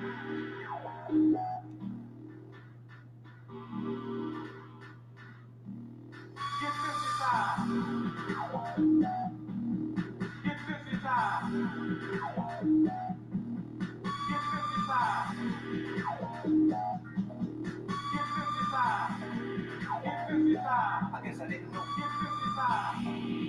Yeah, I just had about 19 flashbacks watching that one. And it was like people would be there and be so fucked up they knew the parts of the song where they would have to start waving their sticks and shit. You'd be looking around like, what the fuck is going on in here? People like spraying those vape things in the eyes.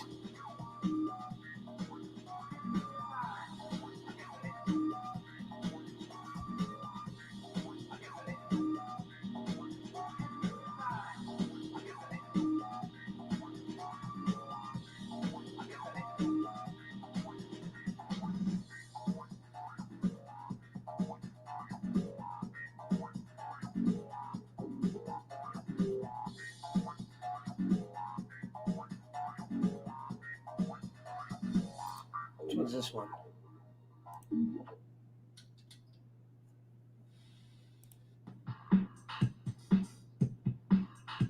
This one was good too. A couple of them were good. Yeah. What's funny is I never realized that was the name of the band. I always thought they were talking about drugs.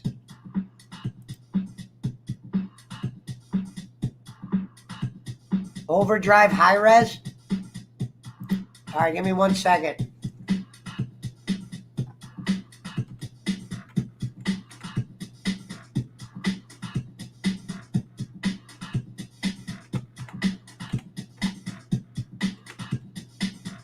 There she is. I don't know which one that one is. Is this a song? I walked through hell and made it out alive. Shut your mouth, don't watch your damn advice.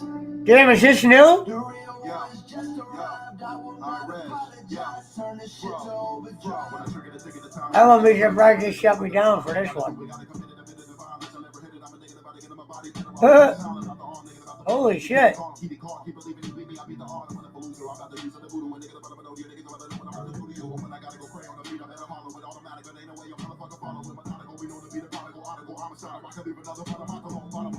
Is that him or is a computer doing that?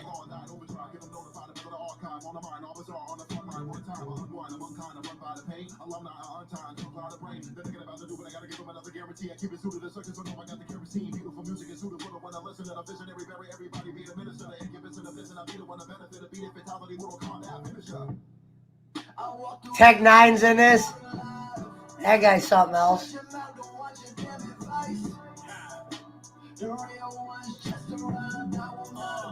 What up, John? Yeah, I'm playing a couple songs.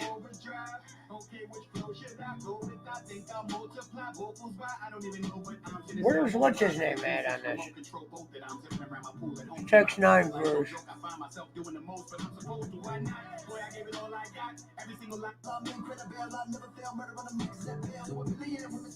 I want to hear Tech Nine's part.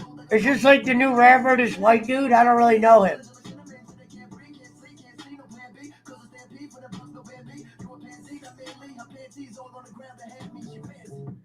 Oh, this is from mid-2000? It says it was premiered this year. But it must just be an old song and then premiered it on YouTube. I don't think it was mid-2000s. Tech Nine, it wasn't out then.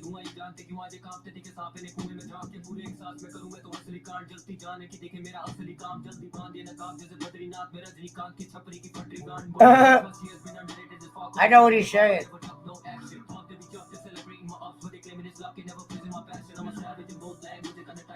Yeah, this just came out. That's what I thought. He said mid-2000. I was like, Tech Nine wasn't running around mid-2000.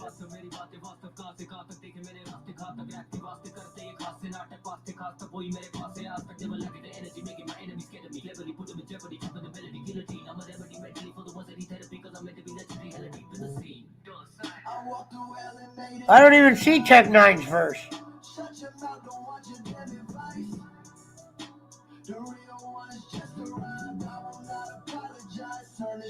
There was a lot of white rappers popping up.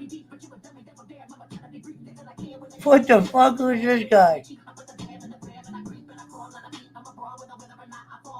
Oh, is that Bone? That's Bone. It took me a minute. That's fucking Bone. He looks so different now. It's Bone. Holy shit. Or it's a guy dubbing with Bone's voice. What the hell am I witnessing? I hear Bone somewhere.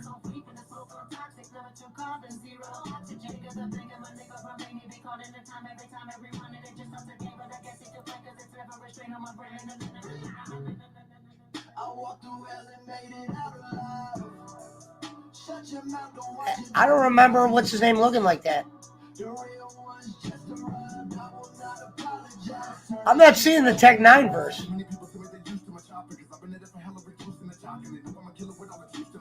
Hold on, I'm trying to find Tech 9. It says he's in this. That's definitely not Tech 9. Daisy, get that motherfucker now. Yeah, I couldn't find Tech 9. They say he's in the song.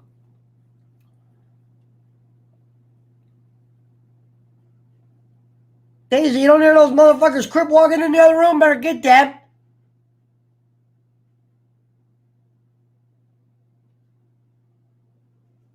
You're not supposed to be able to hear that motherfucker's Days. Back with the remix. These boys all my sons like Phoenix. My city and state never ever seen this. Jimmy Neutron. Here's a good song. On a full time, I'ma give it that penis. When this shit's done, I'ma fill up arenas. Ooh, like Gilbert Arenas. Shoot my shot, I'm still with the demons. Ooh, I keep it thorough. I got 5 chicks in New York, that means one in each borough. I'm in the pocket like Burrow. When I'm back home, no, they treat me like Robert De Niro. Hey! Talk about water and churro. Took her home, gave her a cinnamon swirl. I looked at it, now I got a €1. Zeros on zeros on zeros. That's what my Might as well do this last 20 and get that 8 hours in.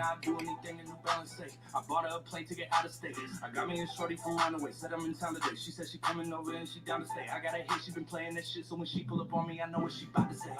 What's poppin'? Brand new whip, just hot. I didn't think Lil Wayne's allowed to do too many songs right now because of that shit he has with contract he has with Baby.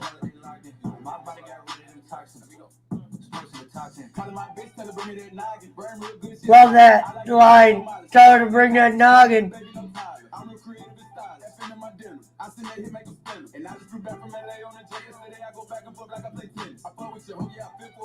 And his name's Baby too. Dumb Baby.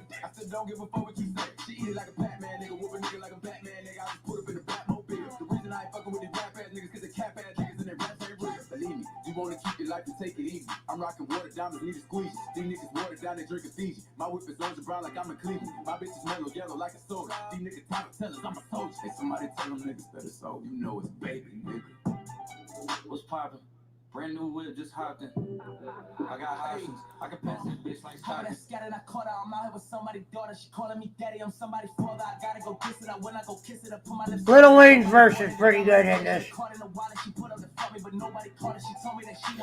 I love when he says, what's the one that I like he does? Oh, he goes, same old dick, brand new Magnum.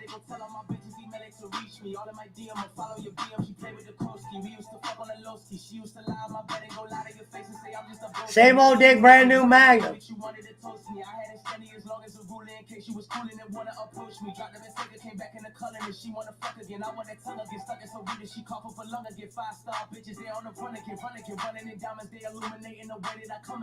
Long Kiss Goodnight, that sounds like some weird ass shit.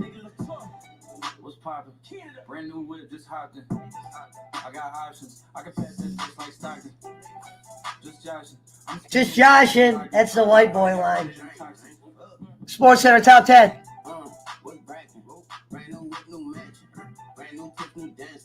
Same old dick, new Magnum. Ha! Same old shit, new maggots. Same old throne, new dragons. Same old strong, new actions. I can pass that bit like magic. Yeah. Capping on it, I'm active. Yeah, got 5 in it, bit like Paxton. Yeah, I'm drowning this milk like Applejack. I sell a bitch, then put tax on that. Let's slap me a bitch, that slap. The slap, your bum, first roll, that's black. I'm black, got 9 problems. The bitch ain't one yet. Numbers don't lie, it's the aftermath. Yeah. Brand new phone, just dropped it. Fuck it, I got options. I buzzed on a couple Apple Watches. Hello? I put the ball in the end zone, put a bad bitch in her friend zone. Ooh, ooh, I'm a bust out on the skin tone. I been messed up as Ken Jong. Ooh, ooh, y'all can't visit like she go. I like I'm blind like me. I wonder what that verse paid him. I was the slide like Neo. Keep on I wonder how much he made for this song, or if he just did it for free. I got options. I can pass it just like Stockton. Just joshing. I'm spending this holiday locked in. My body got rid of them toxins. Sports in the top 10. Oh no, should I hit him with that one time? Is this the one? I gotta see if this is the one.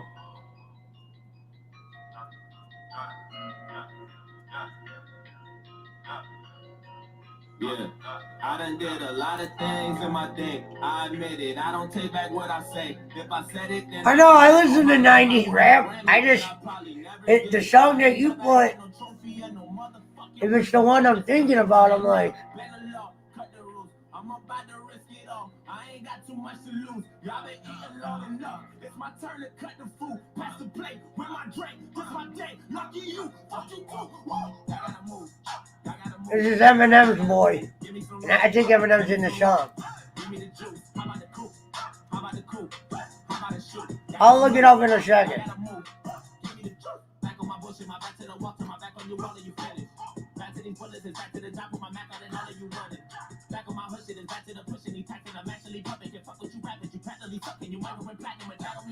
Hey.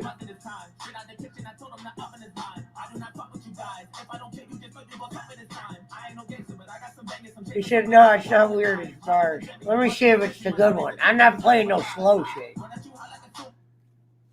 What the hell? This looks like goddamn anime. This ain't Biggie Smalls. Never for. What's the song you want me to play?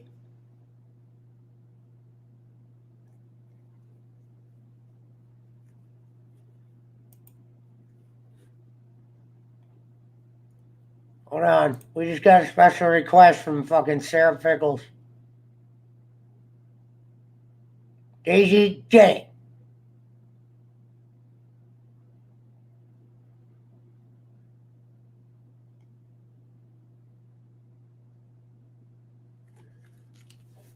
We gotta play, what song is it? Joiner is good. Hold on. We got a special request from Sarah Pickles. Sarah Pickles wants to hear I'm Dumb by Gorilla Zoe. I'm about to turn y'all on to something, man. This is the anthem. When you see something looking stupid, nigga. Oh, it's 4 o'clock. I might have to go after this song. Oh, no, I got to do 14 minutes. We got 14 minutes left. 14. Oh, Long Kiss Goodnight. We'll see. We'll see how good it is. I'm a dodo. For the Lolo.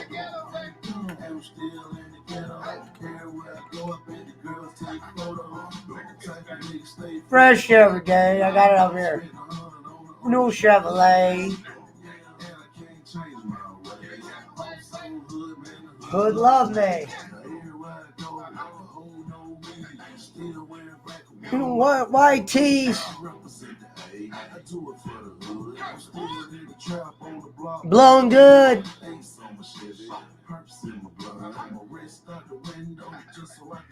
Hey.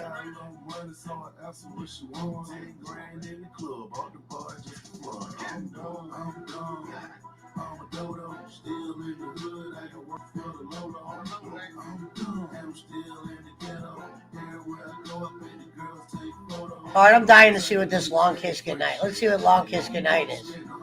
Oh, this is on this CD? Yeah, this is, I think, that club song. Let me see if it's what I think it is. Yeah, it's like a club kind of. I wasn't trying to get this slow. I do remember this CD. There wasn't many on it. We'll give it a couple seconds here.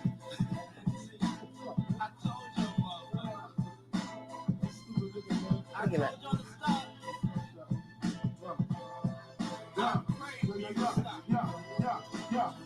For Biggie Smalls.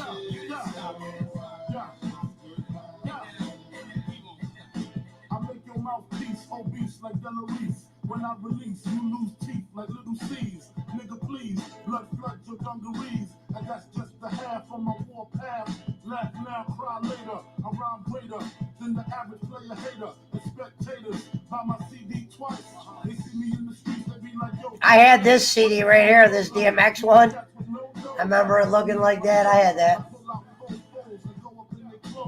Short change niggas, snort cane niggas, extortion came quicker, bought the range nigga, it still tickle me. I used to be as strong as Triple B, to little C's cripple me. Now I play hard like my girl's nipples be. The game sour like a pickle bee. Y'all know the rules, move from BK to New Jerusalem. Think about all the great. Wow, remember the game? Boy, did he fall off. He's back in the hood selling dope. Motherfuckers mad cause I blew, niggas envious. Too many niggas on my dick, shit strenuous. When my men bust, Song's okay. I mean, Biggie could always have lyrics like that. It's the wrong beat, I think. come out frontin', smoking something, sipping white Russian, bitch in the Benz bumping. I laced it with the basic, 6 TVs, a system, knocking they shit. Face it, we hard to hit, guard your shit before I stick you. For your re-up, wipe the pee up, left shots, woke your seat up, go in the ashtray, spark the weed up, long kiss. Look at this old video. That's too. I love that.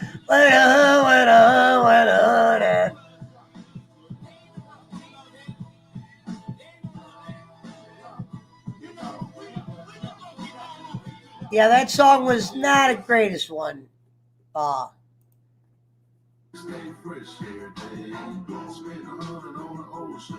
to.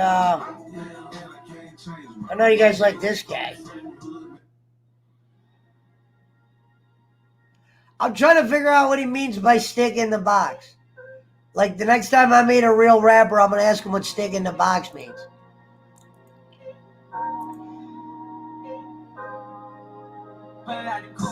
I got you. No, some Biggie shit I love.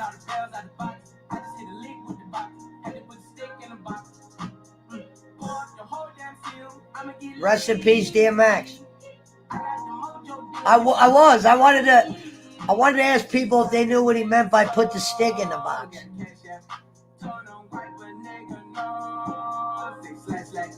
I won't never sell my soul, and I can take that.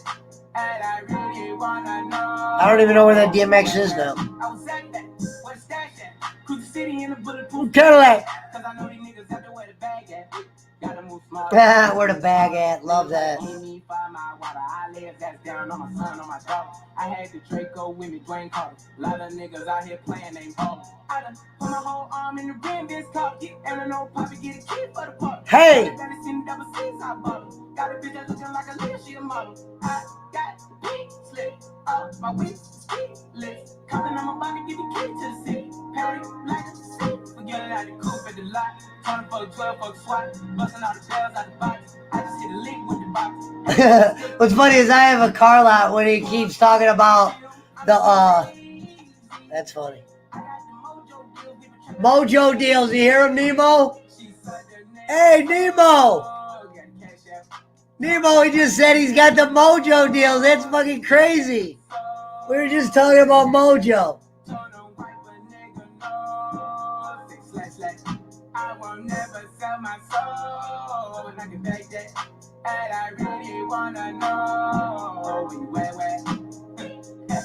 I've been moving them out. They steal it with me, then he got the blues in the pouch. Took it to the forest, put the wood in the mouth. Bitch don't wear no shoes in my house. Exactly. I wanna fly again. I take my chances in trash. Yeah. She's sucking on dick. Nemo might have went to bed, but Nemo, that was the guy that he said I got those Mojo deals. Mojo had all the deals that we knew.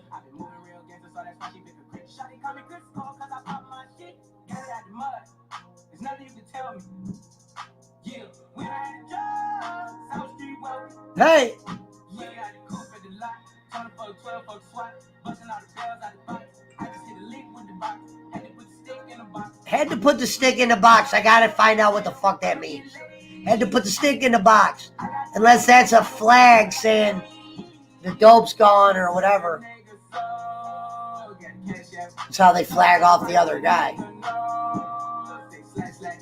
I won't never sell my soul, and I can take that. And I really wanna know where.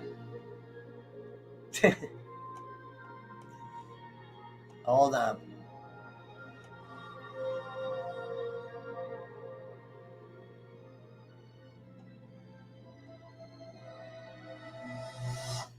I'll play a song that the guy sounds just like Biggie Smalls, and he's not even Biggie Smalls. Listen to this. This guy sounds just like him. What's up, Biggie, man? I'm Blacks. Yeah, I want you to handle this thing for me, man. Alright. We come see your place now and then. Bless it, alright? Yeah, I know I done brought you all the way out here to the West Coast. Welcome to Compton. Zaga, Zo, oh na, Gorilla Block, where you from? I'm strictly business, just like Ep.1. I'm BLACK from. I thought this guy was going to be the shit. And it was like this song, and then we never saw him again. What happened to Beatty Mac? Sometimes that's all you need is one good song. He probably just went around the world singing this.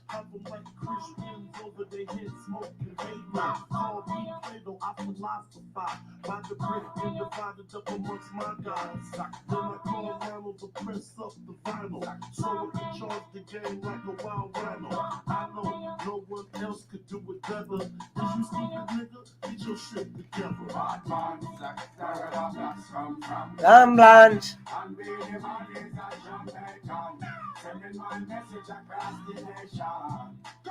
Yeah, when they were playing this in the radio, you thought it was Biggie.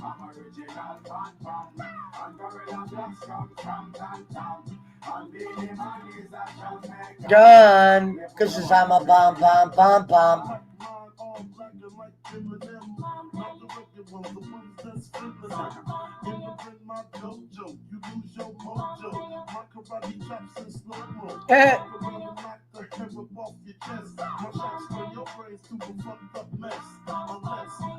Potato on the end of the barrel and watch your soul fly with the sparrow. Call me Pharaoh Gorilla. A pharaoh's is me, and sometimes I'm red chinchilla. Yes, I'm the thriller. Brother, I pop crystal, the drink. Miller. Yes, I'm the illest. No one is like me. No, that's a like me. And Beenie Man is a Jamaican, sending my message across the nation. Cause I'm original Batman. Yo, I'm All right, let's go with the final song.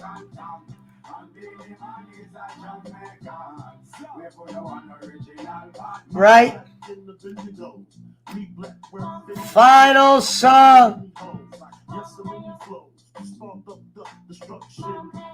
And drink Miller.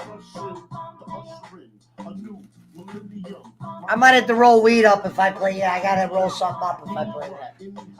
Get out of here, mouse!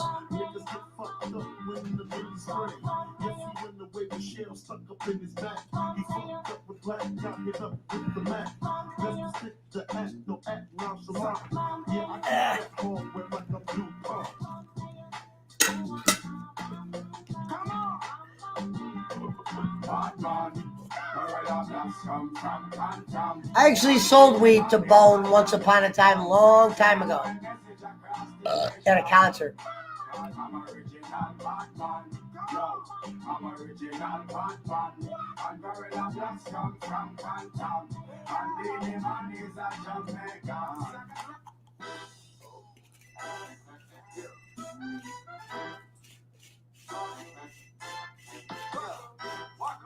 I had high hopes for Waka Flocka Flame, man.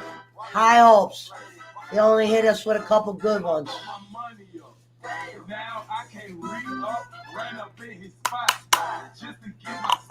This song crushed it. This is when I was drinking. I remember being out in public.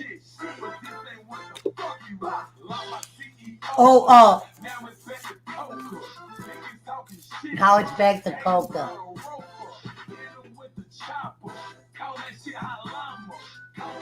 Flocka, aka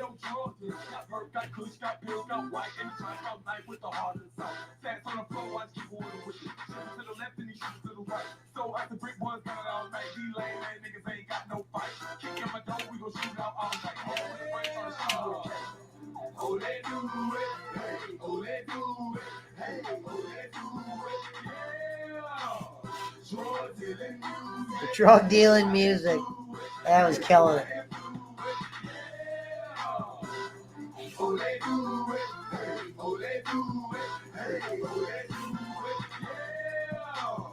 Drug dealing music.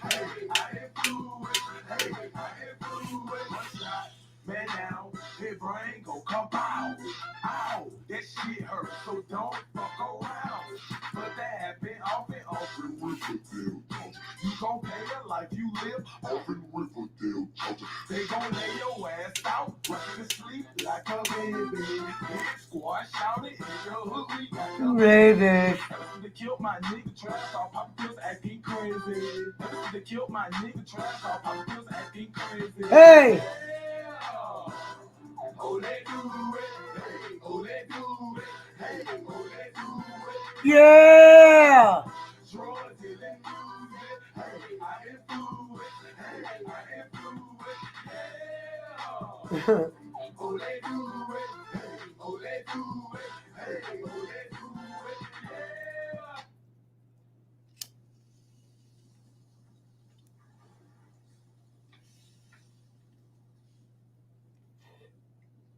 Hello.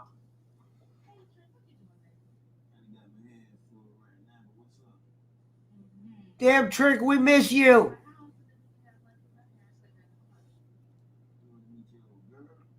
Trick, we miss you, Trick Daddy. I miss Trick Daddy.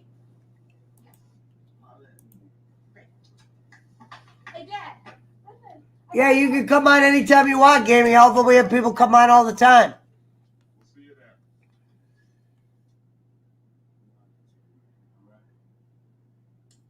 Are you out in Cali? This song was the shit. He's giving out ice cream and shit.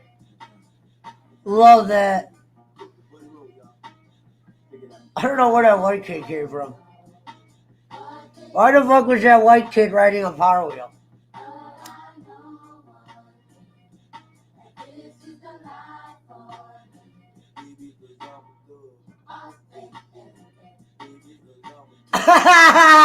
This fucking music video, you see me laughing. Why is that white kid in that video? Could it be my bag of jeans and my gold teeth that make me different from y'all? Ain't tripping, dog, but listen, dog, I was raised no different, y'all. Hey! These are my ghetto slang and I'm representing love. So, well, with me, white people, they're gon' blood. I don't boy, I would've run, I got 10 years on parole. Say it, dog, I'm saying to y'all. See, when Trick Daddy sang I'm a Dog, you really looked at this dude like he was something compared to some of these guys. I didn't like Ja Rule. Especially when Eminem and 50 were my guys and they didn't like him. But I'll fuck with Trick Daddy. I'd fuck with him even on the non-rapping side. He seems like he'd be a cool dude to hang out with. As long as you got weed rolled up.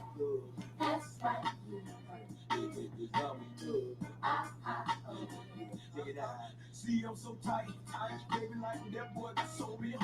And I know he got clout. Look at his mouth, that boy got so many goals. It's something up with that fool. He not been watching you, you must want to sleep with this fool. My name alone, been known to break up happy homes. No disrespect, all but you ain't no business in answer my phone. If you tall, you could have been getting your ass. And you could have been hitting the right, cause ever since the night she been hitting the phone. She would have thug. He's got a gun.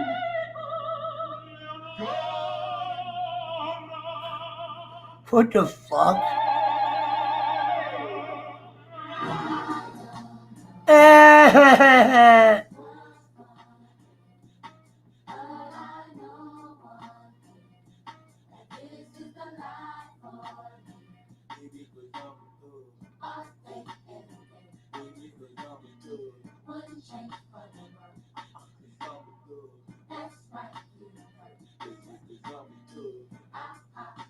Should I do that one?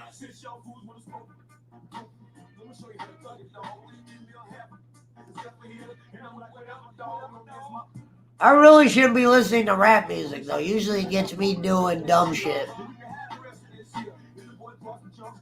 I'll end up going to buy something tomorrow. Start breaking the law. nominate me, cook them, and I love this. I love this.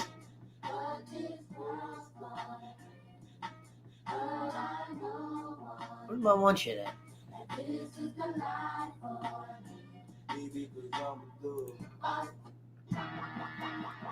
There used to be a time where this was like the only shit we played when I was younger. When Chameleon and all them came out with all these underground mixtapes, and they used to sell them down here on the west side before I ever lived down here. This shit used to stay in the speakers. Well, now I don't really listen to that much music anymore, but when I was younger, it was all rap. Especially this shit right here. Chopped and Screwed.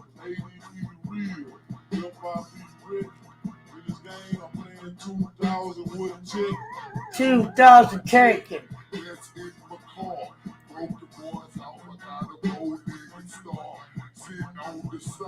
Represent the Nof. And then I love how the handoff boy goes with the Nof right here. Represent the Nof.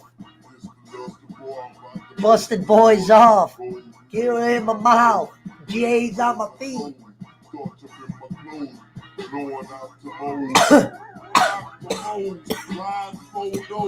In this game, photos. Whoa. Oh.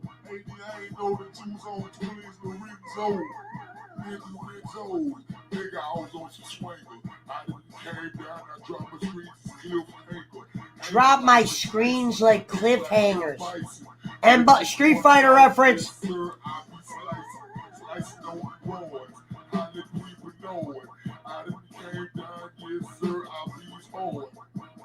These are freestyles. These are written.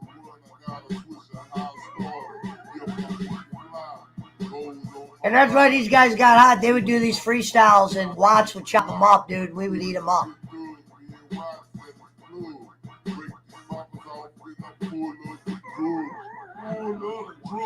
What's up, cuz? In this game,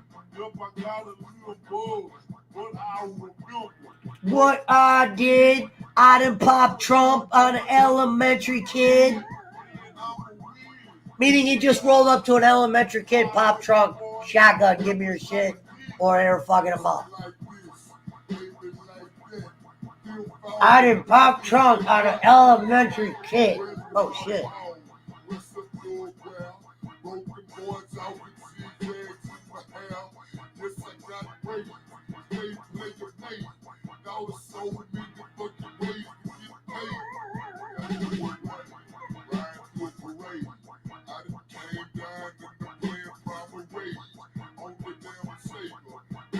I'm a damn Sega.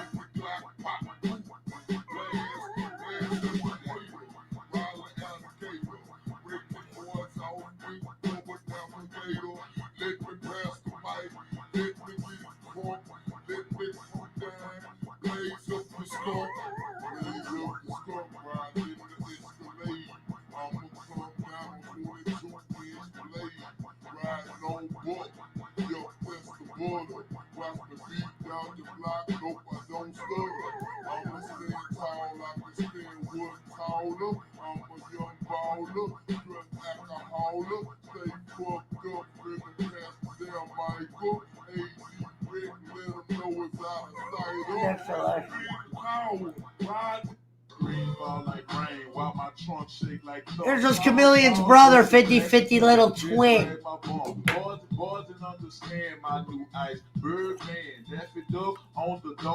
There's a swish in my hand. CeeLo. We were just talking about CeeLo earlier. Told you.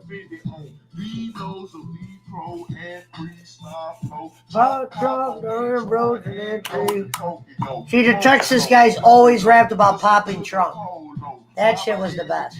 Fred, Jet, and Sergio. My nigga, thug gun, I on bun. You can't fuck with 80, 34, or 9601. There's a team, Princess, flash screen when I'm with in a shootout. Come out and oh how love me so much. Everybody wanna be like us. They call our bus when they see our bus. It's obvious. Twinkies, bro. Now this Twinkies, this is before 30s were out and shit.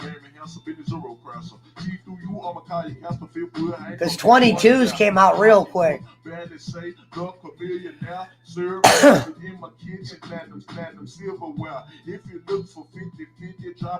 Obviously, he's not better than his brother.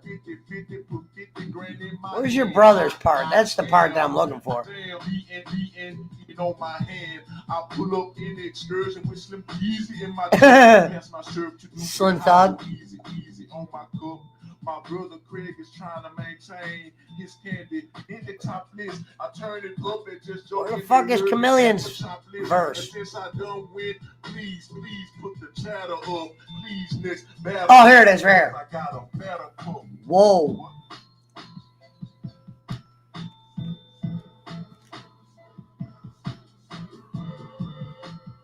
"50-50 Little Twin never made it big, obviously.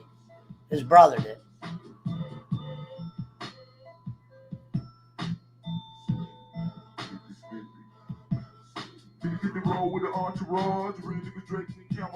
Oh no, this is 50 rapping now. Hold on, I'm looking for a part of this.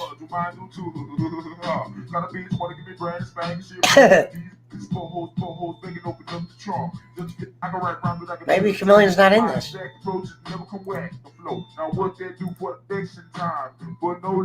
Yeah, I was wrong.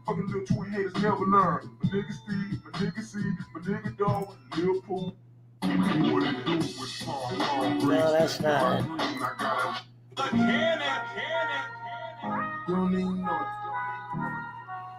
Kind of hard to pass on this one. Cannon.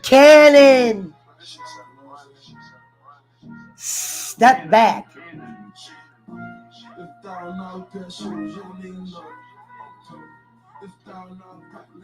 Sorry, I didn't mean to blast it.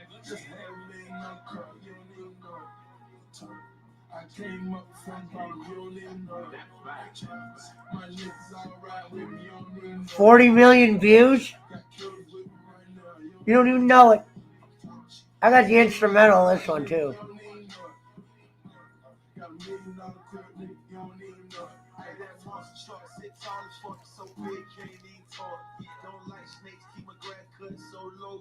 No.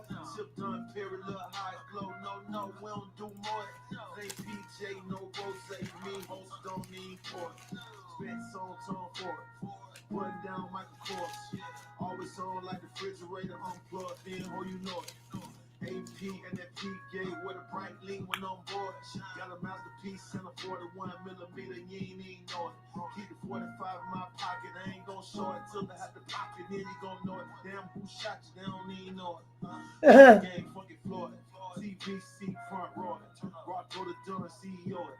Ain't got a rapper, you know it. Damn. I don't want to be my favorite line of the song. I don't got to rap and you know it. That's that guy's, if it's an actual one. Problem with today's rappers, they're rapping about shit they didn't do.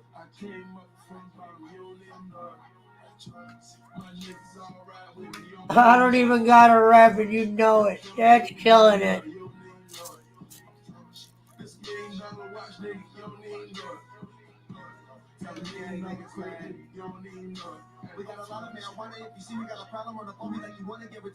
I actually had the nickname Future before the rapper. He wasn't out yet. He was underground when I stole that nickname. That's a definite.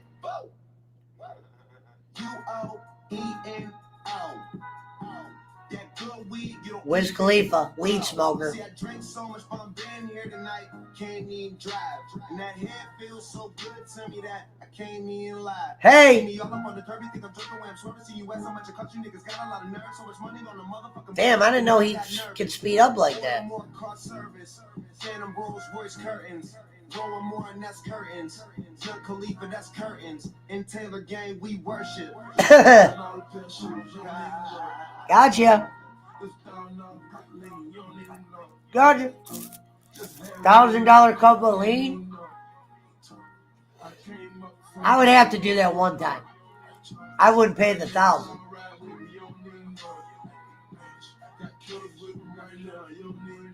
Get him.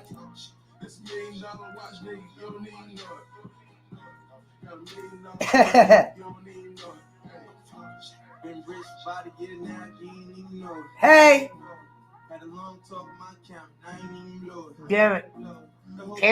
Cannon. Step back. Got him. Hey. Cannon. That lean, I didn't even pull it. Whoa. Now lean, we used to be real big on lean. Not as strong as the shit there is.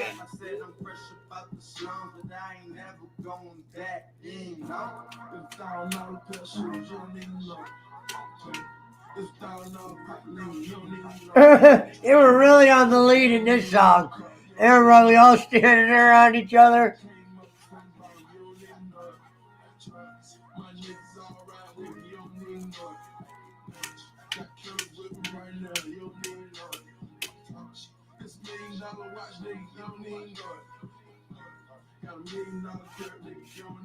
Hey! Rick Ross!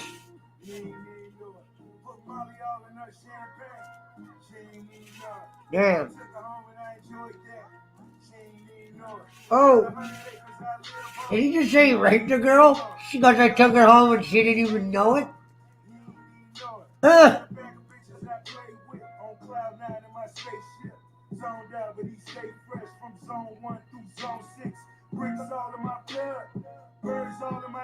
Damn.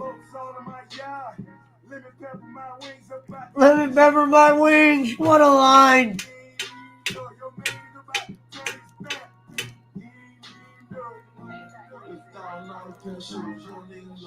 Anyway.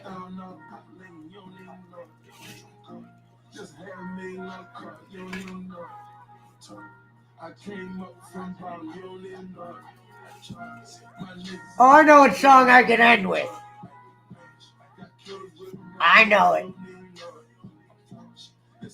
You gotta take Rick Ross for this.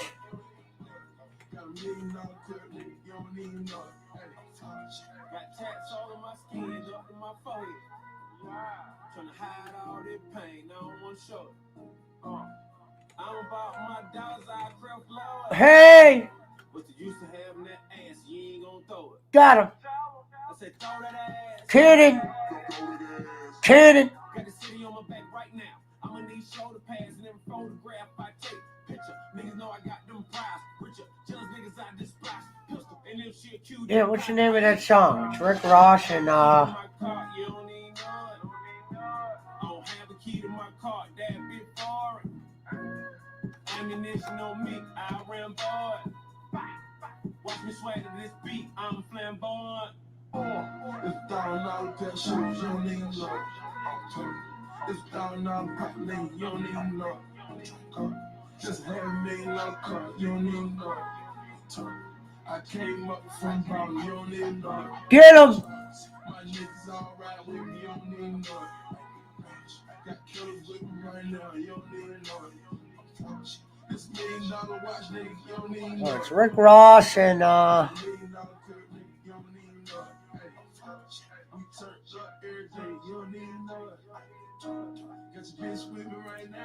this ain't it, is it? This ain't it, but this is a good one.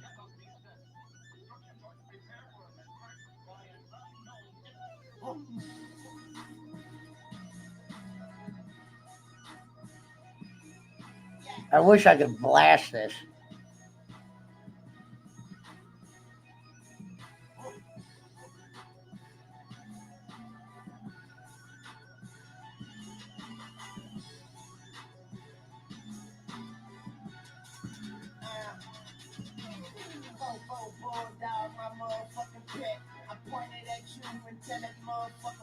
Hey!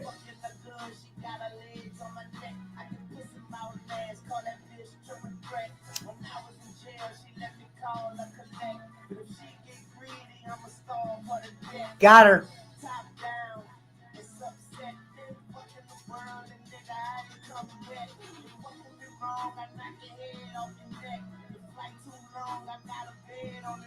Got him. Got a bed on the jet. And they ain't lying either.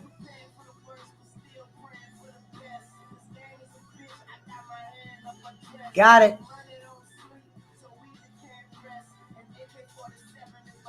Said money don't sleep, so Weezy can't rest.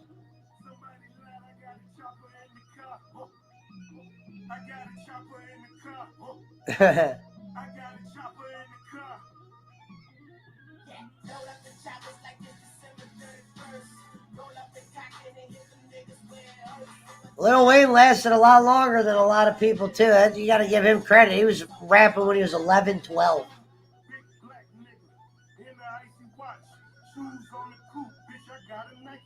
Ho!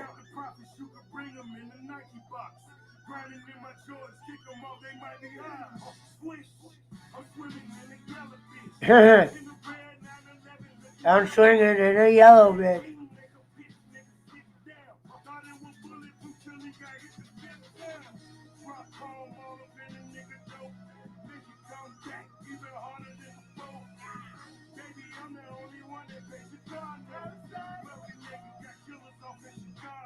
It's all about that beat.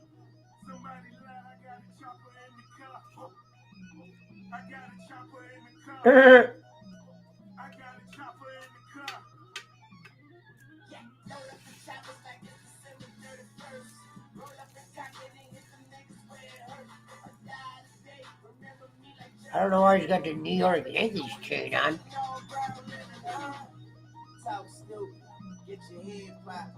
I got that S bitch, I'm Red Fox. Big B's, Red Sox. Hey! I get money to kill time, dead clock. You fucking with a nigga who don't give a fuck. Hit a clip, then roll the window up. Pussy nigga sweet, you niggas Cinnabon. I'm in a red bitch, she say she finna come. 200,000 on the chain, I don't need a piece. That banana clip, let your key to speak. 200,000 on a chain. I don't need a piece. Yum.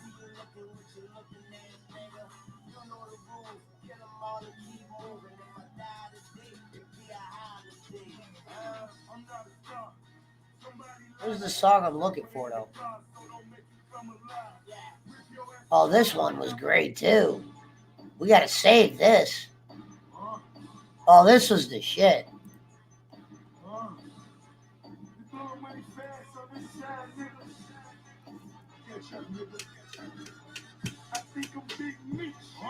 Larry Hoover.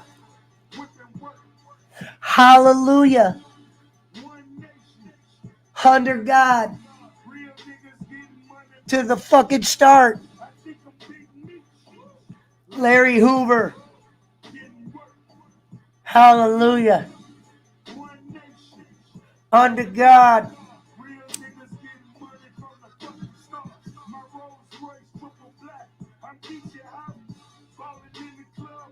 When he says I'm Geechee Ho, that's what his heritage is. It's Indians that were here, the settlers. You know what I mean? He's not saying he was from Africa. He's saying he was Geechee. Geechee was up here. That's what that means. I learned that from Kwame Brown.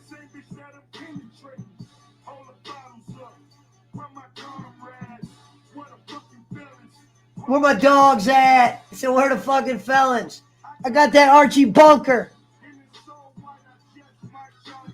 Damn. Larry Hoover. Hallelujah. Under God.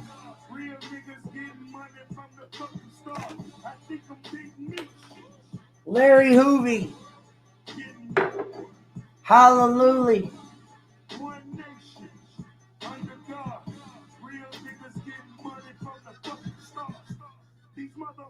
mad that I'm icy. Stunt so hard, make them come and date me. I think I'm Big Meech. Look at my giant piece. It's not a near. Near. Look at yourself. Now look at me. Hey, You can't see a nigga how much you used to be. got him. Get it this way. You niggas sideways. Always getting money. My nigga. Crime pays. Ah, got her. I'm self-made. You a sucker nigga. I'm self-made. It's for my broke niggas. It's for my rich niggas. Got a 100 on the head of a snitch nigga. Got him. Think I'm Big Meech. Larry Hoover. With them work. Hallelujah. One nation. Under God. Real niggas. Getting money to the fucking start. I think I'm Big Meech. Larry Hoovy. Getting work. Hallelujah. One nation. Under God. Real niggas getting money from the fucking start. Styles P, my guy. O's in the kilogram. My shit right here.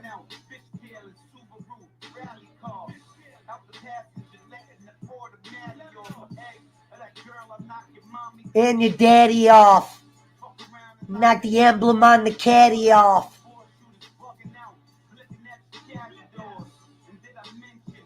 Guns like Red Dead Redemption. Got a video game reference. Guns like Red Dead Redemption. I'm shitting on it. Larry Hoovy. Crumbled up fiddler.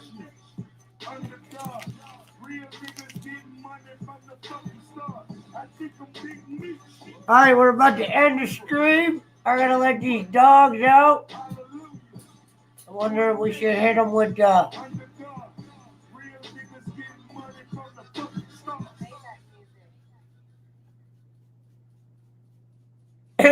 he said guns like Red Dead Redemption. That's a line right there. Oh shit, here we go. This is for our president. Mask off. He was ahead of his time with the mask off shot.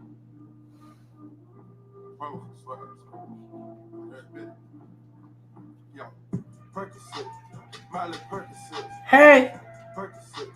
Miley Percocet, represent, gotta represent. Chase a chick, never chase a bitch. Chase a chick, never chase a bitch. Mask off, fuck it, mask off.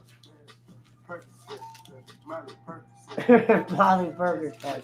We're talking about pills killing people. 2 cups, toast her with the game. From food stamps to a whole nother domain. Hey! Out the bottle, I'm a living proof. So, and compromising $500,000 on the coupe. Damn! Have $1 million on the coupe? Graduated, I was overdue. I'm a pink money. I can barely move. You gotta give him that right there, man. That was a line right there. I never did Molly, but he goes, Pete Molly. Can't even move. That's a liability. Hit the gas, boosting my adrenaline. Percocet, yeah. Miley Percocet, bitch. Percocet, yeah. I forgot that he says that in this song. Never chase a bitch. Mask off. Mask off. They should play this when Biden comes in or something.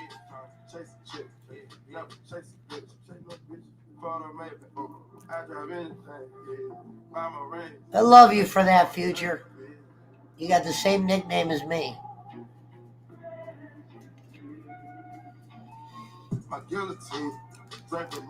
I had the instrumental of this one too. I used to tell stories on the show. I'd play this in the background and I would just start talking with it playing. Hey! Doc Oxford. Shout out to the Doc. Swish. All right, give me 1 second, Pablo. I'm about to end. We gon' rock the game. Game they game, we game. But they are not the Hey, same. mask off. Molly Percocet. Hey, Percocet. damn, he had a Molly on the end one. Molly Percocet, damn.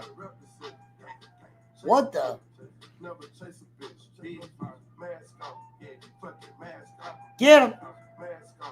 Yeah, fucking mask on. Big Fucking mask off. Molly Percocet. Big chase a chick. Yeah, You ever chase a bitch? big mask on. Fucking mask on. Mask on. Fucking mask on. Mask on. Is this the one I think it is? Fuck being on some chill shit. We go 0 to 100, nigga, real quick. They be on that rap to pay the bill shit. And I don't feel that shit, not even a little bit. Oh Lord, know yourself, know your worth, nigga. My actions being louder than my words, nigga. How you so high but still slow down to earth, nigga. Niggas wanna do it, we can do it on they turf, nigga. Oh Lord, I'm the rookie and the vet. Shout out to the bitches I ain't holding down the set. All up in my phone looking at pictures from the other night. She gon' be upset if she keeps scrolling to the left, dog. She gon' see some shit that she don't wanna see. She ain't ready for it. If I ain't the greatest, then I'm headed for it. Yeah, that mean I'm way up. Yeah, the 6 ain't friendly, but this way I lay up. This shit a motherfucking layup. I been Steph Curry. Jay Cutson just texted me. Can I get some money? 360 with I'll throw him a couple bucks. Jay Cutson. I'm not joking. With the shits. I should probably sound a hit boy, cause I got all the hits. What? Fuck all that Drake, you gotta chill shit. I be on my little mouse drill shit. Oh, we getting copyright 8 fucking hours. Yeah, I'm on some rappers pay my bill shit. Get him, get him. Wasn't paying me enough, I needed something quicker. Sending Jake a couple bucks. Working on the phones, either that or try the money more to make the pickups. Man, it's 2008, I'm trying to paint the picture. Comeback season in the works, and now I'm thinking bigger. I got 40 in the studio every night, late night. Gotta watch that shit, don't wanna make them sicker. That's my nigga. Shout out to Jay Cutson. Got a whole lot to show for it. I mean, we can really get it, we can go for it. Sometimes the wolves eventually start barking back. They like, go for us, run for us. Run, Forrest, run, Forrest. Yeah, I mean, you already wrote for us. Got him. Damn, nigga, what's one more quote for us? Oh, Lord, who else sounded like this? They ain't make me what I am. They just found me like this. I was ready. Fuck that, I've been ready since my dad used to tell me he would come into the house to get me. He ain't show. Hold on, this might not be what I'm thinking it is. No, it's not. No, it's not. Yeah, No. put my shades on. I live it up like these on my last days. If time is money, I'm an hour past paid. Gunpowder. This is definitely not the song. Niggas faker than some flour in the powder bag. Yeah, I put it down like my Is hands. this what I think it is?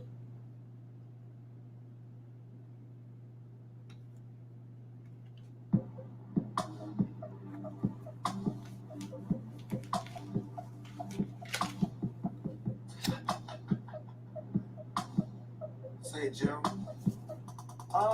It's the champagne pouring, big joint rolling, bomb bass sipping, no blunt smoking. Hey! Getting thick and she got some friends with her. I take them out, pour shots of liquor. Getting out the bottle, smiling at all my pictures. The marijuana loud, so them hoes follow like Twitter. Got him! You know everything, Taylor.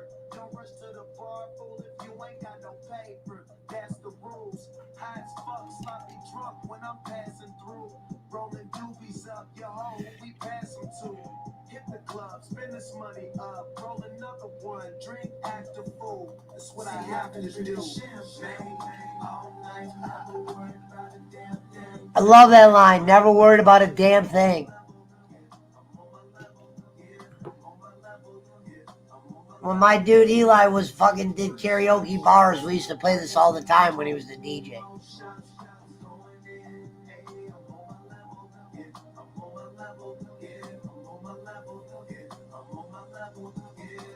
Spent the roaring when I'm back at the garage. Gin got me drunk as fuck, stumbling out the bar. Plus I'm struggling trying to find the keys to my car, cause I be going hard. I'm the star, wish you wasn't my position. You too broke to play the part. Of course, I keep some bad women with me. You're too broke to play the part. All about $1, my team in the cash getting. Straight out of the burger, we drinking, we smash niggas. So when I say I'm ballin', that don't mean that I'm playing, man. All my diamonds talk. No, that doesn't mean I'm playing, man. You even hit him with the main. He goes, just because I say I'm balling doesn't mean I'm playing, man. Damn. That's kind of lethal.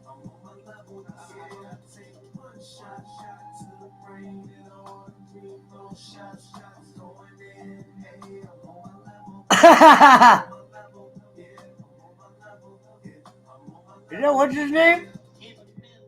And then holy shit, it's Too Short.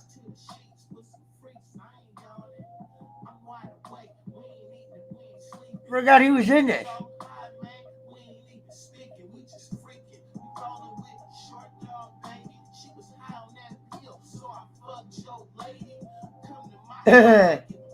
He was talking about X.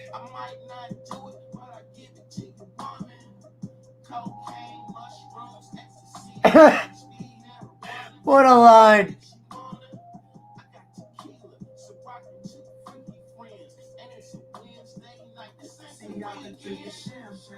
He's got the same cut I had.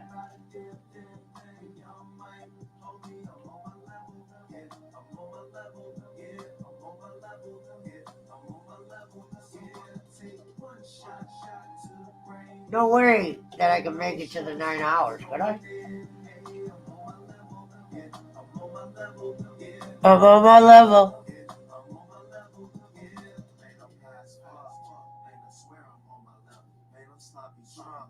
Man, I swear I'm on my level.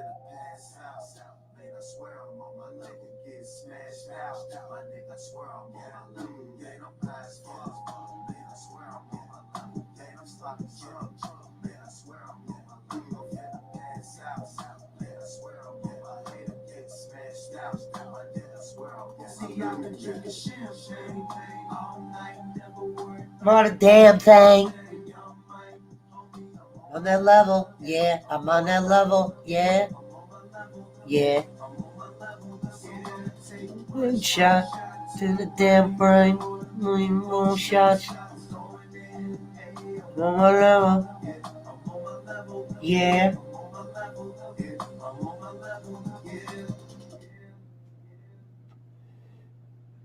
He goes, Too Short's line was he just listed off 7 drugs to the sound of the beat. That killed it. I forgot about that. What do we have? Reefer mark.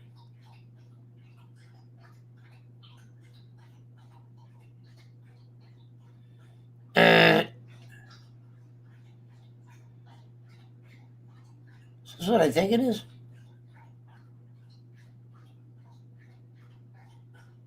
Damn, what happened to Machine Gun Kelly? What happened to him?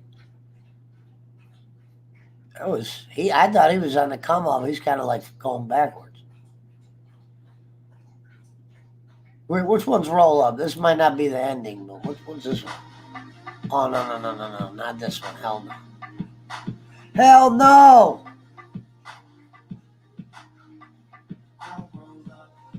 I hate this song. I really do, and it's about weed. I hate it though.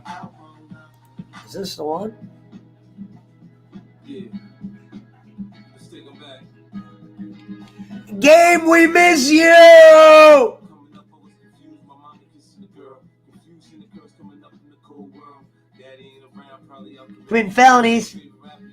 Check the melody. Gotcha.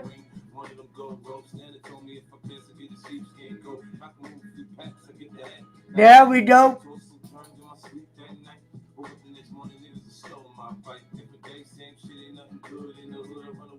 Ship it to me good. God, I love that. Run away from this bitch if I could. Ain't that the truth? No, Gabe, you did go somewhere. And I wasn't happy about it either. we always got this song.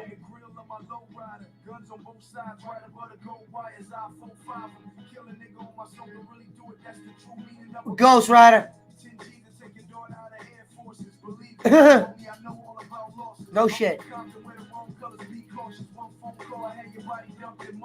I stay strapped like car seats, been banging since my little nigga Rob got killed for his Barclays. That's 10 years, I told you in 95, I'll kill you if you try me for my Air Max 95s. Told Banks when I met him, I'ma ride, and if I gotta die, I'd rather homicide. I ain't had 50 cent when my grandmama died, now I'm going back to Cali with my Jacob on. See how time fly? The underdogs on top, and I'm gonna shine on me till my heart stop. Go ahead and beat me.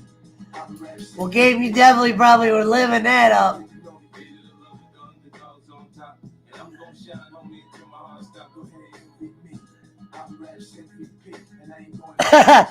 Yeah, he did. He went somewhere.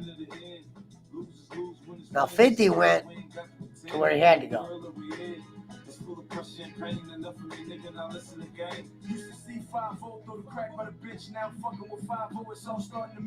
Huh? My mom's happy she ain't gotta pay the rent, and she got a red bow on that brand new bitch.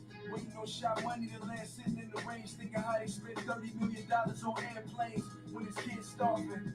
Pockets going and Brenda still throwing babies in the garbage. I wanna know what's going on, like I hear Marvin. No school books, they use that wood to build. What a fucking dumbass part to be in this music video. Who decided that? 50, was that you?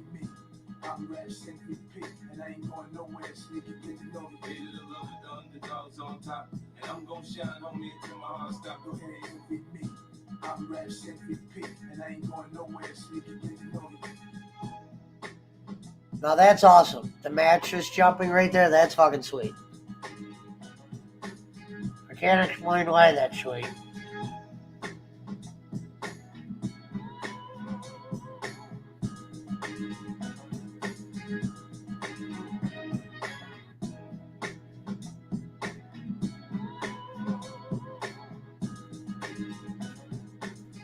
How many minutes away? I'm 19 minutes away from 9 hours. And then I gotta end. So let's go with the game how we do.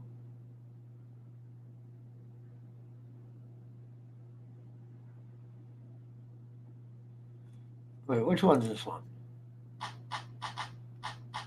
No, definitely not that.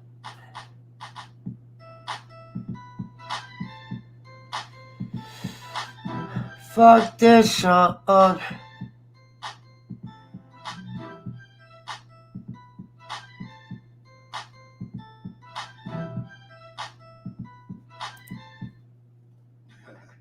Yeah.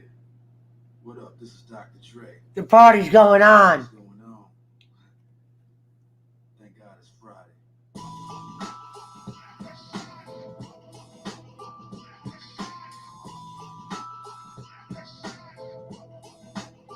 Keep the heads ringing. Keep the heads ringing.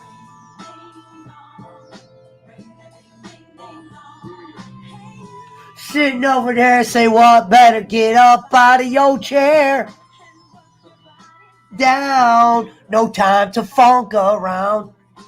Funk you right on up. Get your groove on.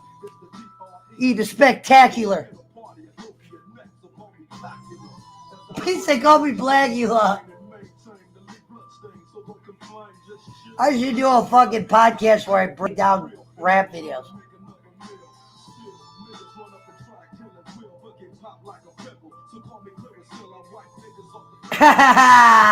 Call me Clear Sal, you don't win.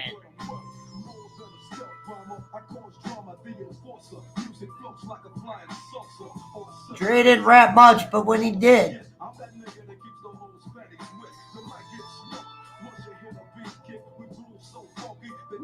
speech stick, the motherfucking DRE.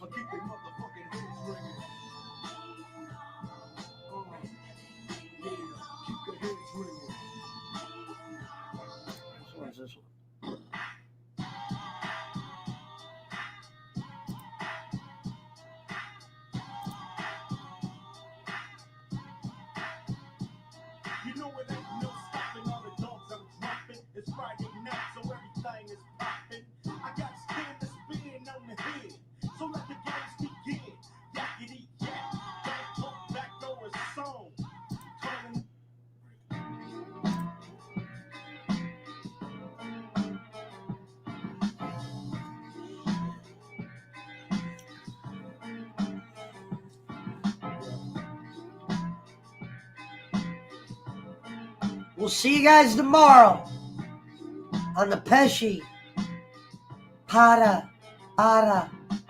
Just waking up in the morning, gotta thank God. I don't know, but today It's kind of odd. no barking from the dog, no smoke. No barking from the dog. Breakfast with no hog. I got my grub on, but didn't dig out. Finally got a call from a girl I wanna dig out. Hooked it up for later as I hit the dope. Thinking, will I live another 24? I gotta go cause I got me a drop top. And if I hit the I gotta go because I got me a drop top. at a red light, looking in my mirror, not a jacker in sight. And where he lived, that was the thing. I got a beat from Kim, and she can fuck All night.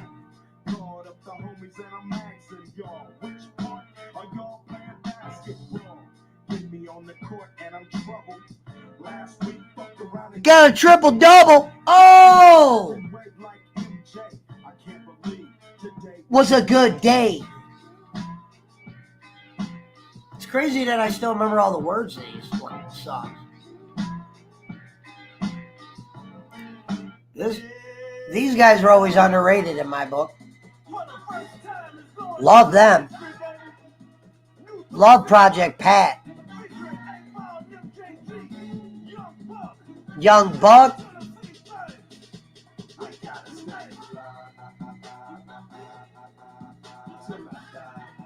I wonder how much money this got him. Look at that. That shirt's killing it with the green skulls.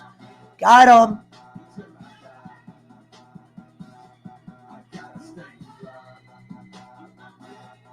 I would rock that.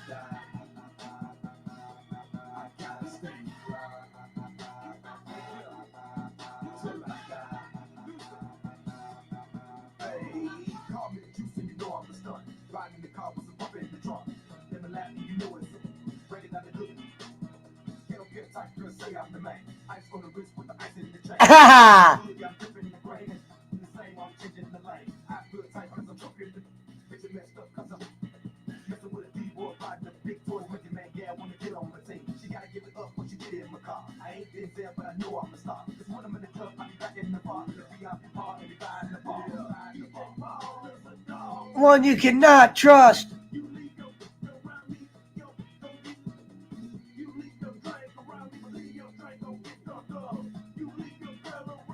DJ Paul might be in jail.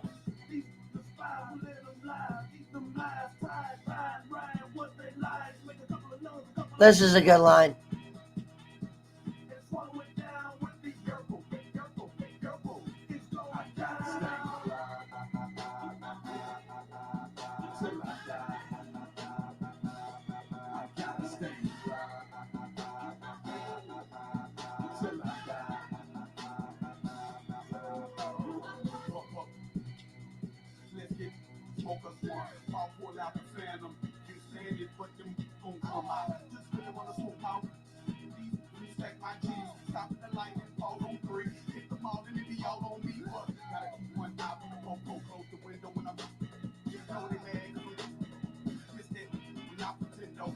Young Buck might still be in the hood.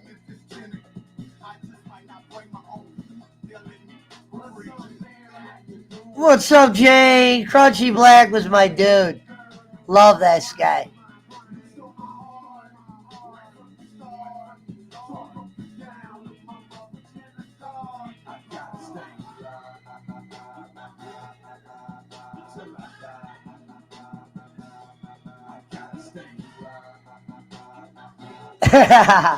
That's killing it.